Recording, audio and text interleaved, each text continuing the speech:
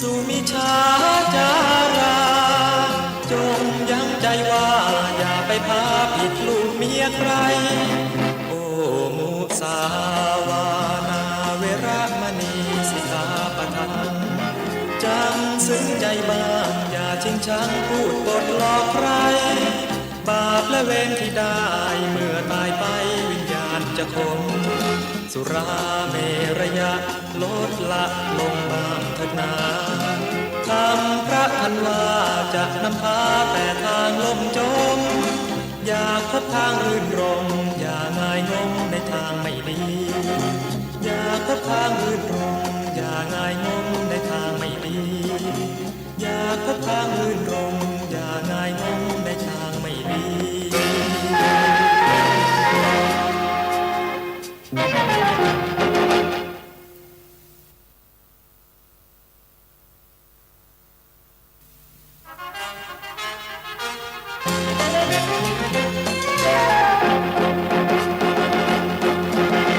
ปา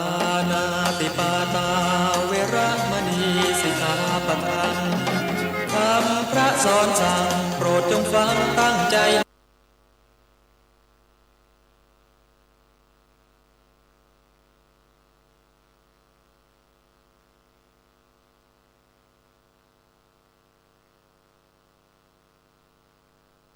ให้ชัด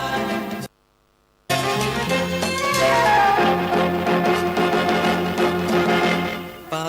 นาติปาตาเวระมณีสิกขาปะทังคำพระสอนสั่งโปรดจงฟังตั้งใจ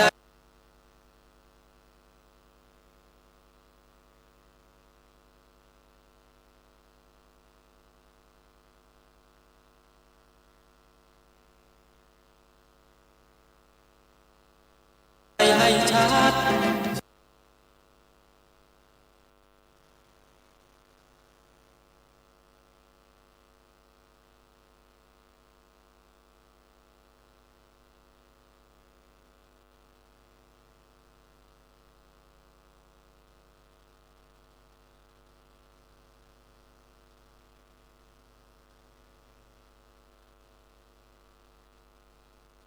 ปะทังคำพระสอนสั่งโปรดจงฟังตั้งใจให้ชัด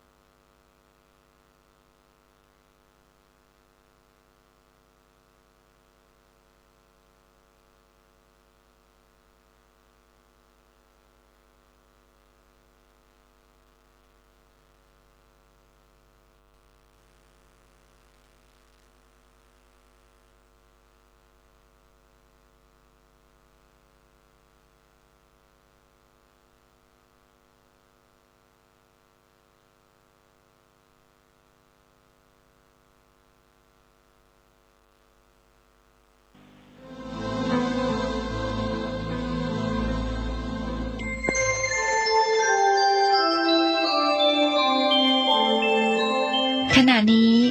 ท่านกำลังฟังสถานีวิทยุกระจายเสียง FM 104.5 เมกะเฮิรตซ์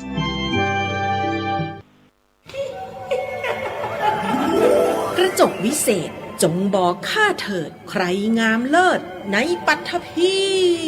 ก็พระนางน่ะสิราชินีผู้เลอโฉมดูสิตั้งแต่ท่านพาชาวประชางดเผาป่าและขยะในครัวเรือนชาวไร่ชาวนาก็งดเผาตอสั่งข้าวฟางข้าวหันไปไถกลบทำปุ๋ยหมักแปรรูปเป็นอาหารสัตว์หรือเอาไปอัดเป็นก้อนแทนอากาศก็ดีไม่มีฝุ่น PM 2.5 คอยกวนใจหน้าตาท่านก็สดใสผิวพรรณผุดผ่องเป็นที่สุดพะยะค่ะ ต้องแบบนี้สิเจ้าพูดถูกใจข้ายิ่งนักเพราะทุกการเผานั่นคือการสะสมฝุ่นแต่ถ้าทุกคนร่วมใจกันหยุดเผาเราก็จะมีแต่อากาศบริสุทธิ์ไว้หายใจห่างไกลมะเร็งปอดสุขภาพก็ดีมันคือที่สุดแล้วราชินีจงเป็นอมตะราชินีจงเป็นอมตะข้าขอบูชาท่านพะยะค่ะไปเอาธูปมาแต่ไม่ต้องจุดแล้วนะเดี๋ยวนี้ข้าเปลี่ยนมาใช้ธูปไฟฟ้าแล้วมันจึ้งมากไม่มีฝุ่นเลย wow. คุณภาพอากาศดีด้วยการร่วมมือของทุกภาคส่วนปรารถนาดีจากสำนักงานประชาสัมพันธ์ที่ 3 กรมประชาสัมพันธ์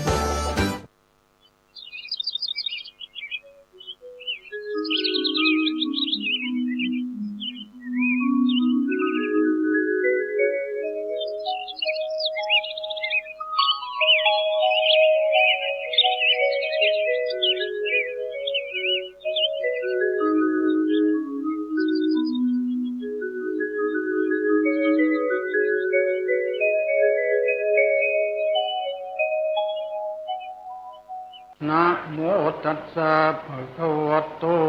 อะระหะโตสัมมาสัมพุทธัสสะนะโมตัสสะภะคะวะโตอะระหะโตสัมมาสัมพุทธัสสะนะโมตัสสะภะคะวะโตอะระหะโตสัมมาสัมพุทธัสสะ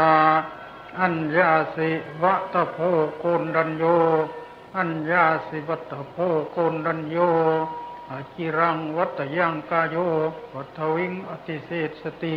สุตโตอภิตวิญญาโนนิรัตถังวะคริงครันตินั่งขัดสมาธิขวาทำมือซ้ายขาขวาทับขาซ้ายกางกายให้ตรงใครนั่งไม่ถนัดพับเพียบก็ได้ตามอัธยาศัยใครแข้งขาไม่ดีก็นั่งเก้าอี้ไม่ขัดข้องตามสบายใจเรียบร้อยแล้วต่อนนี้โปรดตั้งใจนะท่านสาธุชนเพื่อนสหธรรมิกผู้ใจบุญทั้งหลายวันนี้เป็นวันพระแรม15 ค่ำเดือน12เรียกว่าวันธรรมัสวนะแปลว่าวันประชุมฟังธรรมในสมัยพระพุทธเจ้าพระองค์ได้พาภิกษุสงฆ์ฟังธรรมะตลอดคืนยังรุ่งก็มีแต่ก่อนมีแต่พระโยมไม่มีต่อมาญาติโยมเห็นพระพุทธเจ้าประสงค์ฟังธรรมเดินจงกรมนั่งกรรมฐานฟังเทศสวดสรพันบ้างตลอดคืนองค์ไหนง่วงก็นอนองค์ไหนไม่ง่วงก็เดินจงกรมสมาทานทุดงถือไม่หลับไม่นอนตลอดคืนก็มีโยมก็ขออนุญาตฟังพระพุทธเจ้าจึงอนุญาตให้โยมฟังด้วยก็สืบมาจนปัจจุบันนี้เฉพาะคณะ5นี้เป็นนักปฏิบัติเพราะฉะนั้นฟังปฏิบัติความมุ่งหมายของการฟังเทศมี5ข้อ1ฟังเอาบุญคือฟังแล้วได้บุญหมายความว่าฟังตามศาลาตามโบสถ์ตามที่ไหนก็ตามพนมมือบ้างไม่พนมมือบ้างเข้าใจหรือไม่เข้าใจรู้เรื่องไม่รู้เรื่องก็ตามตั้งใจฟังแล้วได้บุญทั้งนั้นได้บุญตั้งแต่ก้าวแรกที่เดินลงจากบันไดบ้านที่จะไปวัดนั่นเขาเรียกฟังเอาบุญฟังแล้วได้บุญ2ฟังเอาความรู้อันนี้ต้องจำมีเครื่องบันทึกต้องบันทึกมีสมุดดินสอต้องจดหัวข้อธรรมะไว้เพื่อความเป็นนักปราชญ์เพื่อความเป็นผู้ฉลาดเพราะพระที่เทศท่านต้องค้นพระไตรปิฎกอรรถกถาฎีกามาแล้วแต่บางองค์ท่านไปค้นท่านก็เทศไม่ได้ก็มีหรือบางองค์ไม่เตรียม ประเดี๋ยวท่านตกประมาก็มีองค์หนึ่งวันนี้ตายพระตายเขาเรียกมรณภาพเรียน6 ประโยคอยู่คณะ2เสี่ยวมหาจำรัดอายุก็60 ปีกว่าเกือบ70แล้วแหละองค์นี้ไม่ค่อยเข้านั่นเท่าไรชอบอยู่เงียบๆความรู้ก็ดีข้อปฏิบัติก็ดีแต่ว่าเป็นโรคหัวใจโยมนิมนต์ไปเทศถึงไรไม่ทราบเขารถมารับไปเพราะตกใจไม่ได้เตรียมพูดก็ไม่ค่อยได้มากวันนั้นกลับมาก็เลยไม่สบายแล้วเข้าโรงพยาบาลก็เลยตายแล้ววันนี้รดน้ำแล้วนี่คือ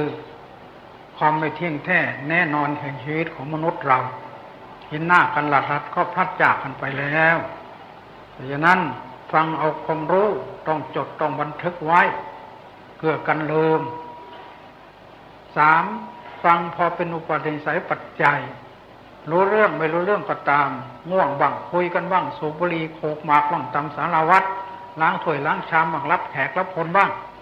ก็ยังดีเป็นอุปนิสัยปัจจัยต่อไปได้ 4. ฟังปฏิบัตินี่พวกเรานี่ฟังปฏิบัติปฏิแปลว่าเฉพาะปฏิแปลว่าถึงฟังเพื่อยังกายวาจาใจให้เข้าถึงศีลสมาธิปัญญาเรียกว่าปฏิบัติเอาใจไว้ที่ไหนเอาไว้ที่ขันธ์ 5ขันธ์ 5เกิดที่ไหนเกิดทางตา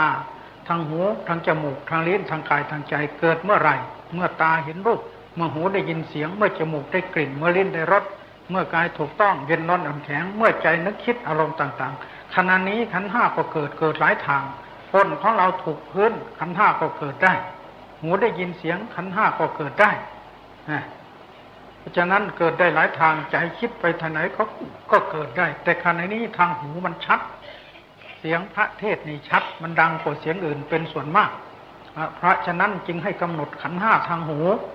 เอาใจไว้ที่ไหนไว้ที่หูภาวนาว่าอย่างไรได้ยินเนาะได้ยินเนาะนานเข้าใช้คำว่ายินเนาะยินเนาะยินเนาะยินเนาะไม่ต้องให้รู้เรื่องรู้ก็แล้วไปไม่รู้ก็ไม่เป็นไรอันนี้ไม่ได้ฟังเอาบุญเราฟังปฏิบัติได้บุญด้วยแล้วก็ได้มากกว่าฟังธรรมดาด้วยเพราะกิเลสมันขาดเรียกว่าฟังปฏิบัตินี่คือมรรค8ที่พระพุทธเจ้าเทศกันแรกนี้ฟังแล้วก็กำหนดที่หูได้ยินเนาะได้ยินเนาะยินเนาะยินเนาะยินเนาะยินเนาะทั้งศีลทั้งสมาธิทั้งปัญญาเกิดจึงถือว่าได้บุญมากเพราะได้ยินเนาะครั้งหนึ่งกิเลสขาดไป7 ชาติถ้าฟังธรรมดากิเลสไม่ขาดเพราะไม่ได้กำหนดฟังเฉยๆไม่ขาดถ้ากิเลสขาดเพราะฟังเฉยๆเราฟังเพลงฟังอะไรกันเยอะป่านนี้ก็สำเร็จหมดแล้วแต่ที่จริงขาดไม่ได้ถ้าไม่กำหนดตามมรรค8ไม่เกิดเพราะเสียงนี่เป็นตัวทุกขสัจจะของจริงคือก้อนทุกข์ก้อนนี้พระพุทธเจ้าสอนให้กำหนดรู้นี่แหละที่เรากำหนดได้ยินเนาะ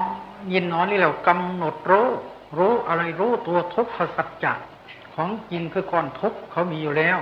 เป็นอริยสัจ4ข้อที่1ใครเป็นคนกำหนดสติสัมมาสติระลึกชอบสติในมรรค8ได้ยินเนาะยินเนาะนี่สติเป็นผู้กำหนดแล้วตัวตัณหาที่ให้เราได้ยินน่ะเป็นสมุทัยเขาก็หยุดทำหน้าที่ได้ยินเนาะสมุทัยหยุดไม่ทำหน้าที่ต่อภพต่อชาติถึง7 ชาติ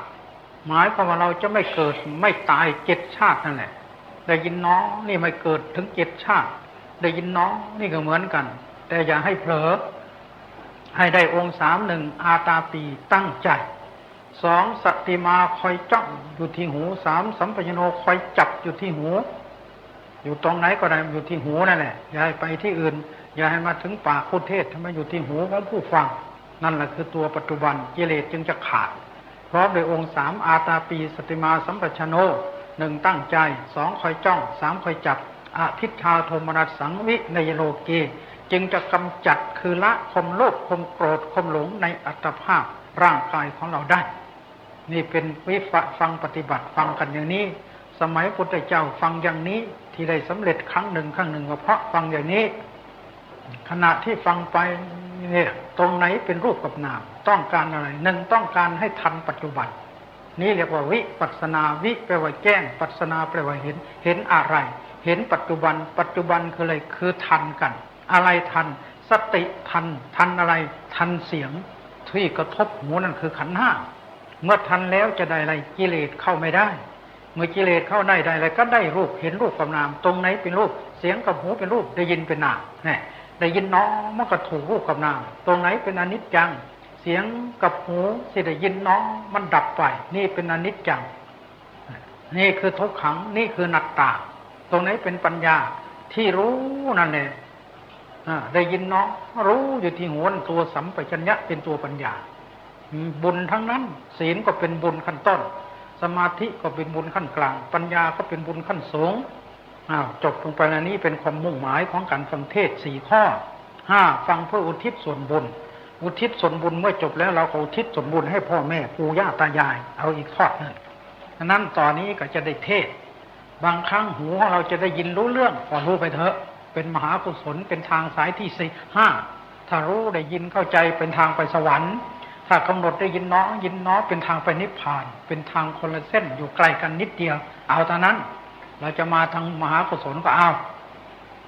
ท่านผู้ใจบุญทั้งหลายวันนี้จะเทศเรื่องหนอเพราะเราเป็นสำนักหนอปฏิบัติมาแล้วหลวงพ่อก็เรียกอาจารย์หนอประเทศหนอจะเลยวันนี้นะตั้งปัญหาถามตอบเป็นข้อเพื่อให้เข้าใจง่าย1คำว่าหนอเป็นภาษาอะไรตอบเลยคำว่าหนอเป็นภาษาไทยเขียนต่อหอต่อนอต่ออทุกคนที่ได้ภาษาไทยอ่านออกอ่านว่าหนอทั้งนั้นไม่ใช่ภาษาอังกฤษไม่ใช่ภาษาพม่าไม่ใช่ภาษาแขกเป็นภาษาไทยจึงอ่านได้ข้อ2คำว่าหนอแปลมาจากบาลีบทไหนตอบแปลมาจากบาลีบทว่าวะตะวะตะวอตอวอสระอะตอสระวะตะแปลว่าหนอ3คำบาลีว่าวะตะนี้เป็นของใครตอบเป็นของพระพุทธเจ้าพระพุทธเจ้าเทศกันแรกในโลกที่ป่าอิสิปตนมฤคทายวันแขวงเมืองพาราณสีเทศให้อัญญาโกณฑัญญะวัปปะพริยะมหานามะอัสสชิฟังว่าอัญญาสิวัตโพโกณฑัญโยโกณฑัญญะได้รู้แล้วหนออัญญาสิวัตโพโกณฑัญโยโกณฑัญญะได้รู้แล้วหนอนี่สมเด็จพ่อเทศกันแรกในโลกก่อนใครทั้งหมด 2,500 กว่าปีแล้วข้อต่อไปข้อที่5คำวะตะที่แปลว่าหนอนี้นะมีมาในคัมภีร์ไหนหรือล่ะมาว่าเอาเองตอบมีมาในพระไตรปิฎกและอัตถกถาหลายแห่ง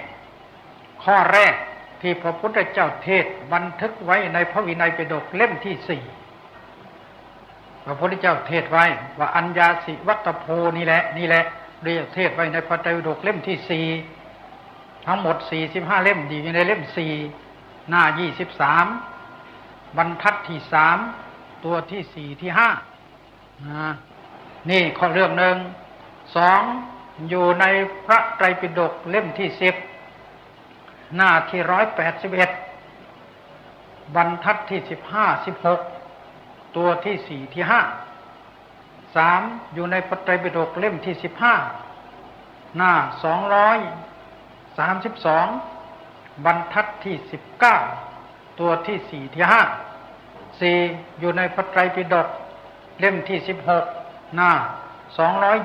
228บรรทัดหน้า228บรรทัดที่1ตัวที่4ที่4แล้วนะ5อยู่ในธรรมบทภาค1หน้า62 6อยู่ในธรรมบทภาค2เรื่องภูติคัตถิระเท่านี้ก็พอแล้วหลักฐานไม่ใช่มาว่าเอาเองยังมีอีกเยอะจบลงไปแล้วมาจากที่ไหนหมดแล้วคัมภีร์ทีนี้พระพุทธเจ้าทรงประกาศพระศาสนาบริสุทธิ์บริบูรณ์สิ้นเชิงทั้งอรรถะทั้งพยัญชนะทั้งความหมายใช่ไหมตอบว่าใช่ยังญาติโยมและพระเนรสวดทุกวันตอนเช้าว่าสัทธังสัพยัญชนะเกวระปริปุณังปริสุทธังพรหมจริยังปกาเสสิองค์สมเด็จพระสัมมาสัมพุทธเจ้าทรงประกาศพรหมจรรย์คือศาสนานี้ ได้แก่ข้อปฏิบัติต่างๆพร้อมทั้งอรรถะคือความหมายพร้อมทั้งพยัญชนะคือตัวหนังสือว่าอย่างนี้แปลว่าอย่างนี้หมายความอย่างนี้เรียกว่าอรรถะพยัญชนะตัวหนังสืออรรถะความหมายเหมือนยกบาลีขึ้นมาแล้วก็แปลและอธิบายให้โยมฟังเนี่ยพระพุทธเจ้าสอนศาสนาหลักสองอย่างหนึ่งตัวหนังสือสองความหมายอธิบายให้เข้าใจดังนั้นพระไตรปิฎกทั้งหมดเป็นพยัญชนะแปลความหมายออกมานั่นเรียกอัฏฐะมาเทศให้ญาติโยมฟังอยู่อย่างเทศอยู่เดี๋ยวนี้ตัวพยัญชนะอัญญาสิวัตโพโกนดัญโยนี่พยัญชนะตัวหนังสือโกนดัญโยอันว่าโกนดัญญะอัญญาสิวัตะรู้ได้รู้แล้วเนาะนี่เรียกว่าความหมายคือแปลทีนี้ถ้าอย่างนั้นก็จะแปลถ้าเช่นนั้นขอให้อธิบายคำว่าวัตตะโดยพยัญชนะและอัฏฐะคือความหมายให้ละเอียดกว่าที่เป็นมาแล้วดังนั้นบัดวันนี้จะได้อธิบายตัวนี้คำว่าวัตตะมาจากคำว่าวัตตสังสารังตาเรติติตะตอนนั้นตาเรติติวะโตแปลตามนักปลีว่าโยธัมโมอันว่าธรรมะใดสัพพสัตเตยังสัตว์ร้ายทั้งปวงตาเรติจะไม่ข้ามวัฏสังสารังซึ่งวัฏสงสารอิติเพราะเหตุนั้นโสธัมโมอันว่าธรรมนั้นวะโตชื่อว่าวัตตะธัมโมอันว่าธรรมะวัตตะยังสันวัตสัตให้ข้ามซึ่งวัฏสงสารนี่นักแปลบาลีเรียกว่าแปลรูปวิเคราะห์ต้องแปลอย่างนี้เขาเรียกว่าไวยากรณ์ถ้าเอาถอดใจความคือความหมายก็ว่าคำว่าวัตตะแปลว่าธรรมะที่ยังสรรพสัตว์ทั้งหลายทั้งมนุษย์และเทวดาให้ถึงนิพพานพ้นจากวัฏสงสารนี่คือความหมายตามตัวหนังสือหมายความอย่างนี้นี่คืออัฏฐะละหมายความอย่างนี้วัตตะแปลว่าธรรมะที่ขนสรรพสัตว์หรือสรรพสัตว์ให้ถึงนิพพานให้พ้นจากชาติกันดารชรากันดารพาธิทิกันดารมรณะกันดารก็เคยถึงนิพพานนี่คือความหมายที่แท้จริงแต่ว่าคำว่าวัตตะไม่ได้แปลว่าหนออย่างเดียวมีความหมายได้ถึง19อย่างคำว่าหนอเนี่ยแปลว่าวัตตะก็มีแปลว่าความสังเวชสลดใจก็มีวิตกกังวลก็มีแปลว่าลำพึงก็มีเป็นคำถามก็มีแปลว่าแน่แท้ก็มีแปลว่าเบิกบานก็มีแปลว่ารื่นเริงก็มีแปลว่าบันเทิงก็มีแปลว่ามีความสงบรอบด้านก็มีแปลว่าถึงตรงนี้ก็มีแปลว่าเดี๋ยวนี้ก็มีความหมายได้เยอะเอามาอธิบายข้อเดียวคือแปลว่าธรรมะที่ยังสรรพสัตว์ให้ข้ามซึ่งวัฏสงสารนอกนั้นจะไม่ยกมาอธิบายคำว่าธรรมะที่ยังสรรพสัตว์ให้ข้ามซึ่งวัฏสงสารคำว่าวัฏฏะสงสารแยกเป็นวัฏฏะกับสงสารวัฏฏะแปลว่าวนคนเราวนเพราะอำนาจอะไรเพราะอำนาจกิเลสกรรมกับวิบากวนก็คือเวียนว่ายตายเกิดอยู่ในห้วงมหานพสงสารเป็นพ่อเป็นแม่เป็นผัวเป็นเมียเป็นลูกศิษย์โลหะของกันและกันอยู่อย่างนี้ไม่รู้กี่ภพกี่ชาตินั่นเขาเรียกวัฏฏะสงสารแปลว่าท่องเที่ยวไปมาที่นี่วัฏฏะนี้แปลว่าวนแปลว่ากลิ้งแปลว่าหมุนมีอยู่3อย่าง1กิเลสวัฏพวกเราวนพวกเราเวียนว่ายเพราะกิเลส2กรรมวัฏเราวนเราเวียนเราว่ายเพราะกรรม3วิปากวัฏเราวนเวียนว่ายเพราะผลของกรรมเรียกว่าวิบากแปลว่าผลข้อแรกกิเลสวัฏกิเลสคือสิ่งที่กวนใจเราให้เศร้าหมองโดยใจความก็มี3ใหญ่ๆตัวใหญ่ๆโลภโกรธหลงความโลภความโกรธความโลภโลภะแต่ว่าความโลภคือความอยากได้โกฏะความโกรธคือความคิดประทุษร้ายตีกันด่ากันโมหะหลงไม่รู้จักทางไปนิพพานนี่เป็นตัวหัวหน้าใหญ่และมันมีหมู่เพื่อนโลภะมีติกโลภะมานะทิฏฐิเมื่อโลภะขึ้นเจ้ามานะถือตัวว่าดีกว่าเขาเลยเลวกว่าเขาเลิศกว่าเขาสูงกว่าเขาต่ำกว่าเขามันมีเพิ่มเขาอีกมานะ9มานะ12เข้าไปอีกเยอะเมื่อโลภะเกิดขึ้นตัวมานะถือตัวก็เกิดตามมาเมื่อมานะเกิดขึ้นมานะโลภะมานะตัวทิฏฐิก็ตามมาโลภะมานะทิฏฐิคือความเห็นผิดเห็นว่าบาปไม่มีบุญไม่มีสวรรค์นรกไม่มีเขาก็ตามเข้ามาเมื่อเจ้าโลภะเกิดนี่ตัวกิเลสนะเอายกตัวอย่างง่ายๆเมื่อเช้านี่อ่านหนังสือพิมพ์ มีคนหนึ่งอยู่สมุทรปราการถ้าจะไม่ผิดนะแล้วก็ไปกินเหล้าเมามาก็มาเตะลูกตีลูกจึงยังเป็นเด็กหญิงอยู่พี่ชายเห็นก็สงสารน้องก็จะมาช่วยพ่อก็เหยียบอกลูกเลยอายุ18 ปีแล้วเด็กเป็นคนดีตามเรื่องไม่เคยไปเที่ยวไปเตะที่ไหนพ่อก็เหยียบอกลูกคนนี้มันก็วิ่งหนีไล่ลูกเลยเอามีดเสียบอกเสียบหลังพ่อซะตายเลยเพราะเหตุไรญาติโยมฟังนี้กิเลสใช่ไหมพ่อทำไมจึงมาเตะลูกตีลูกเนาะเพราะพ่อโกรธทำไมพ่อจึงมาตีลูกของตัวเลี้ยงมาแท้ๆลูกก็ไม่ไปด่าไปอะไรเลยเพราะเมาทำไมพ่อจึงเมาเพราะพ่ออยากกินเหล้านั่นตัวโลภะเมื่ออยากกินเหล้าก็ไปดื่มเหล้าเข้าไปเมื่อดื่มเข้าไปผิดศีลข้อที่5บาปมันเกิดตั้งแต่คิดจะไปดื่มเหล้าเมื่อผิดศีลแล้วมันก็เกิดผิดศีลข้อที่แรกปาณาติบาตขึ้นมาแล้วเบียดเบียนลูกของตัวเองทั้งหญิงทั้งชายแล้วผลที่สุดไอ้กรรมที่พ่อทำมาเลยก็ให้ลูกฆ่าพ่อลูกก็บาปอีกเนี่ยมันเป็นกรรมเป็นเวรกันอยู่นี้ทั้งที่ไม่อยากจะฆ่าแต่กิเลสเกิดปุ๊บเดียวมันเอาไม่อยู่แล้วก็จะต้องฆ่าพ่อตายซะเจตนา 100%นี่แหละก็เพราะกิเลสเกิดขึ้นแล้วหาเหตุต่อไปเพราะอะไรเราไปโทษเมียหาว่าเมียไปมีชู้นี่ไปโทษเมียถ้าเมียมีชู้จริงก็เพราะกิเลสของเมียโลภะหนูควรจะปรงตกแล้ว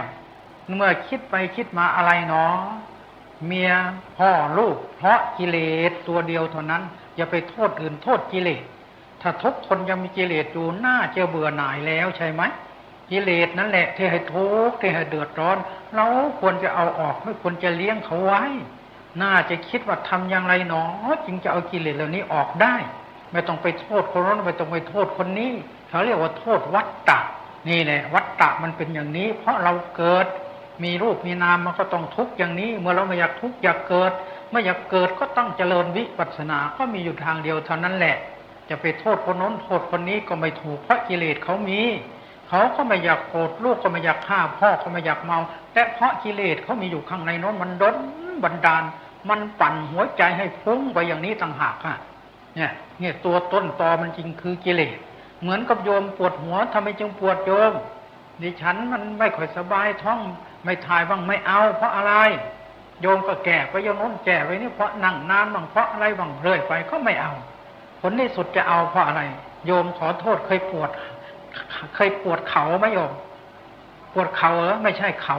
ไม่เคยปวดเจ้าค่ะเพราะอะไรเพราะดิฉันไม่มีเข่าและที่โยมปวดหัวเลยเพราะมีหัวอันนี้ก็เหมือนกันเฮ้ยมันเดือดร้อนก็เพราะมีกิเลสต้นมันมาจากตรงนั้นมันต้องแก้ต้นเอาเข้าคุกนี่ปลายเหตุมันไม่ใช่ต้นเหตุเพราะเราต้องแก้ต้นเขาจึงจะตายจึงจะดีเรียกว่ารากบาปแก้รากของเขาโน้นนี่แหละคือกิเลสวัฏวนเพราะอำนาจกิเลสเกิดขึ้นก็ให้แม่เป็นไปต่างๆกิเลสเกิดขึ้นก็ให้พ่อเป็นไปต่างๆกิเลสขึ้นก็ให้ลูกเป็นไปต่างๆคือลงมือสร้างกรรมแม่ก็สร้างกรรมพ่อก็สร้างกรรมลูกก็สร้างกรรมผลที่สุดก็ได้รับวิบากพ่อก็ได้รับวิบากคือตายถูกแทงลูกก็ได้รับวิบากติดคุกแม่ก็ได้รับวิบากภาคหัวภาคลูกนี่คือผลที่จะต้องได้รับ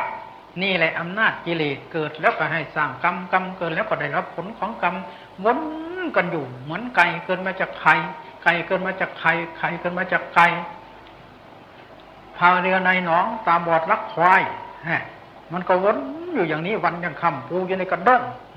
เขาไหนเขาหลวงไหนหลวงพรมไหนพรมสอนไหนสอนยิงไหนยิงนกไถนกเขาว่าทั้งปีมันก็ไม่มีจบนิทานเล่าไปเถอะนี่อย่างนี้แหละเรียกว่าวนวัฏฏะวนสามที่นี่เมื่อว่าโดยองค์ธรรมแท้จริงคำว่ากิเลสวัฏนี่ได้แก่อะไรได้แก่อวิชชาตัณหาอุปาทาน3ตัวอวิชชาคือความโง่คือไม่รู้ทางไปนิพพานอื่นเขารู้ดีที่สุดแต่ทางไปนิพพานไม่ทราบนั่นแหละคือตัวอวิชชาที่จะรู้ในโลกมนุษย์รู้ดีที่สุดวิธีฆ่ากันวิธีโกงกันวิธีปล้นกันวิธีที่จะเบียดเบียนกันและกันรู้ดีที่สุดแต่เขาไม่รู้ทางไปนิพพานจึงได้เชื่ออวิชชาหรือโมหะอันเดียวกันนะแล้วตัณหาก็คือความอยากคือโลภะอันเดียวกันโลภะตัณหาตัวอุปาทานตัวอภิชฌานี่องค์ธรรมอันเดียวเป็นเจตสิก มาแต่งใจคนให้เป็นอย่างนั้นแล้วก็ตัวอุปทานยึดมั่นถือมั่นว่าเราของเราตัวเขาสารพัดที่จะยึดนี่คือตัวโลภะเหมือนกันโดยชาติก็คือโลภะเจตสิก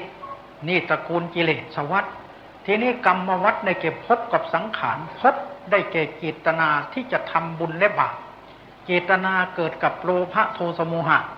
เนี่ยเจตนากรรมเจตนาที่เกิดกับมหากุศลที่โยมฟังเทศนี้เรียกว่าเจตนาดวงนี้เป็นมหากุศลเจตนาเกิดกับการเจริญสมถะนั่นเรียกว่ารูปจรกุศลเจริญอรูปกรรมฐานเรียกว่าอรูปจรกุศลรวมเป็น29ดวงเพราะฉะนั้นคำว่าภพได้แก่เจตนากรรม29ดวงเป็นฝ่ายบาป12ฝ่ายบุญ8บุญ5บุญอีก4 8 5 4 8 5 4บวกกันเข้า13 8กับ5เป็น13เอา4มาบวกเป็น17นี่เป็นฝ่ายบุญเรียกว่าโลกียกุศล17อันนี้ฝ่ายบาปอีก12ก็เป็น29นี่แหละเรียกว่าภพแล้วส่วนสังขารหมายถึงเจตนาที่ตั้งใจที่จะทำบาปและทำบุญนั้นมุนจนเกตได้กับบุพเจตนาที่โยมคิดจะมาไหว้พระคิดจะมาสวดมนต์กำลังจะไหว้กำลังจะสวดมนต์อยู่นี้เป็นสังขารแต่งให้บุญให้บาปเกิดก็ได้ให้บุญเกิดก็ได้แล้วภพก็คือกรรมที่ลงมือทำไปแล้วโยมไหว้พระไปแล้วก็โยมทำบุญไปแล้วเรียกว่ามุนจนะเจตนากำลังทำนั่นแหละเป็นตัวภพมันสร้างไว้แล้วมาโยมไหว้พระสวดมนต์ก็คือสร้างภพที่จะไปเกิดสวรรค์แล้วโยมเจริญสมถะคือสร้างภพที่จะไปเกิดพรหมโลกแล้วโยมเจริญวิปัสสนาก็สร้างภพที่จะไปนิพพานเนี่ยอันนี้เขาเรียกว่าตัวภพได้แ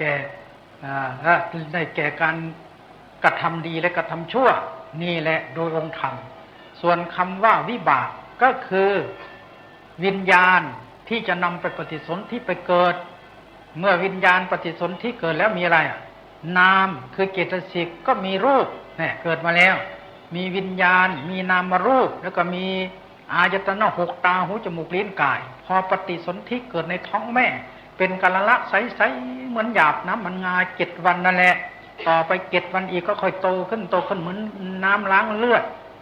ต่อไปก็เหมือนไข่ฟองไข่ต่อไปก็โตขึ้นเป็นปุ่มๆแตกเป็นปัญจสาขาเหมือนปุ่มไม้นี่เสร็จแล้วก็โตวันโตขึ้นก็แตกเป็นตาเป็นหูเป็นโยกเป็นลิ้นเป็นกายนั่นเขาเรียกอายตนะ6มันก็มีผัสสะก็มีการกระทบรับอาหารจากแม่เข้าไปเลี้ยงในท้องโตวันโตคืนขึ้นมาเสร็จแล้วมันก็มีเวทนาเจ็บปวดเมื่อยขึ้นมาตามธรรมดามันก็มาสร้างต่อไปอีกอยู่อย่างนี้แหละนี่คือวัฏฏะไปวนทุกคนก็ผลักกันวนผลักกันเวียนอยู่อย่างนี้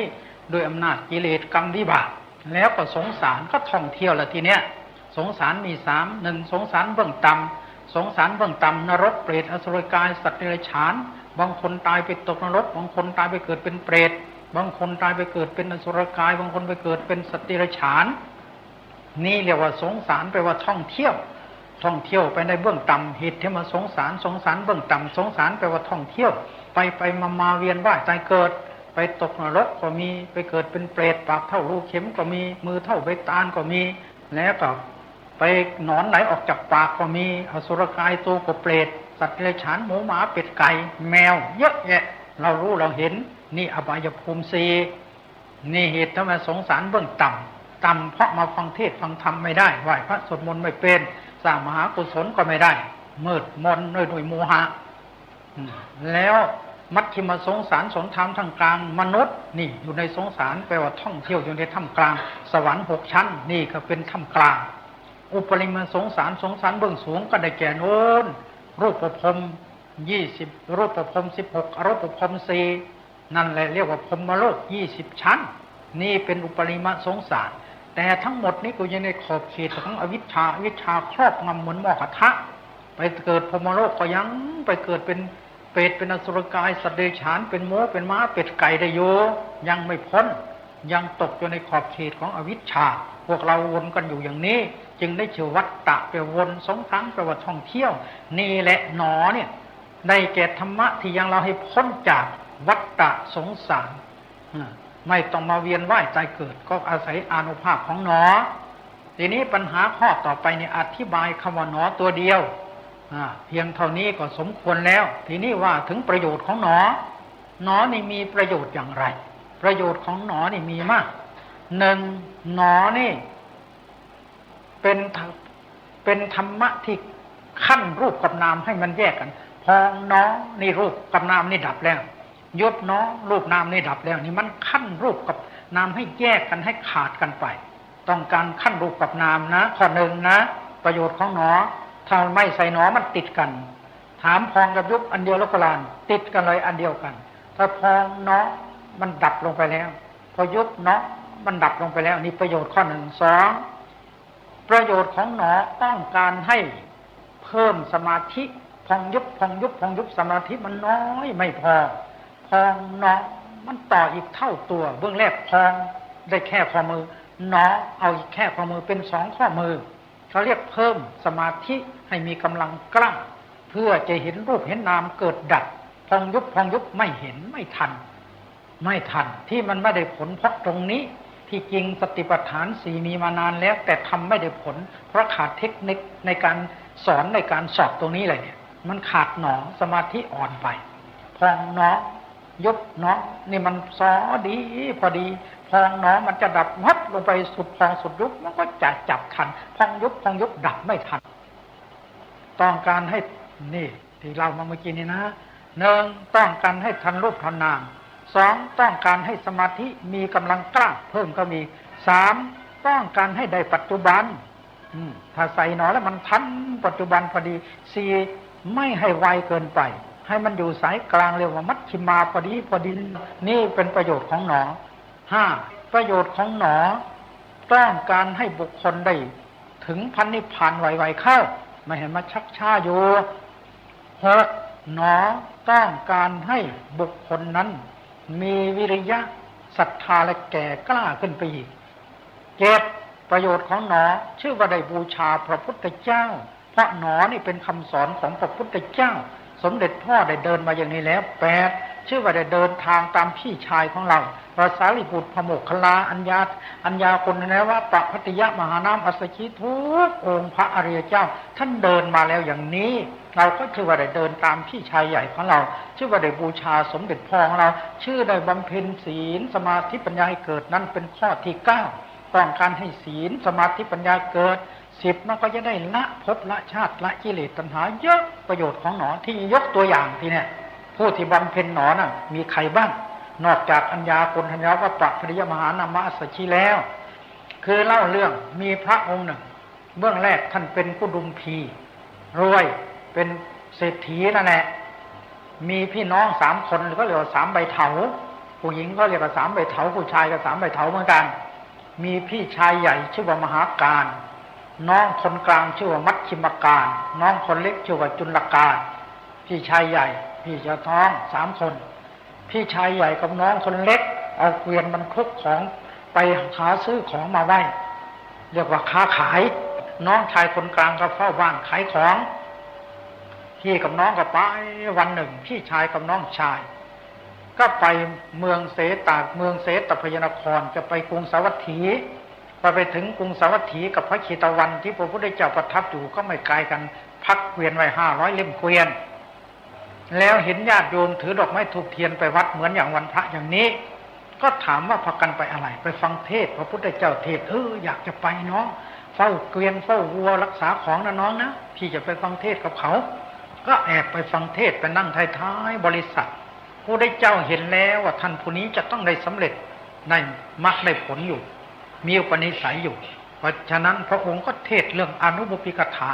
พรรณนาถึงทานพรรณนาถึงศีลพรรณนาถึงสวรรค์พรรณนาถึงโทษของกามคุณ5ที่หมกมุ่นอยู่ในมนุษย์ก็ดีสวรรค์ก็ดีเป็นโทษของกามทั้งนั้นเพราะฉะนั้นไม่พ้นจากกิเลสและกองทุกข์แล้วก็เทศเนกขมรรคคือวิปัสสนาเกิดความเลื่อมใสอยากบวชเมื่อคนเลิกไปแล้วก็เข้าไปกราบขอบวชพระเจ้าค่ะประโยชน์อะไรที่จะอยู่ครองเรือนไม่มีประโยชน์แล้วบวชแน่ได้ยินว่าคนทุกคนสัพพังกิระปหายคันตพังคนทั้งหลายละสมบัติทั้งหลายไปสู่ปรโลกญาติก็ตามไปไม่ได้มิตรก็ไม่ตามไปได้พ่อแม่ก็ตามไปไม่ได้ไปแต่ตัวคนเดียวแท้ๆ เพราะฉะนั้นประโยชน์อะไรที่จะอยู่ครองเรือนบวชดีกว่าบอกน้องเลยน้องเอ๋ยสมบัติทั้งหลายพี่มอบให้น้องปกครองคุ้มครองเอานะพี่จะไปไหนพี่จะบวชอย่าเพื่อบวชพี่เอ๋ยพี่ยังหนุ่มปลออยู่แก่ซะก่อนจงบวชเถอะพี่สมบัติก็มีเยอะใช้ให้เต็มที่ซะก่อนไม่ได้หรอกน้องเอ๋ยคนเฒ่าคนแก่หัตถปทาอนัสสวาชัพจริตาหนติมือและเท้าของคนเฒ่าคนแก่มันบอกไม่ได้ใช้ไม่ฟังน้องเอ๋ยพี่ไม่ฟังแล้วบวชแน่ละเนาะน้องร้องห่มร้องไห้อ้าวบวชก็บวชพี่ชายก็เลยตัดสินใจบวชน้องก็คิดว่าบวชตามพี่และจะชวนพี่ศึกไม่ให้อยู่พี่ชายบวชเสร็จก็ถือธุดงค์เรียกว่าอยู่ป่าช้าเป็นวัดเรียนถามพระพุทธเจ้าซะก่อนพระพุทธเจ้าข้าหน้าที่ของพระบวชมามีอย่างไรบ้างมีสองคือหนึ่งคันธทุระเรียนพระวินัยพระสูตรพระอภิธรรมท่องได้จำได้เทศได้สอนได้สองวิปัสสนาธุระเจริญวิปัสสนาพิจารณาขันธ์ห้ายกขึ้นสู่ปัจจัยลักษณ์เห็นอนิจจังทุกขังตาได้บรรลุมรรคผลนิพพานเป็นพระอรหันต์ข้าพระองค์แก่ขอเรียนวิปัสสนาพระเจ้าข้าถือธุดงค์อยู่ป่าเป็นวัดสอนให้พระพุทธเจ้าสอนให้จนถึงพระอรหันต์ก็ออกป่าเข้าป่าช้าเขาเข้าอย่างนี้เวลากลางคืนเที่ยงคืนคนนอนมัดดึกเรียกว่าปฐมยามคนนอนแล้วเข้าไปป่าช้าแสดงว่าไม่กลัวผีท่านไม่กลัวนี่ท่านคงเคยมาแล้วเป็นพ่อคนแม่คนละคงกล้าอยู่ป่ากลางคืนดึกไปคนเดียวเดินจงกรมนั่งกรรมฐานในป่าเลยนางกาลีเฝ้าป่าช้าก็สงสัยว่ารอยไขมาอยู่ตรงนี้ไปแอบดูก็ไม่เห็นสักทีหนึ่งวันหนึ่งก็จุดตะเกียงเล็กๆกับลูกมาคอยดักไขกันแน่ไม่นอนคืนนี้จนกระทั่งพบพระพระคุณเจ้ามาเดินที่นี่หรือใช่อาตมาบำเพ็ญสมณธรรมท่านคนอยู่ป่าต้องรู้ระเบียบนะระเบียบอะไรโยมหนึ่งท่านต้องแกล้งผู้ใหญ่บ้านสองท่านต้องบอกพระมหาเถระซึ่งปกครองอยู่ในบ้านหมู่บ้านนี้สามต้องแกล้งคนรักษาป่าช้าท่านบอกก็ยังก็จัดการไปบอกให้เรียบซะแล้วมีระเบียบอะไรหยิบโยมท่านพระที่อยู่ป่าช้าอยู่กับผีนี่ต้องระวังนะหนึ่งไม่ให้ฉันเนื้อสองไม่ให้ฉันปลาสามไม่ให้ฉันงาสี่ไม่ให้ฉันแป้งห้าไม่ให้ฉันน้ำอ้อยห้ามหมดเลยจะฉันอะไรล่ะเนื้อปลาก็ไม่ฉันแป้งก็ไม่ฉันแน่ฉันของอื่นคงจะผีมันคงจะไม่ถูกธาตุเรื่องอะไรไม่ทราบนะเสร็จแล้วมีอะไรอีกโยมที่ควรจะปฏิบัติหนึ่งท่านอย่านอนกลางวันห้ามนอนกลางวันนะสองท่านอย่าขี้เกียจสามท่านจงปรารภความเพียรสี่ท่านอย่ามีมายาห้าท่านอย่าโอ้อวดหกท่านต้องมีอัตยาศัยอันงามจึงจะอยู่ที่นี่ได้ถ้าใหญ่อย่างนี้ดิฉันอนุญาตให้อยู่ได้แล้วจะช่วยด้วยขอบใจโยมอยู่ท่านก็เพื่อปฏิบัติได้ดีนี่พระคุณเจ้าเวลาเขาเอาศพมานะพระคุณเจ้ามาปรงกรรมฐานดิฉันจะไปกราบเรียนให้ทราบแล้วก็จะช่วยถ้ากรรมฐานไม่ดีดิฉันเผาเสร็จจะดึงศพออกมาเอาขวานฟันเป็นท่อนให้ท่านปรงกรรมฐานนะแล้วขอบใจโยมก็ปฏิบัติตามต่อมามีผู้หญิงคนหนึ่งสาวสวยตายทีเนี่ยเป็นโรคปัจจุบันทันด่วนและเมืองนั้นตายเขาไม่พี่น้องเขาไม่ไปทำนะเขาจ้างคนเฝ้าป่าช้าเลยเอาเงินให้เอาอะไรห่อผ้าไปก็เอาทิ้งศพไว้ตรงนั้นเอาไปจัดการให้ฉันจะเอาอะไรให้เงินเขาเลยเขาเรียกนางกาลีเฝ้าป่าช้ากับลูกของเขาอันนี้เงินพอตายปัจจุบันทันด่วนผู้หญิงเนี่ยยังสาวรูปงามผิวพรรณเหมือนทองคำว่านั้นตามหนังสือว่าเสร็จแล้วก็นางไปถึงก็แก้ผ้าหมดเปลือยเสร็จแล้วไปบอกพระมาพระมหาการมาดูบอกท่านบอกสรีระเหมือนกับทองคำเนาะมันเป็นที่ไม่วายรักอีทางสรีรังอันว่าสรีระนี้อปริยันตีกรังมันเป็นไม่เป็นที่วายรักแก่บุคคลผู้ใดดูอยู่บัดนี้สรีระนี้เป็นนี้ก็อธิษฐานอาตมาเข้าห้องก่อนโยมเผาซะก่อนจึงไปบอกมานะอันนี้มันยังร่างกายมันยังสดอยู่ให้ไฟไหม้ซะก่อนได้นางก็จัดการเผาเมื่อเผาเสร็จเท้าก็งอยิกเข้าไปมือก็งอหน้าผากก็ถูกไฟลวกหนังถลอกปอกแปลกเหมือนโคด่างไปนิมนต์พระคุณเจ้ามาก็มาปรงกรรมฐานอีทังสรีรังอันว่าศิลละนี้โอโลเกนตานังวิธานิวะโอโลเกนตานังอปรยันตีกรังร่างกายนี้มันงามไม่เป็นที่วายรักแก่บุคคลผู้ยืนแลดูอยู่หรือบุคคลผู้มองเห็นบัดนี้แต่ว่าขณะนี้สรีระนี้ ขยับปัตตังถึงความสิ้นไปแล้ววยับปัตตังถึงความเสื่อมแล้วปรงเสร็จพับเข้ากลับไปเข้าห้องนั่งกรรมฐานเริ่มอนิจจาอนิจจาวัฏสังขาราสังขารทั้งหลายไม่เที่ยงหนออุปาทวยธรรมิโนมีความเกิดขึ้นและมีความเสื่อมไปเป็นธรรมดาอุปัชชิตวานิรุตชันติเกิดขึ้นแล้วก็ดับไปตายไปเตสังบูปสโมสุโขหากว่าสังขารคือรูปกับนามดับไปแล้วตายไปแล้วกิเลสดับไปแล้วเป็นสุขแท้นี่ภาวนาของท่านเบื้องแรกเอาอย่างนี้ก่อนเรียกว่ากินตามมัจจปัญญาคนไทยก็มาแปลแล้วโอ้อนิจจาสังขาราบ่เที่ยงตรงหนุ่มแก่ย่อมจะปรงชีวิตม้วยสงกาโมมัดเกิดแล้วก็กลับวิญญาณดับจากสรีราขาดสิ้นแห่งปนาวิการกายก็เป็นไปบ่เที่ยงบ่ทนทานบ่อยู่นานสักเพียงใดย่อมเสื่อมย่อมสิ้นไปทุกขณานิกรชนสิ่งสุขกันประเสริฐสุขล้ำเลิศสถาผลคือกิจอย่ากังวลเม่นจากกามมัคุณาไม่ไข่ในภวาวิภวาประเสริฐแลอันสังขารเกิดขึ้นแล้วแตกดับเพราะว่าสังขารนับเยี่ยงหม้อมีเกิดแก่ตายยับตลอดทั่วกันนามีไม่มีไปเหลือล้อเพิ่มพื้นพระสุธาพระผู้ทรงฤทธิ์โลกหนทางวิถีสงบคือกิจวางยึดมั่นดับขันธ์กิเลสจางจากจิตดับสังขารดับสิ้นสุขแท้ทางธรรมนี่เขาปรงธรรมสังเวชปั๊บก็เจริญวิปัสสนาเลยสำเร็จเป็นพระอรหันต์เลยนี่แหละอานุภาพของหนอท่านองค์นี้เอาหนอมาขึ้นก่อนอนิจจาวัฏสังขาราสังขารทั้งหลายไม่เที่ยงหนอก็ได้สำเร็จเป็นพระอรหันต์นี่เรื่องหนึ่งเรื่องที่สองอยู่ในธรรมบทภาคสองพระพุทธเจ้าประทับอยู่ที่พระเชตวันปรารภถึงพระองค์หนึ่งพระพุทธเจ้าต้องตรวจดูก่อนที่ตื่นเช้าดูสัตวโลกตรวจดูตั้งแต่กุฏิของพระองค์ใกล้ๆจนกระทั่งถึงรอบวัดที่พระองค์อยู่ก็เห็นพระองค์หนึ่งนอนป่วยกระดูกขาก็แตกหนองเต็มผ่าเลอะเทอะเหม็นไม่มีใครเข้าไปใกล้ลูกศิษย์ลูกหาหนีหมดโอ้ยพ่อแม่ก็ไม่มีเนาะไม่ช่วยกันใครจะช่วย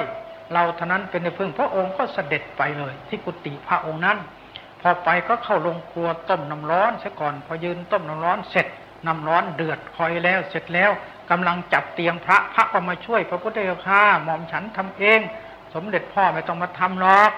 พระองค์ก็ยืนดูบอกเอาน้ำร้อนมาเอาน้ำเย็นมาเอารางมาผสมกันเอาผ้าขยำฟอกเอาไปตากแดดเสร็จแล้วเอาพระมาลงขัดพระองค์ถูเองขัดเองเลือดน้องต่างๆเสร็จแล้วก็เอาผ้าที่แห้งแล้วมาห่มให้เช็ดให้ถูให้ร่างกายเบาพระองค์ก็ยืนอยู่หัวนอนของท่านภิกษุเอ๋ยร่างกายของเธอนี่มันเหมือนท่อนคำมันหมดไร้วิญญาณแล้วมันเหมือนกับท่อนไม้และดุนฟื้นมันจะนอนอยู่บนดินนี่แหละกองอยู่ตรงนี้ทับถมตรงนี้นะเธอเอ๋ยเสร็จแล้วจึงเทศเป็นคาถาเป็นสอนกรรมฐานอจิรังวัตยังกายโยปัทวิงอติเศษสติสุทโธอเปตวิญญาโนนิรัตถังวกริงกลังอจิรังวัตยงกายโยกายนี้ไม่นานหนอปัทวิงอติเศษสติจักทับถมแผ่นดินสุดโตอเปตวิญญาโนเหมือนกับท่อนไม้ที่ไร้วิญญาณที่เขาทอดทิ้งแล้วนิกระนันทังวกริงกลังมันจะนอนทับถมอยู่แผ่นดินตรงนี้แหละคนไทยก็มาแปลกายนี่ไม่นอนน้อบังเกิดก่อแล้วกลับกลายดุจเจ้าพองแห่งน้ำลายแล้วแตกดับโดยฉับพลันน้อมดุจจะต้นไม้และทุ่นฟืนกลิ้งเนื้อรุ่นฟืนกลิ้งเนื้อพื้นสุธาเทียวฟองช้ำเน่าดำเขียวส่งเจนพุ่งบ่เว้นวางดูเถิดท่านทั้งหลายบุรุษนายขนานางควรปรงปัญญาทางปรมัตถ์อัตถธรรมพยานปรากฏแก่พระควรคิดพินิจจำหีบศพนั้นอันแลเห็นพยานปรากฏแก่จากจุดแท้บ่ปิดบังควรคิดพินิจจำหีบศพนั้นอันแลเห็นนี่คำว่าแปลเป็นภาษาของเราแล้วทีนี้พระพุทธเจ้าเทศหนอนี่แหละหนอละเนี่ยนี่แหละคือกรรมฐานอหิรังวัตยังกายโยกายนี้ไม่นานหนอนี่เห็นไหมหนอมีมาแล้วเป็นของพระพุทธเจ้าเทศมาหลายกันและท่านทั้งหลายนี่คืออานุภาพของหนออานิสงส์ของหนอประโยชน์ของหนอมีมากอย่างนี้หลวงพ่อไปสอนฝรั่งที่ประเทศอังกฤษสร้างโบสถ์นี่หลวงพ่อเจ้าคุณวิมลธรรมยังไม่กลับสมเด็จพระสังฆราชก็เสด็จสมเด็จทินยานก็เด็ดเจ้าคุณราชปัญญาพรเจ้าคุณปริยัติสุธีไปกันเยอะเพิ่งจะกลับมาก็มียังไม่มาก็มีนี่ก็เพราะอานุภาพของหนอไปสอนฝรั่งจนกระทั่งวางรากฐานศาสนา แข็งแรงในประเทศอังกฤษสร้างโบสถ์ราคา30 ล้านผูกกับศรีสีมาเมื่อวันที่29-30 เดือนที่แล้วมานี้นี่คือรากฐานของพุทธศาสนาตั้งมั่นอยู่ในประเทศอังกฤษแล้วก็เพราะอานุภาพของหนอที่หลวงพ่อไปตั้งแต่07-09พระบาทสมเด็จพระเจ้าอยู่หัวทรงเปิดวัดพุทธวันที่2525สมเด็จพระสังฆราชสกลมหาสังฆยกไปเป็นประมุขประธานในการผูกพัทธสีมาแล้วประเทศอเมริกาตั้งแต่หลวงพ่อไปอังกฤษก็พระก็ได้ติดตามไปถึงประเทศอเมริกามีวัด10 กว่าวัดแล้วนี่ก็เพราะอานุภาพของหนอเป็นการเผยแผ่พุทธศาสนาตามคำสอนของพระพุทธเจ้าท่านสาธุชนเพื่อนสัตธมิกผู้ใจบุญทลายพระธรรมเทศนากันนี้เทศเรื่องหนอแล้วก็ประโยชน์ของหนอมีคำถามคำตอบเป็นข้อว่าหนอคำว่าหนอเป็นภาษาอะไรเป็นภาษาไทยคำว่าหนอตัวนี้แปลมาจากบาลีบทไหนวัตตะคำว่าวัตตะเป็นของใครของพระพุทธเจ้ามีอยู่ในพระไตรปิฎกเล่มไหนอัตถกถาดีกาเล่มไหนบอกมาหมดแล้วแล้วกับประโยชน์ของหนอมีอย่างไรบ้างยกตัวอย่างประกอบอธิบายก็เป็นว่าจบเรื่องหนอในวันนี้เทศนาประโยชน์สันนิในวสารการไปทินสุดยุติลงแห่งการแสดงพระสัทธรรมเทศนานี้สัพพพุทธานุภาเวนะโดยอานุภาพแห่งคุณพระศรีรัตนตรัยอติไสยบุญญาเขตและกุศลสมบัติอนวัชกิจธรรมามิตรสักการะบูชาที่ท่านทั้งหลายได้บำเพ็ญมาขอจงมารวมกันเป็นตบะเดชะปกป้องรักษาทุกท่านให้อยู่เย็นเป็นสุขหายทุกข์หายโศกหายโรคหายภัยเจริญด้วยลาภยศอายุวันนะสุขะพละปฏิภาณธรรมสารสมบัติตลอดการเป็นนิจมีดวงจิตสถิตมั่นอยู่ในหนอจนกระทั่งถึงพระนิพพานด้วยกันทุกท่านเทินยะถาวริวหาปุราปริปุเรนติสากรังเอวเมวัยโตตินังเปตนังอุปกัปปติอิจิตังปจิตังตุมหังคิปะเมวะสมิจฉโตสัพเพปุเรนตุสังกปาจันโทปนรโสยถา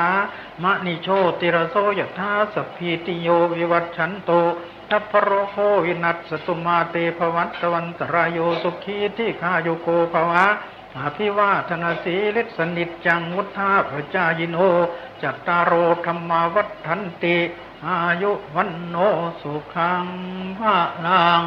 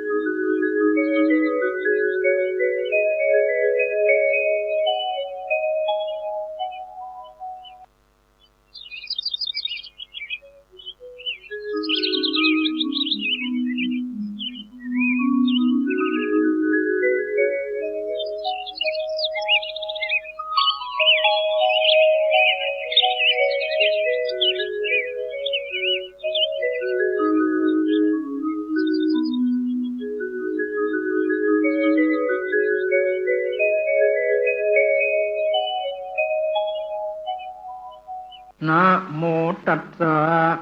ภะคะวะโตอะระหะโตสัมมาสัมพุทธัสสะนะโมตัสสะภะคะวะโตอะระหะโตสัมมาสัมพุทธัสสะนะโมตัสสะภะคะวะโตอะระหะโตสัมมาสัมพุทธัสสะเอทัพปัสสสิมังโรกังจิตตังราชรทูปมังยัตถะภาลาวิสีทันตินัตถิสังโฆวิชานตังเยจิตตังสัญญเมตสันติโมกขันติมารพันธนาติเอาละเอามือลงได้นะตอนนี้ไปหลวงพ่อจะได้เทศลำดับญาณความมุ่งหมายของการเทศลำดับญาณนั้นมีอยู่ข้อหนึ่งคือต้องการเช็คตรวจดูผลการปฏิบัติแต่ความมุ่งหมายของการเทศทั่วไปมีอยู่6 ข้อ 1เราฟังเทศเอาบุญตั้งใจฟังบุญเกิดแล้วบุญเขาแปลว่าชำระขณะที่ตั้งใจฟังปนมมือแต่พระจะเทศอะไรไม่รู้เรื่องก็ช่างขอให้ตั้งใจฟังบุญเกิดแล้วถ้าตายด้วยจิตนี้ไปสวรรค์ไม่ไปอบายเขาเรียกฟังเอาบุญ อย่าว่าแต่คนเลยกบฟังพระพุทธเจ้าเทศน์อยู่ริมสระมันมีสระอยู่ใกล้ๆกบก็ตั้งใจฟังหลับตาตีเด็กน้อยย่องไปตีหัวพับตายทันทีเกิดสวรรค์ชั้นดาวดึงส์อันนี้ฟังเทศน์เอาบุญไม่ต้องรู้เรื่องก็ได้บุญอย่าเข้าใจผิดว่าไม่ได้บุญนะบุญมันอยู่ที่ใจข้อที่สองฟังเอาคงรู้อันนี้ต้องจำถ้าท่านไม่จำก็ไม่ได้ลืมหมดแล้วอย่างหลวงพ่อสอนเมื่อกี้เนี่ยจะจำไม่ได้พอถามอีกก็ลืมแล้วนี่ฟังเอาความรู้เขาต้องจำบางทีไม่จำเขาต้องจดต้องเขียน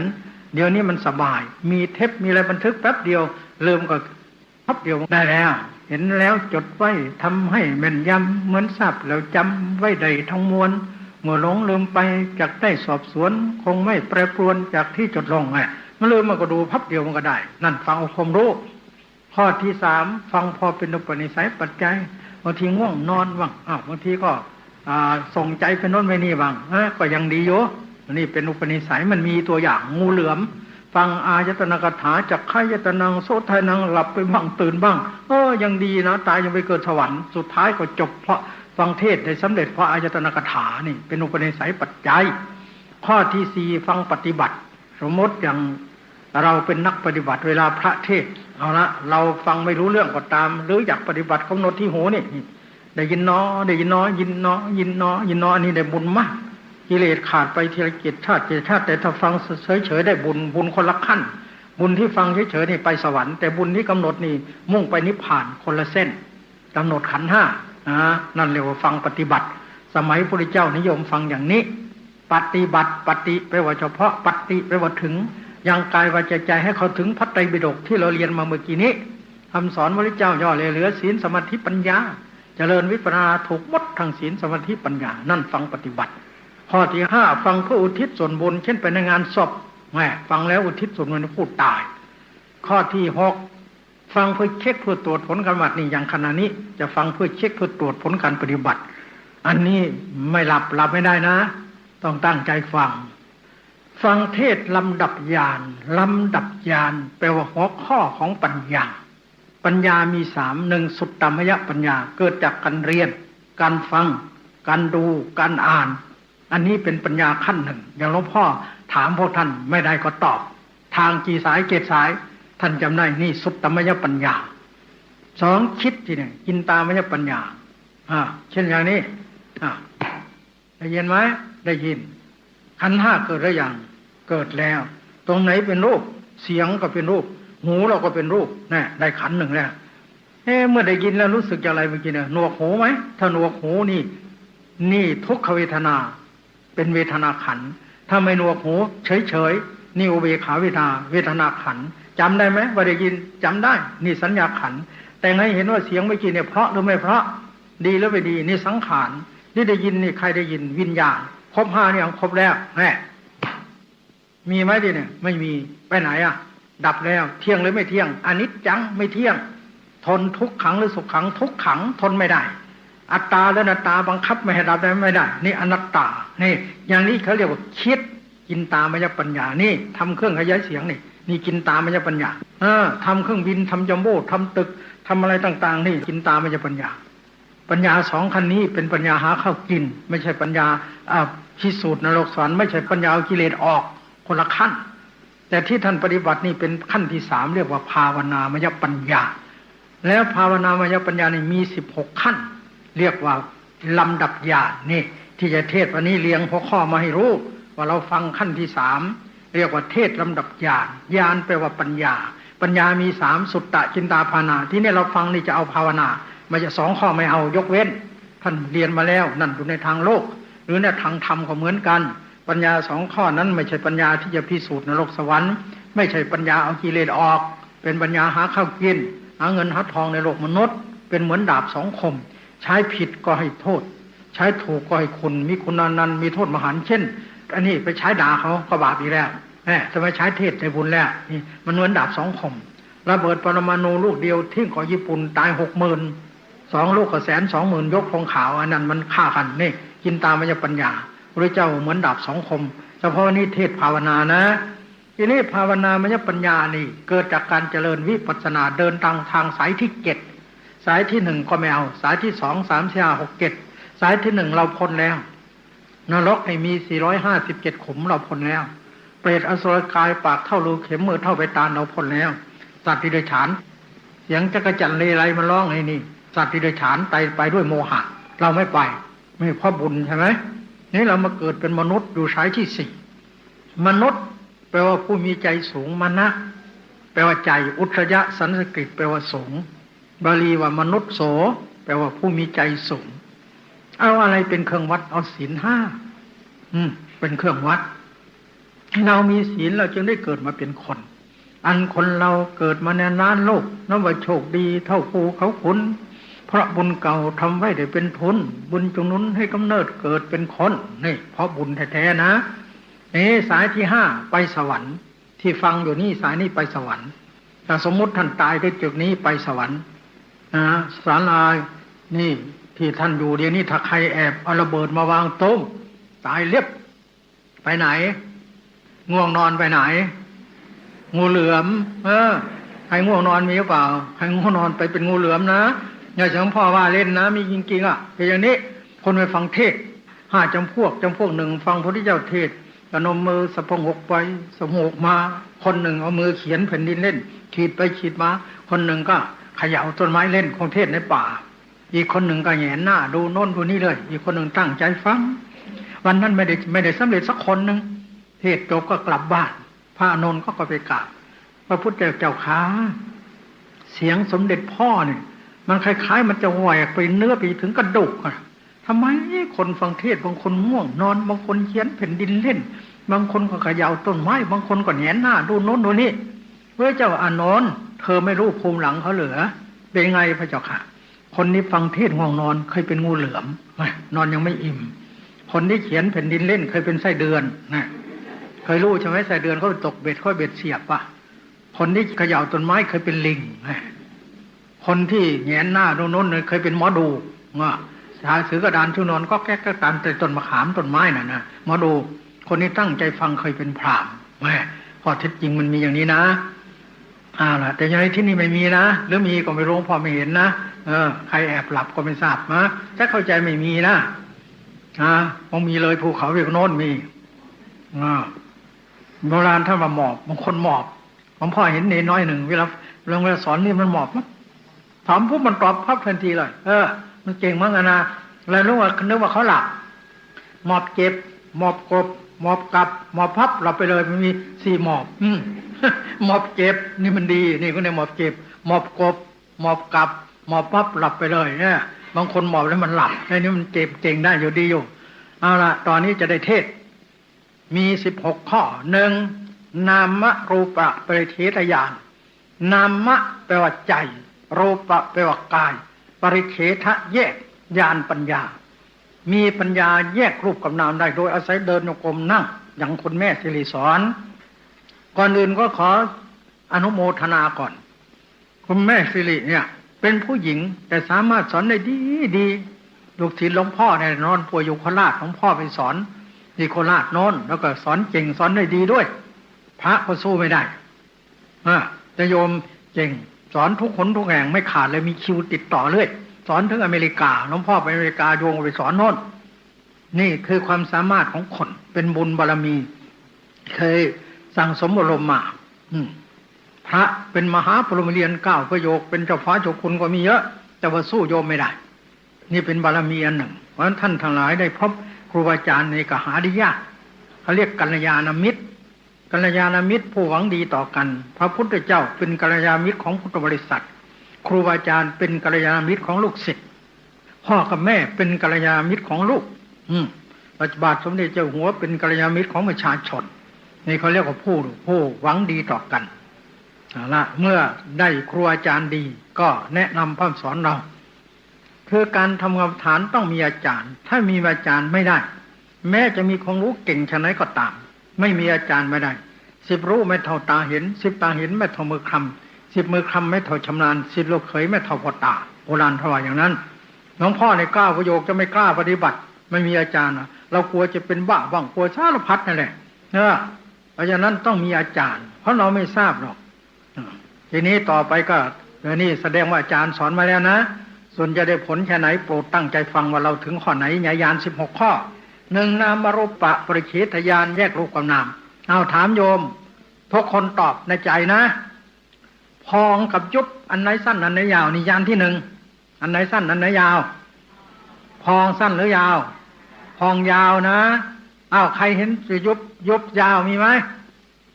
มีหรือเปล่ายุบยาวนี่ทะเลาะกันเห็นไหม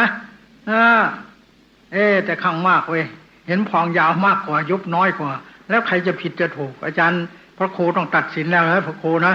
ลูกศิษย์เรามันทะเลาะกันแล้วนี่นะข้อหนึ่งพองกับยุบอันไหนสั้นอันไหนยาวที่ถูกยุบยาวพองสั้นข้อสองพองกับยุบอันไหนปรากฏชัดตอบพองชัดถูกต้องใครเห็นว่ายุบชัด0 3พองกับยุบเป็นอันเดียวแล้วคนละอันอันนี้ถูกคนละอันนะพองเนาะมีกี่ระยะใครตอบ10กี่ระยะอย่างน้อยต้อง2ต้นพองสุดพองสมาธิดีคือจะมี3ต้นพองกลางพองสุดพองนะท่านหนึ่งนี่สมาธิอ่อนไปหน่อยนะตอบแล้วพองกับยุบเป็นคนละอันนี่ถูกตอบเท่านี้พออันเดียวแล้วคนละอันเท่านี้ถูกแล้วนะได้ครึ่งหนึ่งนะต่อไปเห็นไหมเนี่ยสีอะไรสีขาวก็ตาอันเดียวแล้วคนละอันตาเห็นใช่ไหมเนี่ยอะไรเห็นสีขาวก็ตาอันเดียวแล้วคนละอันใครเห็นว่าอันเดียวกันมีไหมคนละอันถูกแล้วฟังนะโมตัสสะได้ยินไหมเสียงกับหูอันเดียวแล้วคนละอันเข้าส้วมเหม็นกลิ่นเหม็นกับจมูกอันเดียวแล้วคนละอันทานอาหารแซ่บอีหลีลิ้นกับรสอันเดียวแล้วคนละอันนั่งอยู่นี่คนถูกเสือไหมคนกับเสืออันเดียวแล้วคนละอันคนละอันนะนึกถึงต้นมะขามสนามหลวงต้นมะขามมีกี่ต้นตอบเดาหลายต้นทีหลังใครไปเดินน้ำหลวงไม่นับนะหลวงพ่อนับหมดแล้วโกหกหลวงพ่อไม่ได้นะมีกี่ชั้นมี5 ชั้นไปนับดูอะไรนะเอาไว้เท่านั้นก่อนจบไปแล้วนะนี่คือรูปเนี่ยท้องพองกับยุบเป็นคนละอันนี่เป็นรูปตากับสีเป็นคนละอันนี่รูปหูกับเสียงคนละอันนี่รูปจมูกกับกลิ่นคนละอันนี่รูปลิ้นกับรสเป็นคนละอันนี่รูปล่ะใจของท่านหัวใจของท่านก็ต้นมะขามสนามหลวงเป็นคนละอันนี่รูปนะพองเนาะเอาอะไรว่าเอาปากรู้ใจนึกยุบหนออะไรว่าใจที่ว่าพองหนอก็ใจเทวายุบหนอใจเดียวแล้วคนละใจคนละใจนะใครเห็นว่าใจเดียวมีไหมไม่มีนะใจคนละใจนะนี่แยกนามพองหนอพองเป็นรูปใจที่รู้เป็นนามตัดท้องท่านทิ้งแล้วมีแต่รูปกับนามคนไม่มีท้องก็ไม่มีเห็นหนอสีกับตาเป็นรูปเห็นก็เป็นนามได้ยินหนอเสียงกับหูเป็นรูปได้ยินเป็นนามตัดหูท่านทิ้งหมด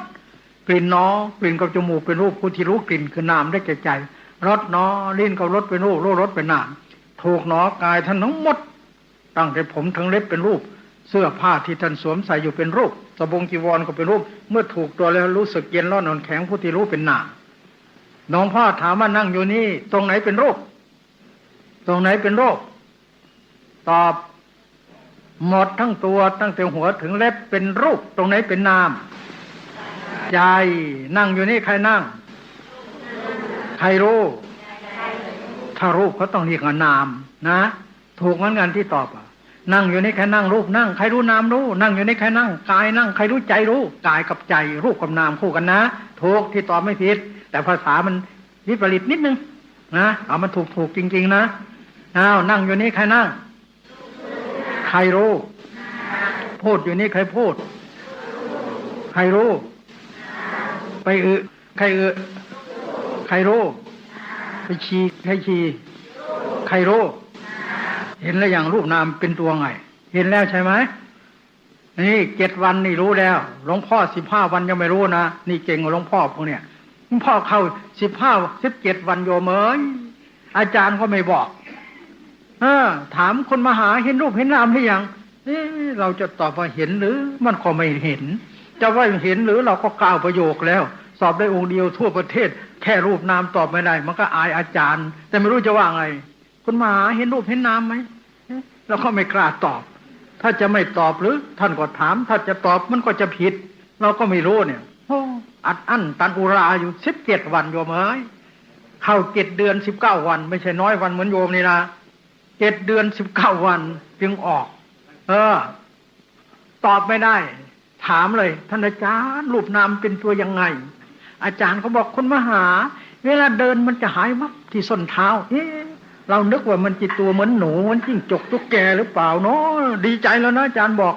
ก็คอยสังเกตวันนั้นเดินตั้งแต่เที่ยงวันถึง6 โมงเย็นเลยพอฉันเสร็จก็ว่ากันเลยโอ้ยอยากจะเอ้ยตับไตไส้พุงมันจะไหลออกหมดมันเจ็บมันปวดที่ไหนไม่รู้เดิน6 ชั่วโมงไม่เห็นรูปเห็นนามสักตัวหนึ่ง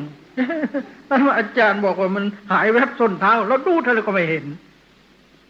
พระเอิญลมมันพัดแวบที่ปลายเท้าเย็นแวบหนึ่งแม้ดีใจเกือบตายนึกว่าเราเห็นรูปเห็นนามแล้วที่แทบเปล่าลมพัดมันเย็นนิดเดียวเท่านั้นเห็นไหมความโง่ของคนเขาเรียกเส้นผมบางภูเขามันบางจริงๆนะพอเห็นก็ไม่ใช่หรอกขวาย่างหนอโอ้ขาเท้าที่ก้าวไปนี้ก้าวเป็นรูปเป็นนามมันมีแต่รูปกับนามไม่มีสัตว์ไม่มีคนตัวตนเราเขาเลยแต่รู้เฉพาะขาแต่เข่าเข่าของเราไม่เป็นไรเอาเราเข้ามาอีกแล้วนี่มันไม่หมดพอเห็นอย่างงี้เข่าก็เป็นรูปผู้ที่รู้มันกระดกกระดิกก็เป็นนามโคนขาอย่างของเราอีกแล้วมันไม่หมดพอเห็นหมดนี่ก็เป็นรูปนี่ก็เป็นนามหมดทั้งตัวโล่งเลยโอ้รูปนามก็คือกายกับใจตั้งแต่ผมถึงเล็บนี่แหละจะทำอะไรมีแต่รูปกับนามเท่านั้นจะพลิกจะยกมีแต่รูปแต่นามจะคู่จะเหยียดมีแต่รูปแต่นามทั้งนั้นข้อเท็จจริงมันเป็นอย่างนี้แต่เมื่อก่อนเราเห็นว่าเป็นเราขาของเราแขนของเรามือของเราถึงจะรู้ว่ารูปนามก็จำตำรามาไม่ใช่เห็นจริงกิเลสมันจึงไม่ออกเพราะฉะนั้นอันนี้สำคัญมากคำว่ารูปกับนามนี่เป็นปัญญาขั้นต้นในพระศาสนาแต่ท่านต้องเข้าใจให้ถูกเมื่อท่านสมมุติว่าท่านกลับไปบ้านใครมีผมมีแฟนใครมีลูกมีหลานสมมุติคุณมีแฟนถามน้องมาแล้วเหรือเฮ้ยไม่ใช่น้องมีแต่ลูกกับนามไม่ใช่พูดอย่างนั้นนะถ้าเขาถามน้องมาแล้วเหรือพี่น้องมาแล้วแต่ในใจน้องต้องรู้ถึงแม้แฟนเราเขาเรียกว่าเราเป็นน้องก็จริงที่แท้นี้ก็คือรูปกับนามนั่นก็คือรูปกับนามรู้ในใจไม่ใช่ไปโฆษณาให้ใครทราบนะท่านลองสวดสิสวากขาโตภควตาธัมโมพระธรรมอันสมเด็จพระวิวากตรัสไว้ดีแล้วสันทิฏฐิโกอันผู้ปฏิบัติเห็นได้เองโอเอหิปติโกเชิญให้มาพิสูจน์ได้โอปนัญญีน้องทำไมตัวเราได้ปัจจัตตังเวทิตโพวินโยหิอันผู้รู้ทั้งหลายวินโยหิอันผู้รู้ทั้งหลายเวทิตโพผู้รู้ปัจจัตตังโดยเฉพาะไม่ใช่เอาไปโฆษณาให้คนอื่นคนโน้นทราบนะพระพุทธเจ้าจึงไม่ให้อวดใครไม่ได้สำเร็จแล้วไปอวดไม่ได้ถ้าได้สำเร็จอวดว่าตัวได้สำเร็จปรับอาบัติถ้าไม่ได้อวดผ่าจากเป็นพระเลยนักนะไม่ใช่เล่นนะสมมติพระนี่ไม่ได้มรรคไม่ได้ผลบัดตัวได้ข้าพเจ้าได้ฌานข้าพเจ้าได้วิโมกข์ข้าพเจ้าได้สมาบัติฌานังวาวิวของวาสมาติงวาสมาธิงวาพลังวามรรคังวาอัตถมโนโหติสักวิโยไม่ใช่พระขาดหมดแล้วศีลธรรมไม่ใช่เล่นนะถ้าไปอวดกันไม่ได้ก็ไม่ให้บอกไม่ได้ก็ไปอวดยิ่งขาดจากเป็นพระเพราะฉะนั้นอันนี้เหมือนกันท่านได้แล้วสมมุติท่านปฏิบัติดีแล้วจะไปอวดเขาก็ไม่ได้ให้รู้เฉพาะตัวแค่รูปกับนามก็เหมือนกันต้องระมัดระวังให้มากอันนี้เป็นญาณที่1จบแล้วนะนามรูปะปริเฉทญาณแยกรูปแยกนามออกจากกันได้ทุกคนทราบแล้วเข้าใจว่ามีแล้วรู้แล้วแต่ปฏิบัติจริงๆเอาแค่ว่าพองอายุเป็นอันเดียวหรือคนละอันถูกแล้วนอกนั้นไม่สำคัญใจที่กำหนดพองอายุใจเดียวหรือคนละใจเท่านี้ถูกหมดแล้วหมดแล้วในญาณที่1ที่ในญาณที่2ที่ไหนเมื่อท่านรู้รูปและนามแล้วในตัวของท่านมี2ท่านนั้นจะอยู่ทั้งวันก็มีเท่านี้นอนก็ใครนอนรูปนอนใครรู้นามรูปพูดใครพูดรูปพูดใครรู้นามรูปทั้งวันทั้งคืนมีแต่รูปกับนามไม่มีสัตว์ไม่มีคนไม่มีตัวไม่มีตนไม่มีเราไม่มีเขาในญาณที่1ที่ในญาณที่2อันนี้แหละรูปกับนามมันเป็นเหตุและผลของกันและกันเขาเรียกปัจจยปริฆะญาณมีปัญญารู้เหตุและผลของรูปและนามเหตุและผลปัจจยะแปลว่าเหตุและผลของรูปและนามคือเมื่อมีรูปกับนามแล้วบางครั้งรูปเป็นเหตุนามเป็นผลบางครั้งนามเป็นเหตุรูปเป็นผลแล้วแต่อะไรเกิดก่อนสิ่งไหนเกิดก่อนสิ่งนั้นเป็นเหตุถ้ารูปเกิดก่อนรูปเป็นเหตุนามเกิดทีหลังนามเป็นผลถ้านามเกิดก่อนนามเป็นเหตุรูปเกิดทีหลังรูปเป็นผลมันจะมีเท่านี้ 2 อันเท่านี้นิยามที่ 2ยกตัวอย่างเช่นนั่งอยู่นี่ท่านอยากจะลุกไปเข้าห้องน้ำใครอยากลุกใจนามอยากลุกใครเป็นคนลุกรูปคือกายใครก่อนกันใครก่อนกันนามก่อนกันนี่เป็นตัวเหตุใครลุกไปทีหลังนี่เป็นผลที่นี่เวลาท่านภาวนาพองหนอบางทียังไม่ได้ว่าพองท้องนูนไปแล้วมีไหมนี่รูปเกิดก่อนแล้วใจค่อยตามทีหลังนี่ใครเกิดก่อนใครเกิดก่อนรูปท่านภาวนาพองหนอมันยังไม่พองในท้องมันนูนไปครึ่งหนึ่งแล้วใจเขานั้นจึงว่าตามอย่างนี้รูปเกิดก่อนเรียกว่ารูปเป็นเหตุใครเป็นผลทีนี้ใจท่านมาคอยจ้องมันจะนูนหรือยังเนาะนี่ใครเกิดก่อนนามใครเกิดทีหลังอย่างนี้เรียกว่านามเป็นเหตุรูปเป็นผลคือปัจจยปริคหายานมันรู้อันหนึ่งมันก็รู้ต่อไปเลยมันอยู่ใกล้ๆกันนั่นแหละนี่บางทีพองยุบมันหายนะเปลี่ยนอารมณ์ซะนั่งหนอถูกหนอนั่งหนอถูกหนอนั่งหนอนึกถึงรูปนั่งถูกหนอก้นย้อยถูกกับพื้น2 แห่งนั่งหนอถูกหนอนั่งหนอถูกหนอสัก5 นาทีมาดูพองยุบใหม่เขาจะชัดขึ้นมาแล้วก็พองยุบต่อไปได้ถ้าไม่มีก็เอานั่งหนอถูกหนอเลื่อยไปมีค่าเท่ากันนิยามที่ 2ถ้าถึงตรงนี้เป็นจุลโสดาบันนะถึงตรงนี้เป็นจุลโสดาบันในวิสุทธิมรรคหลักสูตรประโยค8ประโยค9ภาค3หน้า229ท่านกล่าวว่าอิมินาปนญาเนนะสมนาคโตวิปัสสโกพุทธศาสเนรัตถัสสาโสรัตถปฏิโทนิยคติโกจุลโสตาปโนนามโหติจริงโยผู้เจริญวิปัสสนาถึงญาณที่ 2คือปัจจยปริฆะญาณนี่แล้วพุทธศาสเนรัตถัสสาโสได้ความเบาอกเบาใจในพระพุทธศาสนาพุทธศาสเนรัตถปฏิโทได้ที่พึงที่ระลึกในพระพุทธศาสนานิยคติโกมีคติอันเที่ยงท่านรักษาไว้ได้ตายไม่ตกนรกมีหวังเป็นพระโสดาบัน 100% แต่ต้องรักษาให้ดีอย่าประมาทจุลโสตาปโนนามะชื่อว่าเป็นจุลโสดาบันจุลละแปลว่าน้อยโสตากระแสอาปนะเข้าถึงกระแสนิพพานน้อยดีอยู่นี่จุลโสดาบันยังไม่ใช่มัชฌิมะถ้าถึงญาณ4ญาณ5 6 7เป็นมัชฌิมะถึงมรรคญาณเป็นอุตตมะแล้วสูงแล้วนะนี่ญาณที่ 2จบแล้วนะญาณที่ 3ทีเนี่ยเรียกว่าสัมมสนญาณพิจารณารูปนามเป็นอนิจจังทุกขังอนัตตามี4อย่าง1กลาปะสัมมสนนัยกลาแปลว่าฟ้อนนึกถึงฟ้อนกลาเป็นฟ้อนข้าวที่เขามัดเป็นฟ้อนนั่นแหละตากแดดไว้แล้วก็เอาไม้เหลาเสียบกับแบกเข้าไปสู่รามโซลานนั่นเขาเรียกกลาบแปลว่าฟ้อนทีนี้ร่างกายเราเหมือนกันเนี่ยเรานึกถึงร่างกายพอนั่งไปโอ้ร่างกายเรานี่ไม่มีอะไรดีเนาะมีแต่อนิจจังทุกขังตาอย่างนี้ก็ใช่นี่อยู่ในญาณที่ 3หรือนั่งนึกไปเห็นคนอื่นเขาตายโอ้เขาเผาศพคนนั้นคนนี้เราบางทีเราก็มีโอกาสได้ไปเผาถือธูปถือดอกไม้จันทร์ไปเผาเราก็เหมือนกันเนาะยถาอีทังตถาอีตังร่างเขาชั้นใดของเราก็ชั้นนั้นอนิจจังมันไม่เที่ยงจริงๆเนาะอย่างนี้ก็ใช่เขาเรียกกินตายานอยู่ในญาณที่ 3อย่างอ่อนนี่เขาเรียกรูปกลาบ2อัฏฐานะสัมมสนัยพิจารณาการไกลๆอย่างท่านทั้งหลายนี่มานั่งอยู่นี่โตแล้วนึกถึงเมื่อท่านเป็นเด็กเคยไปวิ่งเล่นแก้ผ้าแก้สิ้นฉี่ล้องวัวล้องควายหรือไปหยอกเล่นอยู่ที่ไหนท่านนึกถึงภาพเก่าๆตั้งแต่เป็นเด็ก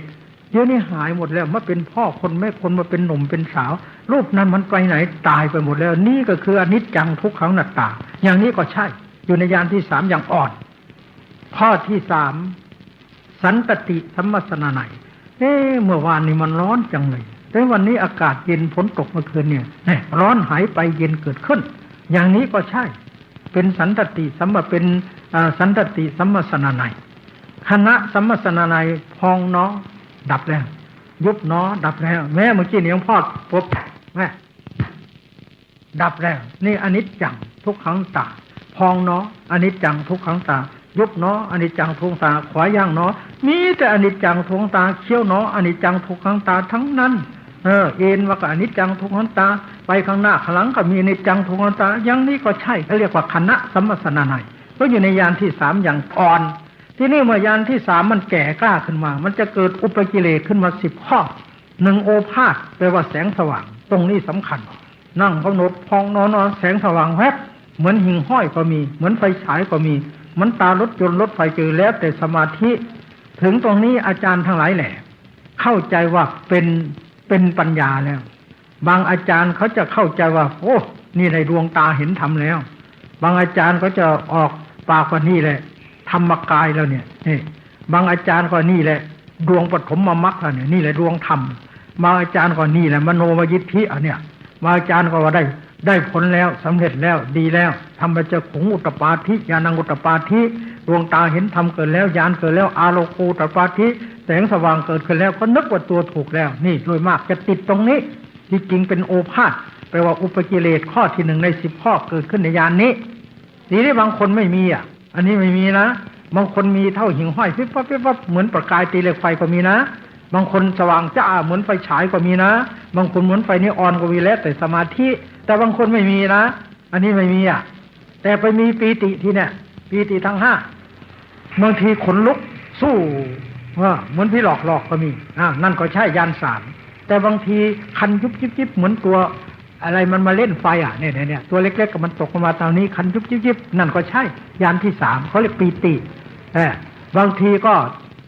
น้ำตาไหลซึมออกมาก็มีนี่เขาเรียกว่าปีติเหมือนกันบางทีก็ตัวโยกไปโยกมาโยกช้าๆโยกไปโยกมาบางทีโยกไปโยกมาบางทีสั่นนี่อกนิกาตีสั่นมากเหมือนผีเข้าก็มีนี่บางคนไม่มีสั่นมันจะอ้วกออกมาทีนี้มันขึ้นเห็นอาเจียนบางคนอ้วกออกมาเลยเขาสำรอก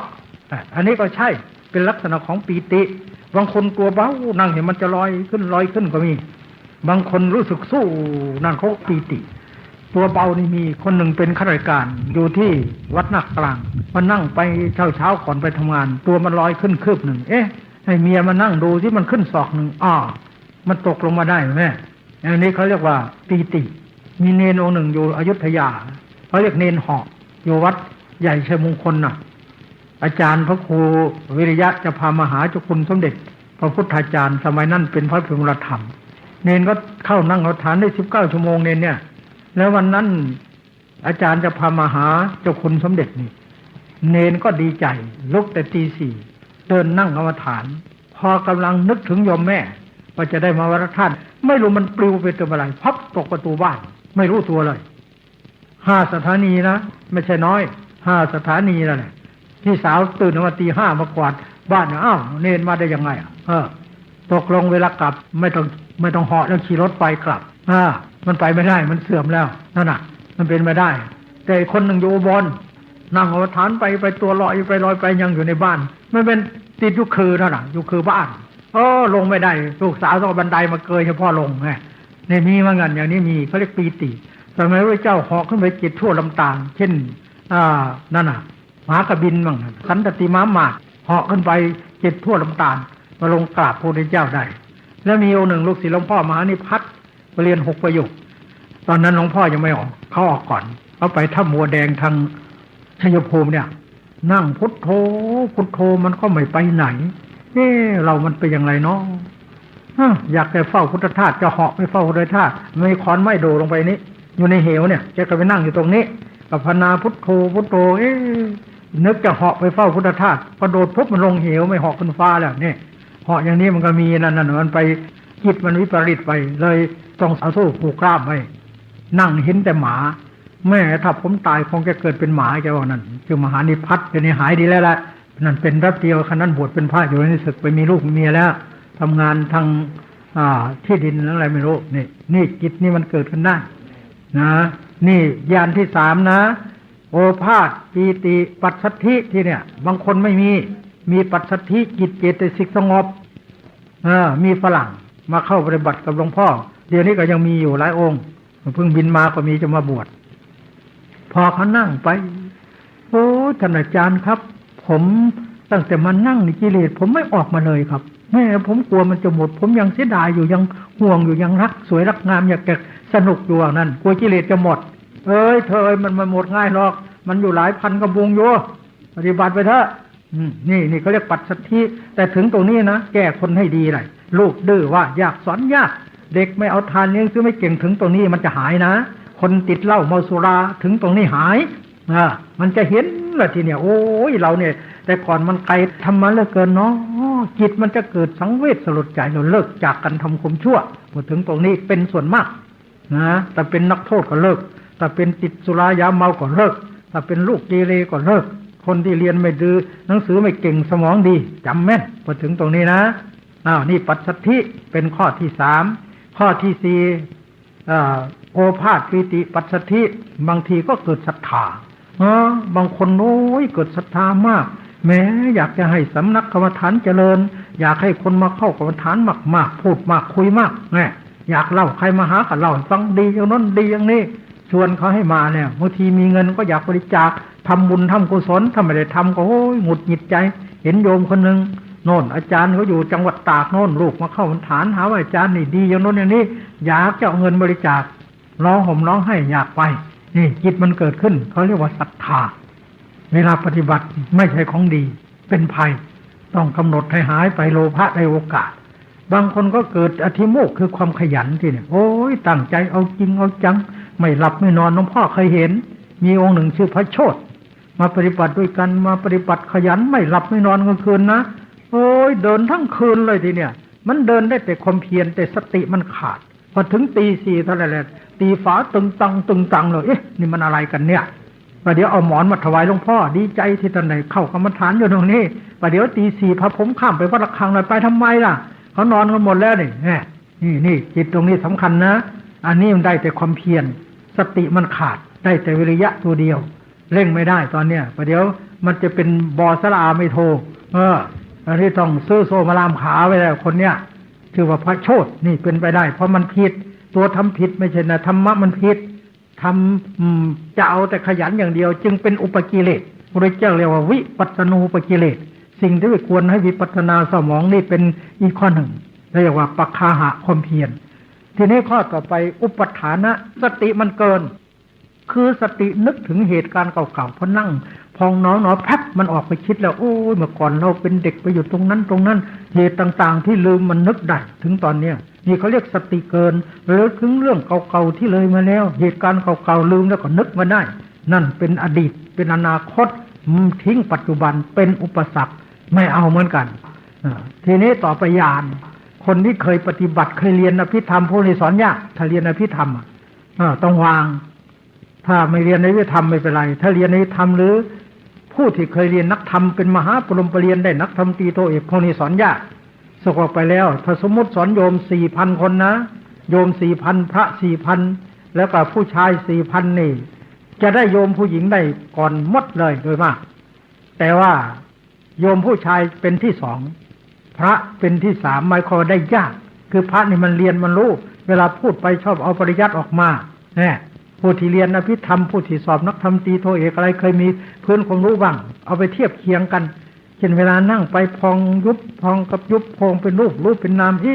มันไม่มีสัตว์มีคนตัวตนเราเขาเนาะโอ้ยพระพุทธเจ้าเทศสอนพระโมคคัลลาภมันจริงเนาะนี่ถ้าเรียนพุทธประวัติมันจะนึกถึงแนว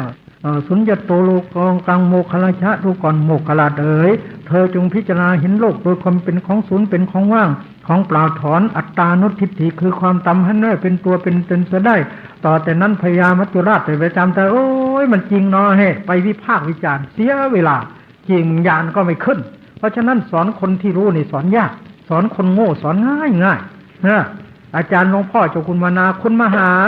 ถ้าให้อาจารย์เก็บเงินจากคนรู้มากอาจารย์เก็บ12 บาทถ้าใครไม่รู้อาจารย์เก็บ6 บาททำไมอาจารย์ว่าอย่างนั้นไม่ได้คนรู้มากมันสู้ครูท่านว่านะเราก็ยังไม่รู้ลึกว่าท่านด่าเราก้าวประโยคแล้วมันสู้ครูมันจะถูกเราหรือเปล่าจริงเวลาหลวงพ่อมาเป็นครูสอนโอ้ยถ้าคนไหนเรียนมามากสอบยากเอาปริยัติมาต้องครูต้องบอกไว้มีโยมชื่อโยมคลิปผมนั่งจะเรียนในพิธรรมพับแม่ผมนั่งไปยาน1เป็นนั่นยาน2เป็นนั่นยาน3เป็นนั่นชั้น1ชั้น2ชั้น3โอ้ยนั่งไปบนพรหมโลกนะตายแล้วโยมเมื่อวานนี้หลวงพ่อสอบโยมมาถึงยาน3เท่านั้นทำไมจะไปอย่างนั้นล่ะนี่โยมเอากินตายานเอาปริยัติมาไม่เอาเดี๋ยวดูเอาเลยน้ำตาร่วงไปทำไมพรุ่งนี้วันรุ่งเช้ามาขอโทษนั่นนี่วิปัสสนึกคือมันจำได้ก็นึกไปเรื่อยตัวก็เพลินไปนึกว่ามันถูกที่จริงเป็นวิปัสสนึกจิตมันนึกถึงความรู้ที่จำมามันเป็นอย่างนั้นเป็นอย่างนั้นสวรรค์มีเท่านั้นนรกมีเท่านั้นนรกมี8 ขุมที่1ที่2 3 4 5เป็นนั้นมันก็สร้างขึ้นมาแล้วนี่โอ้ยคนนั้นตกนรกป๋อมแปมมันคิดเอาเองนี่เขาเรียกวิปัสสนึก ราะฉะนั้นช้าถึงตรงเนี้ยคนไม่รู้นะง่ายวิธีเอากิเลสออกกับอันนั้นนี่ต่างกันนะหลวงพ่อเข้าใจผิดเหมือนกันนึกว่าต้องเรียนให้มันรู้ซะก่อนปฏิบัติจะง่ายเปล่าไม่ใช่คนไม่รู้เลยปฏิบัติง่ายแล้วไปเรียนปริยัติทีหลังจึงเข้าใจถ้าไปเรียนซะก่อนมาปฏิบัติโอ้โหโดยมากมันยากอดวิจารณ์ไม่ได้พองเป็นรูปจุ๊บเป็นรูปเป็นน้ำนี่รูปน้ำทำไมมันไม่ตรงกับปริยัติเรียนมาอย่างนั้นแหละชอบไปเทียบเคียงกันใช่แล้วมันจึงช้าภาษาลิบุตรนะมีคนรู้มากช้าพระโมคคัลลารู้ไม่มากไวธรรมดาต้องเป็นอย่างนั้นนะนี่ญาณที่สามยังไม่จบเกิดสติขึ้นมาแล้วญาณขึ้นมาแล้วที่อุเบกขาบางคนพอไปถึงญาณนี้มันใจเฉยใจลอยพองหนอยุบหนอพองยุบเงียบเดี๋ยวใจมันออกไปเที่ยวแล้วไปเที่ยวที่ไหนพอมันกลับเข้ามาสปงโอปุ๊บลงไปมันเผลอไปแล้วนึกว่าตัวนี่เหมือนกับเป็นพระอรหันต์แล้วเสียงอะไรก็ไม่ยินดียินร้ายแล้วแต่เธอนั่งเฉยพองยุบมีบ้างไม่มีบ้างจิตมันก็หนีไปเที่ยวเพลินไปเห็นป่าเห็นภูเขาเห็นน้ำเห็นอะไรเห็นไปตัวก็นั่งเพลินไม่รู้สึกเวทนานี่ก็เรียกเวขาใจลอยเข้าไปแล้ว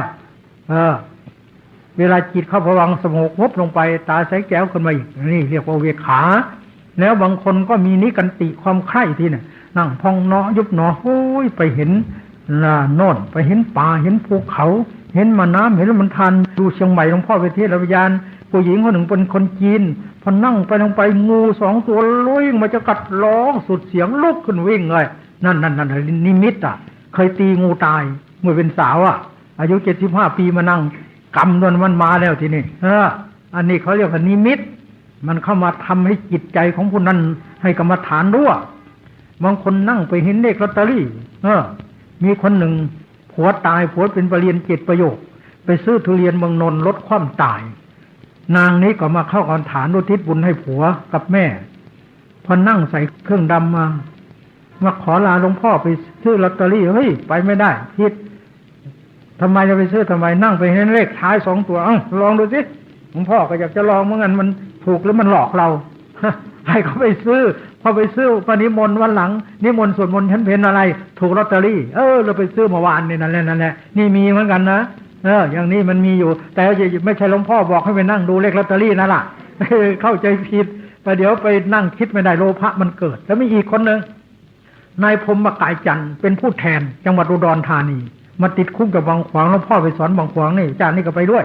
กันชัดนี่ไปสอนบางขวางด้วยกันนั่นแหละทีนี้นายพรหมกายจันทร์นี่แกออกแล้วไปอยู่นอกอุดรแกก็มีวัดหนึ่งมันผีดุพระเนรเขามาอยู่เขากลัวผีหลอกเฮ้ยฉันไม่กลัวลองดูสิหนาวฤดูหนาวแกก็ไปนั่งพอนั่งประมาณ4 ทุ่มเนี่ยเปิดประตูเปิดไฟพับ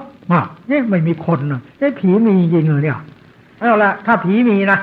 วันนี้มาปลุกฉันนะตี 2ฉันจะลุกขึ้นทำกรรมฐานแกก็พูดเหมือนพูดกับคนเนี่ยนะ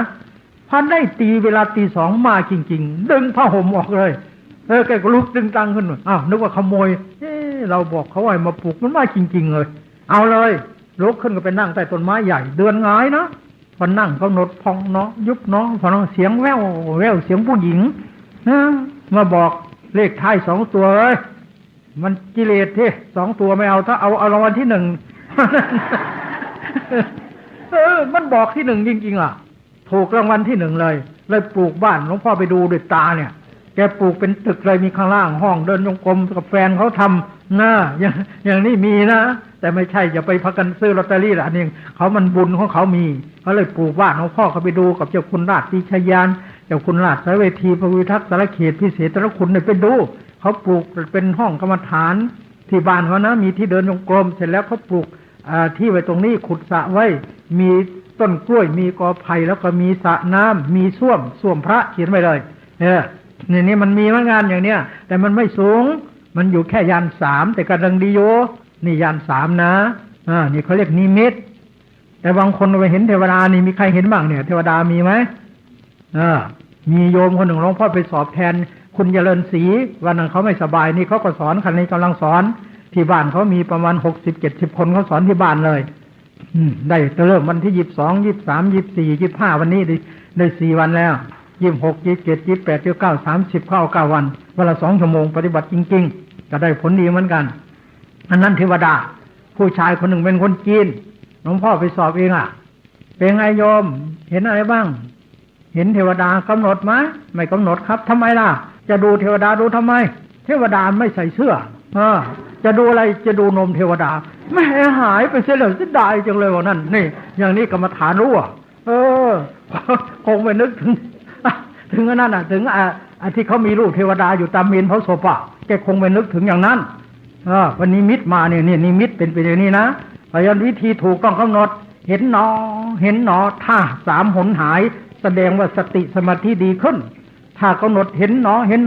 หายช้าสติสมาธิอ่อนแก้อย่างไรลุกขึ้นเดินจงกรมใหม่สมาธิไม่พอเพราะมันเตือนบอกให้รู้ในระหว่างอาจารย์กับลูกศิษย์อาจารย์เห็นที่เกิดคือหลวงพ่อวัดปากน้ำเวลาหลวงพ่อไปสอบหลวงพ่อทำมากี่ปี43 ปีไปถึงไหนถึงธรรมกายเป็นดีแล้วหลวงพ่อผมต่อถวายเราก็ให้เดิน30นั่ง30เวลาสอบเป็นไงหลวงพ่อวันนี้นั่งเป็นอะไรบ้างเห็นพระพุทธเจ้าจับมือถือแขนกันได้พูดกันได้คุยกันได้นี่ญาณ3เราก็รู้แล้วท่านก็ตอบไปตามเรื่องนั้นอารมณ์สมถะดีหลวงพ่อ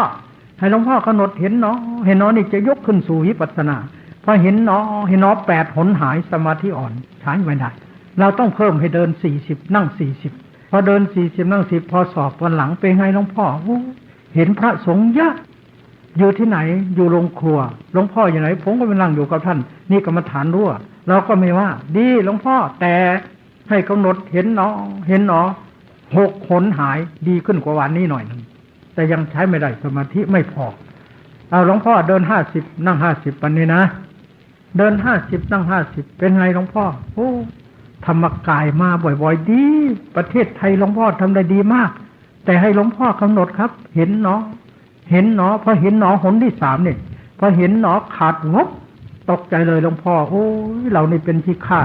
คนมาหลาย10 ปีแล้วไม่เท่าไรก็จะตายตรงที่มันขาดงบนั่นญาณที่4นั่นแหละอุทยพยานเห็นรูปนามเกิดดับมันดับจริงๆอย่างนี้เราได้เป็นที่ฆ่าคนมาหลาย10 ปีนี่ญาณ3ใช้จินตญาณที่มันขาดปุ๊บนั่นญาณ4นี่เวลาเกิดมันเกิดขึ้นอย่างนี้สภาวธรรมนะหลงทางโดยมากมันหลงอยู่ตรงนี้หลงอยู่ในระหว่างญาณ4ญาณ3กับญาณ4ต่อกันบาลีเรียกว่ามัคคะญาณทัศนวิสุทธิมีความรู้ความเห็นอันบริสุทธิ์เห็นว่าอันนี้มันผิดไม่เอาแล้วกำหนดพับมันก็อันนี้ถูกมันก็ไปเลยไม่ช้าเพราะฉะนั้นจึงจำเป็นต้องมีอาจารย์แนะนำพร่ำสอนเสมอนอกจากนั้นก็มีนิกันติความพอบใจเห็นเพื่อนเขานั่งเขาคุยไปเห็นอนุนี่เราไม่เห็นอยากจะเห็นนี่เขาเรียกนิกันตินี่แหละอุปกิเลสอยู่ในญาณที่3นะนี่สัมมาสัญญาณทั้งนั้นที่กล่าวมานี้ทีนี้เมื่อญาณเหล่านี้เกิดขึ้นจะขึ้นญาณ4ให้กำหนดถ้ากำหนดเห็น3 หนขาดวบตกใจเลยเข้าเขตญาณ4นะนี่เอานิมิตต่างๆเป็นอารมณ์แล้วกำหนดเวทนาเจ็บเจ็บหรือปวดเมื่อยคันถ้าถึงญาณ4มันก็ดับวบผงะไปข้างหลังไปไวกระปล่อยในญาณ4ถ้ากำหนดหายช้าๆอยู่ในญาณ3ทีนี้ถ้ากำหนดพองยุบพองยุบมันจะเบาลงเหลือนิดเท่าเส้นได้ขาดแวบตัวผงะไปนิดนึงไปไวกับไวอันนี้อนัตตาชัดคนนี้แรงด้วยปัญญานี่คือญาณที่4ถ้าอย่างนี้ถึงนิพพานชื่อว่าสุญญตนิพพานหรือสุญญตวิโมกข์คนนี้เห็นอนัตตาชัดแรงด้วยปัญญานี่บางคนเห็นอนิจจังพองยุบมันจะไวเข้าขาดแวบอันนี้อนิจจังชัดคนนี้แรงด้วยทานด้วยศีลนี่คนที่เคยเล่นสมถะมามันจะแน่นอึดอัดเหมือนใจจะขาดตรงที่ตันขึ้นแน่นเนาะขาดแวบลงไปนี่ญาณที่4อนิจจังอยู่ทุกขังก็อยู่ที่นั่นสมมติเห็นอนัตตาพองยุบมันเบาลงนี่อนัตตาอนิจจังก็อยู่นั่นอาการที่พองยุบยาวนั่นเลยว่าอนัตตาแล้วอาการที่พองยุบมันสิ้นไปหมดไปเป็นอนิจจังพองยุบทนอยู่ในเป็นทุกขังอันเดียวกันนะอยู่ที่เดียวกันแต่อันหนึ่งชัดอนัตตาชัดอนิจจังทุกขังก็อยู่ที่นั้นถ้าเห็นอนิจจังชัดทุกขังอนัตตาก็อยู่ที่นั้นเห็นอันหนึ่งเห็นหมดเหมือนอย่างนี้เนี่ยดับหมดแล้วอาการที่ขันธ์5มันสิ้นไปเป็นอนิจจังอาการที่ขันธ์5ทนอยู่ในเป็นทุกขังจะบังคับไม่ดับไม่ได้อนัตตาเห็นอันหนึ่งเห็นหมดแต่ก่อนหลวงพ่อดูหนังสือไม่เข้าใจ พระพุทธเจ้าเทศสอนนางปัตตาจาราในธรรมบทว่าปัตตาจาราเอ๋ยผู้ใดเห็นอนิจจังทุกขังตาก็เห็นแล้วหลวงพ่อนึกว่าเห็นอันหนึ่งมันจะเห็นได้อย่างไรแต่พอมาปฏิบัติปัญหานี่มันจึงขาวโอ้ใช่เห็นอันหนึ่งก็เห็นหมดเพราะมันอยู่ที่เดียวกันพองเนาะท้องที่นูนขึ้นไปดับลงไปแล้วนี่อนิจจังแปลว่าสิ้นและอาการที่พองยุบมันสิ้นไปนั่นคือมันทนไม่ได้มันจึงสิ้นไปในทุกขังไม่ใช่เจ็บปวดแปลว่าทนอยู่ไม่ได้เกิดขึ้นตั้งอยู่ดับไปทุกแปลว่ายากขะแปลว่าทนไม่ได้มันก็สิ้นไปแล้วอนัตตาบังคับไม่ได้พับหมดแล้วเพราะฉะนั้นทุกนี่มีสี่หนึ่งทุกขเวทนาทุกเจ็บทุกปวดนี่หลวงพ่อนั่งมันเหนื่อยก้นละแหมอย่างนี้ไม่ต้องสอนหลวงพ่อหรอกเพราะอะไรมันนั่งนานมันก็เหนื่อยแล้วเก็บก้นขึ้นมานิดนึงละแน่โยมก็เหมือนกันพลิกขนนพลิกขนี่แต่หลวงพ่อจะไม่ได้พลิกนะคนพลิกแสดงว่ามันเหนื่อยแล้วใช่ไหมอย่างนี้ไม่ต้องสอนรู้กันดังนั้นแล้วลองนึกดูสิถ้าพระพุทธเจ้ามาสอนแค่นี้น่าอัศจรรย์ไหมไม่อัศจรรย์เลยไม่สอนเราก็รู้อย่าว่าแต่โยมที่เอาใครเห็นสุนัขเดินมาเอาหนังสติ๊กยิงสิครับมันร้องสุดเสียงมันอะไรมันเจ็บมีใครบอกเปล่านี่เขาเรียกทุกขเวทนาไม่ใช่ทุกอริยสัจสองทุกขสภาวะหิวข้าวหิวน้ำปวดขี้ปวดเยี่ยวเมื่อกี้หลวงพ่อมาต้องขอเข้าห้องน้ำทั้งว่าเทศไม่ไหวไปเดี๋ยวมันปวดขี้แล้วนี่ทำไงต้องเอาออกซะก่อนยึงมานั่งเทศให้โยมฟังได้ยังไม่ต้องสอนนะมีองค์หนึ่งเจ้าคุณอย่าออกชื่อเลยท่านไปฉันเพลบางกรวยทีนี้วันนั้นอาหารไม่ค่อยดีมาเรือท้องไม่ดีมันจะต้องล่วงออกมาแล้วทำไงเนาะห้องน้ำห้องส้วมมีในเรือมีแต่คนเต็มเรือหมดมองทางไหนก็มีแต่น้ำมีแต่นั่นคนไม่มีที่จอดเรือแล้วก็อดมามันก็ไหลออกก่อนแล้วนี่ทำไงก็นั่งเฉยไม่ว่าอะไรหรอกพอถึงท่าพระจันทร์ที่ต่างตกน้ำก็โดดต้มล้างเสร็จค่อยขึ้นกุฏินี่ทุกข์มโยมลองนึกสิมันทุกข์ใช่ไหมนั่นมันต้องสอนอย่างนี้ก็เรียกทุกขสภาวะหิวข้าวหิวน้ำปวดขี้ปวดเยี่ยวใครเป็นก็ทนไม่ไหวเหมือนกันทีนี้ทุกขลักษณะนักโทษเอาโซ่ผูกขาพลุงพลังบังคับไปทำงานเป็นแผลแล้วเสือจุ้ยเสือใบเสือปมเราดูก็เดียวก็รู้อย่างนี้เป็นทุกขลักษณะแต่ส่วนทุกอริยสัจต้องสอนตัวของท่านนั่งอยู่ดีเนี่ยทั้งหมดตั้งแต่ผมถึงเล็บนี่คือทุกข์เลยเนี่ยแต่ท่านไม่รู้ว่ามันทุกข์แต่นั่งอยู่เนี่ยมันอุปาทัฏฐิติเกิดขึ้นตั้งอยู่ดับไปมีทั้งนั้นหายใจเข้าไปเข้าหนึ่งก็มีแต่อนิจจังทุกขังตาหายใจออกมีแต่อนิจจังทุกขังตานั่งอยู่มันก็เกิดกระดับอยู่อย่างนี้ตลอดเวลาเลยนะแต่เราไม่รู้ว่าเราทุกข์เราไม่รู้ว่าอะไรเพราะมันทุกข์ละเอียดอันนี้แหละมันบังไม่ให้เราเห็นอะไรบังสันตติคือความสืบต่อสันตติมีอย่างนี้รูปกับนามเนี่ยเอาผมหลวงพ่อนี่ก็แล้วกันผมท่านพระครูเหมือนกันโกนเมื่อขึ้น14 ค่ำเนี่ยเห็นไหมนี่ยังไม่ถึงวันพระแรม8 ค่ำใช่ไหมนี่มันยาวออกมาแค่นี้แต่ถ้ามานั่งดูให้หลวงพ่อเอากระจกมานั่งดูทั้งคืนจะไม่เห็นมันออกมาเลยเนี่ยแต่พอเผลอพับเดียวมันออกมาแล้วนี่เขาเรียกสันตติของรูปเล็บมือมันกันเนี่ยตัดเกลี้ยงถ้าท่านมานั่งดูจะไม่เห็นมันออกเลยแต่พอ7 วันขี้เล็บดำปีแล้วมันจากไหนเนี่ยนี่เขาเรียกสันตติของรูปแต่ที่นี่นามมันยิ่งกว่านี้หายใจเข้าไปข้างหนึ่งจิตเกิดดับนี่ฟังนี่มันดับ17 ขนาดจิตของท่านรูปดับไป1 ขนาดมันจะละเอียดแค่ไหนอันนี้มันบังไม่ให้เราเห็นเรียกว่าสันตติวิธีจะเห็นต้องเพิกกำหนดนี่คือเพิกพองน้อนี่เพิกยุบน้อนี่เพิกไปเพิกมามันจะก็ขาดงบตกใจเสียทีนึงเหมือนจอกมันอยู่ในน้ำอย่างนี้ผักตบชวาท่านแหวกปุ๊บมันก็เห็นน้ำใสพับมันติดกันเนี่ยอันนี้เขาเรียกสันตติความสืบต่อต้องเพิกอันนี้จึงจะเห็นนักธรรมชั้นเอกไม่รู้เรื่องเลยสมเด็จพระเจ้าเขียนว่าอะไรบังไม่เห็นอนิจจังสันตติทำไมเห็นเพิกสันตติแต่วิธีเพิกไม่บอกเลยแล้วหลวงพ่อเองเรียนนักธรรมเอกก็ไม่เคยถามครูและครูก็ไม่เคยอธิบายเพราะเราไม่มีปัญญาที่จะถามแค่จำตำรามาก็พอแล้ว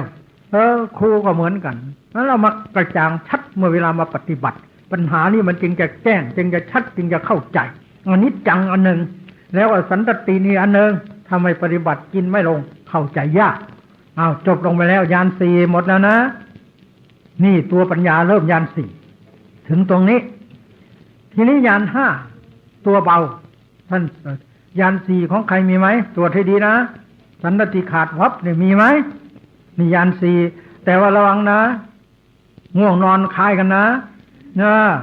มันมี6อย่างโยม1ปีติเวลาเกิดความอิ่มใจมันสงบเหมือนกันนะอันนี้ยาน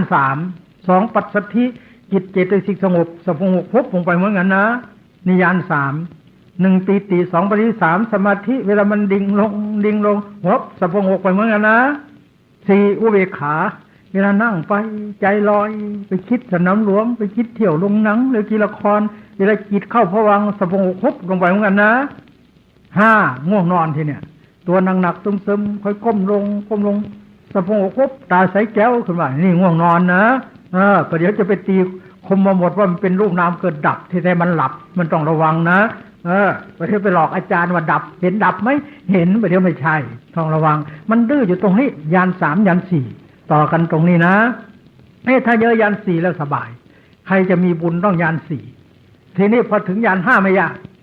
ยาน5ตัวเบามือซ่อนกันบางทีหายเนี่ยไม่ยากตอนกันหายบางทีนั่งอยู่อย่างเนี้ยแต่อากาศอย่างนี้ดีเนี่ยเวลานั่งมันลมพัดเนี่ยมันจะเกิดดับนั่งประเดี๋ยวครับประเดี๋ยวดับประเดี๋ยวดับอากาศอย่างนี้ดีมากเนี่ยเวลาปฏิบัติใต้ต้นไม้แต่อะไรแล้วดี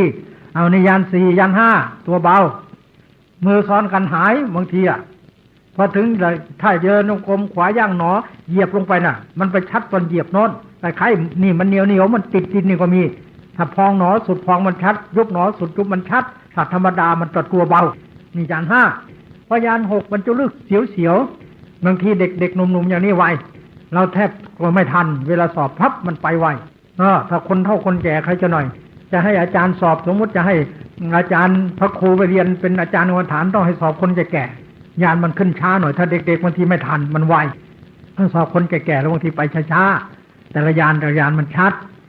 นี่ยาน4เกิดพับยาน6นี่เสียวรู้สึกหวาดกลัวบางทีถ้าเป็นเด็กบางทีร้องมันเคยเห็นล่ะมันตกใจกลัวแต่ไปไวเด็กไปไวกว่าผู้ใหญ่ทีนี้ยาน7ทีเนี่ยยาน7เวทนาประเดี๋ยวเจ็บประเดี๋ยวปวดประเดี๋ยวเมื่อยประเดี๋ยวเป็นโรคเคยเป็นโรคอะไรมันหายไปแล้วทำไมมันคืนขึ้นมาอีกแล้วเป็นโรคความดันคล้ายๆดันเพิ่มขึ้นมาอีกเป็นโรคกระเพาะคล้ายๆกระเพาะอักเสบขึ้นมาอีกแล้วเป็นโรคลิ้นสีดวงลิ้นสีดวงออกมาอีกแล้วเหมือนมันเพิ่มขึ้นมาอีกที่จริงมันเป็นยานที่7อาทิรวะมีทุกข์มีโทษของร่างกายของเราโอ้ยแต่ก่อนเรานึกว่าได้ท่านั่งจริงๆนะแต่ก่อนไม่รู้สึกพอนั่งพอถึงยานนี้คันนิดมันก็รู้ตัวอะไรไตนิดนึงมันก็รู้เจ็บนิดนึงมันก็รู้คล้ายๆมันเยอะเหลือเกินชั่วโมงหนึ่งไม่รู้มาจากไหนบางทีตัวกันนึกว่าร่างกายเรานี่เนาะไม่เห็นมีที่ไหนดีเลยเวลาธรรมดามีเนื้อมีปลาที่ไหนดีๆซื้อใหม่เขากินจะมาเอามักเอาผลนิดเดียวมันก็ไม่ให้เราเอาเนาะจิตมันก็เกิดพิจารณาถึงความไม่ดีของร่างกายเห็นทุกข์เห็นโทษต่อไปก็เกิดความเบื่อหน่ายแล้วไม่อยากเกิดมาเป็นคนแล้วเมื่อไรมันจะพ้นเนาะเนี่ยมันมีแต่ทุกข์มีแต่โทษต่างๆนั่นนะอาหารก็น้อยนอนก็น้อยพูดก็น้อยเบื่อทานก็ทานนิดหน่อยอิ่มตื้อเคยแต่งเนื้อแต่งตัวก็ไม่อยากแต่งเคยหวีผมหวีเผ้าอะไรไม่ค่อยอยากหวีบางทีหน้าตาไม่อยากล้างหน้าเหมือนกับอยู่ในกลางแจ้งแดดร้อนๆหญ้ามันถูกแดดเผาสมเด็จพระราชชนนีนี่ชัดเวลามาถึงยาน8ใครพวกบริวารมานั่งล้อมทำไมสมเด็จเป็นอย่างนี้เนาะหน้าตาคล้ายๆบอกบุญไม่ขลับเหมือนกับลูกตายหลานตายผัวตายเมียตายเศร้าโศกเหมือนอย่างนั้นคนอื่นดูพับเขารู้เลยเนี่ยแต่อาจารย์ดูก็รู้แล้ววันนี้ลูกศิษย์อาการเป็นอย่างนี้นี่คือยานที่8เขาเรียกยานเบื่อบางทีเสียงอันนี้ก็โกรธง่ายเมื่อก่อนไม่เคยโกรธเรื่องอย่างนี้พูดอย่างนี้ไม่โกรธแต่ถึงตรงนี้ไม่ได้อาจารย์ต้องปลอบครูไม่ได้ถึงตรงเนี้ยใจน้อยพอดุหน่อยก็ไม่ได้ร้องห่มร้องไห้จะไม่เอาซะแล้วถ้าสมมติว่าพี่กับน้องไปเราสอบน้องเสร็จแล้วพอพี่ตอบเหมือนน้องให้ทำไมเหมือนน้องเท่านี้โกรธเป็นฟืนเป็นไฟหาว่าไม่นั่นแล้วหาว่าไปทำเหมือนน้องน่ะทีนี้ถ้าไปมีแฟนวันนั้นผัวมาส่งอาหารผิดเวลาหน่อยโกรธหาว่าไม่เอาใจใส่พันทะเลาะไปเรื่อยที่จริงยานนี้เป็นยานเบื่อผู้ปฏิบัติต้องรู้ใจกันเมื่อยานนี้เกิดขึ้นก็ไม่ช้าถ้ากำหนดแล้วมันก็หาย เสร็จแล้วยานที่9ที่เนี่ยมุนจิตุกัมมัจจตญาณยานที่4อุทยัพพยานเห็นความเกิดดับของรูปและนามยานที่5พังญาณเห็นเฉพาะความดับไปของรูปนามฝ่ายเดียวยานที่6พยายานเห็นรูปนามเป็นของน่ากลัวยานที่7อาทินาวายานเห็นทุกข์เห็นโทษของรูปและนามยานที่8นิพพิทายานเบื่อหน่ายจิตใจกระวนกระวายยานที่9มุนจิตุกัมมัจจตญาณอยากออกจากหนีอยากหลุดจากพ้นคันยานนี้คันแต่คันไม่ใช่คันนิดหน่อยมันคันโต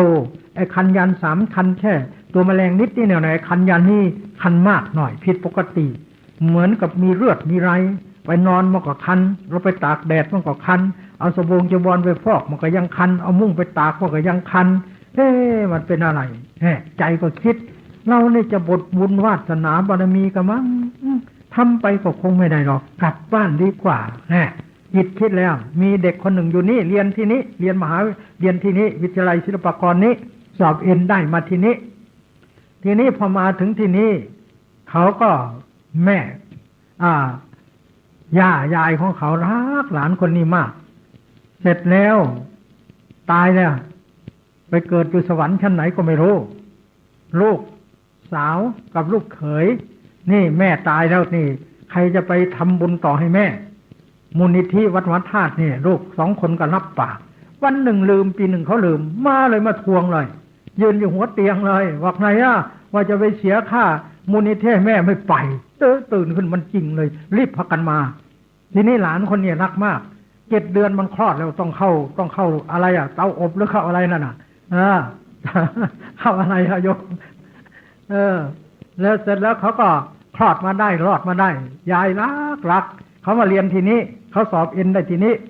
นี้พอสอบได้แล้วมันหนีโรงเรียนเพื่อนชวนหนีเราอยู่ในกรุงมาอยู่บ้านนอกอยู่ไปทำไมหนีไปเที่ยว7 วันเอามาแล้วแม่อยู่สวรรค์หรืออยู่ไหนมาบอกแล้วนี่ทำไมไม่ไปดูหลานบ้างล่ะมันไปยังไงกันตกใจลองมาดูสิผัวกับเมียขี่รถมาที่นี่พอมาลูกไม่เห็นตามไปหาไปเที่ยวต่อเอามาเข้าเรียนจบที่นี่ไปต่อที่ฝรั่งเศสไปต่อฝรั่งเศสจบปริญญาทางนี้ไปต่อปริญญาโทแล้วก็มาเยี่ยมบ้านปีกายเนี่ยเอามาบวชหลวงพ่อเป็นวิชาบวชให้นี่พอทำไปถึงยาน9นี่เด็กคนนี้ได้15 วันบวช15 วันโอ้ยผมไม่เอาแล้วผมเบื่อผมจะศึกไปอยู่กับแม่ว่านั่นสินี่เห็นไหมเขายานม้วนเสือเนี่ยเขาเรียกยานม้วนเสือมันม้วนจริงๆนะโบราณเรียกว่ายานม้วนเสือผมจะไปอยู่กับแม่ผมจะศึกเอาจีวรหรอกบอกเธอนั่งเดี๋ยวนี้นั่งตรงนี้หลวงพ่อบอกเอาเก้าอี้มานั่งตรงนี้กำหนดหัวใจเบื่อเบื่อ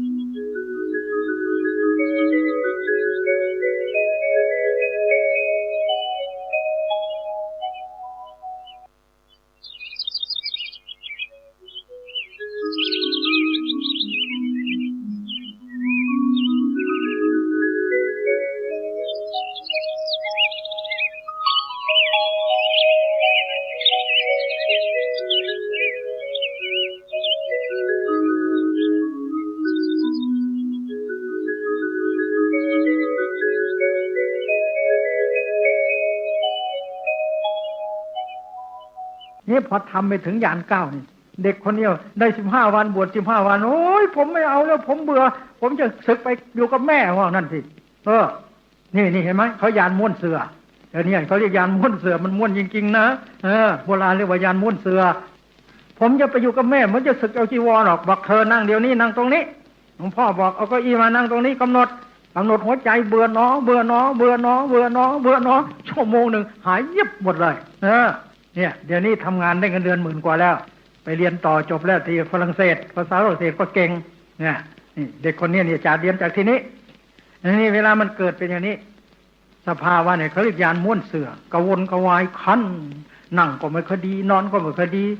เดินก็ไม่คดีก็กลุ้มใจจึงได้พูดออกมาเรานี่หมดบุญวาสนานี่แหละอวิชชาปัจจยาสังขารา อวิชชาคือความไม่รู้ว่าอันนี้มันเป็นทางถูกมันก็สร้างสังขารให้ใจของเราเห็นไปต่างๆนั่นน่ะนี่อวิชชาปัจจยาสังขาระความไม่รู้ว่าเป็นข้อปฏิบัติที่ถูกสร้างของเราให้มีจิตใจคิดไปต่างๆจะให้เลิกปฏิบัตินี่เขาเรียกญาณมุนจิตุกรรมยตาญาณอยากออกจากนี้อยากหลุดจากพ้นกระวนกระวายจิตใจญาณนี้ชัดเลยมากนี่เมื่อญาณนี้เกิดญาณที่10ปฏิสังขารญาณเจ็บแปรเหมือนเข็มแทงมันนี่ญาณนี้ปฏิสังขารญาณสู้จริงตอนเนี้ยสู้ตายไม่ต้องกลัวแล้วญาณเนี้ยปฏิบัติจริงๆมีการเจ็บเหมือนเข็มแทงส่วนมากและมีการหนักเหมือนเอาหินทับก็มีเหมือนเอาตะปูตีก็มีเหมือนเอาเลื่อยตัดท้องก็มีบางทีอยู่ในห้องที่เย็นร้อนก็มีอยู่ในที่ร้อนหนาวก็มีนี่ญาณที่10ปฏิสังขารญาณแต่ส่วนมากเจ็บเหมือนเข็มแทงแป๊บส่วนมากจะเป็นอย่างนั้นจบไปแล้วไม่ยากต่อไปญาณที่11สังขารุปเปกขญาณวางเฉยนั่งกำหนดพองหนอยุบหนอพองหนอยุบหนอนั่งหนอถูกหนอเขาก็ไม่เอาเดินโยกลมขวาอย่างหนอก็ได้ผลดีไม่ต้องใส่เสลมากระยะก็ดีนี่นั่งสบายเพลินเวทนาเคยเจ็บเคยปวดมันก็ไม่เจ็บไม่ปวดวันนี้นี่ญาณนี้สำคัญมากจวนแล้วต่อจากนั้นญาณนี้มีองค์คุณ6ข้อไม่ดีใจไม่เสียใจปฏิบัติได้ดีพอถึงญาณนี้ชัดเขาเตรียมกำลังแล้วเข้าเขตญาณที่12เรียกว่าอนุโลมญาณหรือสัจจานุโลมิกญาณก็เรียกญาณที่12อนุโลมตามญาณต่ำพอถึงญาณนี้มันจะทวนกำลังจากญาณ4ญาณ5ญาณ6ญาณ7ญาณ8ญาณ9 10 11ไปไม่ได้ย้อนกลับไปถึงญาณ10ญาณ9ญาณ8ญาณ7ญาณ6ญาณ5ญาณ4กลับไปกลับมาเรียกว่าอนุโลมปฏิโลมถ้าสังเกตดีแล้วจะไม่เหมือนกันตอนเช้าปีหนึ่งตอนบ่ายปีหนึ่งกลางคืนเป็นอย่างหนึ่งเพราะมันกลับไปกลับมาอยู่นี่ก็อนุโลมญาณแล้วอนุโยมตามญาณสูงสติปัฏฐาน4สัมปปัฏฐาน4อิทธิบาท4อินทรีย์5พละ5โพชฌงค์7มรรค8เขาจะเริ่มรวมกำลังเพื่อจะประหารกิเลสตัณหาญาณนี้จึงได้ชื่อว่าอนุโลมญาณหรือสัจจานุโลมิกญาณก็เรียกอริยสัจ4จะชัดมากในญาณนี้เช่นพองเนาะท้องพองนี่คือทุกขอริยสัจตัณหาก่อนที่ท้องนุนสมุทัยอริยสัจสติกำหนดพองเนาะนี่มรรคอริยสัจกำหนดพองเนาะกิเลสขาดไป7ชาตินิโรธอริยสัจเราจะเห็นชัดขึ้นมาในญาณนี้นะถ้าเมื่อญาณนี้ชัดจะมีอาการ3อย่างหนึ่งกำหนดพองเนาะยุบหนอพองยุบมันจะไวเข้าขาดแวบจับได้ว่าขาดไปตอนพองตอนยุบญาณ12จับได้นะเมื่อขาดทับถึงนิพพานชื่อว่าอนิมิตนิพพานหรืออนิมิตวิมุตติทีนี้บางคนเห็นอนัตตาชัดกำหนดพองเนาะยุบหนอพองยุบมันเบาลงเหลือนิดขาดแวบจับได้ว่าขาดลงไปตอนไหนถึงนิพพานชื่อว่าสุญญตวิโมกข์สุญญนิพพานแม้บางคนเห็นทุกข์กำหนดแน่นอึดอัดเหมือนใจขาดแน่นเนาะขาดแป๊บจับได้ว่าขาดลงไปตอนไหนนิพพานของท่านโมชื่อว่าอัปปริหิตานิโมกข์หรืออัปปนิหิตานิพพานนิพพานมี3ชื่ออยู่ในนักธรรมชั้นโทก็เพราะผู้ปฏิบัติเห็นต่างกันอย่างนี้จบแล้วญาณที่12ทีนี้จากนี้ไปก็ง่ายยากอยู่ญาณที่12สำคัญญาณนี้เป็นญาณตัดสินครั้งสุดท้ายพอถึงญาณที่43มันเงียบ1ขณะจิตแล้วเงียบนี่แหละมีนิพพานเป็นลมทิ้งหมดพองยุบไม่รู้แล้วเรื่องแล้วมันรู้ญาณที่12รู้มันดับลงไปตอนสุดพองหรือสุดยุบท่านนั่งนอถูกนอตอนนั่งแล้วตอนถูกแต่พอถึงตรงนี้มันเงียบขาดคนรู้สึกเลยแล้วเอาใครไปรู้ล่ะขันธ์ทั้ง5ดับหมดเพราะฉะนั้นดับหมดไม่รู้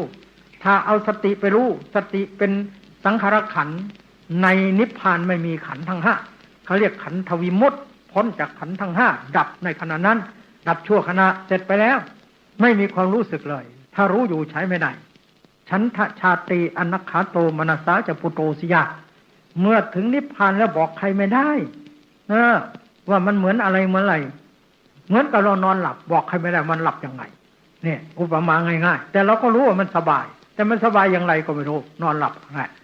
ถ้านอนไม่หลับบนนั่นแหละอันนี้เหมือนกันมีลักษณะคล้ายแต่อารมณ์คนละอย่างนะอันนั้นมีบัญญัติอันนี้มีรูปนามมีนิพพานอารมณ์นะ1ขณะจิตนิดเดียวนี่โคตรภูญาณหน่วงนิพพานเป็นอารมณ์ขันธ์5ดับหมดแล้วเสร็จแล้วต่อจากนั้น1ขณะจิตมรรคญาณกิเลสขาดตรงนี้ไม่รู้ขาดแพ็คลงไปไม่รู้แล้ว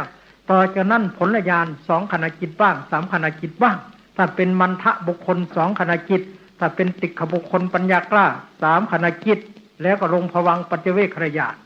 เวลาปฏิบัติไวนะชาวนาจิตนี่ไม่เอาแผนที่มาซะพระเอาไปไหนก็ไม่รู้ทำหายซะหรือทำไปไหนก็ไม่รู้นึกว่าโยมเอามาแล้วไม่ได้เอามาหลวงพ่อจะมาเอาของเก่าๆมาเลยไม่ได้ถือมาไม่ได้ชี้แผนที่ดูก็ไม่เป็นไรไว้คราวหน้าค่อยเอามาอย่างนี้ก็ดีเยอะแล้วนะต่อไปที่เนี่ยจบแล้วเทศญาณ16จบแล้วนะต่อไปวิสุทธิเกตวิสุทธิเกตท่านกล่าวไว้ว่าคนจะถึงนิพพานเหมือนขี่รถ7 คันลงคันนั้นขึ้นคันนั้นลงคันนั้นขึ้นคันนั้นพระมันตานิบุตรกับพระสารีบุตรท่านถกเถียงกันวิสุทธิข้อที่1ศีลวิสุทธิศีลบริสุทธิ์เวลาที่น้องทั้งหลายมาเริ่มเดินโยกมนั่งกรรมฐานแม้จะไม่สมทานกรรมฐานศีลก็บริสุทธิ์เรียกว่าศีลวิสุทธิศีลในมรรค8ไม่ใช่ศีลนอกมรรคเมื่อกี้นี้ท่านสมาทานศีลเป็นศีลนอกมรรค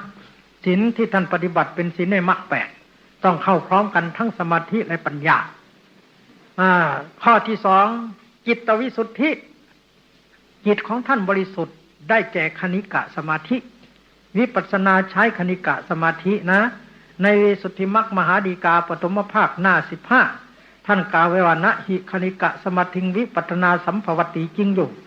วิปัสสนานี่ใช้คณิกะสมาธิเท่านั้นจึงจะเห็นรูปนามเกิดดับเช่นพองหนอยุบหนอพองหนอมันจะขาดพักลงไปตอนไหนรู้ถ้ามันเงียบเราไม่เห็นนั่นมันอุปจารกับอัปปนาเงียบไปแล้วไม่เห็นความเกิดดับของรูปนามเพราะฉะนั้นวิปัสสนาจึงใช้คณิกะสมาธิต่อไปทีนี้วิสุทธิข้อที่3ได้แก่ทิฏฐิวิสุทธิมีความเห็นอันบริสุทธิ์ก็คือเห็นรูปกับนามวิสุทธิข้อที่3ได้แก่ญาณที่1อันเดียวกันทิฏฐิวิสุทธิมีความเห็นอันบริสุทธิ์คือเห็นรูปกับนามได้แก่ญาณที่1นามรูปปริเฉทญาณวิสุทธิข้อที่4กังขาวิตรณวิสุทธิข้ามพ้นความสงสัยได้แก่ญาณที่2ปัจจยปริคญาณเท่ากับวิสุทธิข้อที่4วิสุทธิข้อที่5มัคคามัคคะญาณทัศนวิสุทธิมีความรู้ความเห็นอันบริสุทธิ์รู้ว่าอันนี้ทางถูกอันนี้ทางผิดละทางผิดยึดทางถูกได้แก่ญาณที่3อย่างแก่เข้าเขตญาณที่4อย่างอ่อนวิสุทธิข้อที่6ปฏิปทาญาณทัศนวิสุทธิมีข้อปฏิบัติดำเนินไปโดยลำดับได้แก่ญาณที่4ที่5ที่6ที่7ที่8ที่9ที่10 11 12 9ญาณอยู่ในเขตของวิสุทธิข้อที่6เทศย่อเรียกว่าวิสุทธิที่6เทศพิสดารญาณ16อันเดียวกันวิสุทธิข้อที่1ถึงข้อที่6เป็นโลกิยะมีรูปนามเป็นอารมณ์วิสุทธิข้อที่7เรียกว่าญาณทัศนวิสุทธิได้แก่มรรคโสดาปัตติมรรคเป็นต้นเป็นโลกุตระจะมีนิพพานเป็นอารมณ์แล้วญาณที่1ถึง12เป็นโลกิยะมีรูปนามเป็นอารมณ์ญาณที่14 15เป็นโลกุตระมีนิพพานเป็นอารมณ์ญาณที่13โคตรภูญาณอยู่ในระหว่างโลกิยะกับโลกุตระต่อกันจะจัดเป็นโลกิยะก็ยังไม่ใช่จะจัดเป็นโลกุตระก็ยังไม่เชิงเหมือนกับท่านเข้าประตูบ้านขาท่านอยู่ข้างในขาหนึ่งอยู่ข้างนอกจะว่าท่านอยู่ในบ้านก็ไม่ใช่จะว่าดูนอกบ้านก็ไม่เชิงถ้าว่าอยู่ในหรือขาหนึ่งมันอยู่นอกถ้าว่าอยู่นอกหรือขาหนึ่งมันอยู่ในโคตรภูญาณญาณที่13เหมือนกันถ้าจะว่าเป็นโลกิยะก็หน่วงนิพพานไปลมถ้าว่าเป็นโลกุตระมันก็ยังไม่ถึงนิพพาน 100% แท้อุปมาเหมือนท่านทั้งหลายนี่เอาน้ำร้อนมาให้เอาน้ำโอวัลตินมาหลวงพ่อฉันใส่ถ้วยมาแล้วท่านชิมดูมันมีรสนิดหน่อยมันอ่อนน้ำตาลนกอ่อนอะไรท่านก็ทราบแต่ยังไม่ได้ดื่มนั่นแหละโคตรโพเหมือนกับชิมนิดหน่อยเท่านั้นส่วนมรรคเหมือนก็ดื่มลงไปเลยต่างกันนะผลน่ะเป็นอย่างนี้ผลไม่ได้ละกิเลสเหมือนกับไฟมันไหม้เสืออยู่นี่ท่านเอาน้ำมาดับมันมอดไปแล้วแต่มันยังไออุ่นอยู่นิดเอาน้ำขันที่2มาราดมันก็เย็นผลละจิตเหมือนกับน้ำขันที่2ไม่ได้ละกิเลสแต่ว่ามันมาช่วยให้กิเลสมันเย็นลงไปอีกเหมือนกันอย่างนั้นจึงชื่อว่าผลจบลงไปแล้วพอพิจารณาเนี่ยเป็นอะไรปัจเจเวคขณะญาณพิจารณากิเลสทีละที่เหลือมี19ของพระโสดาบัน5สกิทาคา5นัก5อรหันต์4รวมเป็น19ปัจเจเวคขณะญาณ19นั่นญาณ19วิสุทธิก็ไม่7จบแล้วทีนี้อริยสัจ4มันชัดตอนไหนสมมุติตอนนี้มันจะถึงแล้วน่ะจะถึงนิพพานแล้ว มันจะดับจะจับได้แล้ว วินาทีแรกที่ท้องเขาถ้าเริ่มนูนพองหนอนี่นะวินาทีแรกที่เริ่มพองนี้คือสมุทัยถ้าเทศปฏิบัติเขาต้องเทศเหตุก่อนผลนะก่อนที่ท้องมันจะพองหนอวินาทีแรกที่เริ่มพองนี้คือสมุทัยแปลว่าตัวเหตุให้ทุกข์เกิดตัวเนี้ยทีนี้ต่อไปวินาทีที่สองน่ะพองมากเข้ามาจนสุดพองตัวนี้เขาเรียกชรามรณังทุกขสัจจังชาติสมุทยสัจจังรูปกับนามเกิดขึ้นเรียกว่าสมุทัยชรามรณังทุกขสัจจังเมื่อเกิดแล้วมันทนไม่ได้มันจึงพองมากเข้าจนสุดพองนี้เขาเรียกว่าทุกขสัจจะทนอยู่ไม่ได้อุพินนังปินิสนังทั้งสองอันทั้งสมุทัยและทุกข์มันดับลงไปนี่เป็นนิโรธคือนิพพานสติกำหนดรู้ดับลงไปตอนพองรู้นี่มรรคสัจสัมมัปปชานามรรคสัจจังแต่เวลาเทศคล้ายๆมันไกลมันยาวแต่เวลาปฏิบัติแป๊บเดียวเท่านั้นมันไม่ไกลไม่ใหญ่นะสมัยก่อนลองนึกดูนะมีนางวิสาขาฟังแป๊บเดียวก็ได้สำเร็จที่นี่มีพาหิยะทารุจิริยะให้พระพุทธเจ้าเทศให้ฟังอยู่กลางบ้านพระองค์ก็อุ้มบาตรเทศเลยทิฏฐังทิฏฐมัตเตนะเห็นก็สเห็นหนอนี่สุดตังสุตตันมัตเตนะยินสักไว้ได้ยินหนอแป๊บเดียวเป็นพระอรหันต์แล้วขอบวชทำไมไวเหลือเกินนะที่นี่อีกเนนน้อยองค์นึงอยู่เมืองโกสัมพีโยมนิมนต์พระไปจำพรรษาแล้วเมื่อจำพรรษาแล้วก็ออกพรรษาถวายจีวรแล้วถวายข้าวสารถวายน้ำผึ้งถวายน้ำอ้อยท่านบอกไม่รับโยมรับไม่ได้เพราะอะไรไม่มีเด็กที่จะรับของให้มันจะเป็นอาบัติอย่างนั้นผมมีลูกชายอายุ7 ปีครับดีโยมก็เอาลูกไปถวายท่านให้บวชเป็นเนนน้อยปฏิบัติท่านทีนี้ท่านสอนกรรมฐานให้เนนก่อนจะบวชให้ก็ให้เนนแล้วเรียนกรรมฐานก่อนเรียนทั้งสมถะวิปัสสนาอาจารย์ก็เอาน้ำใส่หัวให้เนนจะโกนหัวให้ก็โกนละมีโกนเนนก็กำหนดถูกหนอถูกหนอถูกหนอถูกหนอถูกหนอถูกหนอพวกนี้มันเกลี้ยงไปหมดแล้วพอเหลือนิดเดียวเนี่ยที่ท้ายทอยเนี่ยบาลีว่าโครักเคเนวะในที่สุดปลายมิตรโกนพระโคดแก๊กมันก็หมดแล้วเป็นพระอรหันต์เลยไหวไหมเป็นพระอรหันต์แล้วทีนี้อาจารย์ไม่เป็นปุถุชนนะอาจารย์เป็นปุถุชนไม่ใช่เป็นพระอรหันต์นะแต่เนนเป็นแล้วนะเป็นก่อนแล้วอาจารย์สอนได้แต่ยังไม่ได้สำเร็จเนนก็เป็นพระอรหันต์ก่อนทีนี้อาจารย์ก็จะบวชให้เสร็จพาไปเฝ้าพระพุทธเจ้าขั้นไปถึงวัดหนึ่งยังไม่ถึงสำนักพระพุทธเจ้าเขาก็จัดที่ให้พัก3 คืนนอนที่นั่นก่อนพอเนนรู้ว่าคืนที่3เนนจะต้องออกไปข้างนอกนี่อาจารย์เป็นปุถุชนหลับปุ้ยไม่ตื่นง่ายเนนก็กลัวอาจารย์จะต้องอาบัติเนนจะต้องออกไปก่อนนะเนนก็นั่งกรรมฐานเลยทีเนี้ยอาจารย์ก็ไม่รู้ตื่นงัวเงียขึ้นมาไม่ลืมหูลืมตาคงร้อนได้พัดมากับพัดมันมีปลายแหลมๆหน่อยเอาเนนลก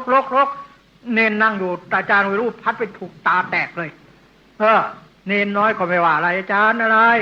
มันจะสว่างแล้วออกไปข้างนอกเนนก็ออกไปเสร็จแล้วอาจารย์มิตรบาทเนนน้อยก็มาเก็บที่อยู่ที่นอนอาจารย์ไอ้ตามันแตกเลยนี่เอามือกุมตาไว้อย่างนี้ในเวลาฉันอาจจะเนนก็มาถวายเอามือเดียวมือหนึ่งมันไว้อย่างนี้เนนทำไมถวายมือเดียวมันผิดวินัยใช่ไหมล่ะผมรู้อาจารย์แต่ตาผมแตกทำไมตาแตกล่ะก็เล่าอาจารย์เรานี่ทำบาปหนักเนาะกรรมหนักแล้วเราเนี่ยเนนขนาดตาแตกจะไม่ร้องให้ยังไม่โกรธเลยกลับไม่เป็นไรพาเนนไปเฝ้าพระพุทธเจ้าเป็นยังไงพวกเธอสบายดีหรือโอ้สบายพระเจ้าค่ะแต่หน้าอัศจรรย์พระเจ้าค่ะเนนเนี่ยตัวเล็กๆตาแตกข้าพระองค์เอาพัดไปถูกตาไม่ร้องไห้ไม่โกรธไม่แสดงอาการอะไรเลยน่าอัศจรรย์จังพระเจ้าค่ะพระพุทธเจ้าตรัสว่าโอ้เนนน่ะสันตังตัสสะมนังโหติสันตวาจาจะกัมมจาสัมมัทธัญญาวิมุตตัสสะอัปปมาทวิอัปปมัตตัสสะตาทิโนเพราะเนรเนี่ยกายวาจาใจสงบแล้วเขาเป็นพระอรหันต์แล้วท่านก็ได้สำเร็จพอดีเลยตอนนั้นพอเทศจบคาถานี่เห็นไหมไวนะนี่อีกองค์หนึ่งทีเนี่ยท่านจะฆ่าตัวตายวันนั้นเป็นวันโกนขึ้น14 ค่ำโยมเอามีดโกนไว้3 เล่มโกนผมถวายพระอยู่วางไว้2 เล่มพระองค์นี้ไปคว้ามับจะตัดคอตัวเองทีเนี่ยเอาคางเกยดินนี่เกยไม้ในกระดานเอามีดจะตัดคอนึกถึงศีลซะก่อนที่เราบวชมาตั้งแต่อุปสมบทมาเนี่ยศีลบริสุทธิ์ไหมโอ้ยเหมือนกับพระจันทร์เพ็ญศีลบริสุทธิ์แล้วก็เหมือนกับแก้วมณีโชติ ขนลุกสู้เลยกำหนดขนลุกหนอลงเนาะแพ๊บเป็นพระอรหันต์เลยถือมีดไปหาพระโกนหัวถามนี่ท่านไปไหนมาผมจะไปฆ่าตัวตายเอาทำไมไม่ตายแล้วผมฆ่ากิเลสตายแล้วพระก็บอกองค์นี้อวดอุตริมุตตามไปฟ้องพระพุทธเจ้าเลยพระพุทธเจ้าก็บอกว่าใช่เขาฆ่ากิเลสตายจริงๆพระก็สงสัยพระพุทธเจ้าข่าไอ้มรรคผลนิพพานมันได้ง่ายอย่างนี้เหรอโอ้ยภิกษุทั้งหลายก้าวหนึ่งที่ยกขึ้นไปยังมาถึงพื้นสามารถจะได้สำเร็จแล้วนะแล้วแต่บุญนะดูพระอานนท์สิพระอานนท์นี่เรียนมากวันพรุ่งนี้ปฐมสังฆทานนะพระพุทธเจ้าทายว่าจะได้เป็นพระอรหันต์นี่เป็นโสดาอานนท์เอ้ยพวกนี้นะสังฆทานเว้นเธอไม่ได้พระ499องค์เหลือองค์เดียวจะครบ500เอาพระอรหันต์ทั้งนั้นที่ทำสัตบัญญคูหาอานนท์ก็ปฏิบัติทั้งคืนเลยวันนั้นจวนสว่างก็ยังไม่สำเร็จเรานี่มันปฏิบัติเคร่งครัดไปหรืออย่างไรผ่อนสักหน่อยนอนดีกว่านี่เตียงนอนอย่างนี้ก็หมอนก็ยกขาขึ้นแล้วพ้นเตียงนอนค่อยเอ็นลงให้เราเท้าพุ่งพ้นพื้นหัวยังไม่ถึงหมอนพับเป็นพระอรหันต์แล้ว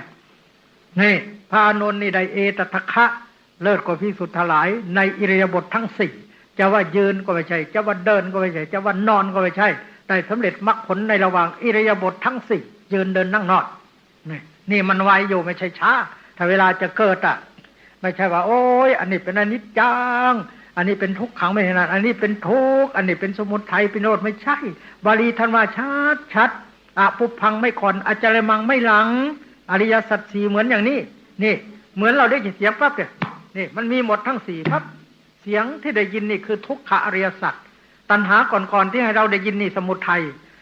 สติอนุได้ยินหนอนี่เป็นมรรคพอขาดพับลงไปเป็นนิโรธท่านกล่าวเหมือนกับจุดเทียน1ไส้2ขี้ผึ้ง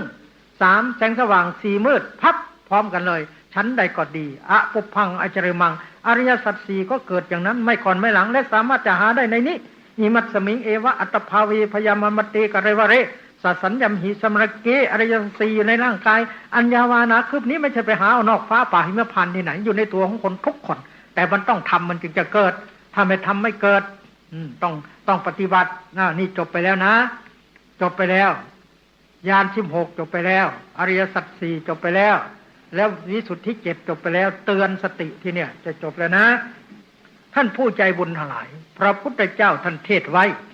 ว่าเอทะปัสสิมังโลกังกิตังราชทูปมังยัตถพาราวีสีทันติสูทั้งหลายจงมาดูโลกนี้อันตรการดุจรัสรสที่พวกคนเขามุกอยู่แต่พวกผู้รู้หาข้องอยู่ไม่เยกิตังสันวิสันติโมกขันติมารพันธนาชนเหล่าใดจะสำรวมใจชนเหล่านั้นจะพ้นจากบ่วงแห่งมารแจกอาการสำรวมใจไว้3อย่าง1ศีล2สมาธิ3วิปัสสนาคือปัญญาท่านปฏิบัตินี่ถูกต้องแล้วหนทางสายนี่แน่หลวงพ่อนี่หามามากคือกลัวคนจะโกหกหลวงพ่อเรียนจบประโยค9ใครจะมาหลอกหลวงพ่อไม่ได้ว่ามันผิดหรือมันถูกไม่ได้แต่ก็มีบางคนชอบจะมาหาว่าเฮ้ยพองน้อยุบน้อนี่เป็นของพม่าบ้างเนี่ยเพราะฉะนั้นท่านไม่มีความรู้แล้วแย่เหมือนกันนะหลวงพ่อนี่ต่อสู้มามากพองหนอยุบหนอเขาว่าหนอแน่ๆของพม่าทำอย่างไรล่ะมีผู้หญิงคนหนึ่งกลัวหนอโอ้ยหนอแน่ๆพ่อแม่ฉันไม่เคยว่าเปิดหนีไปอยู่วัดกำแพงแรงเพชรบุรีเผอิญหนีเสือพบจระเข้ลูกศิษย์หลวงพ่อมหาผ่องไปเรียน4ประโยคเรียนไปพร้อมกับท่านพระครูนี่แหละไปอยู่ที่นั่น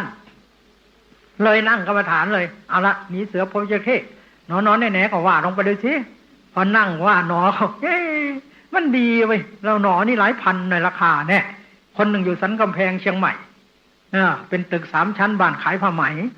ที่พระยืนลำพูนน่ะเขาบอกว่าดีนางก็ไม่อยากไปบอกแหละพอไปลองดูสิ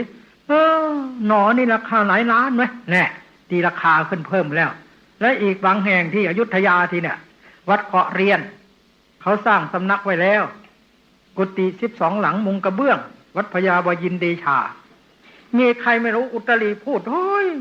หนอนี่มันของพม่าทีนี้อยุธยาพม่าเผาเขาก็ไม่สนใจสิของพม่าไม่เอาแล้วมันก็จะร้างนิมนต์หลวงพ่อไปอ้าวกระดานมายอมพระนั่งอาสงโยมนั่งข้างล่างอ้าวเขียนอนโยมอ่านหนอทางศาลาเฝ้าพระอ่านหนอทางอาสงภาษาอะไรเนี่ยภาษาอะไรทำไมโยมอ่านได้ ภาษาไทยไหนใครว่าภาษาพม่าเขาว่าเผาเดเป็นเดเผาเดหมายเขาว่าหนอมาเลยนี่ภาษาพม่าภาษาไทยแปลมาจากบาลีว่าไงวะตะแปลว่าหนออยู่ในพระไตรปิฎกเล่มไหนรู้ไหมไม่รู้เล่มที่10หน้าเท่าไร181บรรทัดที่ไร15-16ตัวที่ไรที่4ที่5ตั้งวิเคราะห์ว่าไงตั้งให้ฟังวัตตสังสารังตาเรติติวัตโตโยธรรมโมนธรรมใดสัพพสติยังสัตว์ทั้งหลายต้องปวงตาเรติเอาไม่ข้ามวัตตสังสารังซึ่งวัตตสงสารอิติเพราะเหตุนั้นโสธรรมโมนธรรมนั้นวัตโตจวัตตะธรรมโมนธรรมะวัตตะยังสมัตถะข้ามถึงวัตตสงสารลบทิ้งหมดอักษรศาสตร์เหลือตัวเดียวตรธาตุลบเหลือตัวเดียวเป็นวะโตธรรมโมตัวฐานแล้วทำไมเป็นวัตตะฉันประโยค8ถ้าใครเอาตัวที่5เป็นวะโตตอกเลยประโยค8ตอบไม่ได้เพราะฉะนั้นจึงเป็นวัตตะรูปเข้ามาอย่างนี้นี่เรียกว่าอักษรศาสตร์อักษรย่อฝรั่งเขาตามตูดพระพุทธเจ้ามานานแล้ว USA United States of America นี่จารย์สิริไปสอนมาแล้วเห็นไหมเขาตามพระพุทธเจ้าโดยธรรมนานแล้วนี่เขาเรียกอักษรย่ออักษรศาสตร์ของพระพุทธเจ้าใครเทศกันแรกในโลกรู้ไหมสมเด็จพ่อเราเทศที่ป่าอิสิปตนะว่าไงอัญญาสิวัตโพกนัญโยกนัญญะได้รู้แล้วหนอกนัญญะได้ดูแล้วหนอเห็นไหมของใครกันแน่เข้าหมดเลยเต็มเลยนั่งคนละ24 ชั่วโมงนั่นเบื้องแรกไปจะไม่เอาซะแล้วนี่เห็นไหมธรรมะนี่เข้าใจผิดเป็นอย่างนี้นะเดินโยกม6 ระยะ7 ระยะที่ท่านเดินคุณโยมสิริสอนอยู่นี่โยมอุบาสิกาแนบโจมตีหลวงพ่อ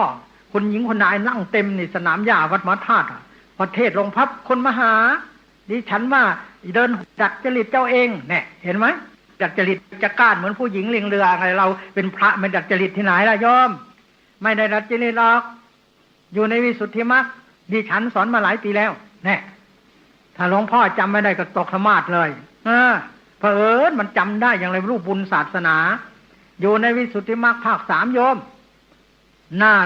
251บรรทัดที่5ที่6วลีวัตโตเอกปัฏฐวรังอุทธรณะอติหรณวีเตระโวทัตนวเสนะชากุทัสเสกโลติตโตเอกปัฏฐวรังในการเดินโคม991ชากุทัสเสกโลติแบ่งเป็น6 ระยะอุทธรณะยกสนหนออติหายกหนอวีติหาย่างหนอโหทัตนลงหนอสันนิเขปนถูกหนอสันนิรุมานคนหนอเงียบเลยนี่เห็นไหมโยมถูกแต่ถ้าเราไม่ทันเขาก็ว่าของเราผิดอันนี้แน่อาตมาพิสูจน์มาหมดแล้วว่าหนทางสายนี้ตรงเป้าหมายในพระไตรปิฎกเล่มที่10หน้า325เล่มที่12หน้า103พระพุทธเจ้าเทศไปเลยเอกายโนอายังภิกขเวมโคสัตนังวิสุทธิยาดูก่อนผู้หลายทางสายนี้เป็นทางสายเอกเป็นไปพร้อมเพื่อความบริสุทธิ์หมดจดของสัตว์ทั้งหลายเป็นไปพร้อมเพื่อดับความโศกเศร้าปริเทวนาการเป็นไปพร้อมเพื่อดับความทุกข์ทางกายทุกข์ทางใจเป็นไปพร้อมเพื่อบรรลุมรรคผลนิพพานยะทิทางจัตตโรสติปัฏฐานะทางสายนี้ได้แก่สติปัฏฐาน4เห็นไหมกระดิกหนอนี่กายานุปัสสนามือที่กระดิกนี่เฉยสบายนี่เวทนาเฉยนี่เวทนาจิตที่รู้นี่จิตตามือที่กระดิกนี่ขันธ์5นี่ธรรมานุปัสสนาสติกำหนดสติสัมโพชฌงค์ถูกไหมสติปัฏฐาน4ในบาลียังว่าอีกเยเนวะยันตินิพพานังพุทธาเตสัญจะสาวกาเอกายเนนะมัคเคนะสติปัฏฐานสัญญินาพุทธาจันว่าพระพุทธเจ้าทั้งหลายทุกพระองค์ด้วยเตสัญจะสาวการว่าสาวกของพระเจ้าเหล่านั้นทุกรูปด้วยยันติยอมไปนิพพานังสู่พระนิพพานเอกายเนนะมัคเคนะด้วยทางสายเอกเส้นใดสติปัฏฐานสัญญินาทางสายเอกเส้นนั้นอันนักปราชญ์ราชบัณฑิตทั้งหลายรู้ทั่วถึงกันแล้วว่าได้แก่สติปัฏฐาน4ชัดแจ๋วไม่มีทิฏฐิพองเขาก็ยังทักอีกโอ้ยพองหนออยู่หนอไม่มีบาลีว่าอัตสะโสปัสสะโสอย่างไรนี่พระไตรปิฎกอัตถาอุณนมนะแปลว่าพองโอนมนะแปลว่ายบแล้วจังว่าไม่มีอย่างไรในสามนประโยคหลักสูตรประโยคเกตหน้า496อัตสาสัพพสาสัทธัมเพสติโยเตนะโยเคตพังผูกกิจไว้ด้วยเชือกคือสติที่เสาคือพองในยบทำไมว่าไม่มีนี่เห็นไหมถ้าเรารู้ไม่จริงถูกเขาต้มง่ายๆเพราะฉะนั้นหลวงพ่อต้มไม่ได้ว่าเรียนมาแล้วนี่เจ้าคุณ9 ประโยคองค์หนึ่งเป็นท่านธรรมไปเทศวนธาตุว่าพองยุบไปมีแต่บาลีหลวงพ่อต้องไปเทศแก้นี่คือรู้ไม่จริงอาจจะทำให้คนเข้าใจผิดไปได้เพราะฉะนั้นจึงขอขอบใจท่านทั้งหลายอย่าประมาทนะทำเท่านี้นิดหน่อยอาศัยคุณแม่สิริมาสอนให้แล้วนี่ให้ธรรมะเป็นฐาน การให้ธรรมะเป็นทานพระพุทธเจ้าสรรเสริญต้องให้ครบอย่างนี้ทั้งปริยัติปฏิบัติปฏิเวทคือครั้งหนึ่งเทวดาในสวรรค์ชั้นดาวดึงส์โน้นประชุมกันหมดตั้งปัญหาขึ้นว่าบรรดาทานทั้งหลายทานอะไรหนอเป็นยอดบรรดารสอะไรหนอเป็นเยี่ยมบรรดาความยินดีอะไรหนอเป็นเลิศทำไมสิ้นตัณหานักปราชญ์จึงกล่าวว่าประเสริฐสุดตั้งขึ้นแล้วถามกันหมดในสวรรค์ทั้ง6 ชั้นตอบไม่ได้เลยแล้วเหาะลงมาพวกเทวดาบนพื้นดินภูมิเทวดาตามนี่ถามกันตอบไม่ได้ลุกคเทวดาตอบไม่ได้อากาศเทวดาตอบไม่ได้ไปหาเท้าจตุโลกบาลทั้ง4ตอบไม่ได้ไปหาเท้าสักกะว่าเก่งนักตอบไม่ได้โอ้ปัญหานี่ไม่ใช่วิสัยชาญของพระพุทธเจ้าพระพุทธเจ้าอยู่ไหนอยู่พระเชตวันเหาะลงมาเต็มพระเชตวันเที่ยงคืน12 ปีก็จะลงมาพบพระพุทธเจ้าพระพุทธเจ้าถามว่ามหาบพิตรมาอะไรมากมายนักพระพุทธเจ้าค่ะมันเกิดปัญหาขึ้นอย่างนี้อาตมภาพบำเพ็ญบารมีมา30 ทัศบริจาคลูกบริจาคเมียบริจาคอวัยวะบริจาคชีวิตบริจาคทรัพย์มาบำเพ็ญโพธิญาณสำเร็จแล้วเพื่อต้องการตัดความสงสัยอย่างมหาบพิตรนี้ถามพบก็ตอบพับพระพุทธเจ้าตอบเลยบรรดาทานทั้งหลายการให้ทำเป็นทานเป็นยอดบรรดารสทั้งหลายรสพระธรรมเป็นเยี่ยมบรรดาความยินดีหลายความยินดีธรรมเป็นเลิศความสิ้นกิเลสตัณหาชนะทุกข์ทั้งปวงจึงประเสริฐที่สุดแล้วประเทศเป็นบาทคาถาว่าสัพพทานังธรรมทานังชินาติการให้ทำเป็นทานชนะการให้ทุกอย่างสัพพรสังธรรมรโสชินาติรสพระธรรมชนะรสทุกอย่างสัพพรติงธรรมรติชินาติความยินดีในธรรมชนะความยินดีทุกอย่างตัณหักขโยสัพพุทุขังชินาติความสิ้นกิเลสตัณหาชนะทุกข์ทั้งปวงเทวดากราบพระพุทธเจ้าค่ะการให้ทำเป็นทานมีในสงฆ์มากอย่างนี้ทำไมพระองค์จึงไม่ให้ภาษาวกให้สมบูรณ์แก่ข้าพระองค์ด้วยตั้งแต่นี้ต่อไปขอพระองค์ได้มีพระบัญชาให้สงฆ์ให้พระให้สมบูรณ์แก่ข้าพระองค์ด้วยพระพุทธเจ้าค่ะพระพุทธเจ้าจึงประชุมสงฆ์แล้วสั่งกำชับว่าภิกษุทั้งหลายมหาธรรมสวนังว่า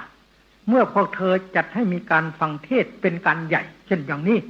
เรียกว่าประชุมกันมากๆเรียกว่ามหาธรรมสวนะการฟังเทศมีคนมามากก็ดีปกติธรรมสวนังว่าหรือจัดให้มีการวันเทศตามปกติเช่นตามวัดวารามต่างๆวันพระวันอาทิตย์ก็ดีอุปนิสินกถังกถิตวาลึกกล่าวแก่คนเข้ามานั่งใกล้ๆ4 คน 5 คนก็ดีอันตมโสอนุโมทนังปิแม้กล่าวอนุโมทนาเช่นอย่างหลวงพ่อนี่โยมมาถวายอาหารโยมเอ้ย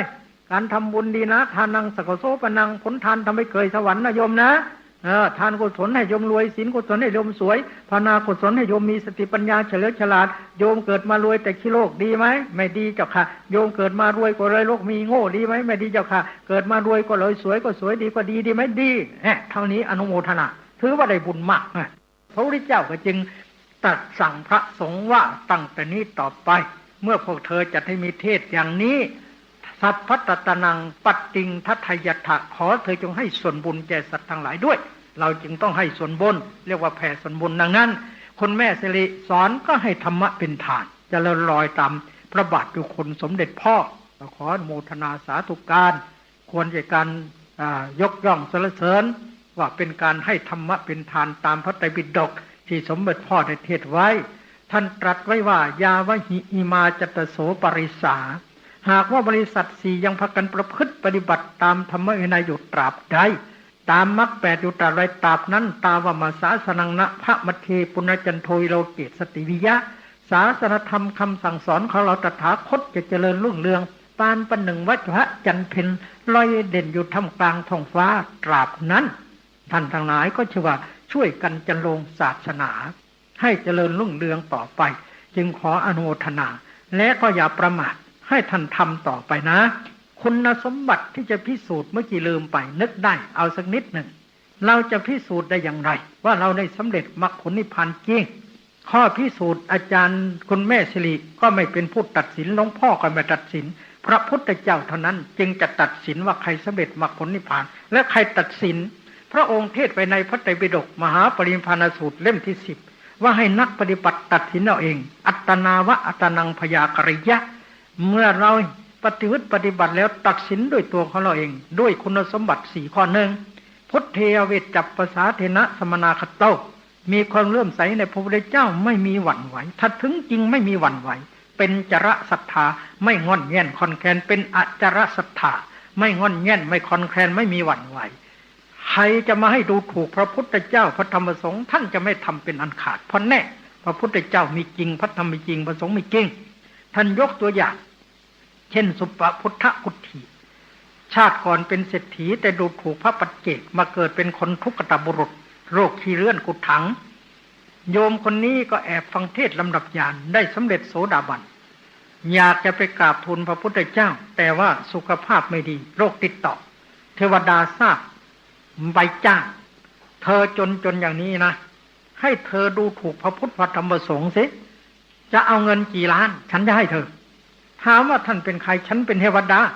อเปหิเทวเตเทวดาเร็วๆนี้ให้ไกลฉันไม่จนเทวดาก็รีบไปเฝ้าพระพุทธเจ้าถามว่าพระพุทธเจ้าขาดคนที่มีใจถึงธรรมะนี่แม้จะจนแสนจนเราจะจ้างให้ดูถูกพระรัตนตรัยไม่เอาเลยพระเจ้าโอ้ถูกแล้วมหาบพิตรอย่าว่าแต่อย่างมหาบพิตรนี่เลยอย่าว่าแต่นั่นเลยต่อให้อีกอย่างมหาบพิตรนี่แหละคนอย่างมหาบพิตรนี่กี่ร้อยกี่พันคนก็ตามไม่สามารถจะให้ลูกของอาตมาภาพหวั่นไหวได้หรอกพระเจ้าเรียกว่ามะปุตโตลูกของอาตมาภาพทั้งนั้นผู้ที่เจริญวิปัสสนาจะอยู่ในสภาพอย่างไรก็ตาม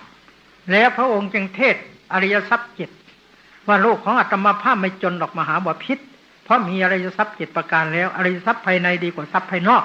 จึงได้เทศว่าศรัทธาทนังศีลทนังหิริโอตตปิยังทนังสุตตะทนังจาจาโคจาปัญญาเวสตมังทนังยัสสะอีตาธนาอธิอิติยาปุริสัสสวาอัทริโทติตังอาหุอโมคังตัสชีวิตตังอริยทรัพย์7คืออริยทรัพย์คือศรัทธาคือศีลหิริโอตตปะสุตตะจาคะปัญญามีแก่บุคคลใดอิทยาเป็นหญิงก็ตามปุริสัสสวาเป็นผู้ชายก็ตามอัทริโทติตังอาหุเรากล่าวว่าคนนั้นเป็นคนไม่จนอโมคังตัสชีวิตังชีวิตของคนนั้นไม่เปล่านี่พระพุทธเจ้าสรรเสริญอย่างนี้ข้อที่2เลื่อมใสในพระธรรมไม่หวั่นไหวใครจะมาบอกวิธีปฏิบัตินิพพิทอื่นถูกโยมก็ไม่เชื่อเพราะปฏิบัติแล้วมันเห็นผลจริงๆเชิญมาพิสูจน์ได้จริงๆใครจะมาให้ทิ้งปฏิบัติไม่เอาแล้วยกตัวอย่างวิสาขาอุบาสกไปฟังเทศจบเป็นพระโสดากลับไปถึงบ้านมารอยู่สวรรค์ชั้นนิมรดีลงมาเคาะประตูโยมออกมานี่เมื่อกี้นี่หลวงพ่อเทศผิดไปนะขันธ์5มันเป็นอนิจจังทุกขังอนัตตาเป็นสุขะผิดแก้นะขันธ์5เป็นอนิจจังทุกขังอนัตตาอสุภะผิดแก้ซะขันธ์5เป็นนิจจังคือเที่ยงสุขขังเป็นสุขอัตตาเป็นตัวตนสุภะเป็นของสวยของงามนะบอกท่านเป็นใครมารใช่ไหมอย่าทักกันอย่างนั้นสิเปิดนี้เลยเห็นไหมขนาดแปลงเป็นพระเจ้ามายังไม่เชื่อเลยนี่ข้อ2 3เลื่อมใสในพระสงฆ์ไม่มีหวั่นไหวสงฆ์เขียนตัวสอเสือตัวงองูคอระฆังเขาเรียกว่าสงฆ์นี่มาจากสังกิเลเสคะมาจากหนธาตุฆ่าสังกิเลเสหนติติสังโฆผู้ใดฆ่ากิเลสผู้นั้นถือว่าสงฆ์สังกิเลสเสพเพราะฉะนั้นสงฆ์มี3 1สมมติสงฆ์นี่พระ4 องค์นั่งเรียงแถวกัน4 รูปนี่เขาเรียกสมมุติสงฆ์2ปรมัตถสงฆ์โยมทุกคนทั้งเด็กและผู้ใหญ่ที่กำลังเจริญกรรมฐานเรียกว่าปรมัตถสงฆ์3ผู้ที่เจริญวิปัสสนาทั้งพระญาติโยมสำเร็จเป็นพระโสดาบันเรียกว่าอริยสงฆ์เลื่อมใสในพระสงฆ์หมายเอาในสงฆ์3จำพวกนี้ยกตัวอย่างให้ฟังแล้ววิสาขาอุบาสกไม่เชื่อข้อที่3เลื่อมใสในพระสงฆ์เมื่อกี้นี้ถึงข้อนี้ยกตัวอย่างผู้หญิงคนหนึ่งเป็นภรรยาของพราหมณ์ชื่อชานุสโสนีผัวชื่อพราหมณ์ภารพทวาชโคตผัวถือพราหมณ์เมียถือพุทธเมียปฏิบัติวิปัสสนาเป็นพระโสดาบัน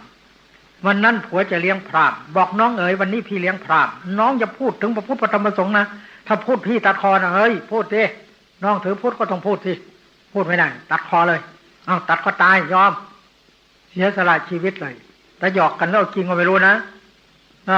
คนนี้สุดก็เลี้ยงพราหมณ์เมียก็ช่วยถือสำรับกับข้าวเลี้ยงเผอิญไปโดนสะดุดนี่สะดุดเสือมันจะหกล้มสำรับมันจะหก นะโมตัสสะคุณพระช่วยเท่านี้แหละพราหมณ์กำลังกินข้าวคายออกด่าลุกหนีเลยหัวก็โกรธจัดวิ่งไปหาพระพุทธเจ้าเลยคงอยู่ไม่ไกลวัดนัก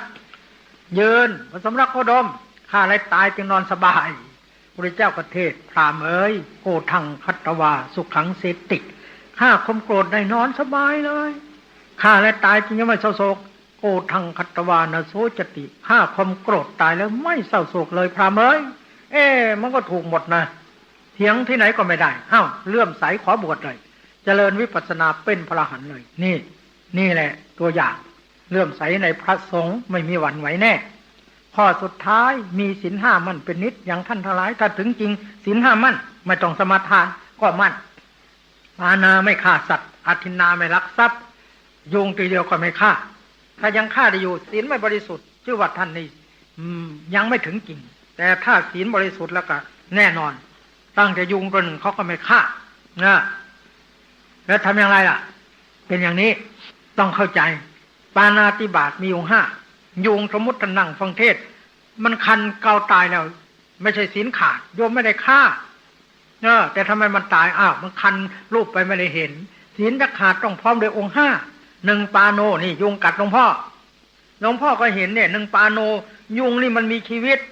2ปานาสัญญิตาหลวงพ่อก็รู้มีชีวิต3วัฏฏกิจต่างหลวงพ่อจะตีมันตายมันไม่กินเราทำไมเนี่ยนี่นึกว่าจะตีมันตาย4อุปกโมพยายามทำช้าๆทำไวมันจะบินหนี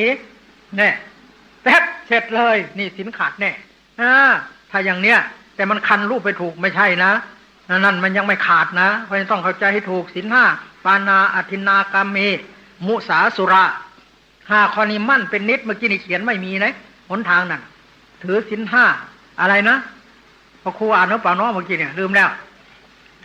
ถ้าทุกคนถือศีล5อะไรสังคมจะก้าวหน้าไปอ่านดูสิหลวงพ่อจำครับค่ายครับคาวอย่างนั้นนะศีล5จะมั่นต้องเจริญกรรมฐานไม่ใช่หลวงพ่อให้กี่ธรรมาสวันหนึ่งให้14ธรรมาสก็มีแต่เปล่าหลวงพ่อไปเทศน์สอนนักโทษในคุกวันมาฆบูชามีนักโทษคลองเปรม4,400 คนหลวงพ่อให้ศีลนั้นแล้ววันวิสาขบูชา 5,500 คนวันอาสาฬหบูชา 6,000 คนว่าไงเทศดีเกินไปเทศอะไรเข้าคุกเรื่อยใช่ไหมมาฆะมี 4,000 วิสาขะ 5,000 อาสาฬหะ 6,000 ก็เทศเก่งกันไปเทศเอาคนเข้าคุกเรื่อยไม่หายหรอกท่านทั้งหลายเทศไปเถอะนี่มันปลายศีลนี่ต้นศีลอย่างที่ท่านทำนี่หลวงพ่อทดลองแล้วนี่อยู่เมืองขอนแก่นกับข้าหลวงเอานักโทษมาฟังเทศทุกวันตลอดพรรษาเวลาจะปล่อยท่านข้าหลวงเอาพระมาเทศมาสวดมนต์แล้วให้เขาได้ฟังสวดมนต์ละข้าหลวงเลี้ยงอาหารเขาท่านข้าหลวงทำตามหลวงพ่อเป็นบทเรียน7 ประโยคเสร็จแล้วเวลาจะปล่อยให้เขาเลี้ยงอาหารเขาเสร็จให้มาสาบานต่อหน้าพระพุทธรูปข้าพเจ้าขอปฏิญาณสาบานตนต่อหน้าข้าหลวงต่อหน้าพระพุทธรูปต่อหน้าพระสงฆ์ว่าข้าพเจ้าจะไม่ขอกลับเข้ามาสู่คุกสู่ตารางอีกหลวงพ่อพระจังหวัดสวดชยันโตโพธิยาโมเลพรหมน้ำพุทธมนต์กลับไปบ้านด้วยความยิ้มแย้มแจ่มใสพรุ่งนี้นักรถจักรยานติดคุกอีกแล้วตายมันเพราะอะไรเราก็นึกว่าเทศเก่งแล้วมันยังมาติดคุกอีกนี่มันให้ตำรายาโยมไม่ให้เขาต้มยาจีนเหมือนหลวงพ่อให้ยาโยมให้เป็นเหือดเถาวันเปลียงกันทำให้สารสังเสนใบมอมไก่โหยหมูต้มกิน5 หม้อหายเลยยาตัดรากใบนาด4 ใบลกมันนั้นหนัก20 บาทสารส้ม1 สลึงตัดรากหายโยมไหมแต่โยมทุกคนได้แล้วไม่เคยต้มยาหลวงพ่อเลยนอนดูอยู่เฉยๆหนามันก็หอบหืดเรื่อยลูกก็ไอ้แคกอยู่มาด่าหลวงพ่อเลยยาเจ้าคุณเทพไม่ดีถูกไหมไม่ถูกเพราะไม่ต้มยาเหมือนกันฟังเทศเหมือนกัน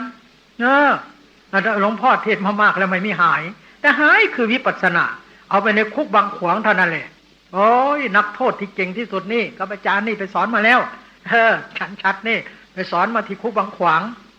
เสือจุ้ยติดคุกตลอดชีวิต76 ปี300 วันโอ้ตายใช่ไหม76 ปีตลอดชีวิตใช่และ76 ปีเอาอะไรไปติด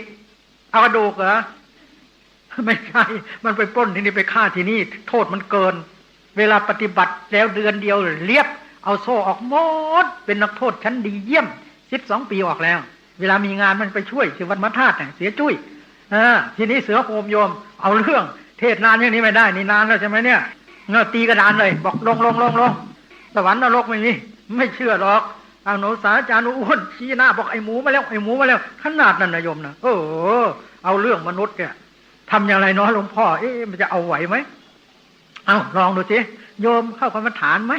โซ่2 ขาผูกขา2 ขาเป็นแผลแล้วผูกเอวอีกด้วยอาตมาจะเอาโซ่ออกให้ทำกรรมฐานไหมโยมขอเดือนเดียวเอาครับบอกนั้นนะ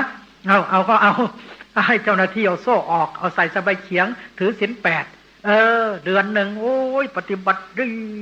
เวลาจะปล่อยนี่เทศน์ลำดับญาณเหมือนอย่างนี้พรุ่งนี้จะปล่อยหมดเขตแล้วก็มาฟังเทศน์ลำดับญาณใครมีปัญหาอะไรที่ได้ประสบพการอะไรบอกรุนพูดเลยเสือโทมเขียนมาเลยอ่านเลยข้าพเจ้าคิดว่าบุญบาปสมณรกไม่มีข้าพเจ้าชั่วพอได้วิชามาจากพระปืนยิงไม่ออกมีดฟันไม่เข้าบัดนี้ข้าพเจ้าไม่เอาแล้วข้าพเจ้าจะขอเลิกหมดจะเอาไปคืนพระอาจารย์พอออกไปอาจารย์วัดประดูตายพอดีเลยแกก็เลยบวชตลอดชีวิตเลยเห็นไหมล่ะข้าพเจ้าชั่วพอได้วิชามาจากพระอันนี้จะเอาไปคืนแกก็เลิกเลยฆ่าคนตาย31 ศพ13 ขวบฆ่าตายศพ16 ปีลวงไปยิงทิ้งในป่าเลยตั้งแต่นั้นเป็นนักเลงโตเลยไม่ต้องกลัวใครขึ้นเป็นนักเลงโตเขาใหญ่แล้วก็ที่โคราชแหกคุกที่โคราชสั่งประหารชีวิตแล้วกลับไปในบางขวางที่นี่ได้อภัยโทษเลยไม่ประหารชีวิตกลับไปดำเนินคดีโคราช2 คดียังเหลืออยู่แหกคุกปล้นตำรวจยิงตำรวจตายได้ปืนไป17 กระบอกเป็นนักเลงโตเขาใหญ่สุดท้ายจับมาติดคุกอีกที่บางขวางเห็นไหมนี่ชีวิตคนทนายเพราะฉะนั้นจะแก้คนต้องแก้ถูกหลัก1พ่อแม่แก้ที่บ้าน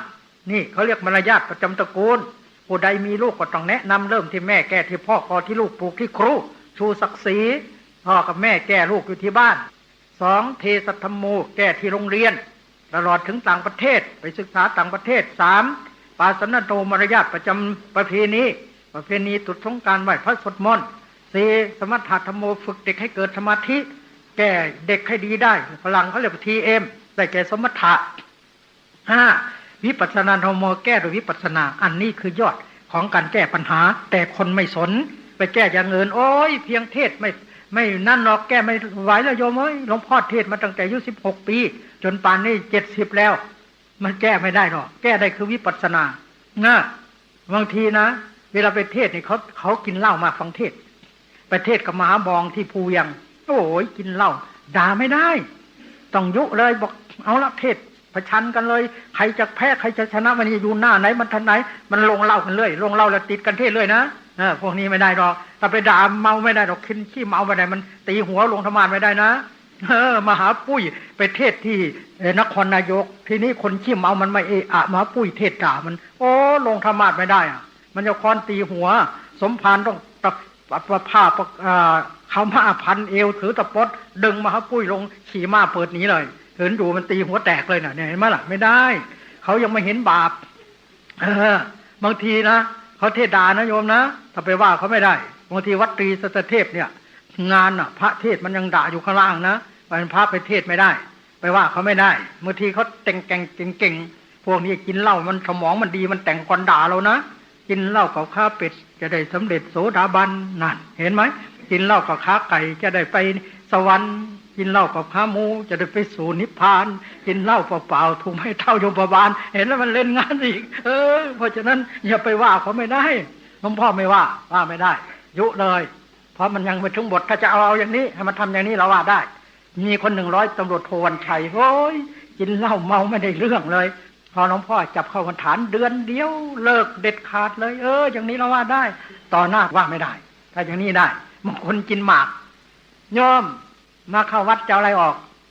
เอากิเลสใช่ไหมใช่แล้วกิเลสมันอยู่ลึกนะโยมนะแค่ลิ้นลิ้นปากยังเอาออกไม่ได้ลึกกว่านี้มันจะออกไหวหรือหลวงพ่อไม่ให้เลิกนะโยมนะแต่ให้ไปคิดหน่อยบางคนเลิกเลยหาวหวอน่าสงสารเหมือนกันใจเย็นหมาก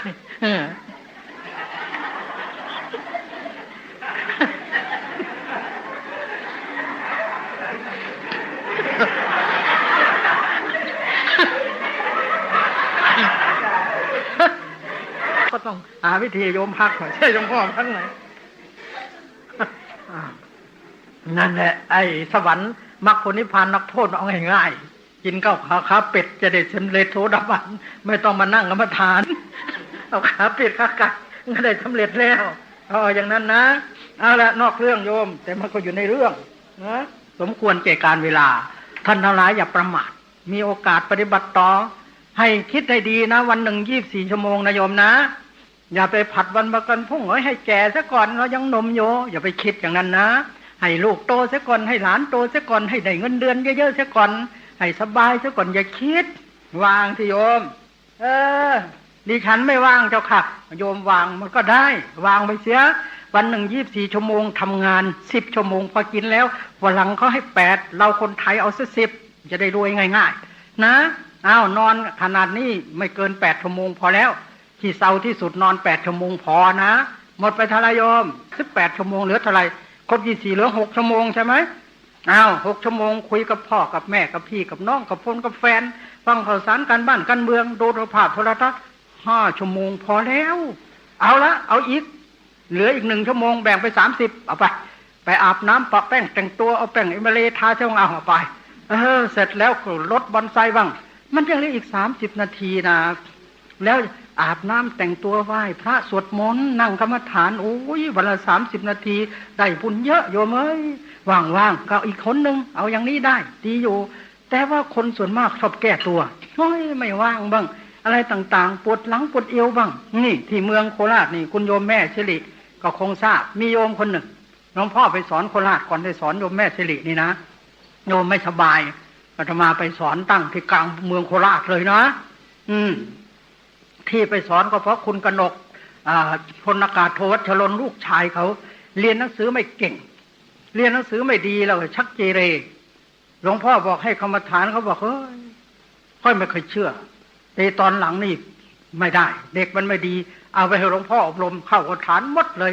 ไม่ถึง15 วันหน้ามือเป็นหลังมือเลยปกครองน้องแทนพ่อแทนแม่ได้หมดโอ้มันดีจริงๆอธิษฐานจิตส่งไปเรียนต่างประเทศเลย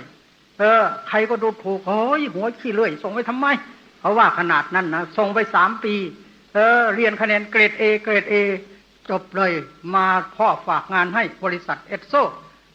เด็กคนนี้เรียนหนังสือก็ดีฝรั่งชมปลอเลยฝรั่งเขาบอกนี่เธออายุ20 ปีนะสตาร์ทครั้งแรกฉันให้เธอ 4,070 บาทถ้าเธอ25 ปีฉันให้ 5,000 เห็นไหมพอทำงานดีๆเสร็จแล้วมีผู้หญิงคนหนึ่งโยมเข้ากรรมฐานไหม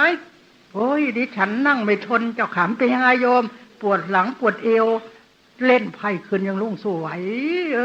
นั่งกรรมฐาน30 นาทีปวดหลังปวดเอวนี่เห็นไหมเขาเรียกแก้ตัวใช่ปะพวกโยมจะแก้ตัวนะคนดีชอบแก้ไขคนจันไรชอบแก้ตัวคนชั่วชอบทำลายคนมักง่ายชอบทิ้งคนจริงชอบทำคนระยำชอบติคนอุตริชอบพันหาเรื่องคนเจ้าของบ้านของเมืองต้องมีพรหมิหารคนนันทพานเป็นคนหนักแผ่นดินคนไม่มีที่มีถิ่นเป็นภัยต่อสังคมคนอุดมได้ทำนำมาแต่ความสุขนี่อย่างท่านนี่มีธรรมะไปอยู่ที่ไหนมันก็มีแต่ความสุขความเจริญนะเอาล่ะเพราะฉะนั้นอย่าพากันแก้ตัวให้พากันปฏิบัติต่อไปก่อนหลับจะนอนไหว้พระสวดมนต์นั่งกรรมฐานทุกวันนั่นแหละเราพบของดีแล้วหลวงพ่อได้ให้โอวาทสอนท่านทั้งหลายมาสมควรแก่การเวลาแล้วก็ขอยุติไว้แต่เพียงเท่านี้เทศนาประโยชน์สานินวสารกันเป็นในสิ้นสุดยุติลงแห่งการแสดงพระสัทธรรมเทศนานี้สัพพุทธานุภาเวนะหน่วยอนุภาพแห่งคุณพระศรีรัตนตรัยอติไสยปุญญเขตและกุศลสมบัติอนวัตกิจธรรมามิตรสักการะบูชาที่ท่านทั้งหลายได้บำเพ็ญมาตั้งแต่ตนจนบัดนี้พอจงมารวมกันเป็นตบะเดชะเป็นภรวะปัจจัยอันแก่กล้าปกป้องรักษาคุณแม่สิริผู้เป็นอาจารย์สอนท่านทั้งหลายให้ได้ดวงตาเห็นธรรมในคราวนี้ก็ดีท่านทั้งหลายที่เป็นศิษยานุศิษย์พากันมาฟังเทศก็ดีตลอดจนประสงค์องค์ข้าเจ้าโดยอาการนำของท่านพระครูอุดมสมาธิวัดนะท่านพระครูเนี่ยพระครูอะไรนะจิตติคุณเริ่มชื่อจะเลือกแต่อาจารย์ฉัตรมาตั้งชื่อใหม่ซะพระบาทสมเด็จอยู่หัวพระราชทานยศให้แต่ไม่ได้ขอโทษด้วยเอาชื่อเก่าเรียกแต่ว่าอาจารย์ฉัตรเลยติดปากมาเลยมาขอท่านอาจารย์ฉัตรพรทางพระและญาติโยมทุกคนทุกท่านจงพากันอยู่เย็นเป็นสุขหายทุกข์หายโศกหายโรคหายภัยเจริญในลาภยศอายุวรรณะสุขภละปฏิภาณธรรมสารสมบัติตลอดการเป็นนิจ ท่านจะปรารถนาสัพพะอัตอิทธวิบูลมนุผลสิ่งใดขอสัพพะอัตอิทธวิบูลมนุผลสิ่งนั้นจงพลันสำเร็จตามมโนปณิธานของท่านร้ายจงทุกประการด้วยกันทุกท่านเทินรับพรยะถาวะริวหาปุราปริปุเรนติสากรังเอวเมวะอิโตตินังเปตนังอุปกัปปติอิจิตังปจิตังตุหังคิปะเมวะสมิจฉตุสัพเพปุเรนตุสังกปาจันโทปนรโสยถามะนิโชติรโสยถาสัพพิติโยวิวัชชันตุสัพพโรโควินัสสโตมาเตภวัตวันตรายโยสุขีที่ข้าโยโกภวะอภิวาทนาสีลิสนิจจังวุฒาปจายโนจัตตารโอธรรมาวัฏทันติอายุวันโนสุขังภะลัง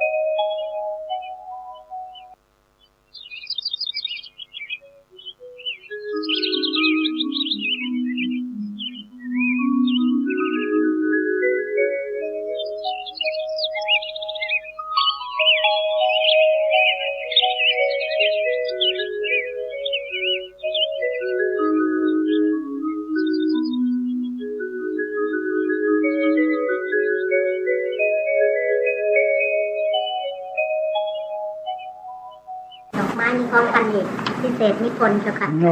มานั่งอยู่ทางขวานั่นเหรออาจารย์นี่นะดีปฏิบัติแล้วก็ด้วยใจบรรยายดีมากของมุทนาดิฉันและลูกโยคีทั้งหลายรวบรวมปัจจัยถวายท่านเจ้าคุณอาจารย์3,300จำพรของมุทนานะทุกคนตั้งใจถวายทานอธิษฐานตามคุณแม่นะโมตัสสะภะคะวะโตอะระหะโตสัมมาสัมพุทธัสสะนะโมตัสสะภะคะวะโตอะระหะโตสัมมาสัมพุทธัสสะนะโมตัสสะภะคะวะโตอะระหะโตสัมมาสัมพุทธัสสะนะโมตัสสะภะคะวะโตอะระหะโตสัมมาสัมพุทธัสสะนะโมตัสสะภะคะวะโตอะระหะโตสัมมาสัมพุทธัสสะนะโมตัสสะภะคะวะโตอะระหะโตสัมมาสัมพุทธัสสะอิทังวัตเมธานังอาสวัคยาวหังนิพพานังโหตุขอผลทานของข้าพเจ้านี้จงสำเร็จแก่ข้าพเจ้าสมความมุ่งหมายโดยเร็วขอให้ข้าพเจ้าสิ้นอาสวะกิเลสเป็นสมุจเฉทประหารมีปัญญาญาณได้ปฏิบัติวิปัสสนากรรมฐานทุกภพทุกชาติได้บรรลุมรรคผลนิพพานโดยเร็วเทิน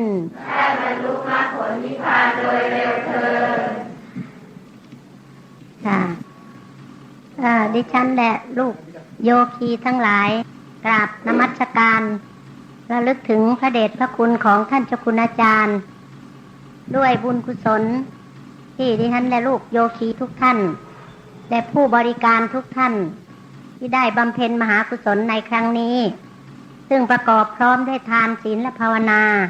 เป็นการทดแทนคุณองค์สมเด็จพระสัมมาสัมพุทธเจ้าทดแทนพระคุณท่านเจ้าคุณอาจารย์ครูบาอาจารย์ทุกท่านที่ได้ให้ความรู้ขอบุญกุศลทั้งมวลที่ข้าพเจ้าทั้งหลายได้บำเพ็ญเพียรมาแล้วโดยตลอดจากอดีตถึงปัจจุบันวันนี้จงเป็นภลวะปัจจัยคุ้มครองส่งถึงท่านเจ้าคุณอาจารย์ท่านเจ้าคุณเทพสิทธิมุนี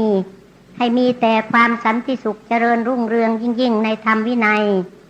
ท่าน ท่านเจ้าคุณอาจารย์จะคิดสิ่งใดประสงค์สิ่งใดจงสมปรารถนาโดยเร็วขอให้ท่านเจ้าคุณอาจารย์มีพลานามัยสมบูรณ์ปราศจากโรคภัยไข้เจ็บปราศจากภัยในที่ทุกสถานในการทุกเมื่อขอให้ท่านเจ้าคุณอาจารย์ได้บรรลุมรรคผลนิพพานโดยเร็วเทินเป็นล่มโพล่มไทรบัดนี้อาตมาได้รับพรชัยจากท่านทั้งหลายแล้วก็ขอรับด้วยคำว่าเอตังปวะรังปฏิคันหามิข้าพเจ้าขอรับพรชัยอันนี้อาตมาได้รับพรชัยนี้ชั้นใดก็ขอให้ท่านทั้งหลายได้รับพรชัยอันนี้เช่นเดียวกันฉันนั้นตอนนี้โปรดตั้งใจเราได้บุญจากการนั่งกรรมฐานประการหนึ่งได้บุญจากการฟังเทศน์ประการหนึ่งได้บุญจากการว่าธรรมะตั้งแต่พระไตรปิฎกเป็นต้นมาประการหนึ่งได้บุญจากการรักษาศีลอีกประการหนึ่งดังนั้นทุกท่านโปรดตั้งใจว่าตามอิทังเมปุญญังนิพพานัสสะปัจจโยโหตุขอผลบุญนี้จงเป็นปัจจัยให้ข้าพเจ้าได้ถึงพระนิพพานในชาตินี้หากว่ายังไม่ถึงในชาตินี้ขอให้ข้าพเจ้าได้ไปเกิดในสวรรค์มีชั้นดาวดึงส์เป็นต้นขอให้ได้สำเร็จมรรคผลนิพพานบนสวรรค์โน้นหากยังไม่สำเร็จอยู่เมื่อศาสนาพุทธนี้จะครบ 5,000 ปีเมื่อถึงพ.ศ. 4,999 ปีกับ11 เดือน12 วันพระอธิษฐานของพระพุทธเจ้าทุกหนทุกแห่งจะเสด็จไปรวมกันเป็นองค์พระพุทธเจ้าสอนเทวดาอยู่ภายใต้ต้นศรีมหาโพธิ์7 วัน 7 คืนมีเทวดาได้บรรลุมรรคผลนิพพานประมาณ 84,000 องค์ขอให้ข้าพเจ้าได้เป็นเทวดาได้ฟังเทศน์ได้สำเร็จมรรคผลนิพพานในสมัยนั้นหากยังไม่สำเร็จอยู่ขอให้ข้าพเจ้าได้เกิดทันศาสนาภาษีอานได้สำเร็จมรรคผลนิพพานในสำนักของพระองค์ท่านโดยเร็วพลันที่สุดในระหว่างที่ท่องเที่ยวอยู่ในวัฏสงสารขึ้นชื่อว่าอบายภูมิอย่าให้ข้าพเจ้าได้ไปเป็นอันขาดตั้งแต่วินาทีนี้เป็นต้นไปจนกระทั่งถึงพระนิพพานยิทังเมปุญญภาคังกัปปสัตตานังเอมะข้าพเจ้าขออุทิศส่วนบุญที่ได้บำเพ็ญมาทั้งวันให้แก่บิดามารดาครูบาอาจารย์ท่านผู้มีพระคุณท่านผู้มีบุญคุณทุกท่านเจ้ากรรมนายเวรพูดผีปีศาจทั้งหลายเทพพระบุตรเทพธิดาทุกองค์ต่างโดยภูมิเทวดารุกขเทวดาอากาสเทวดาปัปพตะเทวดาสมุทธเทวดาตลอดเท้าจตุโลกบาลทั้งสี่เท้าสักกะเทวราชผู้เป็นใหญ่ในเมืองแมนแดนสวรรค์ พร้อมทางนางเทพพระอัปสรกัลยาขอจงได้อนุโมทนาสาธุการในบุญญสมภารที่ข้าพเจ้าได้บำเพ็ญมานี้สัตว์ทั้งหลายที่ถึงทุกข์ขอจงพ้นจากทุกข์สัตว์ทั้งหลายที่ถึงสุขขอจงได้รับความสุขยิ่งขึ้นไปด้วยกันทุกท่านเทินอรหังสัมมาสัมพุทโธภะคะวาภะคะวันตังอภิวาเทมิ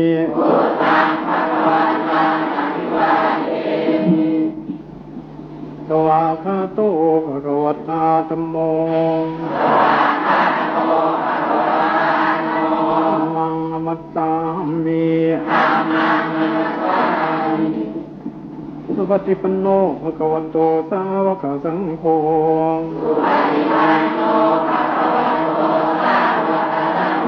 สังฆังนามามิ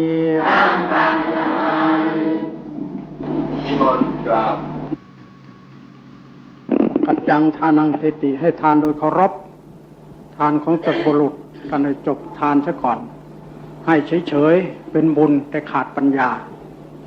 นะโมตัสสะภะคะวะโตอะระหะโตสัมมาสัมพุทธัสสะนะโมตัสสะภะคะวะโตอะระหะโตสัมมา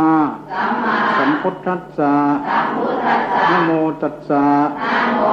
ภะคะวะโตอะระหะโตสัมมาสัมพุทธัสสะสุทินนังวะสเมธานังอาสวะขยวหังโหตุขอผลทานนี้จงเป็นปัจจัยให้ข้าพเจ้าได้สิ้นอาสวะกิเลสเป็นเหตุให้ข้าพเจ้าได้บรรลุมรรคผลนิพพานอิทังเมปุญญาภาคังสัพพสัตตานังเทมะข้าพเจ้าขออุทิศส่วนบุญที่ได้บำเพ็ญมานี้ให้แก่บิดามารดาครูบาอาจารย์ท่านผู้มีพระคุณท่านผู้มีบุญคุณทุกท่านเจ้ากรรมนายเวรพูดผีปีศาจทั้งหลายเทพบุตรเทพธิดาทุกองค์ขอจงได้อนุโมทนาในส่วนบุญส่วนกุศลที่ข้าพเจ้าได้บำเพ็ญมานี้สัตว์ทั้งหลายที่ถึงทุกข์ขอให้พ้นจากทุกข์สัตว์ทั้งหลายที่ถึงสุขขอจงได้รับความสุขยิ่งขึ้นไปด้วยกันทุกท่านเถิดรับพรเมื่อกี้นี่พรเทศอันนี้พรทานยะถาวะริวาปุราปริปุเรนติสาครังเอวเมวะอิโตทินังเปตนังอุปกัปปติจิตังปฏิตังตุหังคิปะเมวะสมิจจตุสัพเพปุเรนตุสังกัปปาจันโทปนรโสยถามะนิโชติรโสยถาสัพพิติโยวิวัชชันตุสัพพโรโควินัสสตุมาเตภวัตวันตรายโยสุขีที่ขาโยโกภวาอาภิวาทนาสีลิสนิจจังวุฒาปจายิโนยะตาโรธรรมาวัฏันติอายุวันโนสุขังภะลัง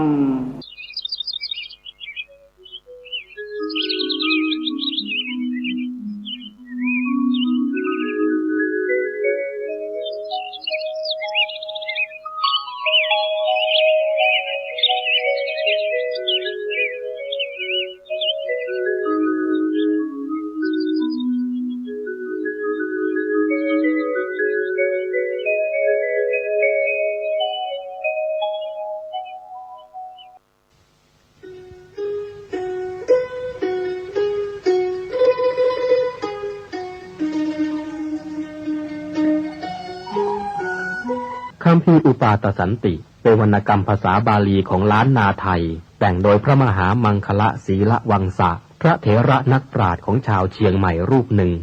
ในสมัยของพระเจ้าสิริธรรมจักรวรรดิลกราชาธิราชหรือพระเจ้าติโลกราชรัชกาลที่11แห่งราชวงศ์มังรายเป็นพระคาถาล้วนจำนวน271คาถาคัมภีร์นี้เป็นที่รู้จักกันแพร่หลายในหมู่ชนชาวล้านนามาแต่โบราณกาลทั้งพระสงฆ์สามเณรและชาวบ้านพากันสวดและฟังอุปาตสันติเพื่อกลับความร้ายให้กลายเป็นความดีมีคำเล่าว่าสมัยที่ท่านแต่งอุปาตสันตินั้นที่เชียงใหม่มีโจรผู้ร้ายและคนอันธพาลชุกชุมผิดปกติมีเหตุร้ายและสิ่งกระทบกระเทือนอยู่เสมอพระมหาเถระศีละวังสะจึงให้พระสงฆ์สามเณรและประชาชนพากันสวดและฟังอุปาตสันติเพื่อสงบเหตุร้ายทั้งมวลที่เกิดขึ้นในเมืองคณะสงฆ์วัดราชภาติการามกรุงเทพมหานครได้นำบทสวดอุปาตสันติคาถาสวดถวายแด่พระบาทสมเด็จพระเจ้าอยู่หัวภูมิพลอดุลยเดชมหาราชเนื่องในวโรกาสฉลองกาญจนาภิเษกเป็นครั้งแรกณเสนาสนะป่าสิริวัฒนวิสุทธิ์อำเภอท่าตะโกจังหวัดนครสวรรค์จึงขอเชิญชวนพุทธศาสนิกชนคนไทยทุกท่านได้ร่วมกันสวดพระคาถานี้ถวายเป็นราชสักการะบูชาแด่พระบาทสมเด็จพระเจ้าอยู่หัวในวโรกาสอันเป็นมหามงคลครั้งนี้และเพื่อยังความสุขสงบอันยิ่งใหญ่ให้แก่แผ่นดินเพื่อความสงบระงับจากภัยพิบัติทั้งปวงและเพื่อความเป็นสิริมงคลแก่ตนเองครอบครัวหมู่คณะชาวไทยและชาวโลกทั้งมวลสรัจฉังสะเสนังสะพันธุงนรินทางปริตตานุภาโวสทารักขตุติภริตวานเมตตังสเมตตาภทานตาอวิคิตจิตตาปริตตังพนันตุสักเขกาเมจรูเปคิริสิขารตเตจันตลิเควิมาเนทีเปรัตเทจะคาเมตรุวนาคาเนเทหวัตทุมให้เขตเตภูมิมาจายันตุเทวาชละทละวิสเมยัคขกันทัพพนาคาติทันตาสันติเกยังมุนิวรวจนังสานทโวเมสุนันตุธรรมัสสวนกาโลยัมปทันตาธรรมัสสวนกาโลยัมปทันตาธรรมัสสวนกาโลยัมปทันตานะโมตัสสะภะคะวะโตอะระหะโตสัมมาสัมพุทธัสสะนะโมตั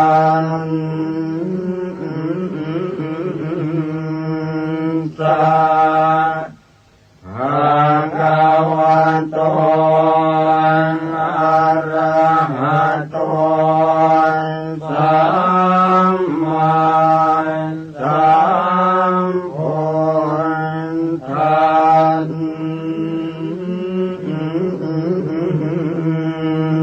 สะนะโม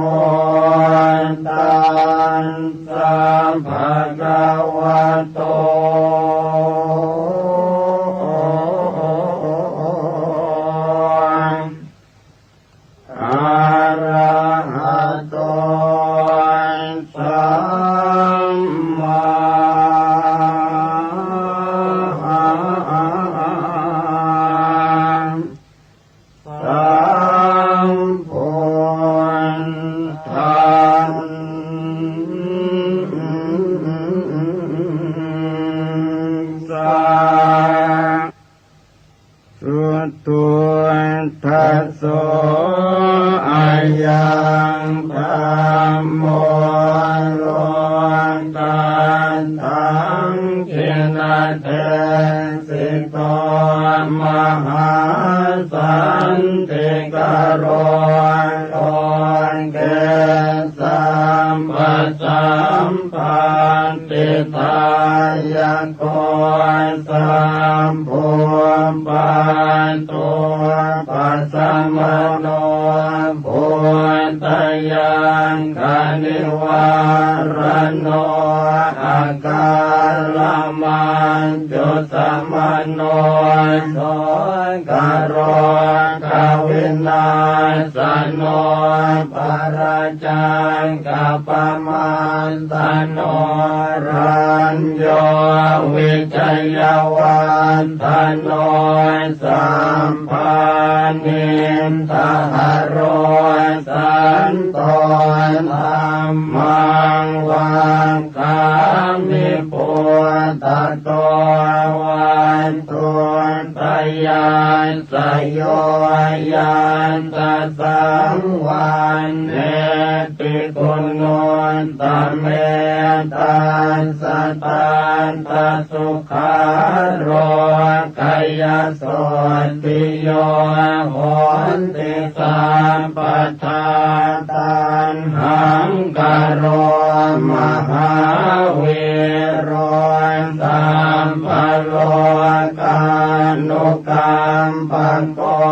วันตสังสารกรรมโนสัมปกรรมตโตสัทธาสัมภา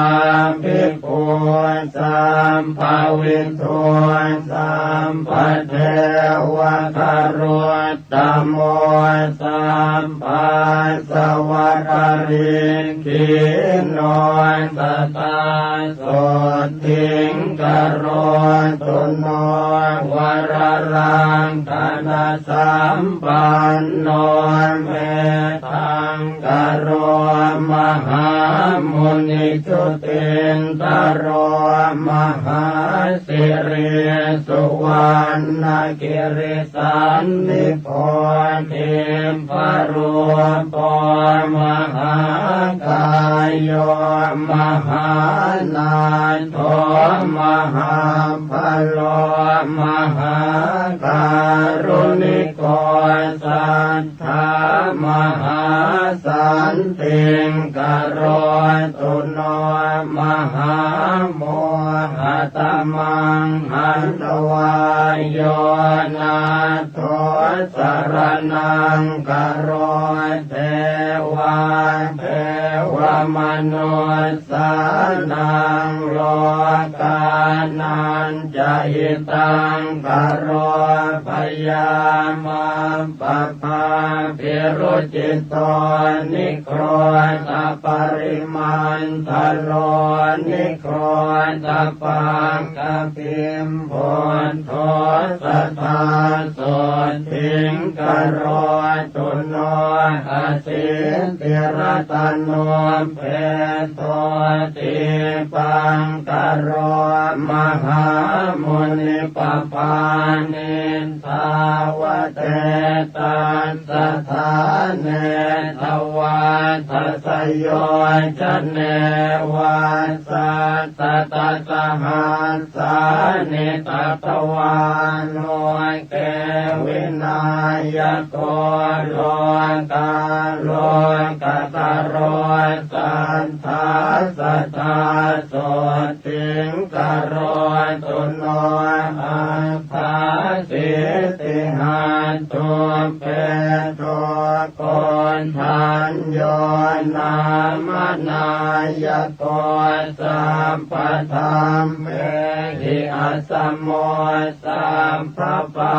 รมิตาคัมโมวัสสัตตสหัสสานิอายุตัสสมเหสิโนโมเจตุโสสัมภปยาสัทธาโสติงกโรตุโนอัฏฐาสิติรัตนานิอาจุกโตจุติน ทโรมังคโลนามาสัมพุทโธนาวุติสหัสสายุโกจัปพันนรังสิโยทัสสะหัสสะโลกธาตุโยภรันตาตาสัจจาแทนติเอสะโสทิงกโรตุโนนาวุติรัตโนเพโตสุมโนนามนายโกกัญจนาจรสังกาโสนาวุติสหัสสายุโกอุเปโตปุณฑกุณเนหิสัมปสันตหิเตสโกกโรตุโนมหาสันติงอารกยัญจะสุขังสัตตาอสิติรัตโนเพโท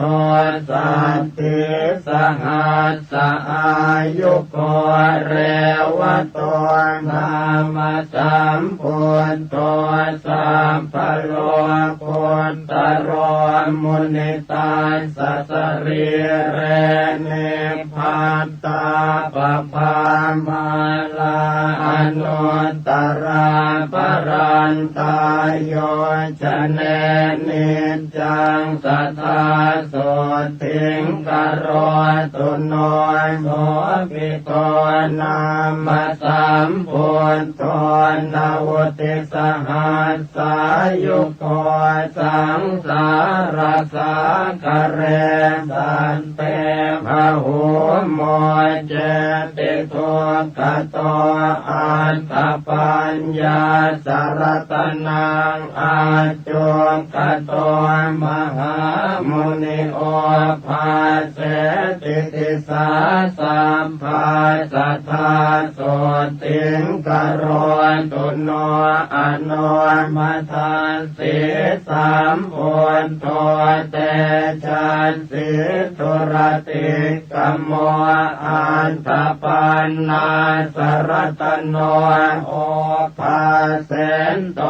สเทวเกนิพพานปาปะโกโลเกวัสสัสตสหัสสายุกโรตุโนมหาสันติงสุขิตาจะมยังสัทธาปทุโมนามาสัมพุทโธโลกเจโธนราสะโพหันตปัญญาสารตโนอาทิตโยววิโรจติวัสสัสตสหัสสานิอายุตัสสะมเหสิโนโสปิพุทโธการุณิโกสัทธาโสติงกโรตุโนอัตตาสิติรัตโนเพโทนารโทสัมปตามโตนิรันตรังทิวาราติงโยชนังภรเตปภานาวุติวาสสหัสสานิทัตวาโลเกวินายโกโมเจติทุกขโตสัตเตโสภิสุทิงกโรตุโนอันตปันนาสรตโน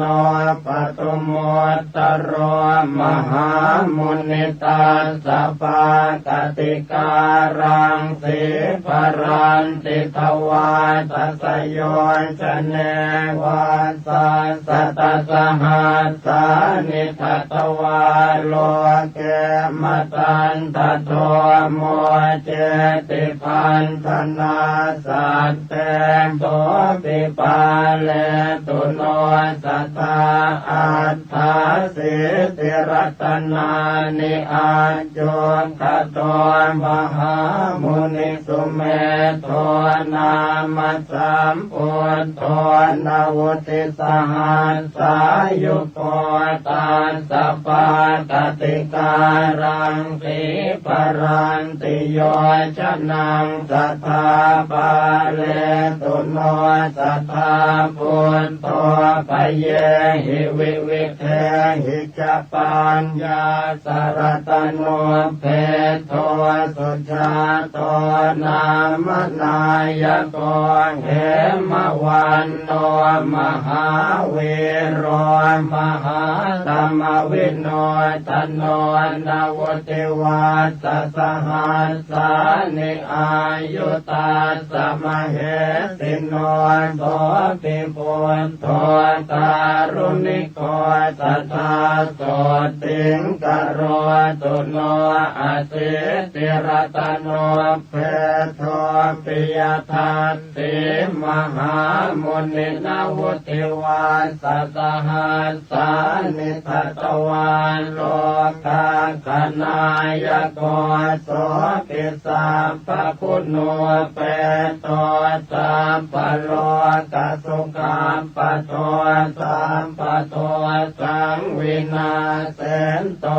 สัพพังโสติงกโรตุโนอาสิติรตโนเปโตอันตตาสินราสโพวาสัสตสหัสสานิโลเกอันทาสินายโกตัสสะปะกติการังปิภรันติโยชนังสัทธานิรันตรังทิวารันติงนาโทโสติงกโรตุโนธัมมทัสสิจะสัมพุทโธอาสิติหัตถโมคขโต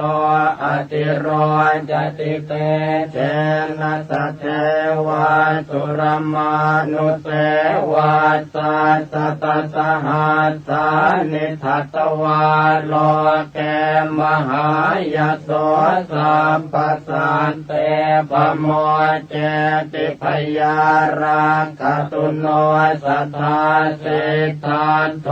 นามสัมพุทโธสัตติรัตนโมคโตติภเวโสติชนะโกสัตตาสหัสสะอายุโกสังสารสาคาราโลเกสันตาเรตวาสเทวเกนิพพาเปติจโยสันทาสัทธาโสติงกโรตุโนสัตติรัตนโมเปโตติโสโรกาคณายโกอนุปโมอัสสทิโสอตุโลอุตตโมชิโนวาสัสตสหัสสานิอายุตาสมเหสิโนอารกยัญจะมหาสุขังโหตุโนตัสสะเตจะสาอัตตปันนาสรตโนพุทโธโลกาคณายโกจะนำผู้จังวิโรเทนตนิพพาเป็นตัวสัทเทวเกณวุติวัสสหัสสานิทัตวาโลเกมหายโสอุตตรันโตภะหุสัตเตสัทธาโสติงกโรตุโนอาสิติรตโนเปโตวิปัสสิโลกนายโกปภานิทาวเตตาสสมันตาสัตตโยชเนโสปิเทวมโนสนังพันธนาปริโมจลิอสิติสหัสสายุโกนาโทโสติงกโรตุโนสัตตติหัตถโมเพโทสิกินาเมสนายโกปภานิทาวเตตาสสมันตาโยจนาตเย โสปิอตุลโยสัมพุทโธสัตตติสหัสสายุโกกโรตุโนมหาสันติงสุขิตาจะมยังสัทธาเวสสพุนามสัมพุทโธเหมรูปสัมโมปโมสันติรัตนโมเตโทสันติจะสหัสสายุโกพระมเทวมโนเสหินาคาสุรติเชหิวาปุจิโตปิสัทธานาโทสัทธาโสติงกโรตุโนตาลิสรตโนเพโทกกุสันโทมหามุนิตาสกายานิจรันติปภาตวาตัสโยชเนจัตตาลิสสหัสสานิตาสอายุอนุตตโรกโรตุโสสัทธานาโทอายุงสุขังพลัญจโนโกนาคัมมนาสามพุทโธติงสหัสสะสมุขโตติงสวาสัสหัสสานิอายุตาสมเหสิโนธรรมามเตนะตาเปตาเทวสังฆังสุราลเยมหิตะเลจะชนะตังตถาโสติงกโรตุโนกัสสะโปนามสัมพุทโธธรรมราชาปปังกโรวิสติหัตถโมเพโตวิสัสสหัสสอายุโกอนุปโมสมะสโมเทวสัทธาอนุตตโรกโรตุโนมหาสันติงอโรกยัญจะชยังสัทธาอัฏฐารสหัสโทเพโทโคตโมสักกยวาตโนสัพพัญโยสัพพติลโกสัพพโลกสุขาปโทสัมพุทโธสัพพธัมมานังปะเกหิภาคยวายุโตวิชชาจรณะสัมปันโนโสตยาโรกยังตถาตุโนอัมปาติตาจะสัมพุทธาอเนกสัตตโกติโยสัพพโลกมพิญญายสัพพสันตานุกัมปิโนสัพพเวรพยาติตาสัพพโลกสุขาปทานสัพพโทสังวินาเสนตาสัพพโสติงกโรนตุโนอนาคเตจะสัมพุทโธเมตตโยเทวปุจิตโตมหิติโกมหาเทวมหาสันติงกโรตุโนสัพเพปัจเจกสัมพุทธานิโรธชานโก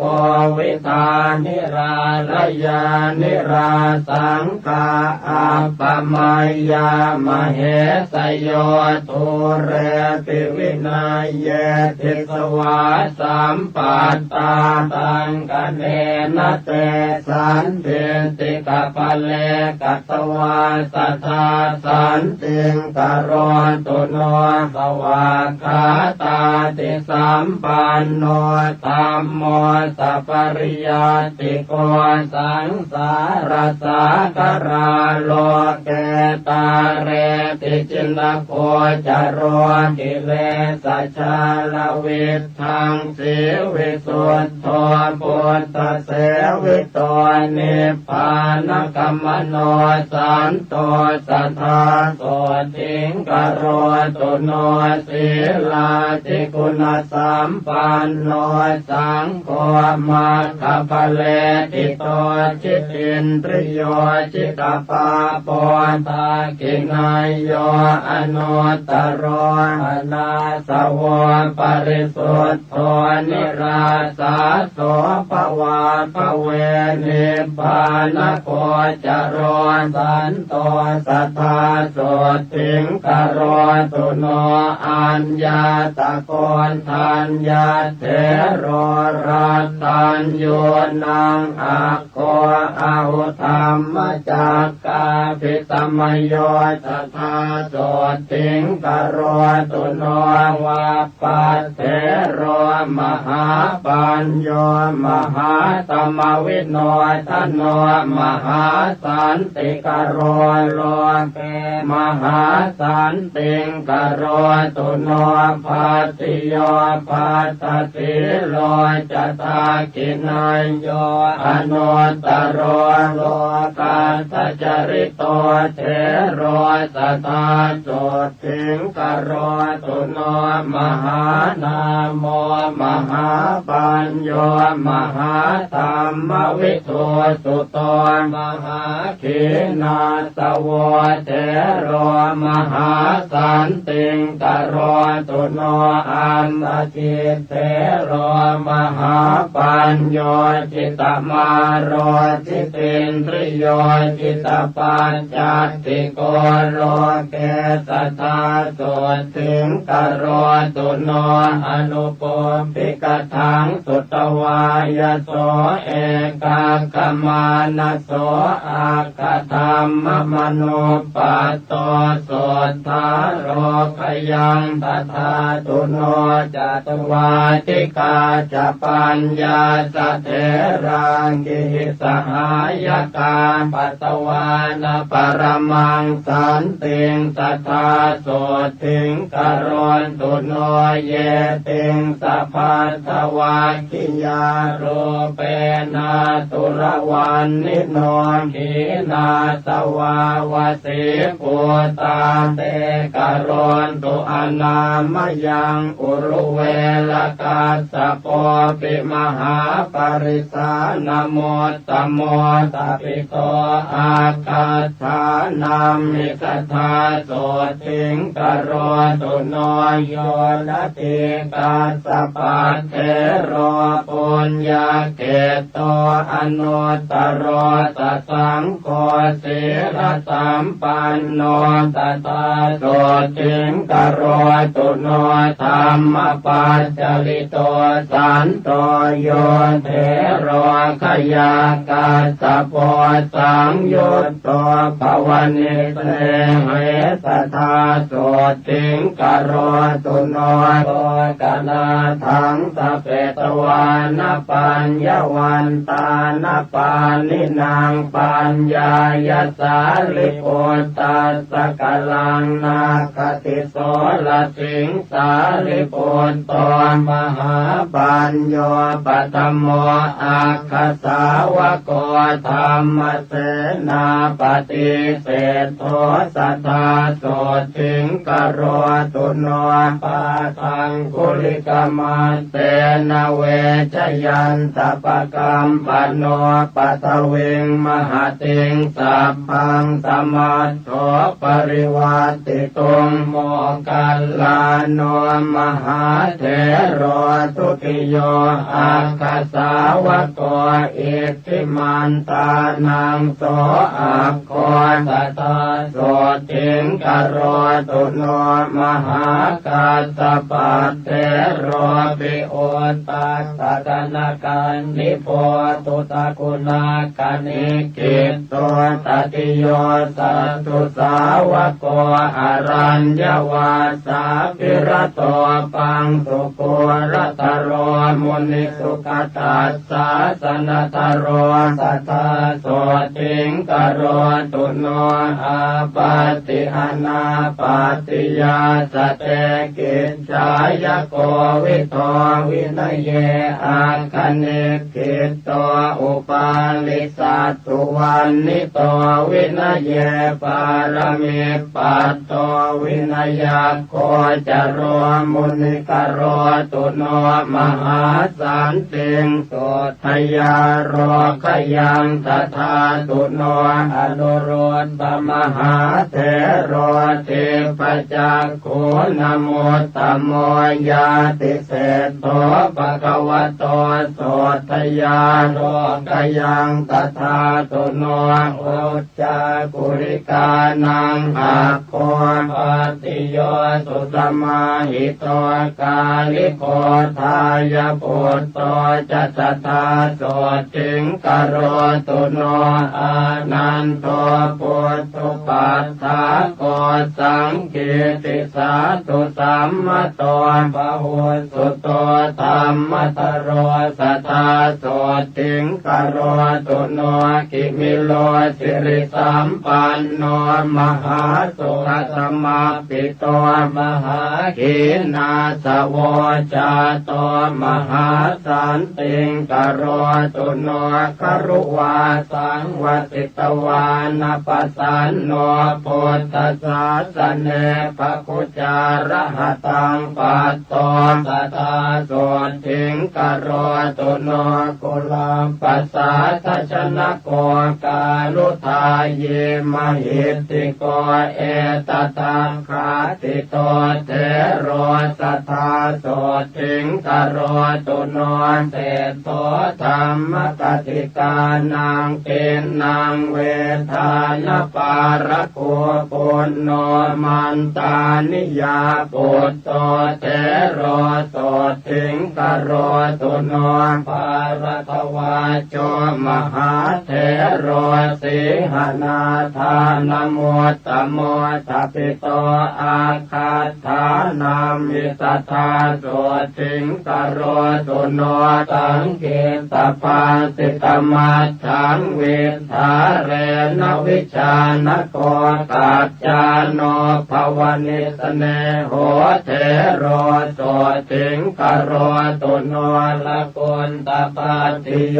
เทโรมันจุสรานโมตโม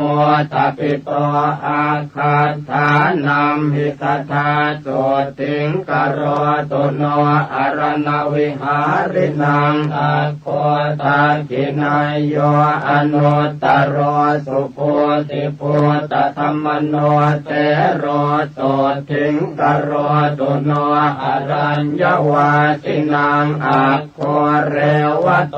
คติรวนิโยวิเวกาภิรโตเทโรสัทธาโสติงกโรตุโนยายีนังอุตตโมเทโรกังขาเรวตนามโกสมาธิญาณกุสโลสัทธาโสติงกโรตุโนโสโนจักโกเลวิโสปิอารัตถวิริยานโมตโมปหิตันโตสัทธาเทโรโสติงภาสุงกโรตุโนกัลยาณวากรณานังโสโนกุติกันโนปิจอักโกติวันมิโตเทโรโสติงภาสุงกโรตุโนลาภินโมตโมเทโรสิวลิอิสิวิสุตโตโสรโตปัญจยาเทมิสัทธาโสติงกโรตุโนสัทธาทิโมตานังอาโควังกะลิอิตินามโกปาโมจปะหุโรเทโรสัทธาโสติงกโรตุโนราหุโรปุถทปุตโตปิเขขากามานโมตโมทายาโทสัพพธรรมเมตุมหาสันติงกโรตุโนสัทธายาปาปจิตวานารัตถปาโลปรังกมิเอตตังเข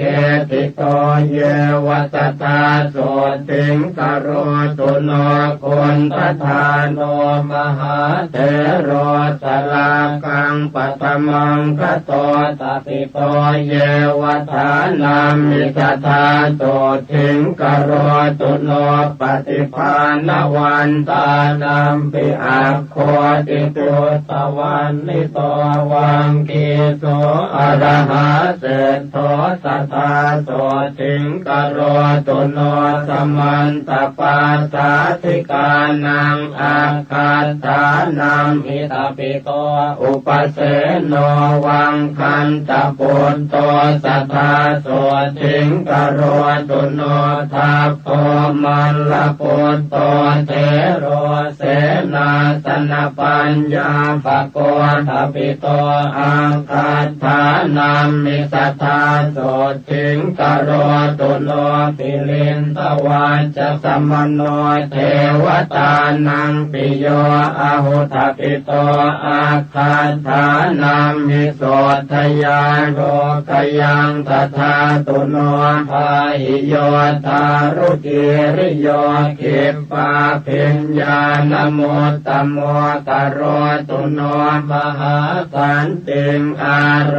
คยัญจะชยังสัทธากุมารกัสสะปัตเถโรจิตตกถินโมตตโมมิจาวิตากุปัจเจโตสัทธาโสทิงกโรตุโนปฏิสัมปิตาปัฏฐานังอากาสานัมหิตาปิโตโกติโตอะระหะเสทโธสัทธาโสทิงกโรตุโนอัปปาภาโทมหาเถโรอัปปาภาทานโมตตโมภากุโรอะระหะชาโตสัทธาโสทิงกโรตุโนปุพเพนิวาสเวทีนังอัคโคติปุตตวันนิโตโสติโตนามโสเทโรสัทธาโสทิงกโรตุโนมหากัปปินาเทโรปิภิกขุโอวาทโก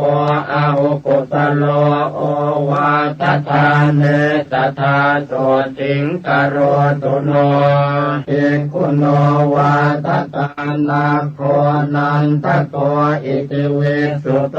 ปาเลตุโนสัทธาเทโรโส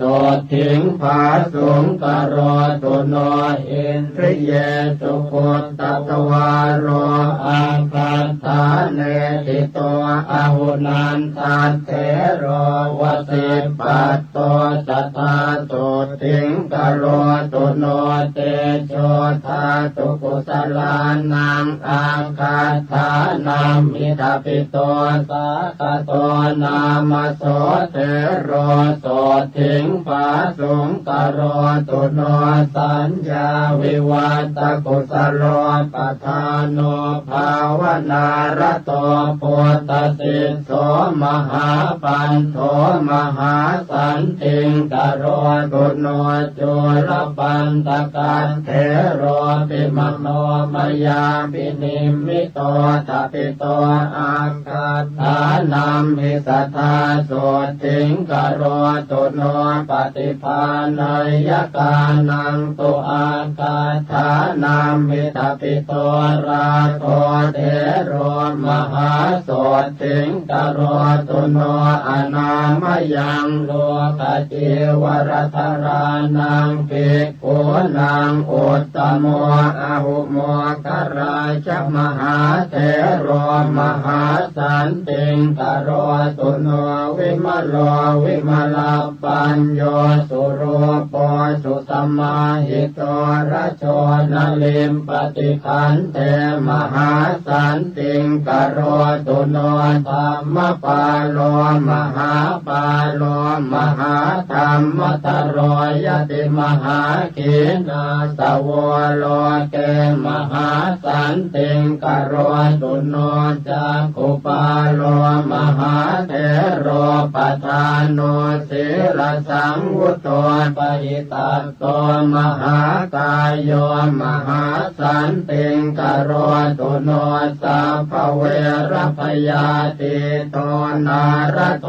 อาสวะขโย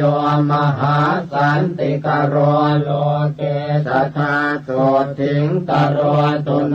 ปุถทปูชายนิรโตจินปัตติปรายโนสัทธัมมสวโนเทโลสัทธาโสทิงกโรตุโนปัจฉิมภวสัมปัตโตโคตโมภาวนาระโตราคะขยมโนปัตโตสัทธาโสทิงกโรตุโนเสนาสเนสุสัพพายังลัทธาจานังสมารปิโคติโกโพธชายันโตสัทธาโสทิงกโรตุโนโพเทปัสสันนมานโสสุปาอุปัญจลีกโตขีนาสววติปุตโตมหาสันติงกโรตุโนวิปัสสนายปัสสุโตวันนิโยจุสมาหิโตสัตโตยาเยวเนวาสิสตาโสทิงกโรตุโนโอติโยวินัยตโรอติกันโตนรามเรธาเรนโตอันติมังเทหังสัทธาโสทิงกโรตุโนวิมโรวิรโชจันโลชาโตปันตระเกตุนาพิมพิสาราตโจเทโรสัทธาโสทิงกโรตุโน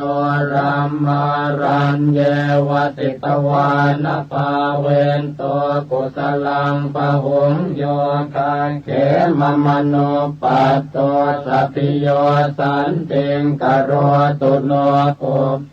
นิวาสังจานันโตเทปจักขุวิโสทโนนาคิโตระระหังปัตโตโสทยาโรขยังตถาตุโนปาติโมกัมมโนปัตโตวิจโยรัญญโคจโรลาภาลาภิตถาสังสีสัทธาโสทิงกโรตุโน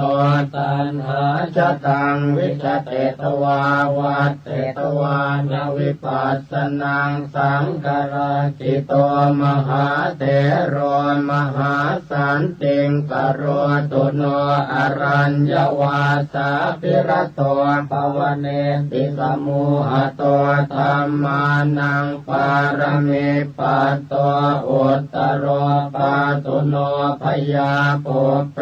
ปุญญานิกัตวานะปุปโยคังสมารปิอุตโพระหตังปัตโตสัทธาโสทิงกโรตุโนสมาปันติสมาปันโนจรพินโยมหิติโกสิวโกพุทธชายันโตสัทธาโสทิงกโรตุโนสัตตาริยธโนเทโรตนิโยตัมปสาคโรวันตสังสารคมโนสัทธาโสทิงกโรตุโน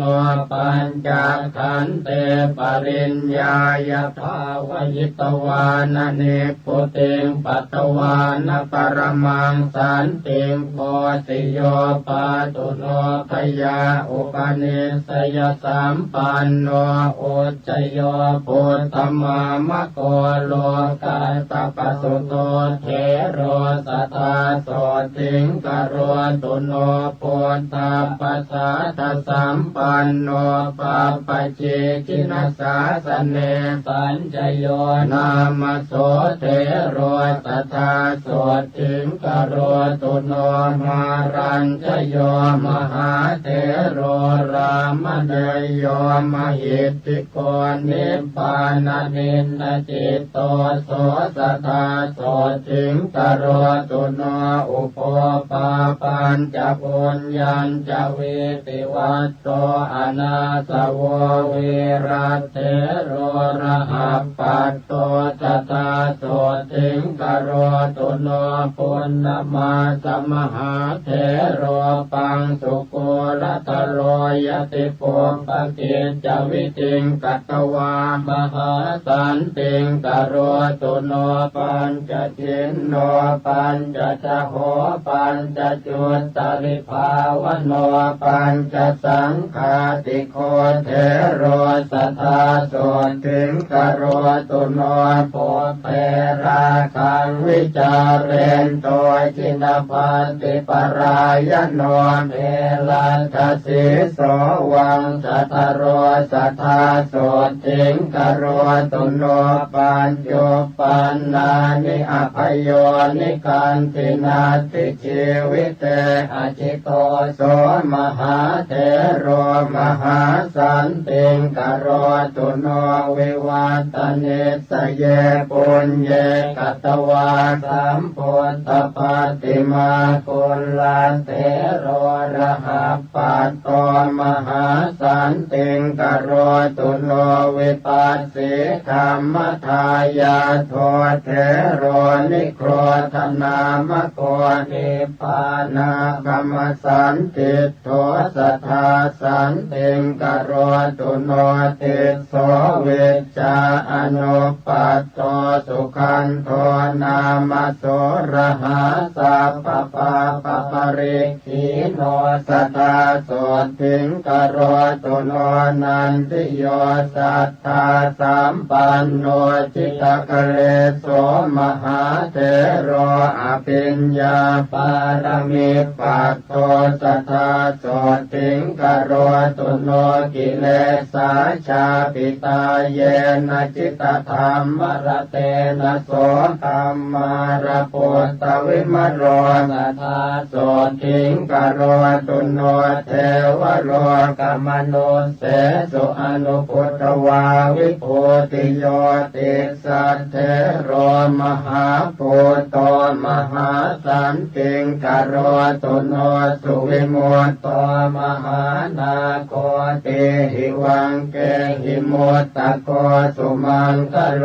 มหาเถโรมหาสันติงกโรตุโนนิราคโรนิราสาโสมลคีรวิโสทโนวิเวกาปิรโตโคโตสัทธาโสติงกโรตุโนปวิเวกมโนปัตโตกิริมานันทนามโกภาเวนโตกุสเลธรรมเมสัทธาโสติงกโรตุโนโพธิสาสนมารัตโตสมิติภาวนารัตโตสมิติคุณสัมปันโนสัทธาโสติงกโรตุโนอาราจิตจิโนสันโตโชติเถโรมหาระหาวิมุตโตสัพพสังสาราสัทธาโสติงกโรตุโนเสนาสนานิปันตานิเสวันโตชานมาระปิชรพิญโยมหาจุนโทสัทธาโสติงกโรตุโนชันนาเถโรสหชาโตสุนันโตจินสาสนังโยกะเขมมโนปัตโตสัทธาโสติงกโรตุโนเมขิโยปุตโตปัฏฐาโกจินปัตติปรายโนมิจฉาวิตากุปัจเจโตสัทธาโสติงกโรตุโนอุปวานโนมหาเถโรมหากายโยมหาระหามหิติโกมหาเตโชสัทธาโสติงกโรตุโนสังกิจโยโจรธรรมโนสัพพสังโยชนะขโยปาเลตุโนสัพพพยาโสทยาโรขยังตถาตุโนปัญหาพยากรเนเจโกเมตตาชานรโตยติโสปาโกปายสัมปันโนสัทธาโสติงกโรตุโนเขตสัมปัตติสัมปัตโตวัฏฐมาโนวโสตินาสุมโนอรหาชาโตสัทธา โสถิงกโรตุโนปิโยเทวมนุสสานังสานุเทโรปโหตุโตเมตตายายิตโม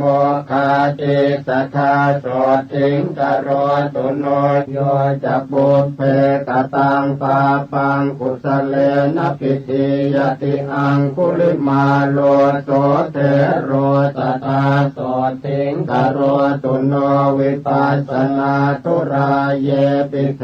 ราสมัทยานิกาขีนาสวามหาเตชะมหาตมวิโนทนาชานิกาชานิกาเยปิธรรมาภิสมยาทโยสัพเพโสถิงสัทธาเทนตุชยมาโรคยมายุโนราตัญโยนังภิกขุนีนังโคตมิจินมาตุชาทปิตาอาคาธานามิสัทธาโสถิงกโรตุโนมหาปัญญานมัคคันธาเขมาเทริติปาตตาสาวิกาปุตตเศรษฐาสัทธาโสถิงกโรตุโนเทริอุปรวันนาจะอิทธิมันเตนะโมตตมาสาวิกาปุตตเศรษฐาสัทธาโสถิงกโรตุโนวินัยทรีนังอัคคาปตาจาราติเวสุตาทปิตาอาคาธานามิสัทธาโสถิงกโรตุโนธรรมกติกปวราธรรมทินนาตินามิกาทปิตาอาคาธานามิสัทธาโสถิงกโรตุโนชายิกานังภิกขุนีนังนันทาเถรีตินาเมตาอาคาธาเนติตาอาหุจธาโสถิงกโรตุโนอาราธเวริยานังอาคาโสนาเถรีตินามิกาทปิตาตาตถานามิสัทธาโสถิงกโรตุโนเทปจักขุปานังอาคาภคุลาอิติวิสุตาวิสุตตนยนาสาปิสัทธาโสถิงกโรตุโนกุณฑลเกสีภิกขุนีจิปปาปิญญาณมุตตมาทปิตาเยวทานามิสัทธาโสถิงกโรตุโนเทรีภัตตกาปิลานิปุปปชาติมนุสสริตาสังเยวภิกขุนีนังอัคคาโสถิงกโรตุโนเทรีตุปัตตกัจจานามหาปิญญาณมุตตมาจิเนนะสุขทุกขังสาสตาโสถิงกโรตุโนโลกจิวรธารีนังอัคคากิสาปิโคตเมตปิตาอาคาธานามิสัทธาโสถิงกโรตุโนสิงคาลมาตาภิกขุนีสัตตาติมุตตานมุตตมากโรตุโนมหาสันติงอโรกยัญจะสุขังสัตตาอัญญาภิกขุนิโยสัพพานานาคุณตราภะอุปาเลนตุโนสัพพปยาโสกโรคาติสัมภวาโสตาปันนาทโยเสขะสัทธาปัญญาศีลาธิกาภาคโสกะเลสัทหนาสัทธาโสถิงกโรตุโนสุมาโนสุมาณจโรอรวาเลระปัสสะโกจัมเปยโยมุจลินโทจะกัมปโลปุจกิสโรกาลนาโกมหากาโลสังฆปาโลมโหทโรมณิกันโทมณิอาคินันทนาโกปนันทโกวรุโนตตรัสโทจะกุงกุวิโลปลาละโกจิตนาโกมหาเวโรจัพยาปุตโตจะวาสุกีการหาโคตโมปุจกินโต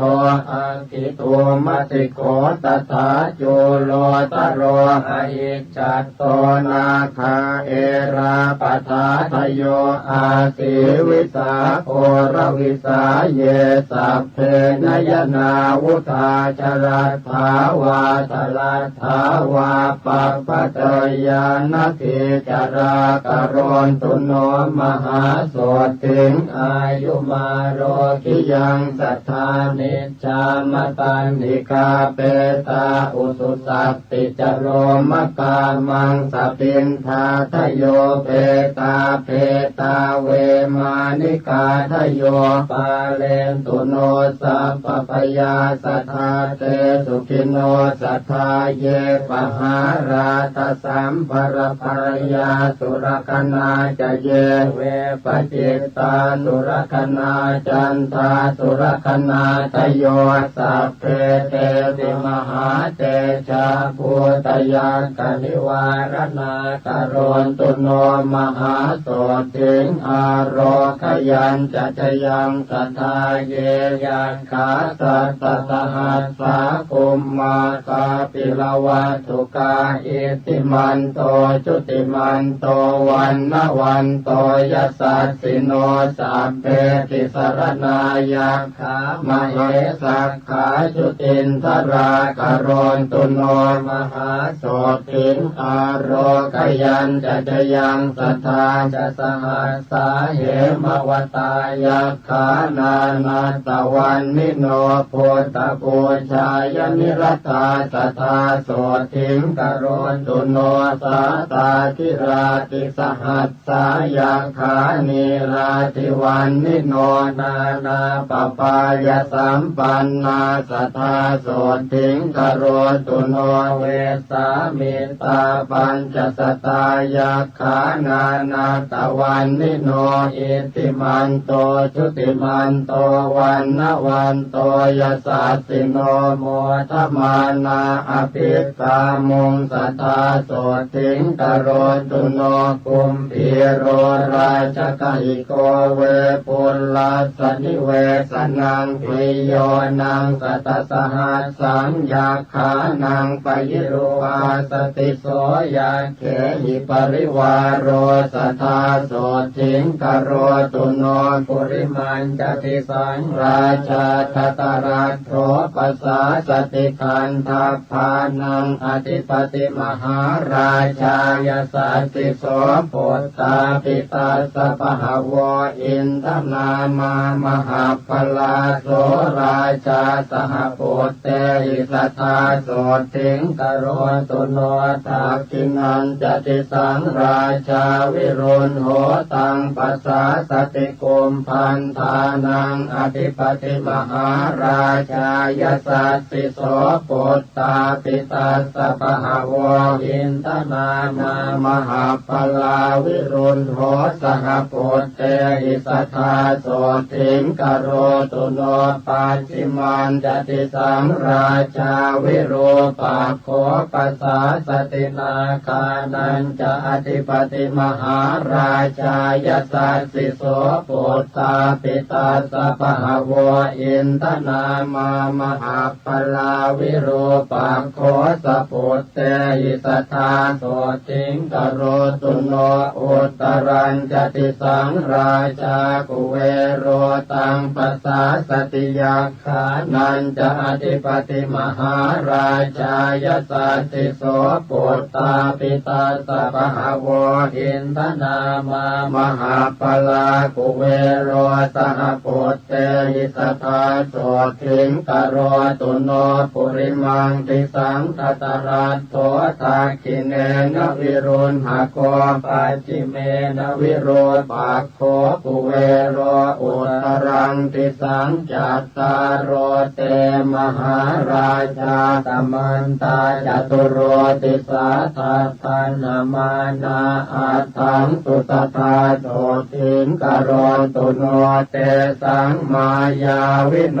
ทาสาอาคงวันจนิกาสัทธามายากุเทนตุวิเทนตุวิโตจวิตุโตสหจันทโนกามเศรษโธจเก ตินทุกขันตุนิคันตุจะปนาโทโอปมัญโยจะเทวสุโตจะมาตลิกินตเสโนจะคันทาโพ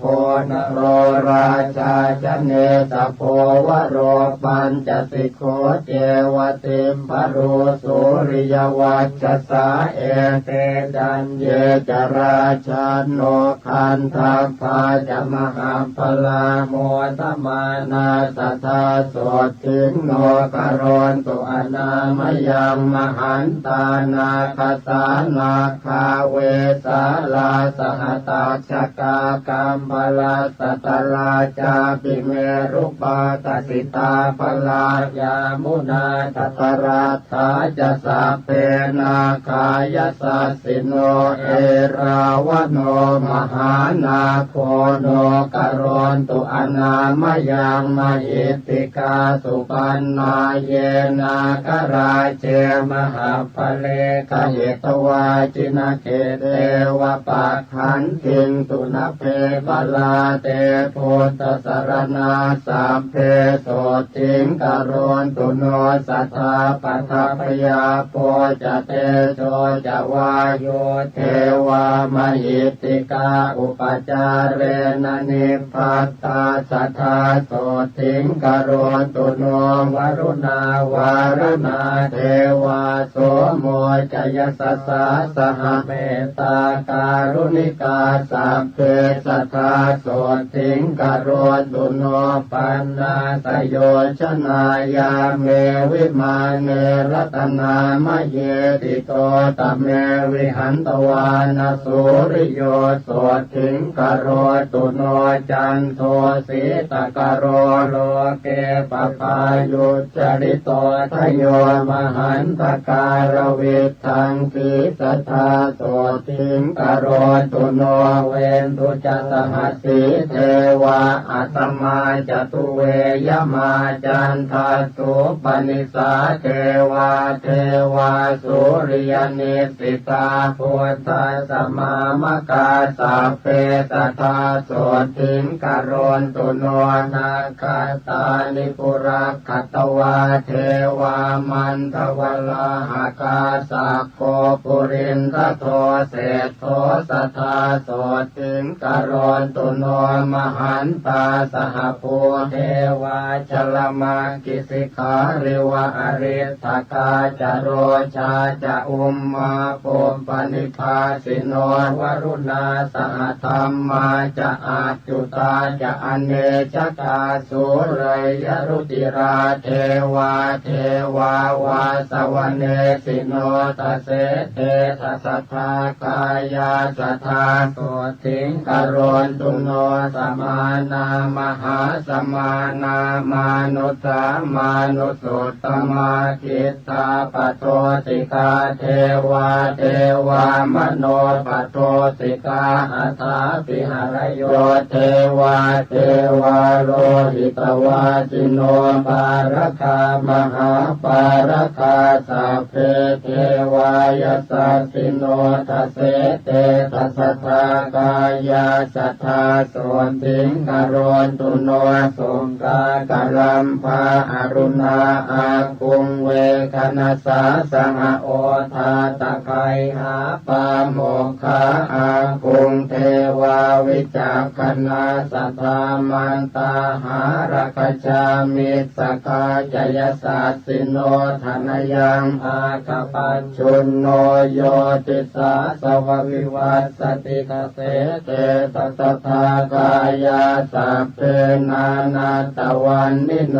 อิติมันโตจุติมันโตวันละวันโตยสัสสิโนโมตมานาคินทานาตถาโสติงกโรตุโนโลกตาตุสหัสเสสุตัสสะเววะสมันตโตเทวาทโยปานคณาสัทธาโสติงกโรตุโนเขมิยากันตกายาจัโชตินามามหิติกาลัมพีตกาลามเศรษฐาสัทธาโสติงกโรตุโนชลัทธาจักรัตถันเยเทวากาสัทธ กาทโยยากคันตาปกุมพันธาปิสาจาเยมโหรคาเมตจิตตาจะสัพเพเตโสถิงปาสุงกโรนตุโนตาวติงสาจะเยเทวายามาเทวามหิทธิกาตุสิตาจะมหาเทวานิมมานรติโนมราวสวัตติสุรติโนสัพเพเทวาสวาสวาพุทธปูชายนิรตาสัทธาโสทิงกโรตุโนพระมาโนปาริสัชชาจะเยจะพระมปุโรหิตามหาพระมาจะสัพเพเทปัตมัชฌานสันติโนเมตตาวิหาริโนสันตาสัมพุทธัสสะปรายนาคโรนตุโนมหาโสทิงเสขาเสขปุถุชนาปริตาภาปมานาภาพระมาจาภาสราตถาพุทธปูชายนิรตาตุติยาชาณสันติโนเมตตากรุณิกาสัมเพตาปัสสัมสหิเตสิโนกโรนตุโนมหาสันติงโสติมาโรคยมายุวังปริตตสุภาพระมาโนอัปปมาณสุภาจะเยสุภกินหาจะพระมาโนตติยาชาณสันติโนปปายปรณาโลเกพุทธชานรตาสัทธาอหิงสาสัพพสัตเตสุสัทธาสันติงกโรนตุโนเวหะพลาปิพระมาโนจตุทัชชานสันติโนเสกพุทโธชนาเสขากถาสันติงกโรนตุโนสัมปัตติยานะหายันติพระมาโนจินสาวกาอวิหานามกาสัพเพสัทธาสันติงกโรนตุโนอัตตปานามพระมาโนจตุทัชชานสันติโนพระมวิหาริกาสัพเพโสทิงภาสุงกโรนตุโนสุทัสสานามพระมาโนปิรูปาชานโพธิโนอปุนากัมปนากาเมสันติงภาสุงกโรนตุโนพระมวิหารสัมปันนาจินพันติปรายนาพระมาโนสุทัสสีนามสัทธาโสติงกโรนตุโนอากานิฐาจะพระมาโนเจตาสัพพกุเนหิจะปะหินภวนิสเลหาสัทธาโสติงกโรนตุโนปัตมารูปพระมาโนสัพพรูปวิราคิโนจินพันติรตาสัพเพสัทธาโสติงกโรนตุโนตุติยารูปพระมาโนเหตาชานวิราคิโนจินพันติรตาสัพเพสัทธาโสติงกโรนตุโนตติยารูปพระมาโนเหตาชานวิราคิโนจินพันติรตาสัพเพสัทธาโสติงกโรนตุโนจตุถารูปพระมาโนเหตาชานวิราคิโนจินพันติรตาสัพเพสัทธาโสติงกโรนตุโนเวเทเหปรโมยานเนจัมปุหิเปปุรุมหิจเทวยัคขปิสาเจหิสัตติงวิชชาธราทโยอากาสัทธาจะพระมาโนชรัตถาจันตริกขจาทวิปัฏฐาทโยเยสัตตาสัทธาโสทิงกโรนตุโนมารเสนวิกาตัสสตินาสดุปชายโนเตโชปะเลนะมหตาสัทธามังคลมัสสุโนนานาคุณวิจิตตัสสะรูปกายาสัสสะตุโนสัพพเทวมนุสสานังมารพันธวิโมจิโนเมตตาภะเลนะมหตาสัทธามังคล มัตตุโนสัพพัญญุตาธิกายัสสะธรรมกายัสสะสัตตุโนจักขาทยโคจรัสสาปิโคจรัสเสวะภูริยาเตโจปะเลนะมหตาสัพพมังคลมัตตุโนรูปกายสัทธิสัสสนิมิตาสมเหสิโนธรรมัสสวะตุโนสักเกเทวานังสุขตาปฏิเตโชปะเลนะมหตาสตามังคลมัตตุโนสิกิตวามานุเสเทเวโมจยิตวาสเทวะเกสังขาเรปัจหันตัสสเนพุตตัสสมเหสิโนมหันเตนานุภาเวนัสสัพพมังคลมัตตุโนจตุราสีติสหัสสธรรมขันธัสสะเตชัสสานวังคัสสะสนัสสะปินวโรกุตตรัสสะจะสัพพปาปะปะวะเหนะสัพพมังคลมัตตุโนมหาโตริยสังฆาสปุญญาเขตัสสะตาทิโนปะหินะสัพพปาปัสสะสีราติขันธสาริโนมหาเตชานุภาเวนัสสัพพมังคลมัตตุโนปาตาเลภูตลากาเสเทวยาคปิสาจกาวิชาตราจคันทัพพานาคกุมพันธรักขสาสัพเพสมานุภาเวนัสสัพพมังคลมัตตุโนอิเท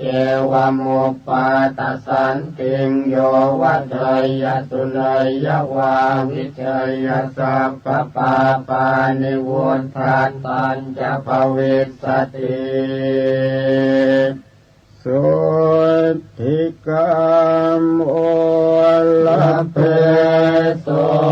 ทิงสุขกามโมสุขังลเพอายุกามโมลเพยายมปุนตกามโม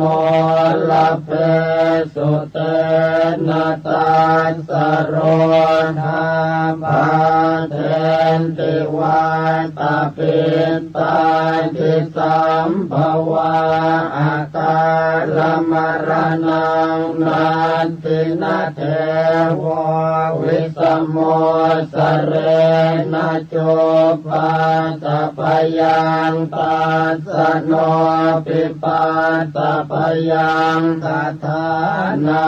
สันติทุนนิมิตานิปาปะตัมมาติตานิจติขมายุมหาโสติงอารทยัญจะสัทธาภเวโยสุตวาปิมหาสันติงสังฆามังปวิเสนโรวิจเยเวริโนสัพเพนัสสัจเจหยปิโกยเตสัพพทาลปเตปิติงวิปัสติงนาวคาหติโรเกหินาปิโพยเตสวัตถุหิวิวัตเตยัตระเทเสวะโกวะกามพันหการะกัสสะทโยอุปปาตสันติโกเสนะสัพเพตันตสมันติเตยโมทิสวัตเตสันติงสัจจิวันจาปยชีวิตังโสโมจเตมหาทุกขาปะโป ติสุขติงสัทธาเทวันทานเนนะคะเรวันนิจจโมปายตัสสันติยาปาลกาเทวราชาโนเตจสิริวิวันตนาปัตตปยาปาทิสัญญาตาอุปาตาจันตลิกาจาอินทาติจานิตุมปาตาปาปะกรรมสมุทิตาตาภมปาตาวินาสันติเตจะสุปาตสันติยานติทุกขปัฏฐานเนทุกขพยาปัฏฐานเนพยาโสกปัฏฐานเนโสกโหนตุสัพเพติปานิโนเอตาวตาจะอัมเหหิสัมปตังปุญญสัมปทังสัพเพเทวานุโม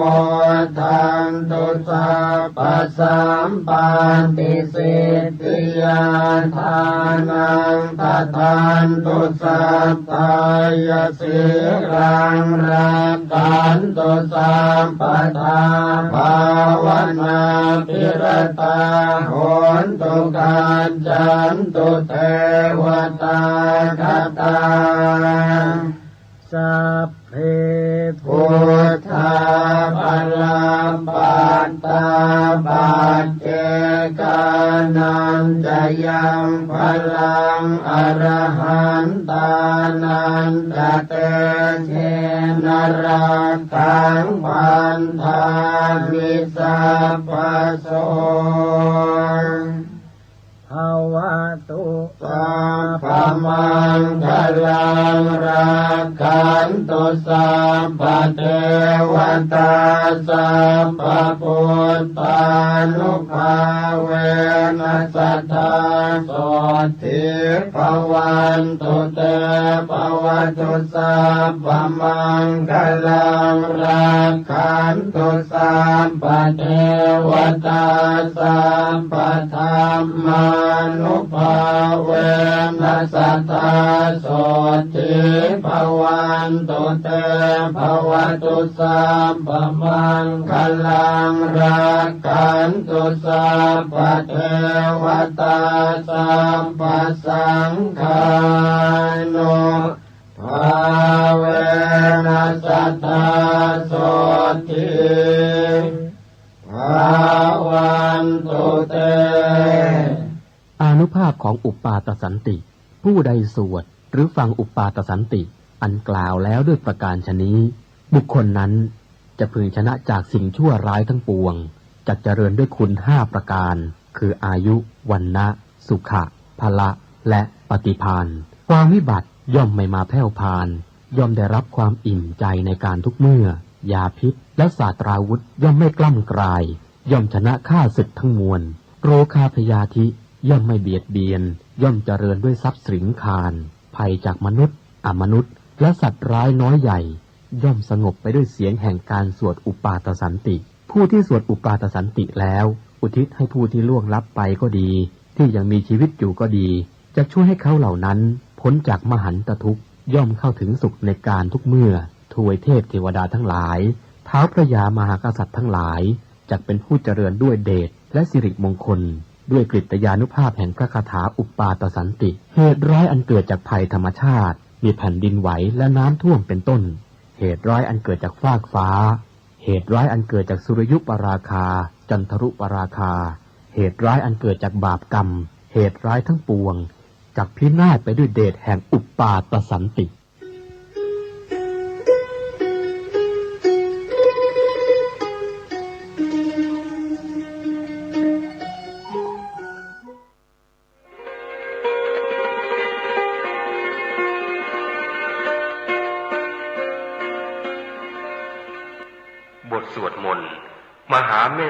รอบจักรวาล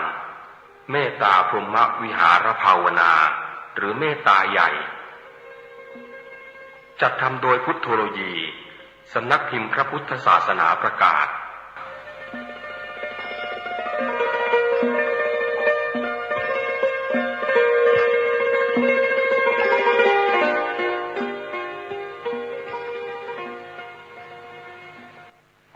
นะโมตัสสะภะคะวะโตอะระหะโตสัมมาสัมพุทธัสสะนะโมตัสสะภะคะวะโตอะระหะโตสัมมาสัมพุทธัสสะนะโมตัสสะภะคะวะโตอะระหะโตสัมมาสัมพุทธัสสะเอวเมสุตังเอกังสมยังภะคะวะสวัสดิยังวิหารติเชตวันเนอนาถปิณฑิกาสะอาราเมตัตระโคภะคะวะภิกขุอามันเตสิภิกขวติภัทธันเตติเตภิกขุภะคะวะโตปัจจานโสสุภะคะวะเอตทะโวจาเมตตายะภิกขเวเจโตวิมุตติยาอาเสวิตายะภาวิตายะภะหุริกตายะญาณิกตายะวัตถุกตายะอโนทิตายะปริจิตายะสุสมาราธายะเอกาทัสสานิสังสาปฏิกังขากตเมเอกทัสสะสุขังโสปฏิสุขังปฏิโพชตินะปาปะกังสุปินังปัสสติมโนสานังปิโยโหติอมโนสานังปิโยโหตุเทวตาราขันตินาสะอาคิวาวิสังวะสัทธังวะกัมมติตุวตังเจตังสมาธิยติโมขวันโนเวปัสสิทติอสัมมุลโหการังกโรติอุตตริงอาปติเวชันโตพระมโลกุปโคโหติเมตตายะภิกขโวเจโตวิมุตติอาเส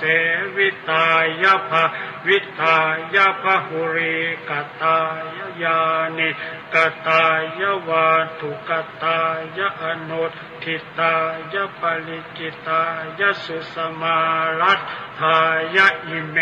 เอกาทัสสานิสังสาปฏิกังขาอาทิอโนทิโสวรณะเมตตาเจโตวิมุตติอัตถิโอทิโสวรณะเมตตาเจโตวิมุตติอัตถิทิสาวรณะเมตตาเจโตวิมุตติกติหากาเลหิอโนทิโสภรณาเมตตาวิมุตติกติหากาเลหิโอทิโสภรณาเมตตาเจโตวิมุตติกติหากาเลหิทิสาภรณาเมตตาเจโตวิมุตติปัญจหากาเลหิอโนทิโสภรณาเมตตาเจโตวิมุตติสัตตหากาเลหิโอทิโสภรณาเมตตาเจโตวิมุตติทัสสะหากาเลหิทิสาภรณาเมตตาเจโตวิมุตติกตเมปัญจหากาเลหิอโนทิโส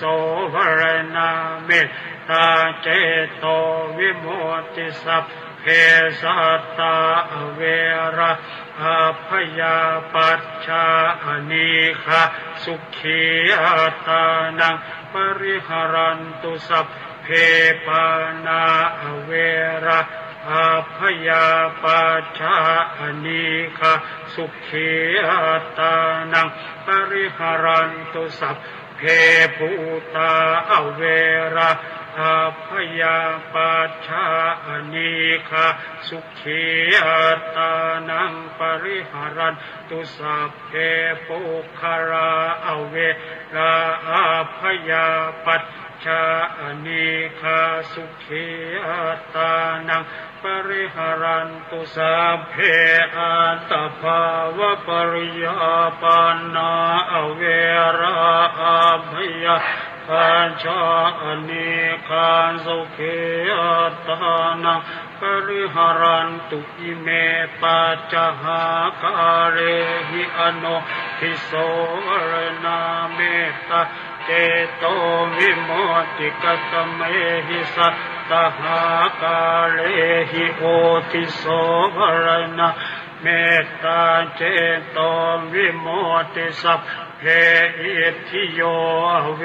ระอาพยามปัญชังอนิฆาสุขีอัตตานังปริหารันตุสัพเพปุริสาเวระอาพยามปัญชังอนิฆาสุขีอัตตานังปริหารันตุสัพเพอริยาเวระอาพยาปัญชาอนิฆาสุขีอัตตานังปริหารันตุสัพเพอนาริยาเวราอัพพยามปัญชาอนิฆาสุขีอัตตานังปริหารันตุสัพเพเทวาเวราอัพพยามปัญชาอนิฆาสุขีอัตตานังปริหารันตุสัพเพมนุสสาเวระอาพยามปัญชาอนิฆาสุขีอัตตานังปริหารันตุสัพเพวินิปาติกาเวระอาพยามปัญชาอนิฆาสุขีอัตตานังปริหารันตุอิเมสัตตหากาเลหิโอทิโสวรณาเมตตาเจโตวิโมติกตเมทัสหากาเลหิทิสาวรณาเมตตาเจโตวิโมติสัพเพปุราธิมายทิสายสัตตาเวระอาพยามปัญชาอนิฆาสุขีอัตตานังปริหารันตุสัพเพปัจฉิมายทิสายสัตตาเวราอาพยาปัญชาอนิฆาสุขีอัตตานังปริหารันตุสัพเพอุตตรายทิสายสัตตาเวระอาพยาปัญชาอนิฆาสุขีอัตตานังปริหารันตุสัพเพทักขินายทิสายสัตตาเวระอาพยามปัญชาอนิฆาสุขีอัตตานังปริหารันตุสัพเพปุราธิมายอนุทิสายสัตตาเวระอาพยาปัญชาอนิฆาสุขีอัตตานังปริหารันตุสัพเพปัจฉิมายอนุทิสายสัตตาเวระอาพยาปัญชาอนิฆาสุขีอัตตานังปริหารันตุสัพเพอุตตรายอนุทิสายสัตตาเวระอาพยามปัญชาอนิฆาสุขีอัตตานังปริหารันตุสัพเพทักขินายอนุทิสายสัตตาเวระอาพยามปัญชาอนิฆาสุขีอัตตานังปริหารันตุสัพเพ เพเหติมายติสายสัตตาเวระอาพยามปัญชาอนีฆะสุขีอัตตานังปริหารันตุสัพเพอุปริมายติสายสัตตาเว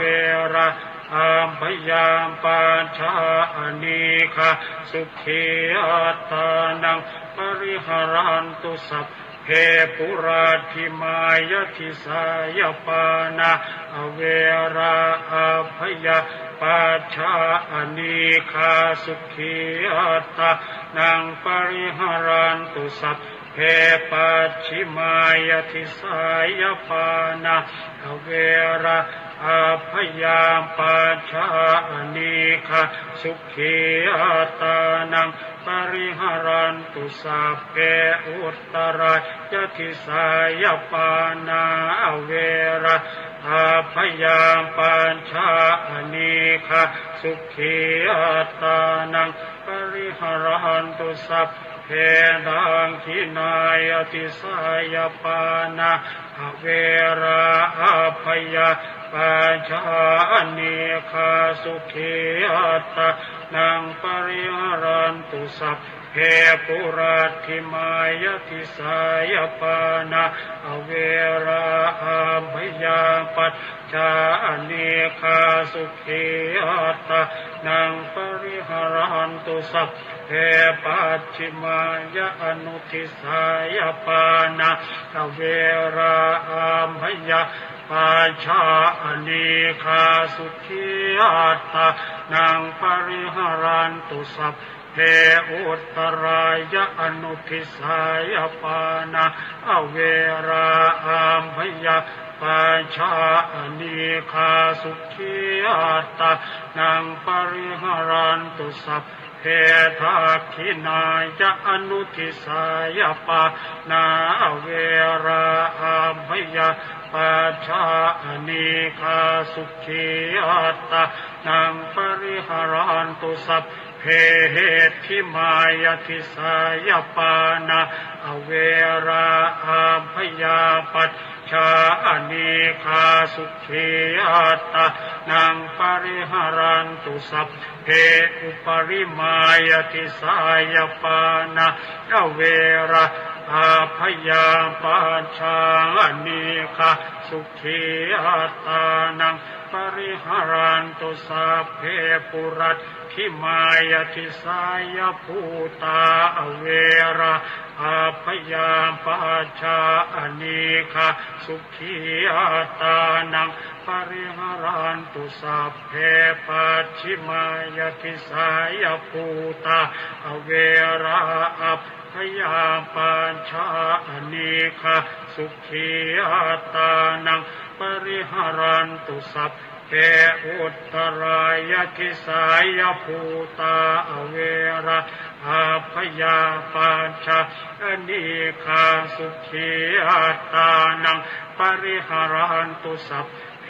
ทักขินายติสายภูตาอเวราอาพยาปัจฉาอนีฆาสุขีอัตตานังปริหารันตุสัพเพปุรัตถิมายอนุทิสายภูตาอเวราอาพยาปัจฉาอนีฆาสุขีอัตตานังปริหารันตุสัพเพปัจฉิมายอนุทิสายภูตาอเวราอาพยาปัจฉาอนีฆาสุขีอัตตานังปริหารันตุสัพเพอุตตรายอนุทิสายภูตาอเวราอาพยาปัจฉาอนีฆาสุขีอัตตานังปริหารันตุสัพเพทักขินายอนุทิสายภูตาอเวราอาพยาปัจฉาอนีฆาสุขีอัตตานังปริหารันตุสัพเพเหติมายติสายภูตาอเวราอาพยาปัจฉาอนีฆาสุขีอัตตานังปริหารันตุสัพเพ อุปริมายทิสายภูตาอเว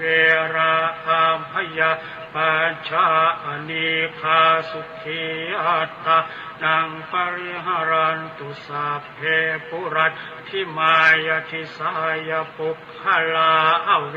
ราอาภยาปัญชาอนีคาสุขีอัตตานังปริหารันตุสัพเพ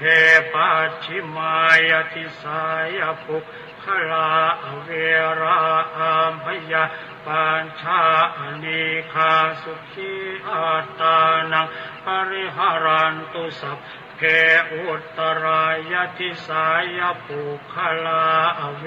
ราอาภยาปัญชาอนีคาสุขีอัตตานังปริหารันตุสัพเพทักขินายทิสายปุคลาอเวราอาภยาปัญชาอนีคาสุขีอัตตานังปริหารันตุสัพเพ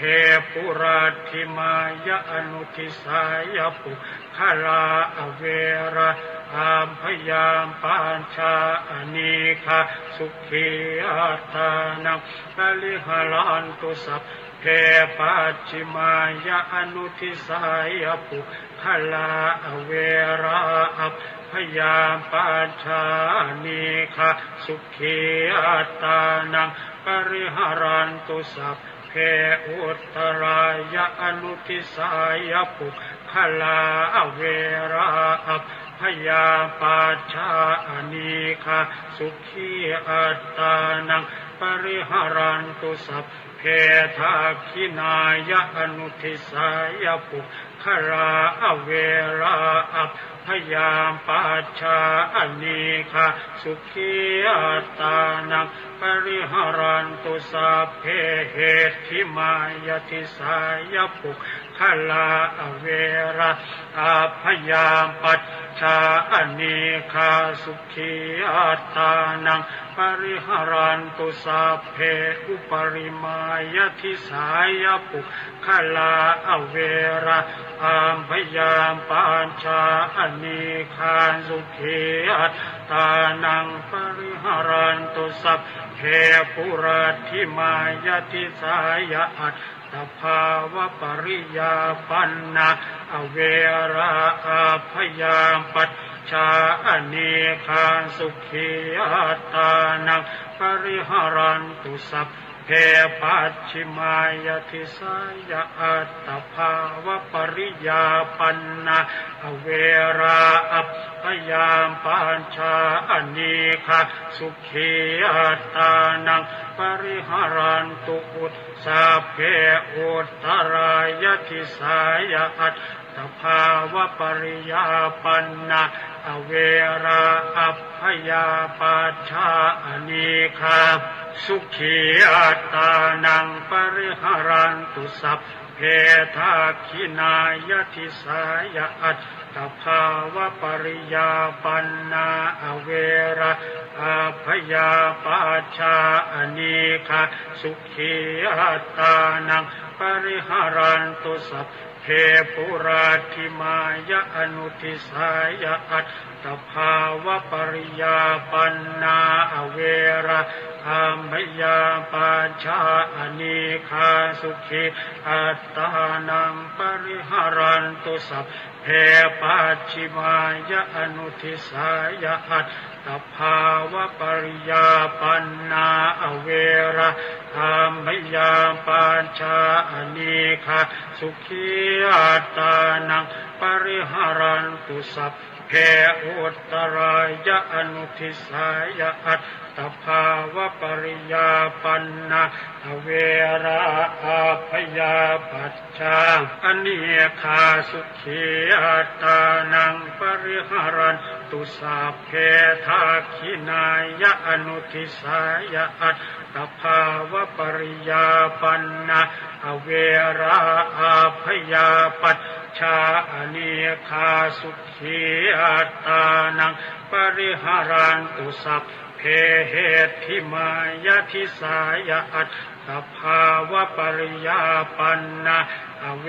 ราอาพยาปัจชาอนีคาสุขีอัตตานังปริหารันตุสัพเพ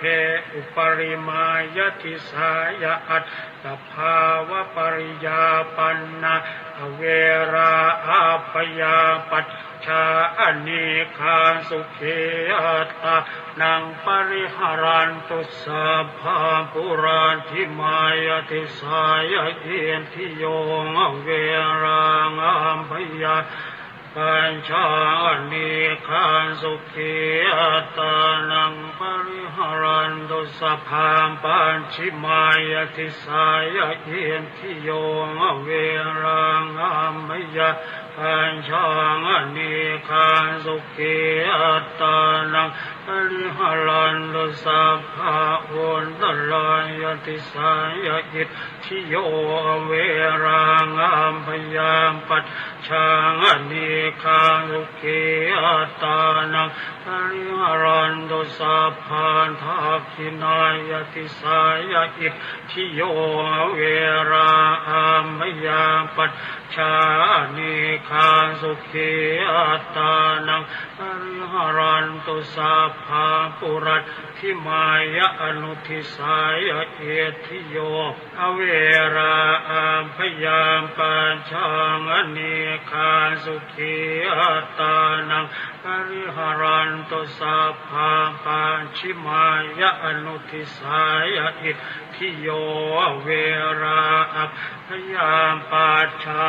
นิคันสุขีอัตตานังปริหารันตุสัพพะอุตตรายะอนุทิสายะเอทิโยอเวราอัมพยาปัจชานิคันสุขีอัตตานังปริหารันตุสัพพะทักขินายะอนุทิสายะอิทธิโยอเวราอัมพยาปัญชานิคันสุขีอัตตานังปริหารันตุสัพพะเหติมายติสายะอิทธิโยอเวราอัมพยาปัจชานิคันสุขีอัตตานังปริหารันตุสัพพะอุปริมายติสายะอิทธิโยอเวราอัมพยาปัจชานิคันสุขีอัตตานังปริหารันตุสัพเพปุราธิมายติสายะปุริสาเวราอัมพยาปัญชานิคันสุขีอัตตานังปริหารันตุสัพเพปัจฉิมายติสายะปุริสาเวราอัมพยาปัจชานิคันสุขีอัตตานังปริหารันตุสัพเพอุตตรายติสายะปุริสาเวราอัมพยาปัจชานิคันสุขีอัตตานังปริหารันตุสัพเพทักขินายติสายะปุริสาเวราอัมพยาปัญชานิคันสุขีอัตตานังปริหารันตุสัพเพปุราธิมายะอนุทิสายะปุริสาเวราอัมพยาปัญชาสุขีอัตตานังปริหารันตุสัพเพปัจฉิมายะอนุทิสายะปุริสาเวราอัมพยาปัจชานิคันสุขีอัตตานังปริหารันตุสัพเพอุตตรายะอนุทิสายะปุริสาเวราอัมพยาปัญชานิคันสุขีอัตตานังปริหารันตุสัพเพทักขินายะอนุทิสายะปุริสาเวราอัมพยาปัจชานิคันสุขีอัตตานังป ปริหารันตุสัพเพเหติมายทิสายปุริสาอเวราอาพยาปัจจานิคาสุขีอัตตานังปริหารันตุสัพเพอุปริมายทิสายปุริสาอเวราอาพยาปัจจานิคาสุขีอัตตานังปริหารันตุสัพเพปุรัตถิมายทิสายอริยาอเวราอาพยาปัจจานิคาสุขีอัตตานังปริหารันตุสัพเพ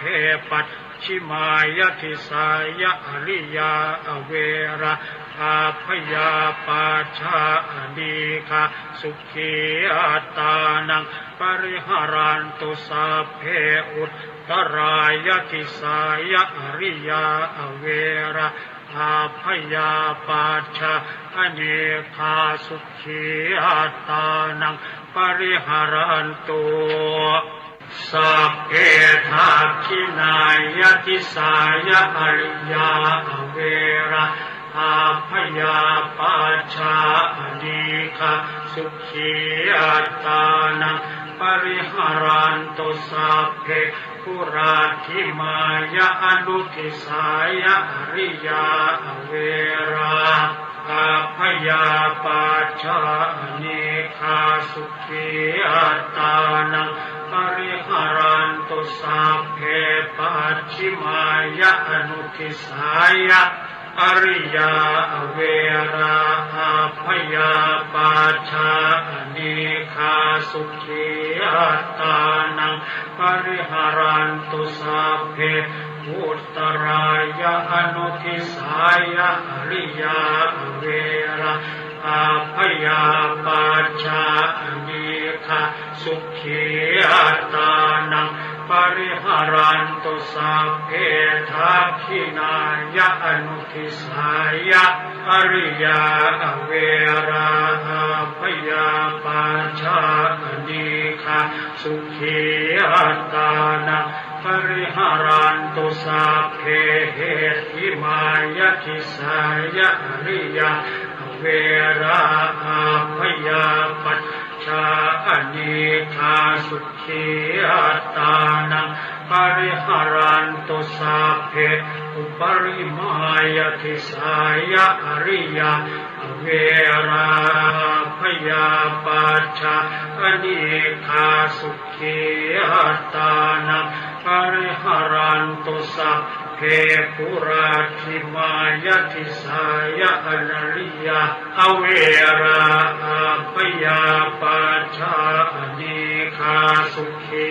อัตตานังปริหารันตุสัพเพปัจฉิมายทิสายอริยาอเวราอาพยาปัจจานิคาสุขีอัตตานังปริหารันตุสัพเพอุตตรายทิสายอริยาอเวราอาพยาปัจจานิคาสุขีอัตตานังปริหารันตุสัพเพทักขินายทิสายอริยาอเวราอาพยาปัจจานิคาสุขีอัตตานังปริหารันตุสัพเพ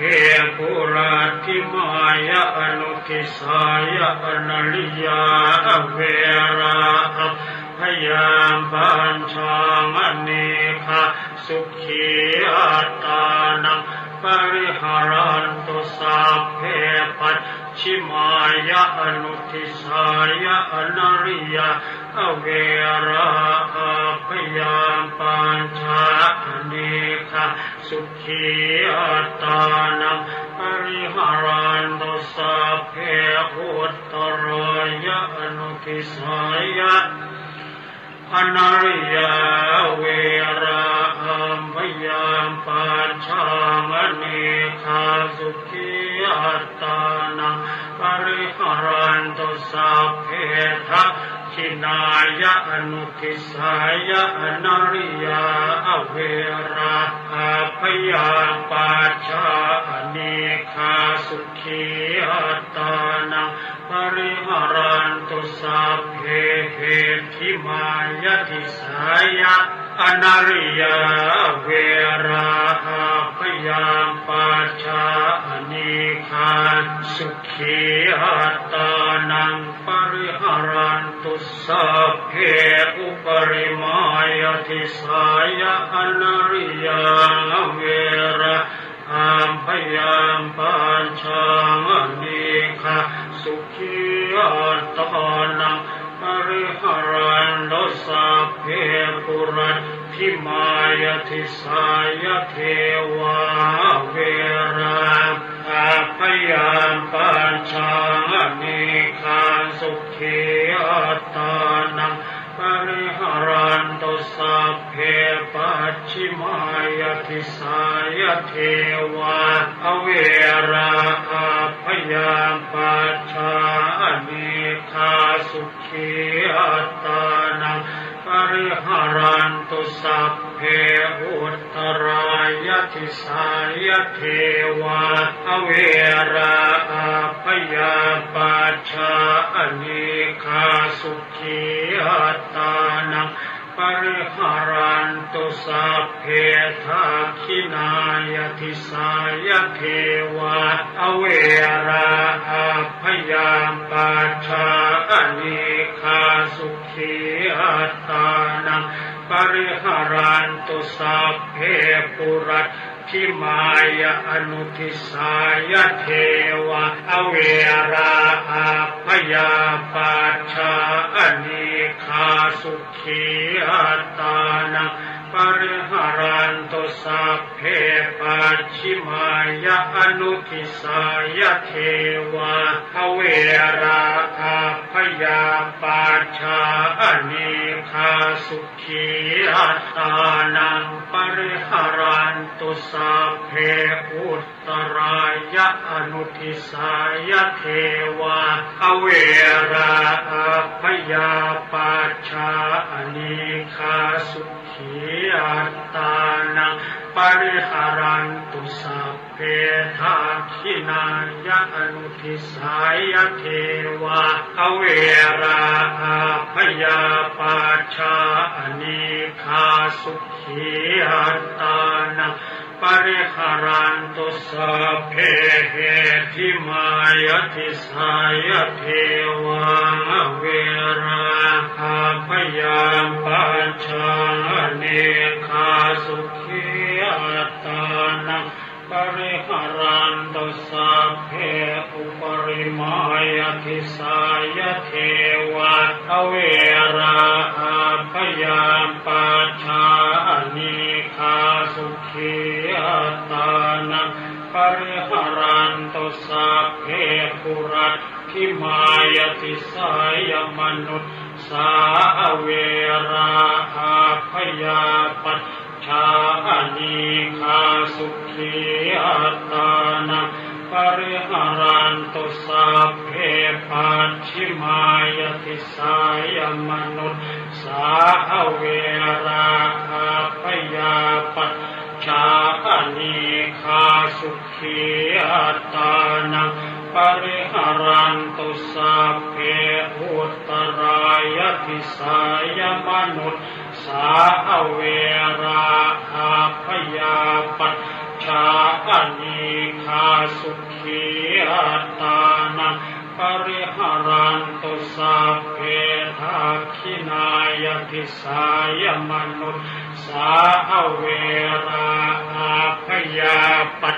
ชาอเนคาสุขีอัตตานังปริหารันตุสัพเพปุรัตถิมายะอนุทิสายะมนุษสาอเวราอาพยาปัจชาอเนคาสุขีอัตตานังปริหารันตุสัพเพปัจฉิมายะอนุทิสายะมนุษสาอเวราอาพยาปัจ ชาอเนคาสุขีอัตตานังปริหารันตุสัพเพอุตตรายะอนุทิสายมนุษสาเวราอาพยาปัจชาอเนคาสุขีอัตตานังปริหารันตุสัพเพทักขินายะอนุทิสายมนุษสาเวราอาพยาปัจชาอเนคาสุขีอัตตานังปริหารันตุสัพเพเหติมายติสายะมโนสาเวราพยาปัจชาอเนคาสุขีอัตตานังปริหารันตุสัพเพอุปริมายติสายมนุษสาเวราพยาปัจชาอเนคาสุขีอัตตานังปริหารันตุสัพเพปุราทิพายติสายวินิปาติกาอเวราพยาปัจชาอเนคาสุขีอัตตานังปริหารันตุสัพเพปัจฉิมายติสายวินิปาติกาอเวราพยาปัจชาอเนคาสุขีอัตตานังปริหารันตุสัพเพอุตตรายติสายวินิปาติกาอเวราพยาปัจชาอเนคาสุขีอัตตานังปริหารันตุสัพเพทักขินายติสายวินิปาติกาอเวราพยาปัจชาอเนคาสุขีอัตตานังปริหารันตุสัพเพทักขินายติสายวินิปาติกาอเวราพยาปัจชาอเนคาสุขีอัตตานังปริหารันตุสัพเพปุราทิมายะอนุทิสายวินิปาติกาอเวราพยาปัจชาอเนคาสุขีอัตตานังปริหารันตุสัพเพปัจฉิมายะอนุทิสายวินิปาติกาอเวราพยาปัจชาอเนคาสุขีอัตตานังปริหารันตุสัพเพอุตตรายะอนุทิสายวินิปาติกาอเวราพยาปัจชาอเนคาสุขีอัตตานังปริหารันตุสัพเพทักขินายะอนุทิสายวินิปาติกาอเวราพยาปัจชาอเนคาสุขีอัตตานังปริหารันตุสัพเพเหติมายติสายวินิปาติกาอเวราพยาปัจชาอเนคาสุขีอัตตานังปริหารันตุสัพเพอุปริมายติสายวินิปาติกาอเวราพยาปัจชาอเนคาสุขีอัตตานังปริหารันตุติอิเมหิทัสหาภาเลหิทิสาภารณะเมตตาเจโตวิมุตติสัพเพสังสัตตานังปีรนังวัจเจตวะอภิรณายะอุปคาตังวัจเจตวะอนุปคาเตนะสันตาปังวัจเจตวะอสันตาเปนะปริยาคานังวัจเจ เชตวาอปริยาธาเนนะวิเหสังเวชเชตวาอวิเหสายสัพเพสัตตาอเวริโนโหนตุมาเวริโนสุขิโน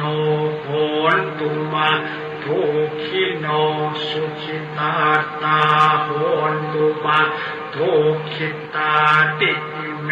หิอัตถหากาเลหิสัพเพ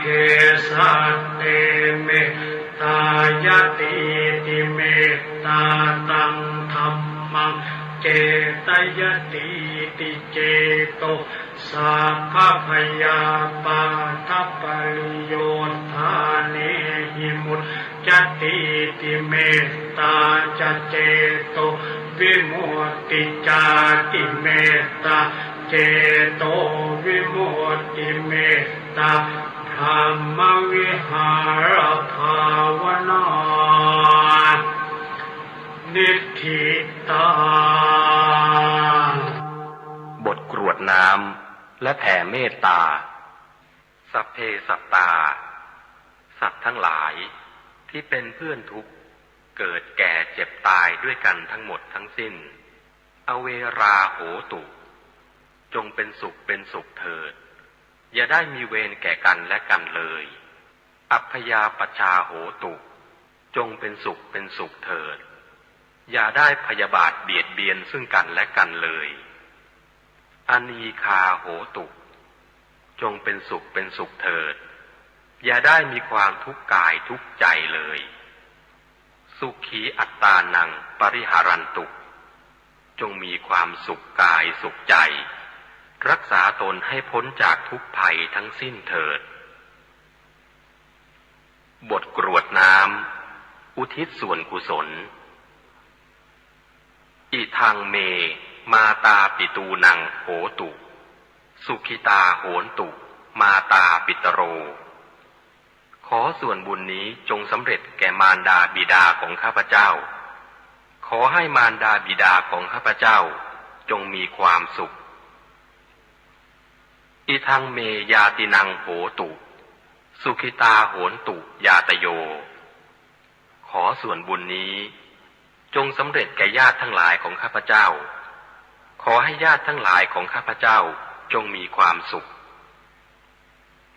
อิทังเมคุรุปปัชชายาจริยานังโหตุสุขิตาโหนตุคุรุปปัชชายาจริยา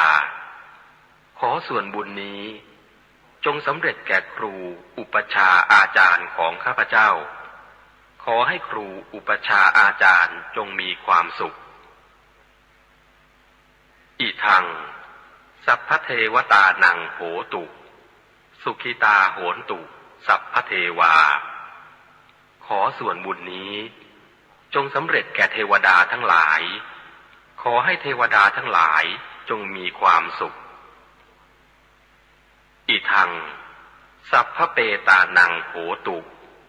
สุขิตาโหนตุสัพพเปตาขอส่วนบุญนี้จงสำเร็จแก่เปรตทั้งหลายขอให้เปรตทั้งหลายจงมีความสุขอิทังสัพพเวรีนังโหตุสุขิตาโหนตุสัพพเวรีขอส่วนบุญนี้จงสำเร็จแก่เจ้ากรรมนายเวรทั้งหลายขอให้เจ้ากรรมนายเวรทั้งหลายจงมีความสุขอิทังสัพพสัตตานังโหตุสุขิตาโหนตุสัพเพสัตตาขอส่วนบุญนี้จงสำเร็จแก่สัตว์ทั้งหลายทั้งปวงขอให้สัตว์ทั้งหลายทั้งปวงจงมีความสุข ข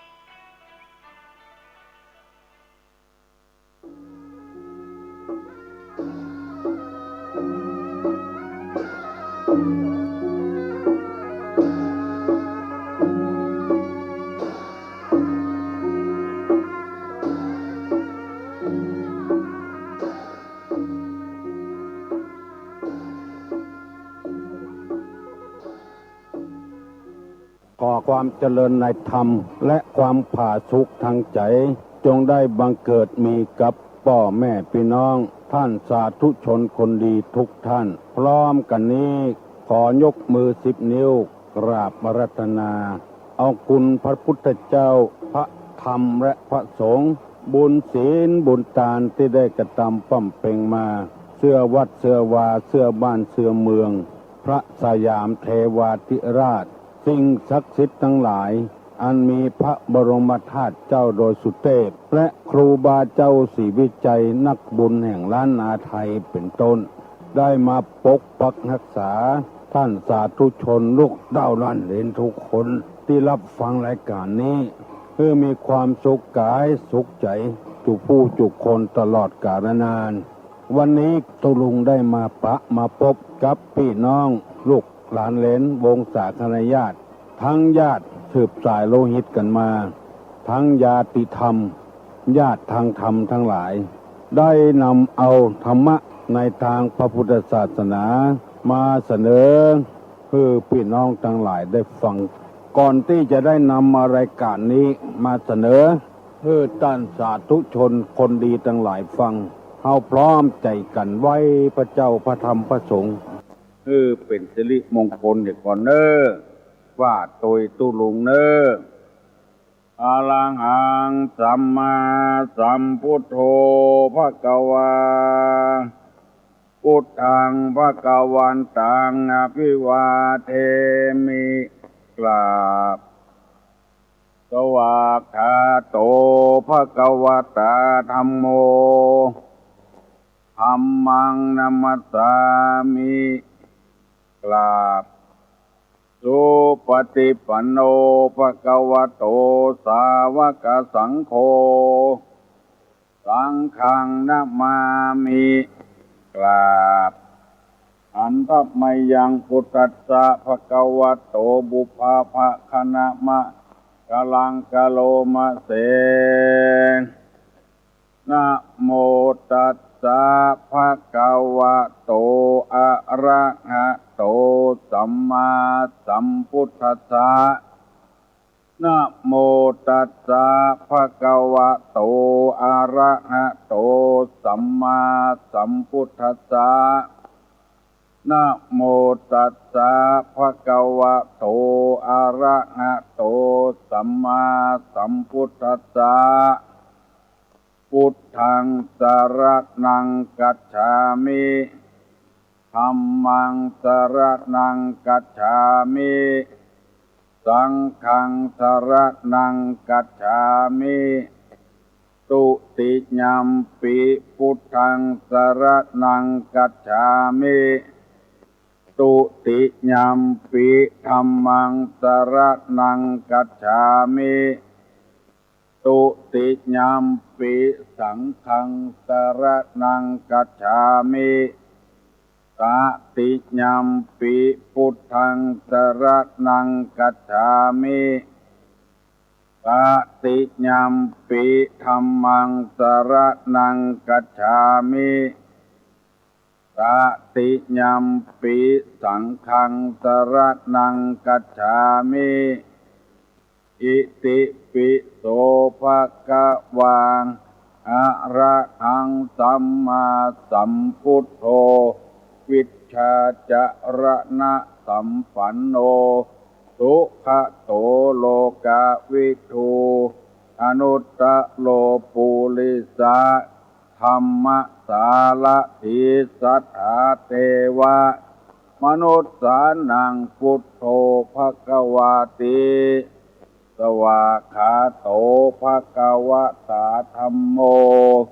สันติติโกอะกาลิโกเอหิปัสสิโกโอปนะยิโกปัจจัตตังเวทิตตโพวินโยหิติสุปฏิปันโน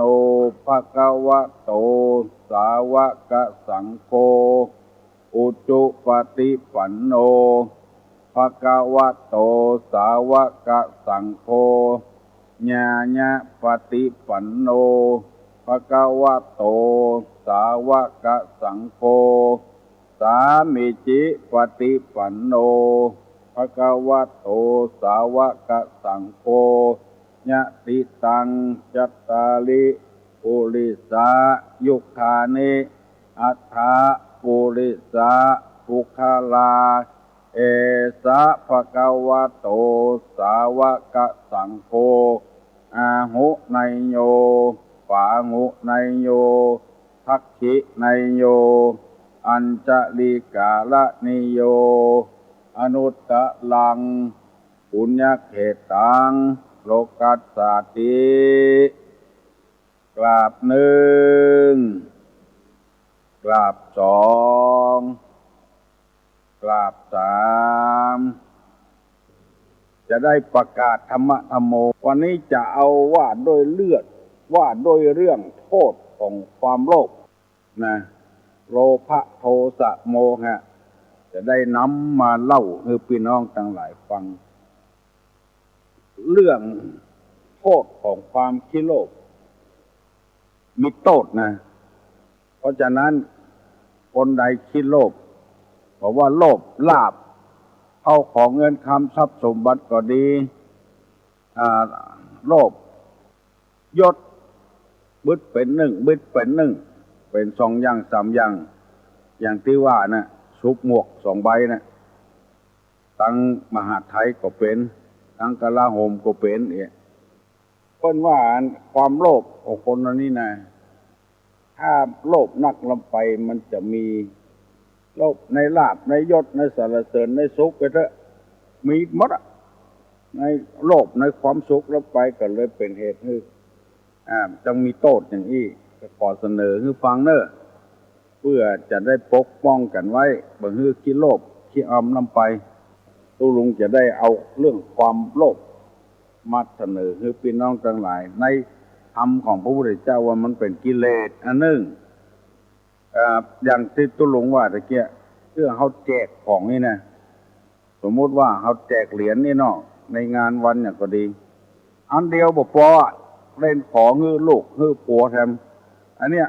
ความโลภเกิดขึ้นเฮาหันแล้วรู้สึกว่าน่ารังเกียจผู้ซื่อๆน่ะ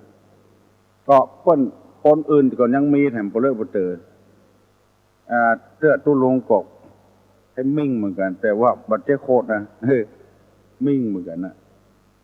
เสื้อเฮากะไว้ว่าคน300เนี่ยเฮากะของถึง400ก่อนบ่คุ้มนี่เป็นต้นไปก็จามเถอะไปได้ของแจกของอย่างที่ไหนเอาอันเดียวก็พอแล้วเพิ่นฮื้ออันเก่าเอาอันพอละบ่ท้าเพื่อลูกเพื่อเต้าอย่างละมันหันแก่ตัวลำไปบอกว่าอย่างถ้าก่อนนี่ใส่ไว้อย่างที่สองที่สามก็นักขึ้นเสื้อเอาไปแล้วไปกองไว้บ้านบันไดเป็นพักไม้ไซเกลืออย่างก็ตามเถอะไปในแพร่ในป่าหันนักก็เอานักลงไปคนอื่นจะเอาพ่องก็บ่ได้ละตัวเอาไปแล้วก็ไปเน่าไปบูดไปเสียโทษของมันมีนะความโลภนี่นะบอกว่าเงินคำทรัพย์สมบัติเป็นอย่างก็ตามเถอะเอาแล้วเอาแถมปอสักเตื้อมันจะมีความมีโทษของมันนึ่งก่อให้เกิดความพินาศเนอะคอยพอเถอะหมู่ตีกาของเถื่อนกากาของหนีภาษีกาเท่าใดบ่พอกายาบ้ายาอีเอาเข้าเปิ้นยึดหมดเนี่ยเป็นข้อหนึ่งโทษในทางพุทธศาสนาสองทำจิตให้กำเริบเสบสารหันแก่ตัวหันแก่ได้สามเป็นภัยในภายในเป็นพิษเป็นภัยในภายในสี่ทำให้บ่รู้จักประโยชน์บ่หันทำห้าทำให้มืดบอดอันนี้เป็นโทษของความขี้โลภตุลุงจะว่าให้ฟังคำเนิ่งหนึ่งก่อให้เกิดความพินาศสองทำจิตให้กำเริบสามเป็นภัยในภายในสี่ทำให้ไม่รู้จักประโยชน์ไม่เห็นธรรมห้าทำให้มืดบอดคำเดียวจะขอเมตตาเวลาน้อยเดียวอธิบายให้ฟัง ก่อให้เกิดความพิมนาศดังที่ตุลุงยกอุทาหรณ์เมื่อกี้ว่าโลภนักลำไปก็เลยเพิ่นยึดเพิ่นอะไรอย่างไปเหี่ยปตกเสี่ยงตีบ้านตีสวนเอาไปอย่างที่เขาหันว่าอยู่ที่หิมน้ำปิงตีมันงอกมันงามออกไปก็เลยล้อมหัวออกไปเอาเข้าเพิ่นยึดขึ้นเหี่ยไปได้สักกรรมเนี่ยเกิดความพินาศสองทำจิตกำเริบเสบสารเมื่อได้แล้วได้แถมได้แล้วได้แถมมันหมูจะปอสักเตื้อกำเริบเสบสารขึ้นไปแล้วก็เป็นทุกข์กับตัวเก่าลงไป สามเป็นภัยภายในเป็นภัยภายในบ้านภายในจิตในใจในครอบครัวในบ้านในจองของเราเป็นพิษเป็นภัยอยู่กับไผปวดทุกข์ปวดโล่งไผเพราะความที่โลภของตัวเองนักเกินไปอันใดก็เป็นของตัวเนี่ยปตกเสี่ยงอันนี้คืออันนี้เป็นภัยเป็นพิษเป็นภัยภายในนำความเดือดร้อนมาสู่ภายในแล้วก็สี่ทำเพื่อบ่รู้จักประโยชน์มหันธรรมะธรรมโมเนี่ยสักอย่างมุ่งแต่จะได้อย่างเดียววันนี้ย่อๆหน่อยห้าทำเพื่อมืดบอดมืดมนอนทการไปหมดไปหวังแต่ความโลภอย่างเดียวอันนี้โทษของความโลภที่พระพุทธเจ้าว่าเป็นกิเลสสันดานในจิตใจบาปแผ่ผายเอื้อเพื่อแผ่เนื้อไผเอาก็ได้อย่างเดียวเป็นเจ้าเป็นนายก็โลภเอาคนเดียวเป็นลูกน้องก็โลภเอาคนเดียวอันนี้โทษของความโลภได้นำมาเสนอคือพี่น้องของฝ่ายลูกเต้าหลานเด่นศรัทธานาบุญทั้งหลายได้ฟังเพื่อเราจะได้พินิจพิจารณาเอาใจเปิ้นมาใส่ใจตัวจะไปหันแก่ตัวลงไปแล้วก็จะได้หันธรรมะธรรมโมตัวหูศีลหูธรรมตัวถ้าหวังได้อย่างเดียวเป็นพิษเป็นภัยกับตัวเองแล้วการที่รับเด็กลูกเจ้าเสาะว่างหากินแจ้งไปละอันนี้ไม่ใช่ความโลภเนอะขอให้พี่น้องพ้องหญิงทั้งหลายได้จำไว้มันขี้โลภแจ้งออกไปละอันนี้ไม่ใช่ขี้โลภเนอะในศาสนาเฮายกย่องสรรเสริญตัวว่าเป็นคนขยันมั่นเพียรอันโลภนี่หันได้ง่ายๆอย่างที่ตุลุงว่าตะกี้นะเปิ้นแจกของแจกอะไรอย่างเอาหนึ่งบ่พอเอาสองเอาสามแถมเนี่ยอันเนี้ยมันทำให้หันเป็นชัดๆว่าเป็นคนหันแก่ตัวหันแก่ได้พอนึกถึงจิตถึงใจคนอื่นที่พึงจะได้พ้องมันทำลายสารพัดอย่างนะทำมือพินาศนะแต่ก่อนนี้เช่นพ่อเช่นแม่เขานี่เข้าไปในแพะในป่าเอาซ้าไปตัวว่าไปเสาะนอก็ได้นอมาเต็มซ้าก็พอแล้วปิดมาละวันเดียวนี่เล่นเอารถไปขนเอาอันนี้คือความโลภจะเอาเหยียดเที่ยงเหยียบบนตกบนเที่ยงบ่ฮื้อต้นไม้ได้งอกได้เงยได้มีเป็นไม้เป็นกอขึ้นแถมเอาเหี่ยคนเดียวเอาเหี่ยกำเดียวเกินลงไปอันนี้ของเขาว่าความโลภลากไปตั้งป่างอยู่ในแพะในป่าแปลงนอปิ๊บแปลงนอปิ๊บต้มนอปิ๊บอยู่ในป่าเอาหมดเจียงตึงโคตรตึงเอาแล้วก็จะเดือดร้อนเมื่อใดไผ่ผู้รู้เรื่องอันนี้คือความโลภเกิดขึ้นในสมัยแต่ก่อนนี่เพิ่นว่าเศรษฐกิจเพียงพอนี่คือหมายความว่าบ่โลภใจบ่โลภนักลำไปคนที่หาค้าขายเนี่ยให้ใส่ส่วนไปขายของเมื่อเจ้ามาจี้ตีสามตีสี่ไปอันนี้บ่ใช่โลภเนอะจะไปเข้าใจว่าโลภเป็นคนที่มันขยันประกอบอาชีพถูกตามหลักในที่เรียกว่าฆราวาสจะต้องมีคุณธรรมหนึ่งเป็นคนมันสองเป็นคนประหยัดอารักขสัมปทาสามคบคนดีสี่ประกอบอาชีพ ที่บ่ผิดศีลบ่ผิดธรรมบ่คิดผิดกฎหมายบ้านกฎหมายเมืองคืออยู่ในศีลคือกินในธรรมอย่างที่เพิ่นว่ากันวันนี้เวลามันน้อยตูลุงได้นำมาเสนอให้พี่น้องทั้งหลายได้ฟังเพื่อให้ได้เป็นคติเตือนอกเตือนใจประเดี๋ยวนี้เป็นที่น่ายินดียินบานมีตู้เจ้ามีพระนายมีท่านพ่อครูบาอาจารย์ออกสถานีวิทยุกันตลอดคืนหุ่งก็มีเพื่อเขาจะได้ถึงเวลาที่จะได้ลุกประกาศธรรมกันได้นำเอาธรรมะมาเสนอให้พี่น้องทั้งหลายขอให้มีโชคมีลาภให้โยมมั่นขอนเงินหิมาก้าขึ้นเหมือนกันกูคนปอนให้ฟังยกมือไหว้ฮับปอนนะสัพปีติโยวิวัจจันตุสัพพะโลกโกวินัสสตุมาเตภวะตนตรายโยสุขีติคาโยโกภวะอภิวาทนาสีริสนิจังอุทาปจายโนจตารโลธรรมาวัฏันติอายุวันโนสุขังพลัง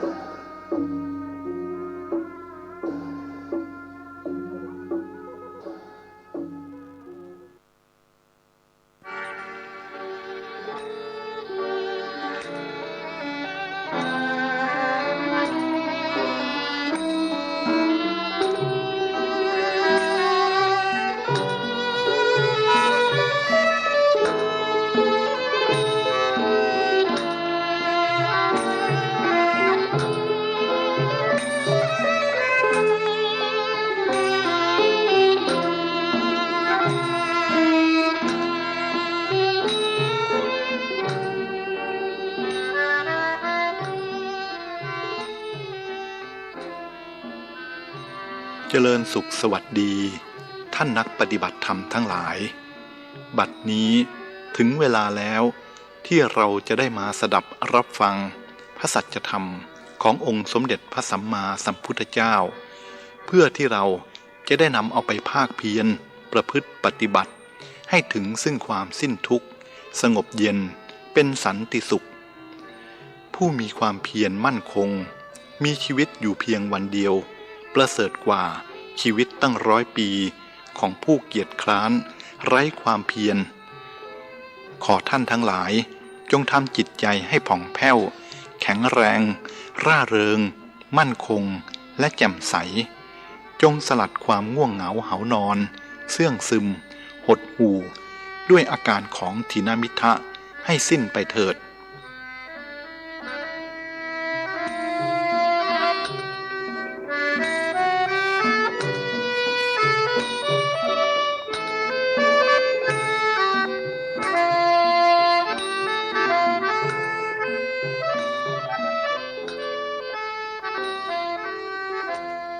ผู้ใดได้ปราโมทย์อันเกิดจากธรรมได้ดื่มรสแห่งธรรมอันพระตถาคตทรงยกย่องว่าเลิศกว่ารสทั้งปวงเพราะไม่เจือด้วยทุกข์และโทษยิ่งดื่มยิ่งสงบประณีตไร้ความกระวนกระวายยิ่งดื่มยิ่งหวานชื่นเหมือนบริโภคอ้อยจากปลายไปหาโคน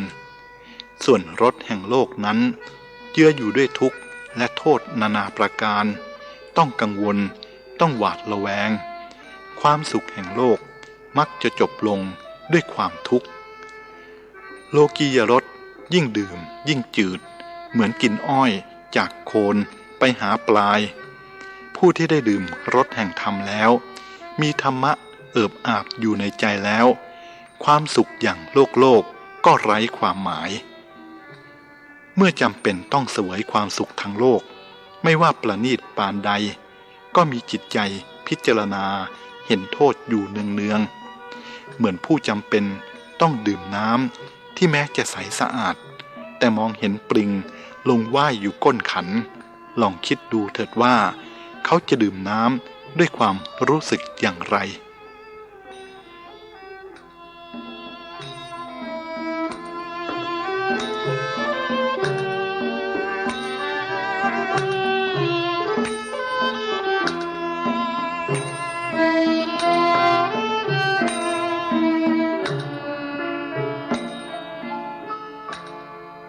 รดาอันว่าปทุมชาติแม้จะเกิดในโคลนตมหรือในน้ำย่อมชูดอกขึ้นพ้นจากโคลนตมและน้ำไม่ติดตมและน้ำส่งกลิ่นหอมน่ารื่นรมใจฉันใดบุคคลบางคนก็เช่นนั้นเกิดแล้วในโลกเจริญแล้วในโลกแต่ไม่ติดโลกไม่ติดในโลกียสุขอันเปรียบเสมือนเหยื่อเล็กน้อยที่ติดอยู่กับเบ็ดถอนตนขึ้นจากโลกปลดปล่อยตนให้เป็นอิสระจากการย่ำยีเสียดแทงแห่งอารมณ์โลกไม่ต้องอึดอัดคับแค้นเพราะโลกกระทำกระแทกกระทันบีบคั้นหัวใจไม่หวั่นไหวต่อความขึ้นลงของชีวิตลองคิดดูด้วยปัญญาอันชอบเถิดเหมือนอย่างว่ามีบุรุษคนหนึ่งมีสองมือข้างหนึ่งของเขาจับของร้อนจัดไว้ส่วนมืออีกข้างหนึ่งจับของเย็นจัดไว้ของทั้งสองนั้นแม้จะมีสภาพตรงกันข้ามก็จริงแต่ก็ให้ความทุกข์ทรมานแก่บุรุษนั้นเกือบจะเท่ากันฉันใดสุขและทุกข์ของโลกก็ฉันนั้นลงท้ายก็จะให้ความทุกข์แก่ผู้หน่วงเหนียวยึดถือเท่ากันเพราะความสุขของโลกเหมือนเหยื่อที่เบ็ดเกี่ยวไว้พอปลากินเหยื่อก็ติดเบ็ดคราวนี้ก็สุดแล้วแต่พลานเบ็ดจะฉุดกระชากลากไปมัตยาที่ติดเบ็ดกับปุถุชนที่ติดในโลกียสุขจะต่างอะไรกัน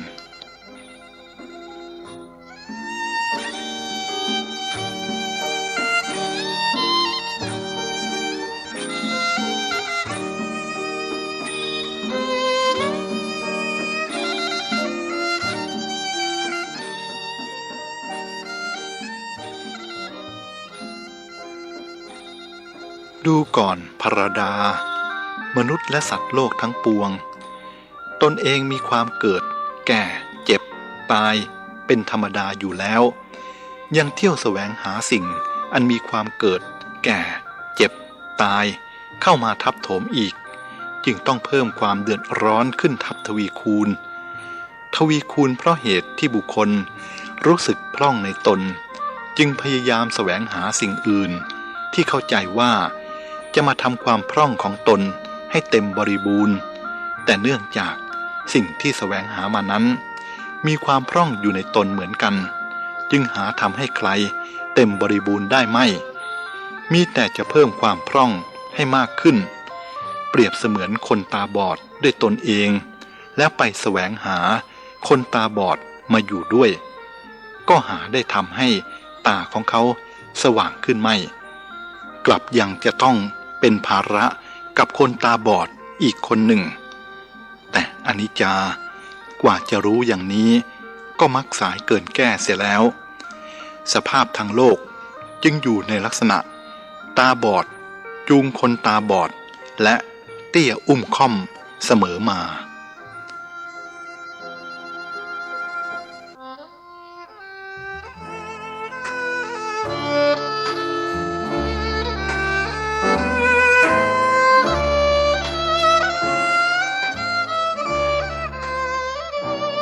ความรักเป็นสิ่งหนึ่งที่บุคคลทุกเพศทุกวัยแสวงหาด้วยเข้าใจว่าตนจะสมบูรณ์ขึ้นเพราะมีความรักและคนที่รักเข้าใจว่าตนจะมีความสุขเพราะมีความรักแต่พอมีเข้าจริงๆความกังวลห่วงใยความกลัวจะเสียของรักหรือคนรักความหวาดหวั่นพลั่นพรึงต่อการที่จะพลัดพรากจากสิ่งที่รักความริษยาอาฆาตต่อบุคคลที่มีท่าทีว่าจะมาแย่งของรักของตนไปเป็นอาทิเมื่อรวมกันแล้วก่อความทุกข์ความกังวลให้มากกว่าความสุขเล็กๆน้อยๆเพราะความเพลินใจในอารมณ์รักหรือสิ่งที่รักความไม่สมบูรณ์ในตนนั่นเองทำให้คนต้องการความรักและสิ่งที่รักส่วนบุคคลที่มีความสมบูรณ์ในตนย่อมไม่กังวลไม่ต้องการความรักหรือสิ่งที่รักเกี่ยวกับเรื่องนี้พระศาสดาของเราตรัสว่าการไม่ได้เห็นสิ่งอันเป็นที่รัก เป็นความทุกข์การประสบกับสิ่งอันไม่เป็นที่รักเป็นความทุกข์เพราะฉะนั้นจึงไม่ควรทำอะไรให้เป็นที่รักเพราะการพลัดพรากจากสิ่งที่รักเป็นความทรมานโลกนี้พร่องอยู่เป็นนิดใครขวนขวายให้เต็มปรารถนาในอารมณ์โลกก็เหมือนตักน้ำไปรดทะเลทรายหรือเหมือนคนน้ำไปเทลงในมหาสมุทรเหนื่อยแรงเปล่าชาวโลกจึงมีความเร่าร้อนดิ้นรนเพื่อให้เต็มปรารถนาแต่ก็หาสำเร็จไม่ยิ่งดื่มอารมณ์โลกสุขเวทนาอย่างโลกก็ดูเหมือนจะเพิ่มความอยากให้มากขึ้นเหมือนดื่มน้ำเค็มยิ่งดื่มยิ่งกระหายหรือเหมือนคนเกาแผลคันยิ่งเกายิ่งคันยิ่งคันก็ยิ่งเกาวนเวียนอยู่อย่างนั้นสู้คนที่พยายามรักษาแผลให้หายโดยไม่ต้องเกาไม่ได้เป็นการดับที่ต้นเหตุอย่างแท้จริง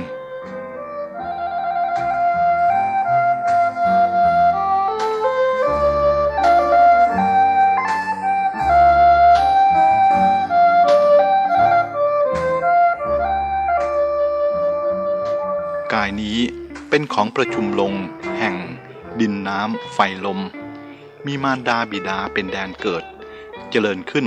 เพราะข้าวสุกและขนมนมเนยต้องอบต้องอาบเพื่อกันกลิ่นเหม็นต้องขัดสีมลทินอยู่เป็นนิดมีความแตกกระจัดกระจายเป็นธรรมดาผู้มีจักษุควรพิจารณาเห็นกายนี้ว่าเป็นของไม่เที่ยงเป็นทุกข์ทนได้ยากเป็นโรคเป็นดังหัวฝีเป็นดังลูกศรเพราะความยากลำบากชำรุดทรุดโทรมเป็นของว่างเปล่าไม่ใช่ตัวตนเมื่อพิจารณาเห็นอย่างนี้ย่อมละความพอใจรักใคร่ความกระวนกระวายในกายเสียได้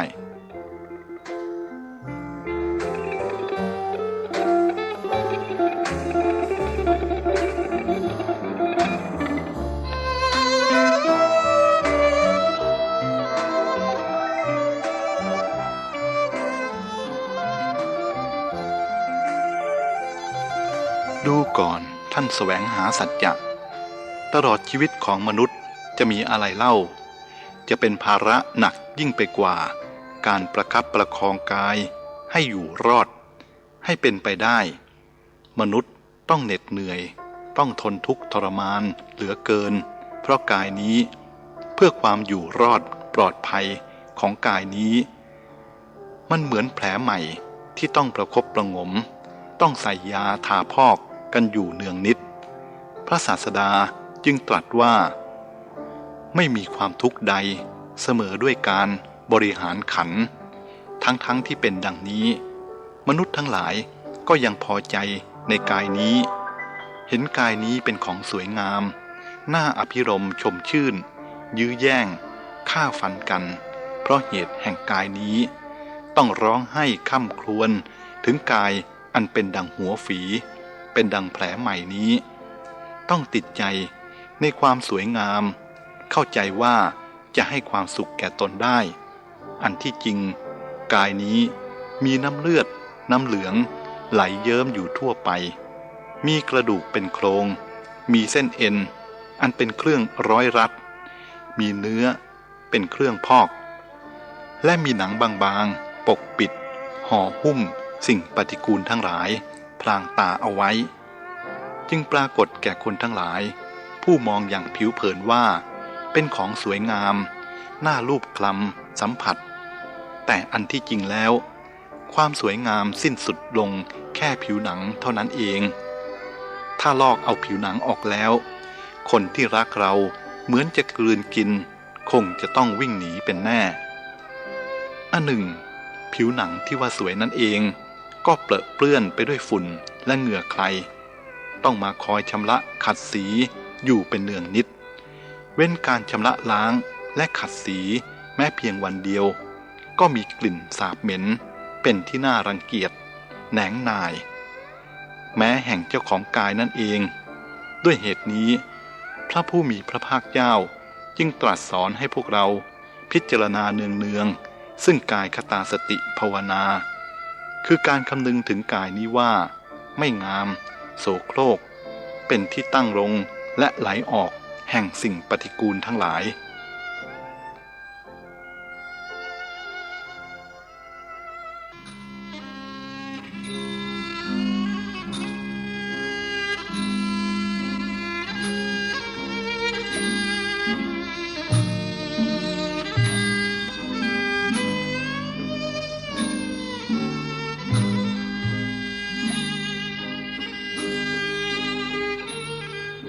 ท่านผู้แสวงหาสัจจะ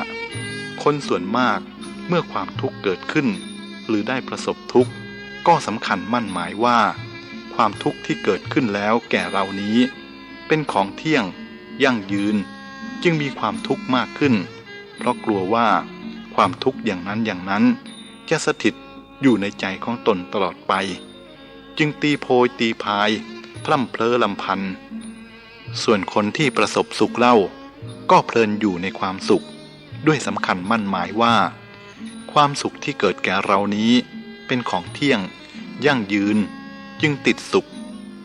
พอความสุขแปรปรวนก็เกิดทุกข์ขึ้นเหมือนคนเห็นเงาของดวงจันทร์ในขันน้ำจึงได้คว้าเอาในที่สุดก็คว้าถูกขันน้ำนั่นเองหาถูกดวงจันทร์ไม่ภรดาเอ่ยอันที่จริงแล้วทั้งสุขและทุกข์เป็นของไม่เที่ยงไม่ยั่งยืนเกิดขึ้นเพราะมีเหตุปัจจัยและแปรปรวนไปเพราะการแปรแห่งเหตุดับไปเพราะการดับแห่งเหตุนั่นเอง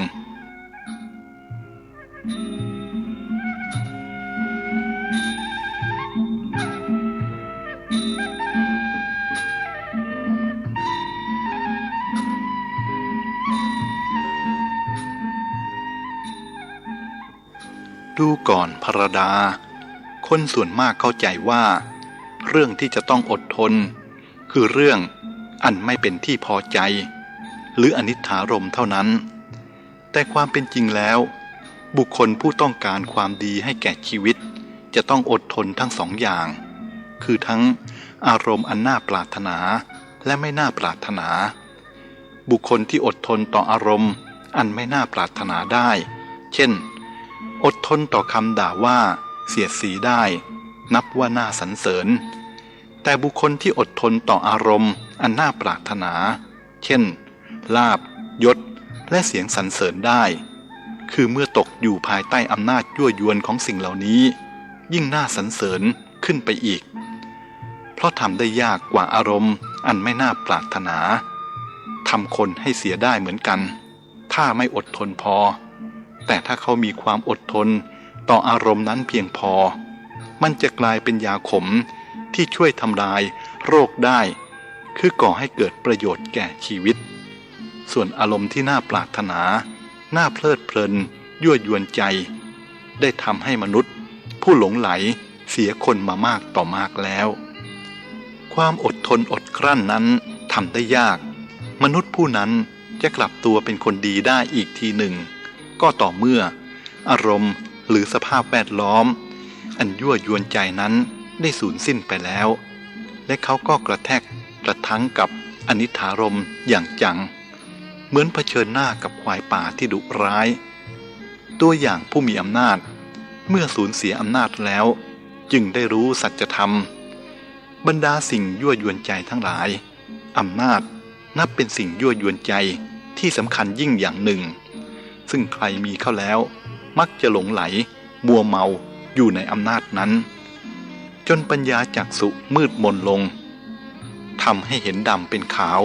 เห็นผิดเป็นชอบแล้วประกอบกรรมหนักด้วยอำนาจที่มีอยู่นั้นจะต้องประสบชะตากรรมมีวิบากอันเผ็ดร้อนเมื่อนั้นแหละจึงจะรู้สึกตัวแต่มันก็สายไปเสียแล้วเรื่องทำนองนี้มีตัวอย่างให้เห็นอยู่เนืองๆอำนาจอาจจะทำให้คนที่เคยดีเสียไปได้ไม่ต้องกล่าวถึงคนที่ชั่วอยู่แล้วเพราะฉะนั้นท่านจึงสอนให้ระวังต้องมีตีติขาขันติดังกล่าวมา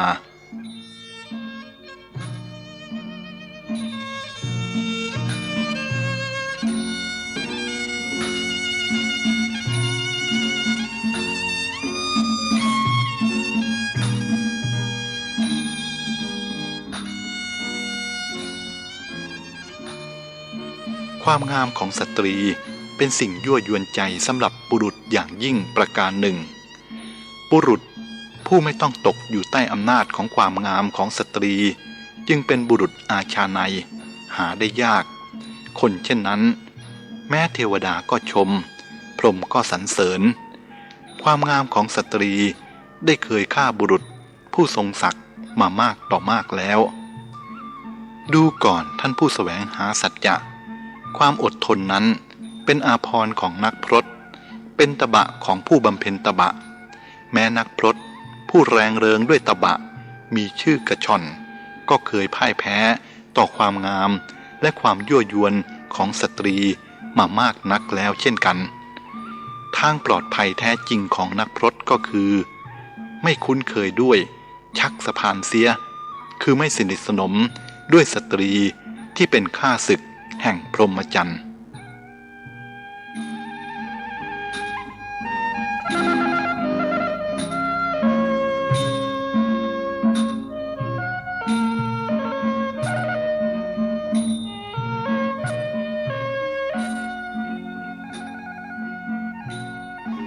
ดูก่อนภิกษุทั้งหลาย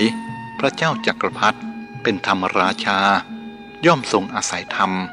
สการะธรรมเคารพธรรมยำเกรงธรรมมีธรรมเป็นธงมีธรรมเป็นตรามีธรรมเป็นใหญ่ย่อมทรงดำเนินกิจการต่างๆไปโดยธรรมดูก่อนภิกษุแม้เราตถาคตก็เป็นผู้ทรงธรรมเป็นธรรมราชาเราต้องอาศัยธรรมเคารพธรรมยำเกรงธรรมมีธรรมเป็นธงมีธรรมเป็นตราและมีธรรมเป็นใหญ่ดังนี้จึงพอกล่าวได้ว่าผู้เป็นใหญ่สูงสุดในโลกทั้งปวงคือธรรมะบุคคลผู้เป็นใหญ่จะยิ่งใหญ่อยู่ได้ก็เฉพาะเมื่อดำรงตนอยู่ในธรรมะอยู่ในร่มเงาของธรรมะทำหน้าที่ในฐานะเป็นตัวแทนหรือเป็นเครื่องมือแห่งธรรมะให้งานทุกสายเป็นทางเดินแห่งธรรมะบุคคลผู้ยอมมอบตนให้แก่ธรรมะให้ธรรมะเป็นผู้นำทางชีวิตย่อมไม่เสื่อมมีแต่ความเจริญพระจอมมุนีได้ตรัสไว้ว่าบุคคลจะเป็นผู้เจริญก็รู้ง่ายจะเป็นผู้เสื่อมก็รู้ง่ายคือผู้รักธรรมเป็นผู้เจริญผู้ชังธรรมเป็นผู้เสื่อมพระดาด้วยเหตุนี้จึงควรทำงานและดำเนินชีวิตเพื่อเอาใจธรรมะไม่ใช่เพื่อเอาใจคนทั้งหลายซึ่งมีใจต่างกันถูกใจคนหนึ่งไม่ถูกใจอีกคนหนึ่งถูกใจกลุ่มหนึ่งแต่ไม่ถูกใจอีกกลุ่มหนึ่งธรรมะนั้นมีใจเดียวคือความถูกต้องเรามุ่งเอาธรรมาธิปไตยเป็นทางดำเนินชีวิตเมื่อได้มอบตนให้อยู่ภายใต้การคุ้มครองของธรรมะแล้วไม่ต้องวิตกทุกข์ร้อนอะไรทั้งหมดต้องการสิ่งใดธรรมะจะเป็นผู้มอบให้ลาภยศสรรเสริญสุขที่ได้มาโดยธรรมอันธรรมะมอบให้แล้วจะเป็นสิ่งที่สงบเย็นไม่เล่าร้อนเหมือนลาภยศสรรเสริญสุขที่ได้มาโดยอธรรมอะไรคือที่พึ่งอันแท้จริงของมนุษย์ผู้เวียนว่ายอยู่ในทะเลแห่งความทยานอยากนี้ธรรมะอย่างไรเล่าพระพุทธองค์ทรงตรัสว่าจงมีธรรมะเป็นที่พึ่งเถิดอย่ามีสิ่งอื่นเป็นที่พึ่งเลยและทรงชี้บอกว่าอธรรมคือความไม่กังวลไม่ยึดมั่นถือมั่นนั่นแหละคือที่พึ่งของใจหาใช่อย่างอื่นไม่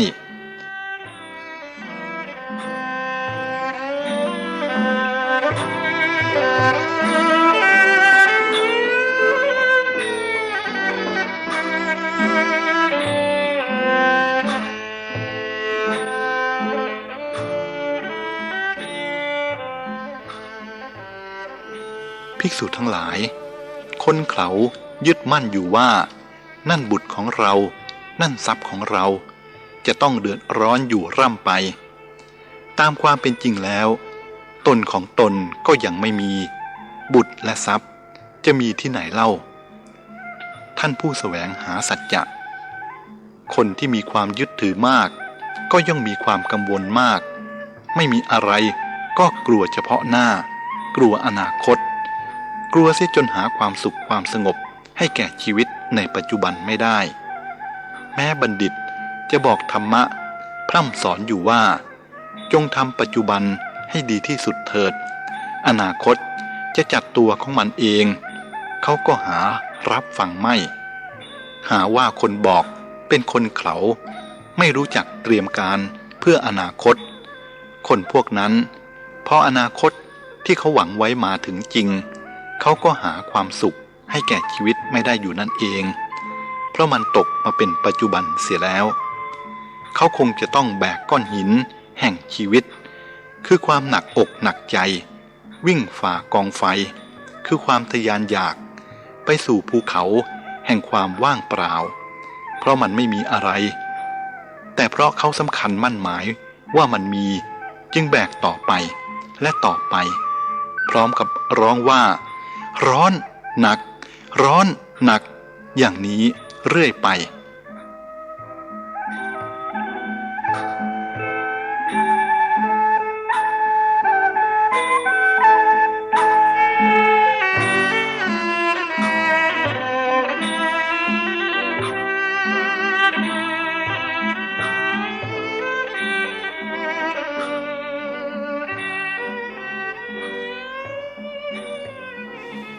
ท่านผู้แสวงหาสัจจะความจริงอันน่าพิศวงมีอยู่ว่าความสงบเยือกเย็นของดวงจิตเพราะความเป็นผู้ไม่ต้องการอะไรนั้นมีค่ายิ่งกว่าสมบัติบรมจักรแห่งกษัตราธิราชเหมือนมหาจักรพรรดิผู้เร่าร้อนอยู่ด้วยความปรารถนาอันไม่มีที่สิ้นสุดมิฉะนั้นแล้วฉะไหนเล่าพระบรมครูของเราจึงทรงสละสมบัติบรมจักรเพื่อแสวงหาความสงบเย็นให้แก่ดวงจิต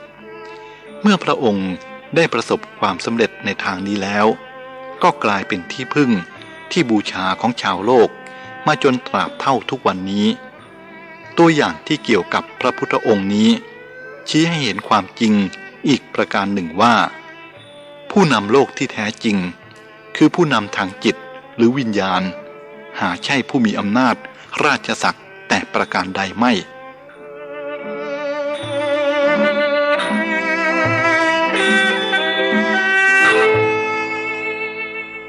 ดูก่อนพระดาคนจำนวนไม่น้อยแบกก้อนหินแห่งชีวิตคือความหนักอกหนักใจวิ่งฝ่ากองไฟคือความทรมานไปสู่ภูเขาแห่งความว่างเปล่าพระดาสมมุติว่ามีใครสักคนหนึ่งกลิ้งหินอันแสนหนักขึ้นสู่ยอดเขาแล้วปล่อยให้หินนั้นตกลงมาอย่างภาคพื้นตกลงมากลิ้งขึ้นไปอีกแล้วปล่อยลงมาเขากลิ้งหินนี้ขึ้นสู่ยอดเขาอยู่อย่างนี้วันแล้ววันเล่าปีแล้วปีเล่าท่านจะรู้สึกอย่างไรต่อบุคคลผู้นั้นเขาถูกบังคับให้เข็นก้อนหินโดยที่ตัวเขาเองก็ไม่รู้ว่าจะต้องเข็นไปทำไมบุคคลสมมุติดังกล่าวนั้นฉันใดคนส่วนมากในโลกนี้ก็ฉันนั้นได้ลงทุนลงแรงเป็นอย่างมากเข็นก้อนหินคือภาระอันหนักของตนเพื่อไปสู่ยอดเขาแห่งความว่างเปล่าต่างคนต่างก็กลิ้งไปถูกความทะยานอยากของตนผลักดันให้กลิ้งขึ้นไปด้วยความเข้าใจว่าบนยอดเขานั้นจะมีอะไรบางพวกก็กลิ้งหินกระทบกันแย่งทางกันแล้วทะเลาะกันเบียดเบียนฆ่าฟันกันแข่งกันว่าใครจะถึงยอดเขาก่อนเมื่อถึงยอดเขาแล้วจึงได้รู้ว่ามันไม่มีอะไรคนทั้งหมดต้องนั่งลงกอดเข่ารำพันว่าเหนื่อยแรงเปล่า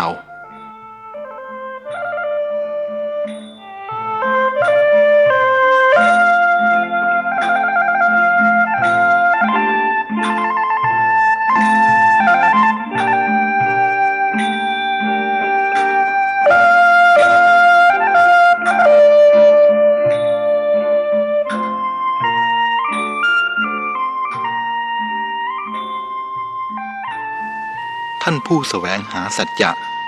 มนุษย์จะถูกลงทันให้ประสบชะตากรรมหรือการลงแรงที่สิ้นหวังและไร้ผลตอบแทนอันไม่คุ้มเหนื่อย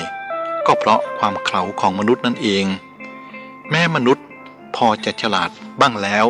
ในเรื่องอื่นๆในสาขาวิชาการมากหลายแต่มนุษย์ยังเขลาต่อเรื่องราวของชีวิตมนุษย์ส่วนมากยังเข้าไม่ถึงสิ่งที่ชีวิตควรจะต้องการและขึ้นให้ถึงส่วนใหญ่ยังถือเอากามกินและเกียรติเป็นจุดหมายของชีวิตนั่นคือความผิดพลาดอย่างใหญ่หลวงของสังคมมนุษย์ตามความเป็นจริงแล้วการงานทุกอย่างของมนุษย์ควรเป็นเครื่องมือไปสู่การพัฒนาการให้ตนขึ้นสู่ฐานะอันสูงสุดเท่าที่มนุษย์จะขึ้นถึงได้นั่นคือความสะอาดแจ่มใสแห่งดวงจิตข้ามแดนแห่งความมืดมนของชีวิตเสียได้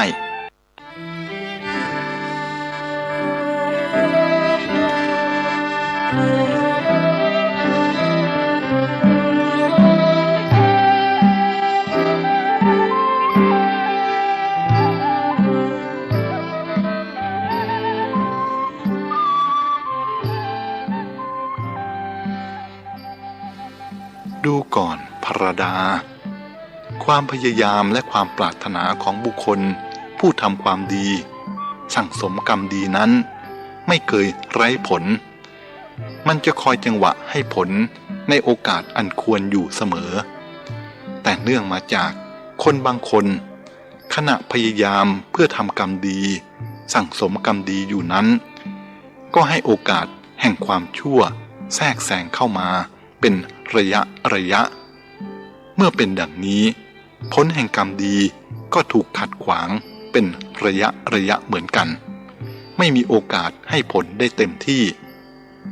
อันหนึ่งความพยายามเพื่อเอาชนะความชั่วในตนนั้นจะเป็นความพยายามที่สำคัญและจำเป็นอย่างยิ่งในชีวิตมนุษย์เราจะต้องพยายามไปตลอดชีวิตเดียวไม่เพียงพอด้วยซ้ำไป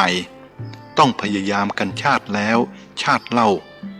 โดยหาวิธีจะให้จิตใจค่อยเจริญขึ้นทีละเล็กทีละน้อยค่อยเป็นค่อยไปทีละขั้นดังที่พระพุทธองค์ทรงอุปมาไว้ว่าเปรียบเหมือนมหาสมุทรลึกลงโดยลำดับลาดลงโดยลำดับไม่โกรกชันเหมือนภูเขาขาดฉะนั้น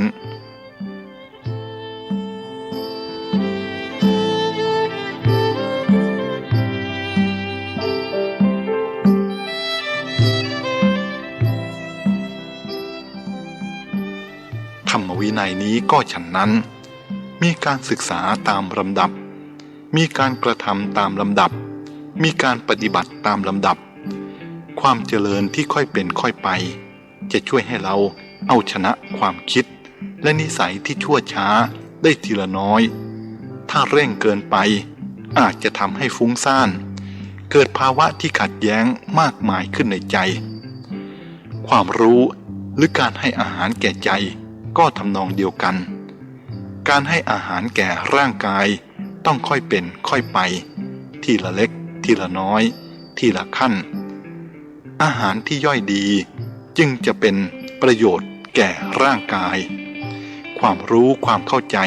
ที่ย่อยดีแล้วจึงจะเป็นประโยชน์แก่ดวงจิตในการนี้ความอดทนเป็นคุณธรรมที่จำเป็นจริงๆปราศจากความอดทนเสียแล้วก็ทำไปไม่ตลอด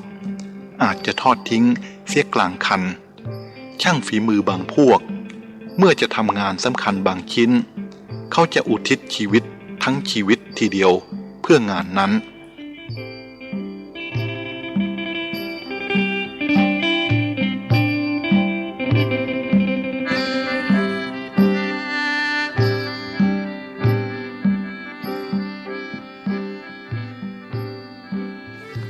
นักปราชญ์ผู้แสวงหาปัญญาจะใช้ชีวิตทั้งชีวิตเหมือนกันเพื่อให้รู้อะไรสักอย่างหนึ่งหรือเพื่อให้ชีวิตก้าวหน้าสักขั้นหนึ่งในทางปัญญาแม้จะเป็นขั้นเล็กๆก็ตามความพยายามของเรา จะต้องเป็นไปติดต่อกันมีความซื่อสัตย์และเอาจริงผลจะต้องมีมาอย่างแน่นอนแม้จะช้าหน่อยก็ตามด้วยเหตุนี้โชคชะตาของแต่ละคนจึงเป็นผลรวมแห่งการกระทำในอดีตของเขาความสามารถทางจิตสภาพทางกายอุปนิสัยทางศีลธรรมและเหตุการณ์สำคัญในชาติหนึ่งย่อมเป็นผลรวมแห่งความปรารถนาความคิดความตั้งใจของเราเองในอดีตไม่เฉพาะแต่ในชาติก่อนเท่านั้นแต่หมายถึงในตอนต้นๆแห่งชีวิตในชาตินี้ของเราด้วยจึงสรุปได้ว่าทุกอย่างที่เราเป็นอยู่ในปัจจุบันเป็นผลแห่งสิ่งที่เราเคยคิดไว้สิ่งทั้งปวงมีใจเป็นหัวหน้ามีใจประเสริฐสุดสำเร็จมาจากใจถ้าใจเศร้าหมองการกระทำและการพูดก็เศร้าหมองความทุกข์ก็จะตามมาถ้าใจผ่องแผ้วการกระทำและการพูดก็สะอาดบริสุทธิ์ความสุขก็จะตามมาเหมือนล้อเกวียนหมุนตามรอยเท้าโคหรือเหมือนเงาตามตัว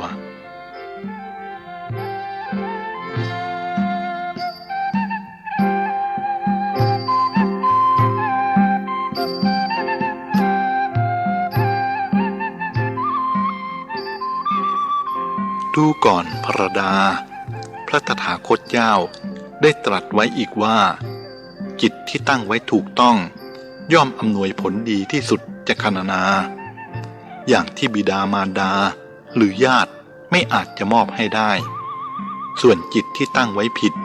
ย่อมทำให้บุคคลนั้นย่อยยับป่นปี้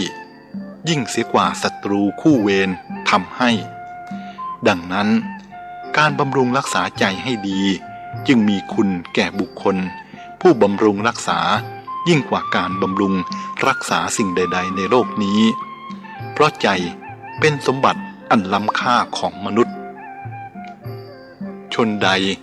เห็นสิ่งที่เป็นสาระว่าเป็นสาระเห็นสิ่งที่เป็นสาระว่าไม่เป็นสาระคนพวกนั้นมีความดำริผิดเป็นทางดำเนินย่อมไม่ประสบสิ่งอันเป็นสาระส่วนชนใด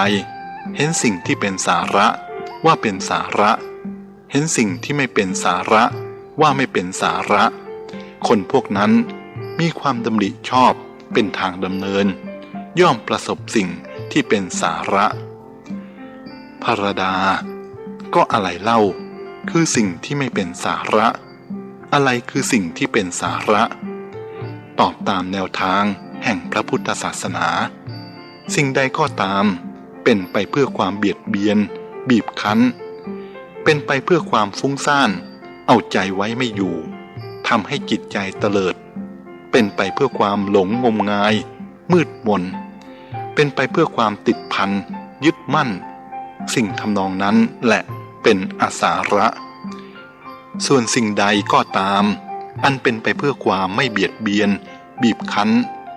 เป็นไปเพื่อความสงบระงับแห่งดวงจิตเป็นไปเพื่อปัญญาเห็นแจ้งเป็นไปเพื่อความไม่ยึดมั่นด้วยอุปาทานคือเป็นไปเพื่อความหลุดพ้นสิ่งนั้นหรือสิ่งทำนองนั้นนั่นแหละมีสาระคนส่วนมากอาศัยความดำริผิดจึงเห็นสิ่งที่ไม่เป็นสาระว่าเป็นสาระและหมกมุ่นอยู่พัวพันอยู่จมอยู่ในสิ่งอันไม่เป็นสาระนั้นมิหนำซ้ำยังนึกดูหมิ่นผู้ที่กำลังศึกษาปฏิบัติอยู่ซึ่งสิ่งอันเป็นสาระว่าขวนขวายในสิ่งอันไม่เป็นสาระเมื่อเป็นดังนี้เขาจึงไม่มีโอกาสประสบสิ่งอันเป็นสาระได้เพราะได้สมาทานมิจฉาทิฐิไว้เต็มที่แล้ว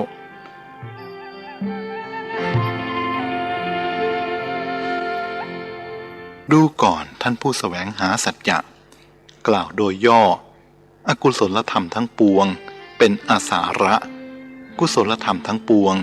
เป็นสาระสิ่งที่ทำให้จิตใจต่ำเป็นอาสาระสิ่งที่ทำให้จิตใจสูงเป็นสาระ คนดีเป็นสาระคนชั่วก็เป็นอสาระท่านผู้แสวงหาสัจจะคนส่วนมากอยากเป็นคนดีอยากทำดีและอยากได้ดีแต่ที่ทำต่างๆกันนั้นก็เพราะความเห็นในเรื่องของความดีไม่ตรงกันบางคนเห็นผิดไปเห็นความชั่วเป็นดี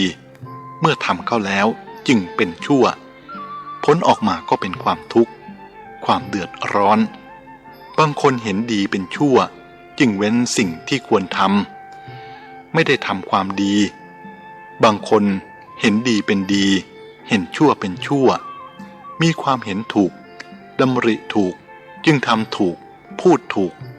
ผลออกมาก็เป็นความสุขความเจริญความเย็นใจโดยในดังกล่าวมาแล้ว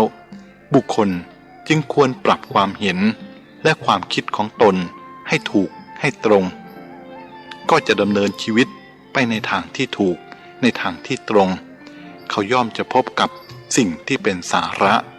เพราะมีความเห็นถูกคิดถูกนั้นเป็นประทีปส่องทางส่วนคนที่มีความคิดเห็นไม่ตรงย่อมมีแต่ความทุกข์เป็นผลดังที่พระพุทธองค์ได้ทรงตรัสไว้ว่าภิกษุทั้งหลายเราไม่เห็นสิ่งอื่นแม้อย่างหนึ่งที่เป็นเหตุให้อกุศลธรรมที่ยังไม่เกิดขึ้นที่เกิดขึ้นแล้วเจริญไพบูลย์ยิ่งขึ้นเหมือนมิจฉาทิฐินี้เลย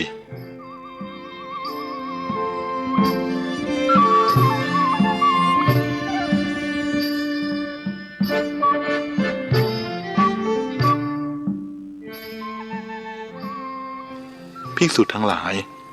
เมื่อบุคคลมีความเห็นผิดอกุศลธรรมที่ยังไม่เกิดก็ย่อมเกิดขึ้นอกุศลธรรมที่เกิดขึ้นแล้วก็ย่อมเจริญไพบูลย์ยิ่งขึ้นภิกษุทั้งหลายเราไม่เห็นธรรมอย่างอื่นแม้ข้อหนึ่งที่เป็นเหตุให้กุศลธรรมที่ยังไม่เกิดขึ้นเมื่อเกิดขึ้นแล้วก็เจริญไพบูลย์ยิ่งขึ้นเหมือนสัมมาทิฏฐินี้เลยภิกษุทั้งหลายเมื่อบุคคลมีความเห็นชอบกุศลธรรมที่ยังไม่เกิดขึ้นย่อมเกิดขึ้นแล้วที่เกิดขึ้นแล้วย่อมเป็นไปเพื่อความเจริญไพบูลย์ยิ่งขึ้นอันหนึ่งมิจฉาทิฏฐิทำให้สัตว์ทั้งหลายต้องตกนรกส่วนสัมมาทิฏฐิทำให้สัตว์ทั้งหลายบังเกิดในสุคติโลกสวรรค์ผู้เป็นมิจฉาทิฏฐิเกิดมาเพื่อความฉิบหายวอดวายเพื่อโทษทุกข์แก่คนเป็นจำนวนมากส่วนผู้เป็นสัมมาทิฏฐิเกิดมาเพื่อประโยชน์สุขของคนเป็นส่วนมากเพราะทำให้คนทั้งหลายตั้งอยู่ในธรรมของสัตตบุรุษภิกษุทั้งหลายกายกรรมวจีกรรมและมโนกรรมของบุคคลที่มีความเห็นผิดย่อมเป็นไปเพื่อผลอันไม่น่าปรารถนาไม่น่าชอบใจไม่เป็นประโยชน์เป็นไปเพื่อทุกข์เพราะเหตุใดเพราะมิจฉาทิฏฐินั้นเลวทรามภิกษุทั้งหลายเปรียบเหมือนเม็ดสะเดาก็ดีเมล็ดบวบขมก็ดีเมล็ดน้ำเต้าขมก็ดีที่บุคคลหมกไว้ในพื้นดินอันชุ่มชื้นรสของดินรสของน้ำที่มันดูดดื่มเข้าไปทั้งหมดย่อมเป็นไปเพื่อความเป็นของขมเพื่อเผ็ดร้อนไม่น่ายินดีข้อนั้นเพราะเหตุใดก็เพราะพืชนั้นเป็นพืชพันธุ์เลวภิกษุทั้งหลายกายกรรมก็ดีวจีกรรมก็ดีมโนกรรมก็ดีของบุคคลผู้เป็นมิจฉาทิฏฐิฉะนั้นเป็นไปเพื่อผลที่ไม่น่าปรารถนาเพราะความเห็นของเขาเลวทรามเจตนาก็ตามความปรารถนาก็ตามความตั้งใจก็ตามมีผลไม่น่าปรารถนาไปด้วยเพราะเกิดจากทิฏฐิอันเลวทราม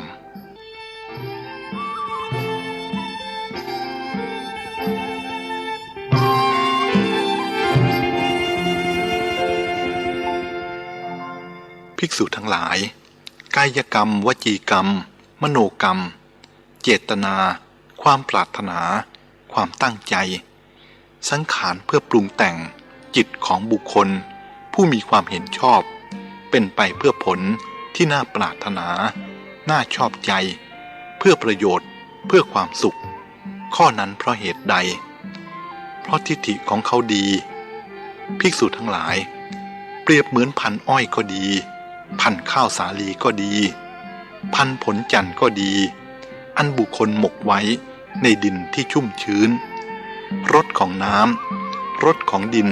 ที่มันดูดซึมเข้าไปทั้งหมดย่อมเป็นของมีรสหวานน่ายินดีน่าชื่นใจ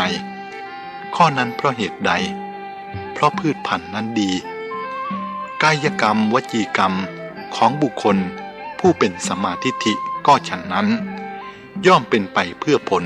อันน่าปรารถนาเพราะทิฏฐิของเขาดีพระดาเห็นหรือไม่ว่าความเห็นชอบความดำริชอบมีความสำคัญต่อชีวิตของบุคคลอย่างไรเหมือนประทีปสองทางเหมือนเมล็ดพืชที่ดีอำนวยประโยชน์เพื่อความสุขแก่บุคคลหาประมาณมิได้ดูก่อนท่านผู้แสวงหาสัจจะความแตกต่างระหว่างปุถุชนผู้มิได้สดับธรรมกับสาวกของพระอริยะผู้ได้สดับธรรมแม้จะยังเป็นปุถุชนอยู่ด้วยกันก็ตามก็คือปุถุชนผู้มิได้สดับธรรมเป็นผู้เต็มไปด้วยความยึดมั่นถือมั่นในโลกียธรรมต่างๆอาทิว่าทรัพย์ของเราบุตรภรรยาก็ของเราสามีของเราเพื่อนของเรานั่นนี่ก็ของเราไม่รู้โทษของความยึดถือเมื่อสิ่งที่ยึดมั่นว่าเป็นของตนแปรปรวนไปเพราะความไม่เที่ยงไม่อาจจะเหนี่ยวรั้งไว้ได้ก็เกิดทุกข์โทมนัสร่ำไห้รำพันตรอมใจหม่นไหมแม้กระนั้นก็ยังไม่รู้ว่านั่นเป็นเพราะโทษของความยึดมั่นถือมั่นกลับเห็นว่าเป็นเพราะความพลัดพรากบ้างเพราะผู้อื่นมาทำให้บ้างส่วนสาวกของพระอริยะผู้สดับธรรมศึกษาธรรมเรียนรู้ธรรมย่อมเป็นผู้คลายความยึดมั่นถือมั่นเพราะรู้ตามความเป็นจริงว่าสิ่งทั้งปวงเป็นไปตามเหตุปัจจัยเมื่อสิ่งนั้นๆแปรปรวนไปเพราะความไม่เที่ยงก็รู้ว่าสิ่งนั้นแปรปรวนไปตามเหตุปัจจัยท่านไม่ต้องทุกข์โทมนัสไม่ร่ำไรรำพันไม่หม่นไหม้ตรอมใจท่านอาศัยสิ่งต่างๆอย่างอิสระไม่เป็นทาสของสิ่งที่ต้องอาศัยจิตใจของท่านจึงปลอดโปร่งชื่นช่ำอยู่ด้วยธรรมมีสติปัญญาว่องไวรู้เท่าทันเหตุการณ์ที่เกิดขึ้นแก่ตนและเป็นที่พึ่งทางใจแก่คนทั้งหลายผู้รู้จักเกี่ยวข้องนี่คืออานิสงส์ของการเรียนรู้ธรรมสดับธรรมและประพฤติธรรม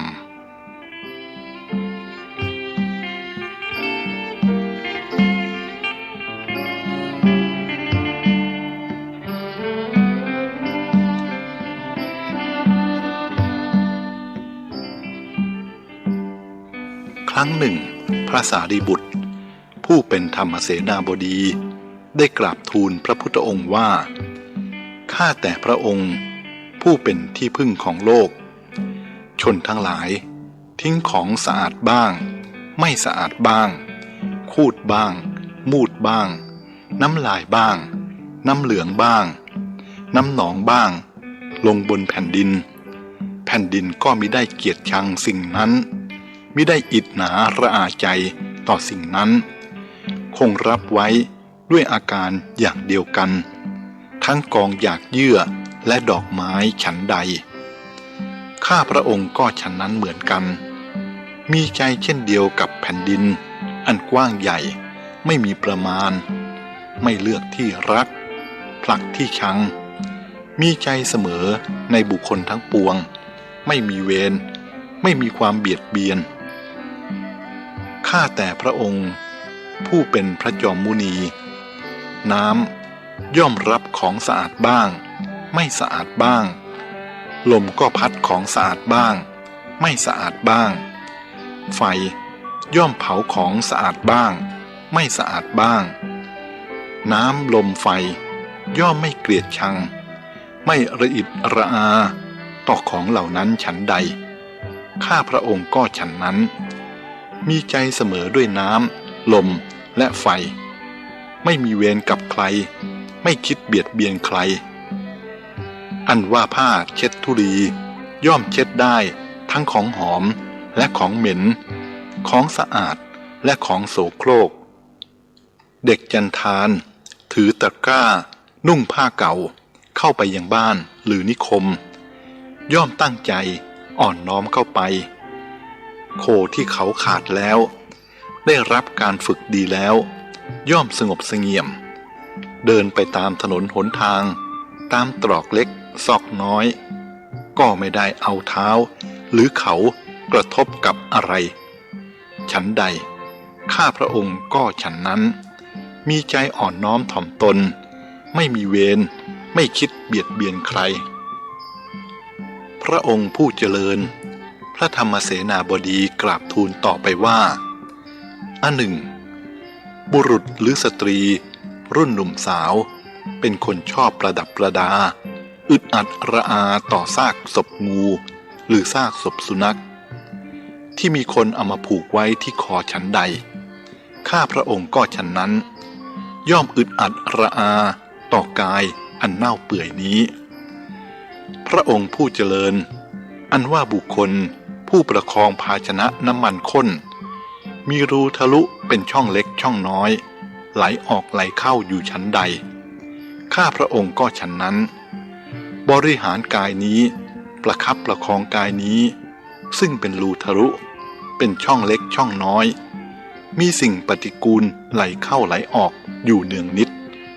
ข้าพระองค์ย่อมระอิดระอาต่อกายนี้อันหนึ่ง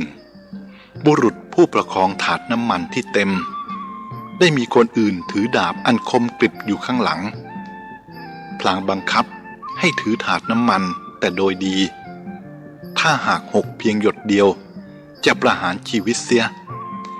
บุรุษนั้นย่อมตั้งใจประคับประคองถาดน้ำมันนั้นฉันใด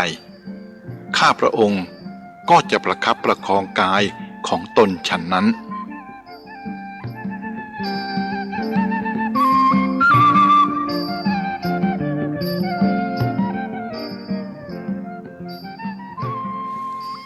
ดูก่อนท่านผู้แสวงหาธรรมะพระตถาคตเจ้าและพระสาวกของพระตถาคตเจ้ามีพระสารีบุตรเป็นต้นเป็นอย่างนี้คือมีปกติอดทนในสิ่งที่คนทั้งหลายทนได้ยากเอาชนะในสิ่งที่คนทั้งหลายเอาชนะได้ยากและทำในสิ่งที่คนทั้งหลายทำได้ยากจึงได้รับสิ่งที่คนทั้งหลายรับได้ยากสิ่งที่ไม่น่ายินดีมักปลอมเข้ามาในรูปของสิ่งที่น่ายินดีสิ่งที่ไม่น่ารักมักมาในรูปสิ่งที่น่ารักทุกข์มักมาในรูปแห่งความสุขเพราะเหตุนั้นคนจึงประมาทกันนักดูก่อนท่านผู้แสวงหาสัจจะคนส่วนมากหลงไหลในมายาธรรมคือสิ่งที่กลับกรอกหลอกลวงยึดถือเอาว่าเป็นสัจธรรมคือของจริงจึงถูกมายาธรรมนั้นห้ำหั่นย่ำยีบีบคั้นหัวใจให้ต้องเศร้าโศกคร่ำครวญรำพันว่าสุขก็หาใช่สุขจริงไม่มันเป็นแต่เพียงทุกข์ที่ปลอมเข้ามาในรูปแห่งสุขหรือมีสุขเป็นเหยื่อล่อเล็กๆน้อยๆเหมือนศัตรูปลอมมาในรูปแห่งมิตรอันหนึ่งความสุขที่เกิดจากโลกียารมณ์รัชนียารมณ์นั้นล้วนเป็นทุกข์เป็นพื้นฐานก่อนแล้วจึงได้สุขความจริงก็คือความทุกข์ที่ลดลงเพราะบำบัดถูกวิธีเท่านั้นเองและมีความทุกข์ติดตามมาอีกอย่างกระชั้นชิดบำบัดได้คราวหนึ่งก็สมมุติเรียกว่าสุขคราวหนึ่งลาภผลซึ่งคนแสวงหากันนักหนาด้วยความยากเย็นลำบากนานาประการต้องเอาชีวิตเข้าเสี่ยงนั้นเมื่อได้มาแล้วหาใช่จะอำนวยความสุข ให้ฝ่ายเดียวไม่ มันมีความทุกข์ความกังวลใจแอบแฝงอยู่ด้วย ต้องเฝ้าต้องระวังจนไม่เป็นอันกินอันนอนต้องเสียชีวิตในการป้องกันทรัพย์สินก็มียศแล้วก็ต้องมีความเป็นอยู่สิ้นเปลืองกว่าคนธรรมดาสามัญต้องหาทรัพย์มากขึ้นมักจะหาได้ไม่พอใช้ต้องมีภาระมากเวลาไม่เป็นของตนเป็นที่เกาะอาศัยของผู้อื่นจนนุงนังต้องพลอยทุกข์กับคนนั้นคนนี้บางคนพอมียศเข้าก็ลืมตัวไม่เป็นอยู่อย่างที่เคยเป็นเหตุให้เสียมิตรเสียเพื่อนเสียญาติพี่น้องก็มีเพราะไปหลงติดยศอันเป็นเปลือกของคนจนแสงสว่างแห่งธรรมะไม่อาจจะส่องถึงใจได้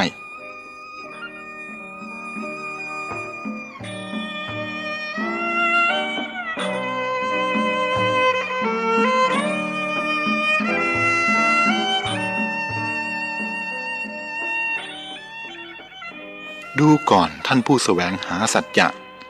เรื่องนี้อย่าพูดเพียงคฤหัสถ์เลยแม้บรรพชิตบางรูป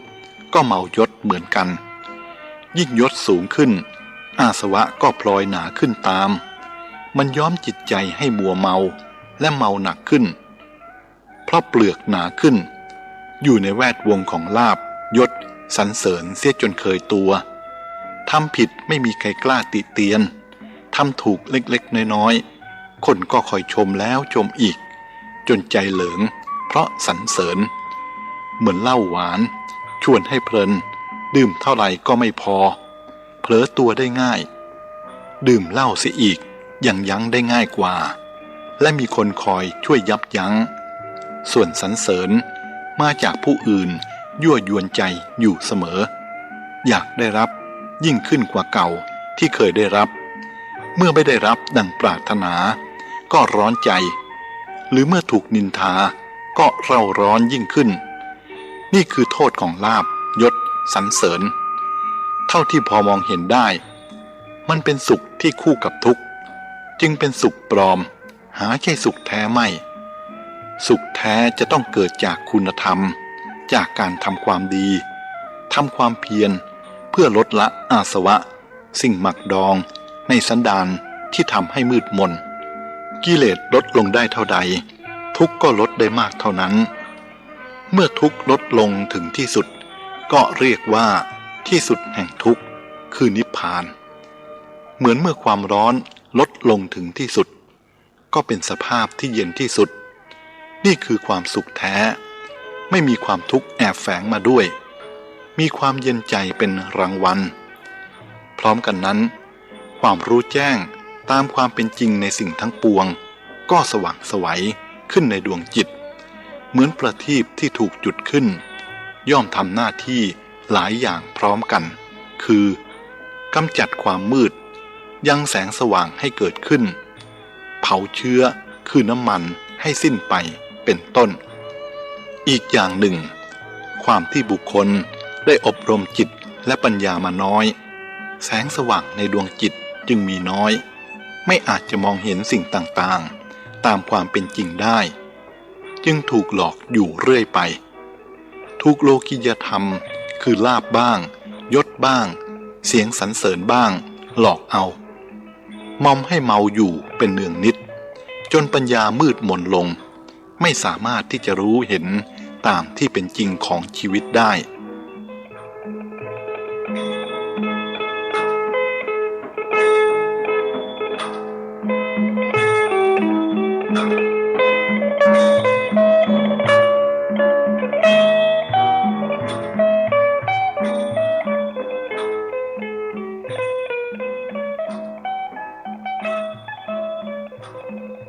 ลาภและยศนั้นเป็นเหยื่อของโลกที่น้อยคนนักจะสละและวางได้หรือได้แล้วจะไม่เมาจึงมีเรื่องแย่งลาภแย่งยศกันอยู่เสมอเหมือนปลาที่แย่งเหยื่อกันกินแต่หารู้ไม่ว่าเหยื่อนั้นมีเบ็ดเกี่ยวอยู่ด้วยหรือเหมือนไก่ที่แย่งไส้เดือนกันแล้วจิกตีกันทำลายกันจนพินาศกันไปทั้งสองฝ่าย น่าสังเวชสลดใจยิ่งนักถ้ามนุษย์ในโลกนี้ลดความโลภลงมีการเผื่อแผ่เจือจานโอบอ้อมอารีถ้าเขาลดโทสะลงมีความเห็นอกเห็นใจกันมีเมตตากรุณาต่อกันและลดโมหะลงไม่หลงงมงายใช้เหตุผลในการตัดสินปัญหาและดำเนินชีวิตโลกนี้จะน่าอยู่อีกมากแต่ช่างเขาเถอะหน้าที่โดยตรงและเร่งด่วนของเราก็คือลดความโลภความโกรธและความหลง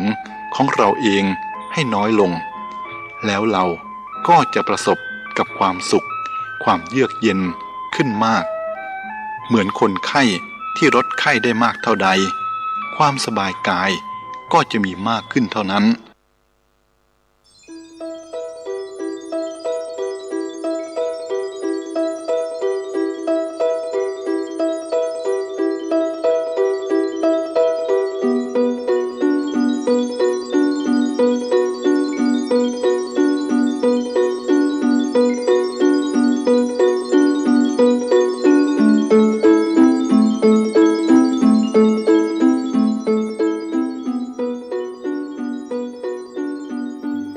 เสียงธรรม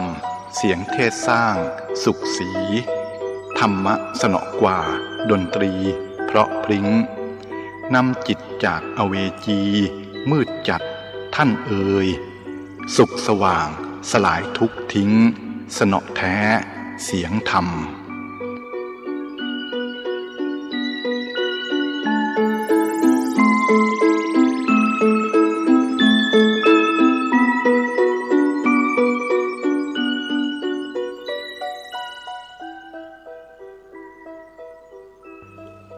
เจริญสุขสวัสดี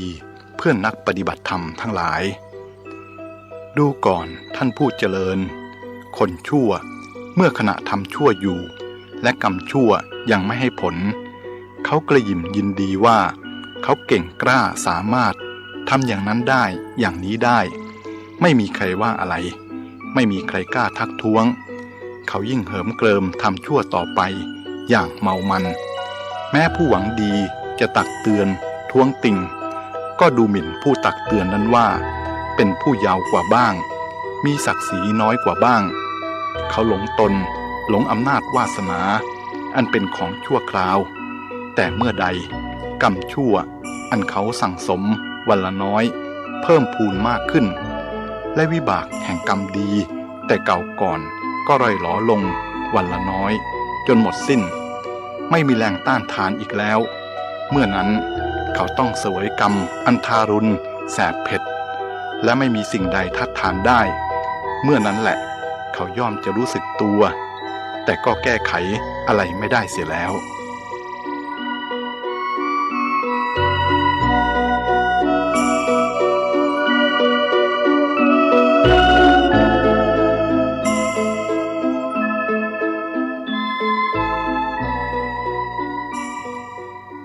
กรรมชั่วที่บุคคลทำแล้วยังไม่ให้ผล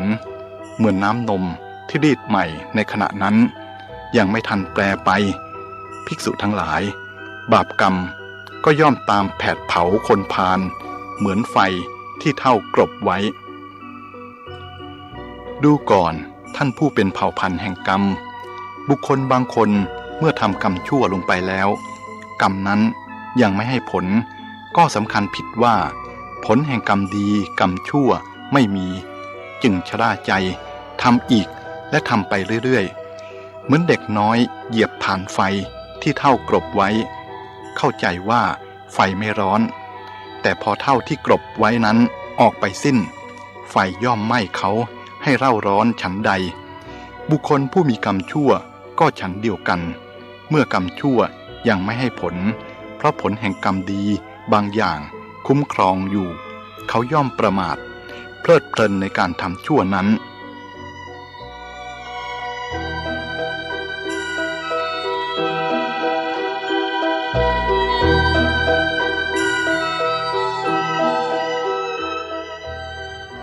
เมื่อไฟไหม้บ้านภาชนะเครื่องใช้ที่เจ้าของนำออกไปได้ของนั้นก็เป็นประโยชน์แก่เจ้าของ ที่นำออกไปได้ส่วนภาชนะของใช้ที่เจ้าของนำออกไม่ได้ก็ถูกไฟไหม้วอดวายอยู่ณที่นั้นเองฉันใดเมื่อโลกนี้ถูกไฟคือความแก่ความตายไม่อยู่ก็ฉันนั้นคือผู้ฉลาดย่อมนำของออกด้วยการให้ทานของที่บุคคลให้แล้วชื่อว่านำออกดีแล้วมีความสุขเป็นผลส่วนของที่ยังไม่ได้ให้หาเป็นเช่นนั้นไม่แต่โจรอาจขโมยเสียบ้างไฟอาจจะไหม้เสียบ้างอีกอย่างหนึ่งเมื่อความตายเข้ามาถึงบุคคลย่อมสละทรัพย์สมบัติและแม้สรีระของตนไว้นำไปไม่ได้เลยผู้มีปัญญาความรู้ความจริงในข้อนี้แล้วพึงบริโภคใช้สอยพึงให้เพื่อสงเคราะห์ผู้อื่นเมื่อได้ให้ได้บริโภคตามสมควรแล้วเป็นผู้ไม่ถูกติเตียนย่อมเข้าสู่ฐานะอันประเสริฐ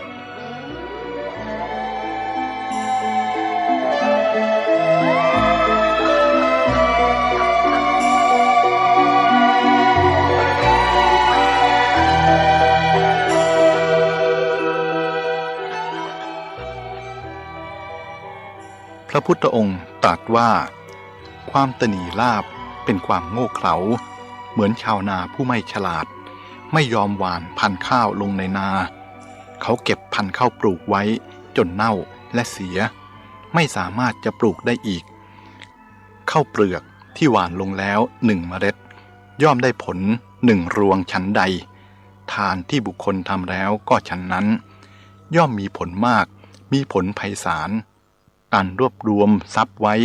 โดยไม่ได้ใช้สอยให้เป็นประโยชน์ทรัพย์นั้นจะมีคุณค่าแก่ตนอย่างไร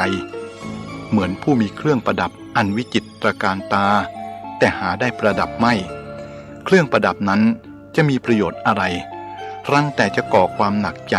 ในการเก็บรักษา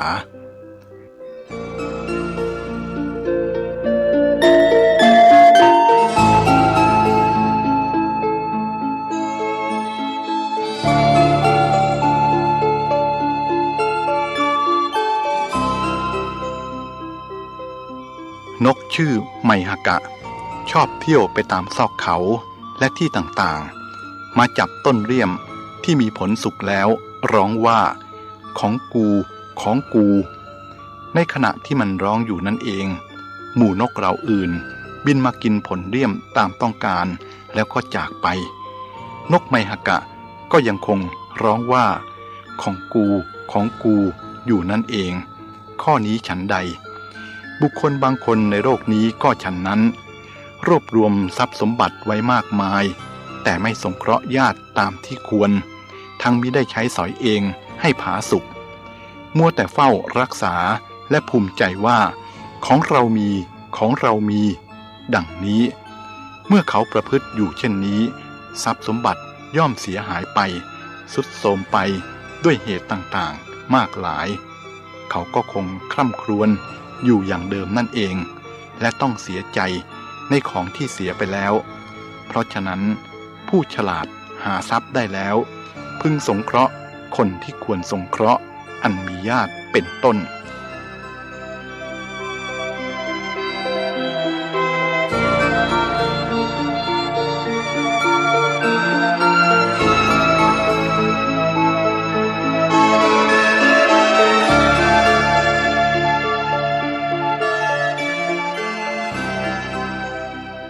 ดูก่อนท่านทั้งหลายทรัพย์ของคนไม่ดีนั้นไม่สู้อำนวยประโยชน์แก่ใครเหมือนสระโบกธรณีอันตั้งอยู่ในที่ที่ไม่มีมนุษย์แม้จะใสสะอาดจืดสนิทเย็นดีมีท่าลงสะดวกน่ารื่นรมแต่มหาชนก็หาได้ดื่มอาบหรือใช้สอยตามต้องการไม่น้ำนั้นมีอยู่อย่างไร้ประโยชน์ทรัพย์ของคนตรณีก็ฉันนั้นไม่อำนวยประโยชน์สุขแก่ใครๆเลยรวมทั้งตัวเองด้วย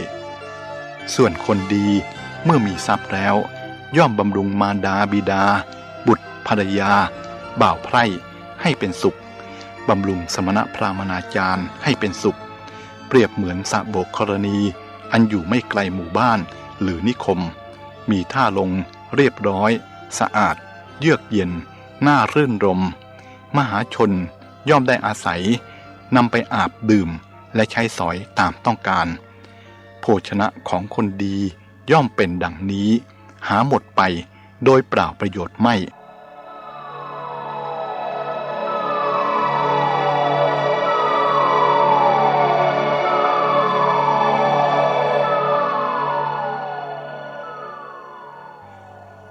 ดูก่อนท่านทั้งหลายนักกายกรรมผู้มีกำลังมากหรือนักมวยปล้ำซึ่งมีพลังมหาศาลนั้นก่อนที่จะได้กำลังมาเขาก็ต้องออกกำลังไปก่อนการเสียสละนั้นก็คือการได้มาซึ่งผลอันเลิศในบั้นปลายผู้ไม่ยอมเสียสละอะไร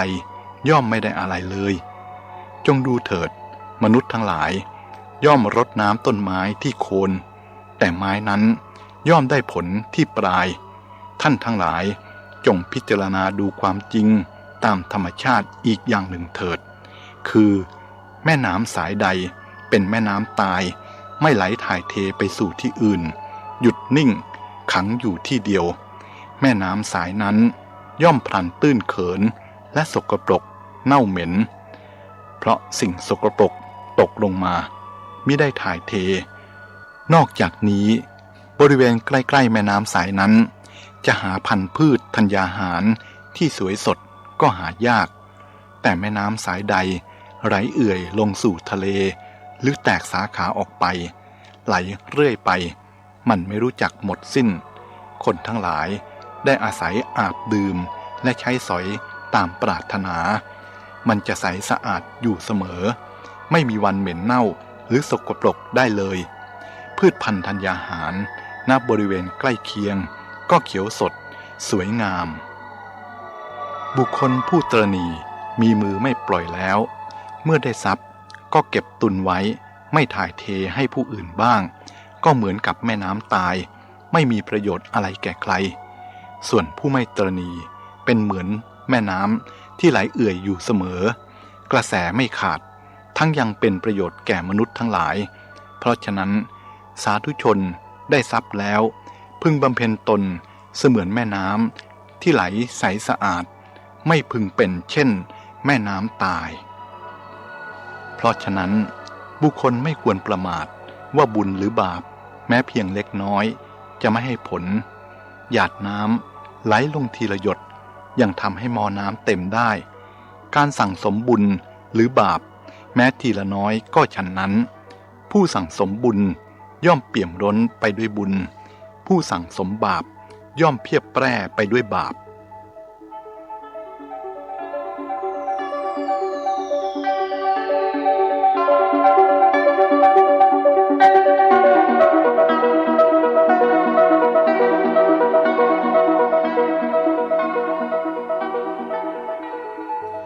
อนิจจาชีวิตทาสช่างลำบากและกังวลเสียมิกะไรรับใช้ใกล้ชิดเกินไปก็หาว่าประจบสพห่างเหินไปหน่อยเขาก็หาว่าทอดทิ้งธุระของนายพูดเสียงค่อยเขาก็ว่าไม่เต็มใจตอบพูดเสียงดังไปหน่อยเขาก็ว่ากระโชกโฮกฮากใครเล่าจะสามารถรับใช้นายได้อย่างสมบูรณ์ชีวิตทาสเป็นชีวิตที่ลำเค็ญเหนื่อยยากทั้งที่เป็นอย่างนี้คนทาสส่วนมากก็เป็นคนซื่อสัตย์เสียสละและกตัญญูเสรีชนด้วยซ้ำไปส่วนมากคอยแต่ตลบตะแลงเอารัดเอาเปรียบและคดโกงมีตัวอย่างที่หาได้ง่ายสำหรับทาสซึ่งซื่อสัตย์กตัญญูและเสียสละต่อนายของตนแต่สำหรับนายแล้วหาได้ยากเหลือเกินที่จะเพียงแต่เสียสละเพื่อทาสเท่านั้นอย่าพูดถึงความซื่อตรงเลยนายส่วนมากมักจะใช้ทาสไม่เป็นเวลาใช้วาจาหวานล้อมให้ทาสหวังอย่างลมๆแรงๆเหนียวบำเหน็จทำความผิดน้อยก็เป็นความผิดมากส่วนความดีความชอบนั้นมิค่อยจะได้พูดถึง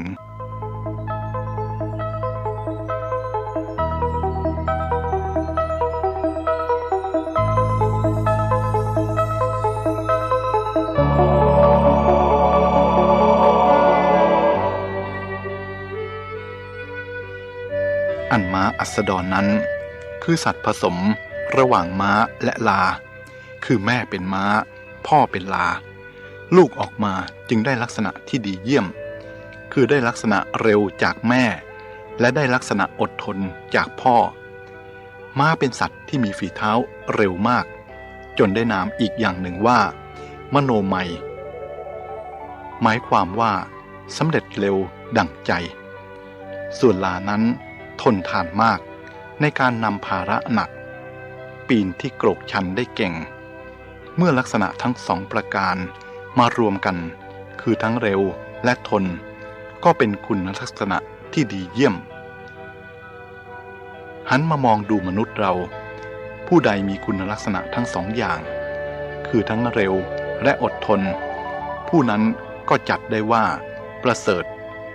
คนบางคนมีสติปัญญาดีรู้อะไรได้เร็วแต่ไม่ทนทานอ่อนแอเบื่อหน่ายงานง่ายจับจดในที่สุดก็เอาดีไม่ค่อยจะได้ส่วนบางคนทนทานบึกบึนแต่ขาดสติปัญญา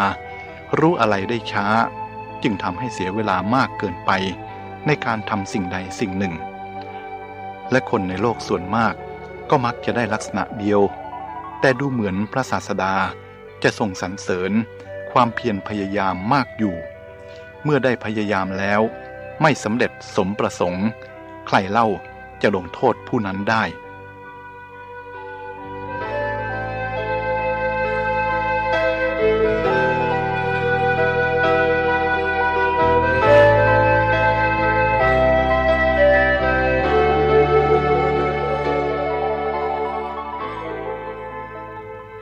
กล่าวถึงสัตว์อาชาไนย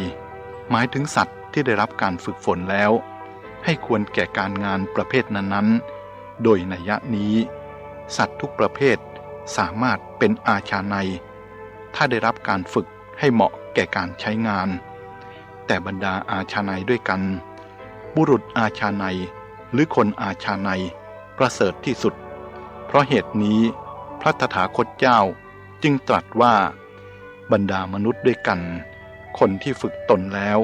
ประเสริฐที่สุดคำว่าฝึกตนนั้นหมายถึงฝึกจิตของตนให้ดีงามรับได้ทนได้แม้ในภาวะที่คนทั่วไปรู้สึกว่าไม่น่าจะทนได้การฝึกจิตก็เหมือนกันกับการยกน้ำหนักต้องค่อยทำค่อยไปเมื่อได้ที่แล้วก็เป็นจิตที่ทนทานและมีอภินิหารเป็นอัศจรรย์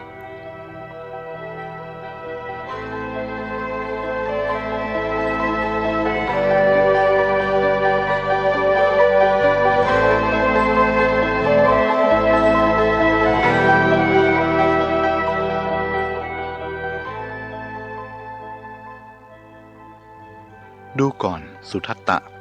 ผู้ตื่นอยู่มิได้หลับย่อมรู้สึกว่าราตรีหนึ่งยาวนานผู้ที่เดินทางจนเมื่อยล้าแล้วรู้สึกว่าโยชน์หนึ่งเป็นหนทางที่ยืดยาวแต่สังสารวัฏคือการเวียนเกิดเวียนตายของสัตว์ผู้ไม่รู้พระสัจธรรมยังยาวนานกว่านั้นดูก่อนสังสารวัฏนี้หาเบื้องต้นเบื้องปลายได้โดยยากสัตว์ผู้พอใจในการเกิดย่อมเกิดบ่อยๆและการเกิดบ่อยๆนั้นตถาคตกล่าวว่าเป็นความทุกข์เพราะสิ่งที่ติดตามความเกิดมาก็คือความแก่ชราความเจ็บปวดทรมานและความตายความต้องพลัดพรากจากสิ่งอันเป็นที่รักความต้องประสบกับสิ่งอันไม่เป็นที่รักความแห้งใจความคร่ำครวญความทุกข์กายทุกข์ใจและความคับแค้นใจอุปมาเหมือนเห็ดซึ่งโผล่ขึ้นมาจากดินและนำดินติดขึ้นมาด้วยหรืออุปมาเหมือนโคซึ่งเทียมเกวียนแล้วจะเดินไปไหนก็มีเกวียนติดตามไปทุกคนทุกแห่งสัตว์โลกเกิดมาก็นำทุกข์ประจำสังขารติดมาด้วยตราบใดที่เขายังไม่สลัดความพอใจในสังขารออกความทุกข์ก็ย่อมติดตามไปเสมอเหมือนโคที่ยังมีแอกเกวียนครอบคออยู่ล้อเกวียนย่อมติดตามไปทุกฝีก้าว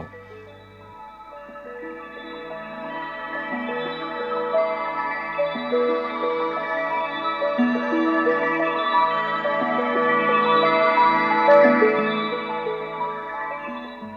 ฑิต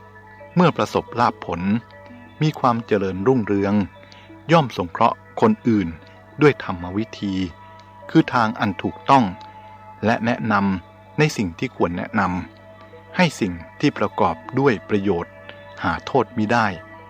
เมื่อประสบทุกข์ก็ไม่ทิ้งธรรมไม่นำความเดือดร้อนให้แก่ผู้อื่นเหมือนอ้อยเข้าสู่หีบยนต์ก็ไม่ทิ้งรสหวานคชสาร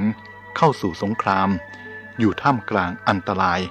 ก็ไม่ทิ้งลีลาอันสง่างามทองคำแม้เข้าสู่เบ้าสูบก็ไม่กลับกลายเป็นทองแดงหรือกระเบื้องคนพาลยิ่งประสบทุกข์ยิ่งทิ้งธรรมละเมิดธรรมและจะละเมิดธรรมมากขึ้นเมื่อประสบผลดีมีความสุขแต่บัณฑิตมีลักษณะตรงกันข้ามยิ่งประสบทุกข์ยิ่งเห็นธรรมและเมื่อประสบความสุขมีลาภสรรเสริญก็ยิ่งจะได้โอกาสประพฤติธรรมมากขึ้น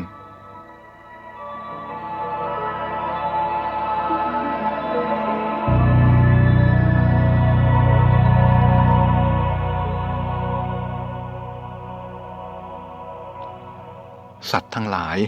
ย่อมสะดุ้งหวาดกลัวต่อความตายสัตว์ทั้งหลายต่างปรารถนาความสุขสบายเกลียดหน่ายต่อความทุกข์สิ่งที่สัตว์รักที่สุดก็คือชีวิตสิ่งที่สัตว์กลัวที่สุดก็คือความตายคนอาจจะยอมเสียสละคนอื่นสมบัติอื่นตลอดจนอวัยวะบางส่วนเพื่อให้ชีวิตคงอยู่ชีวิตมีค่าสูงสุดผู้ที่เรารักที่สุดก็คือผู้ที่ให้ชีวิตแก่เราได้แก่มารดาบิดาผู้ที่ชังที่สุดคือผู้ที่เอาชีวิตของเราไปเราอาจจะรู้สึกภูมิใจเมื่อได้ให้สิ่งใดสิ่งหนึ่งแก่ผู้อื่นแต่เราจะได้ภูมิใจที่สุดเมื่อได้ให้ชีวิตแก่ผู้อื่นทรัพย์ภายนอกเราเกิดมาเราไม่ได้เอามาด้วยแม้เมื่อเราตายไปเราก็เอามันไปด้วยไม่ได้จำต้องทิ้งไว้ให้คนอื่นใช้สอยแม้เมื่อคนอื่นนั้นตายเขาก็เอาไปด้วยไม่ได้ต้องทิ้งไว้ให้คนอื่นอีกถ้าคนอื่นตายหมดของเหล่านั้นก็ทิ้งไว้ในโลกนี้เพราะมันเป็นสมบัติของโลกเราเกิดมาเราก็ยืมโลกใช้ชั่วคราวเมื่อเราไม่จำเป็นจะใช้ก็ส่งคืนแก่โลกเท่านั้นเองฉะนั้นจะมามัวห่วงใยอะไรกับของคนอื่น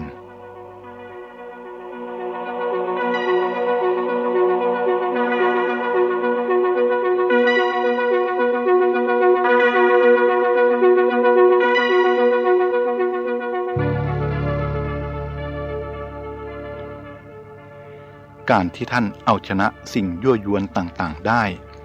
ไม่ตกอยู่ในอำนาจของสิ่งยั่วยวนต่างๆอันยั่วให้กำหนัดขัดเคืองรุ่มหลงและมัวเมานั่นเรียกว่าท่านเป็นผู้ชนะตนเองการชนะตนเองนี้เป็นสิ่งที่ชนะได้ยากชนะคนอื่นง่ายกว่าคนที่ชนะตัวเองจึงมีน้อยแต่ใครสามารถเอาชนะได้อย่างเด็ดขาดโดยไม่กลับแพ้อีกเราเรียกว่าเป็นยอดนักรบในสงครามชีวิตซึ่งยืดเยื้อยืนนานที่สุด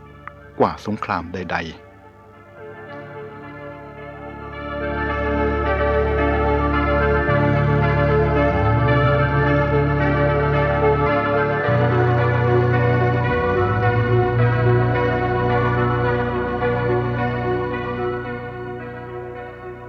ถ้าบุคคลสามารถได้สิ่งที่ตนประสงค์ด้วยกิจง่ายๆเพียงแต่บูชาเพลิงถวายเทพเจ้าแล้วในโลกนี้ใครเล่าจะเป็นผู้ยากจนแร้นแค้นใครเล่าจะพลาดจากสิ่งที่ตนประสงค์ท่านอาจพิสูจน์ด้วยตัวของท่านเองไว้ว่าหากใครสักคนหนึ่งกระโจนลงไปในกองเพลิงเพื่อนำเอาตัวเองเป็นเครื่องบูชาเทพเจ้าคนนั้นก็ต้องตายเปล่าเทพเจ้าจะช่วยอะไรไม่ได้เลย เมื่อเป็นเช่นนี้อะไรเล่าจะช่วยให้เราบรรลุถึงจุดประสงค์ได้นอกจากตัวของเราเองตนเองนั่นแหละเป็นที่พึ่งของตนเมื่อปรารถนาสิ่งใดก็จงเอาตนนั่นแหละเป็นที่พึ่งพยายามบากบั่นไปในทางที่ชอบเพื่อให้บรรลุผลที่ต้องการนั้นๆ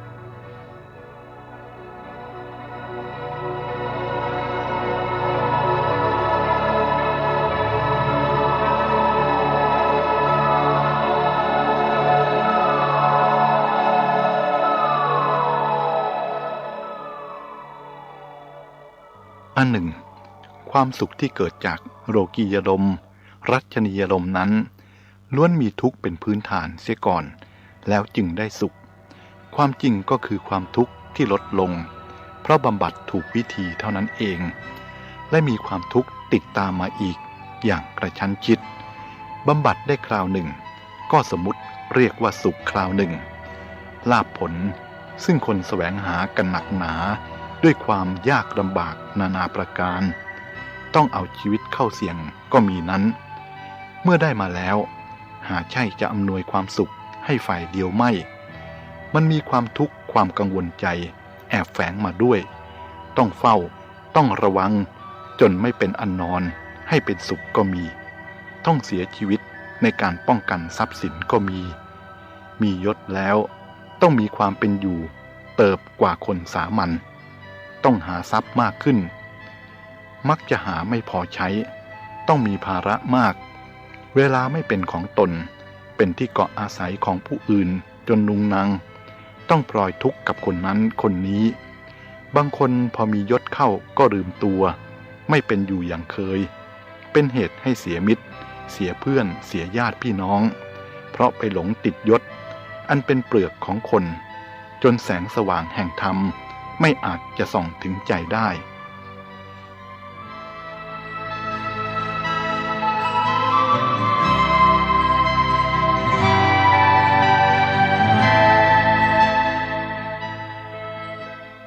ดูก่อนเพื่อนนักปฏิบัติธรรมทั้งหลายอันว่าบุคคลผู้เดินอยู่ในที่มืดใครมีแสงสว่างในมือเท่าใดก็เห็นความจริงที่ปรากฏอยู่เฉพาะหน้าได้เท่านั้นคนมีแสงสว่างน้อยก็เห็นได้น้อยและเห็นได้เฉพาะวัตถุหยาบผู้มีแสงสว่างมากก็เห็นได้กว้างไกลและแม้วัตถุละเอียดก็พอมองเห็นได้ฉันใดในโลกสันนิวาสอันมืดมิดด้วยโมหะนี้ก็ฉันนั้นผู้ใดมีแสงสว่างคือปัญญาน้อยก็ได้เห็นความจริงของชีวิตน้อยผู้มีปัญญามากลึกซึ้งกว้างขวางก็ได้เห็นความจริงของชีวิตมากเป็นเหตุให้ฉลาดในวิถีชีวิตรู้ว่าอะไรเป็นเหตุแห่งสุขอะไรเป็นเหตุแห่งทุกข์แล้วเว้นเหตุแห่งทุกข์เสียประกอบพอกพูนเหตุแห่งสุขพร้อมทั้งมีอุบายอันฉลาดในการหลีกเหตุแห่งทุกข์ประกอบเหตุแห่งสุขเหมือนคนมีจักษุดีเว้นทางอันขรุขระอันเต็มไปด้วยอันตรายดำเนินไปในทางที่ปลอดภัยฉะนั้นแต่น่าเสียดายที่กว่าจะรู้ว่าอะไรเป็นอะไรคนก็มักจะย่างเข้าสู่วัยชราจนทำอะไรไม่ค่อยทันเสียแล้วได้แต่นั่งนอนทอดถอนใจว่ารู้อย่างนี้คงจะทำอะไรได้ดีกว่านี้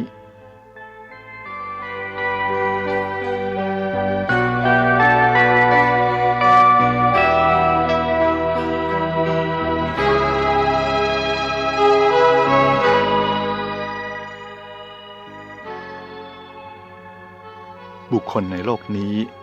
อยู่ร่วมกันย่อมต้องพึ่งพาอาศัยกันเอื้อเฟื้อช่วยเหลือกันคนยากจน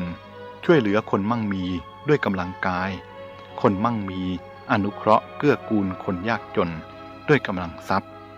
คนยากจนให้กำลังใจแก่คนมั่งมีด้วยการทำงานที่ดีคนมั่งมีถนอมน้ำใจคนยากจนด้วยปิยวาจาทั้งสองฝ่ายต่างอาศัยกันและกันด้วยการบำเหน็จประโยชน์ให้แก่กันไม่เอาเปรียบกันและวางตนเหมาะสมแก่ฐานะของตนดูก่อนท่านผู้เจริญมนุษย์ในโลกนี้ควรศึกษาให้เข้าใจ ควรลองปฏิบัติแสวงหาความสุขอย่างไม่อิงอาศัยอามิสเป็นพื้นฐานของจิตใจไว้บ้าง เพื่อจะได้ถอนตนออกมาได้โดยง่าย เมื่อความสุขชนิดที่ต้องอาศัยอิงอามิสกลายเป็นพิษขึ้นมา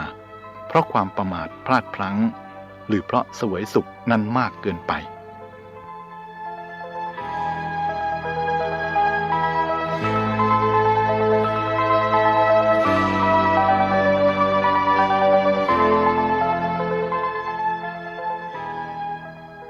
อีกประการหนึ่ง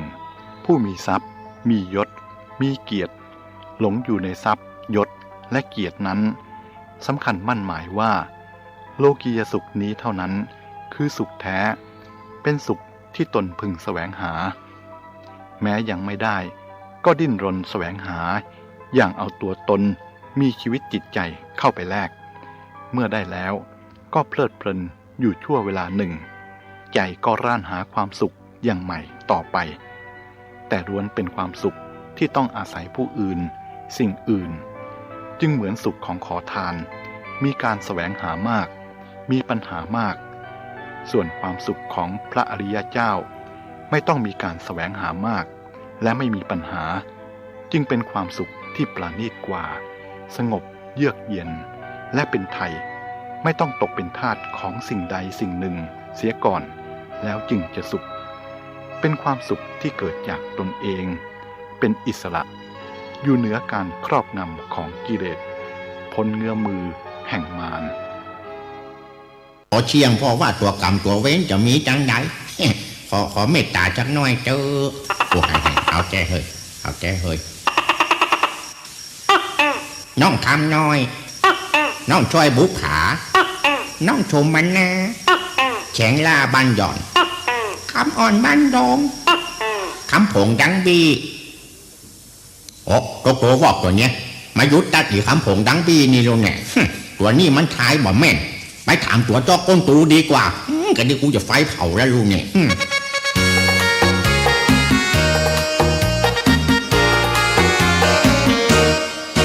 ได้แฟนชื่อคำพงดังปีตบตัวซักปลีกำนี้บ่ถามมัน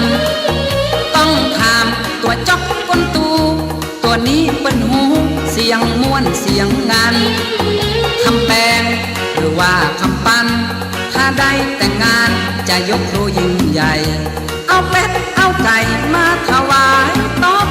ต่อโอ้เจ้าก็ตกโตจ้ากะลุนาห้องแม่นๆตำเตอะอันตัวข้างฝามันบ่แม่นเขาจะไฟเผามันสักวันนะอุ่นใจตัวเดียวจะถึงวันตัวจอกก้นตูเนี่ย มันใจไปพ้นหลายใจนะมันใจมาเข้าเตาไฟมีอย่างกันยืนแบ่งกันกินง่ายเนาะขอเจาะขอห้องแม่นจะกำเนาะจะท้ายพอจะกำนะตัวเอาแจ้ของเฮ้ยแม่หางแม่ไม้ชิงเช้าใหญ่เช้าจีจิตลิดจียังจอนมาได้ชักขนโอ้ตัววอกเนี่ยก็ได้กว่าเพิ่งมาได้ชักตัวอันชามตัวที่อยู่บนเหือนนี่นะกำเดี๋ยวกูจะยับมันหลอกหนังพัดเพชรเนี่ยก็มาcứ nhặt kín nhau của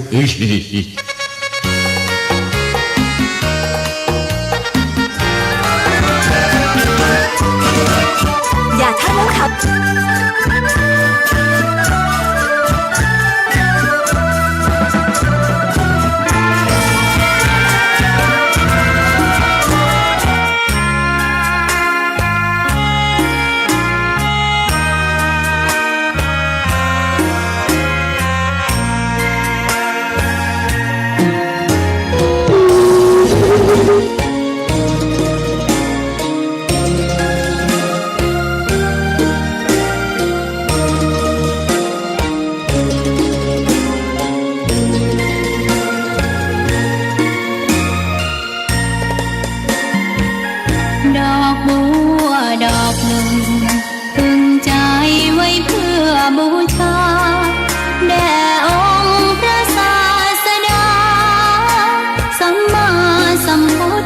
้า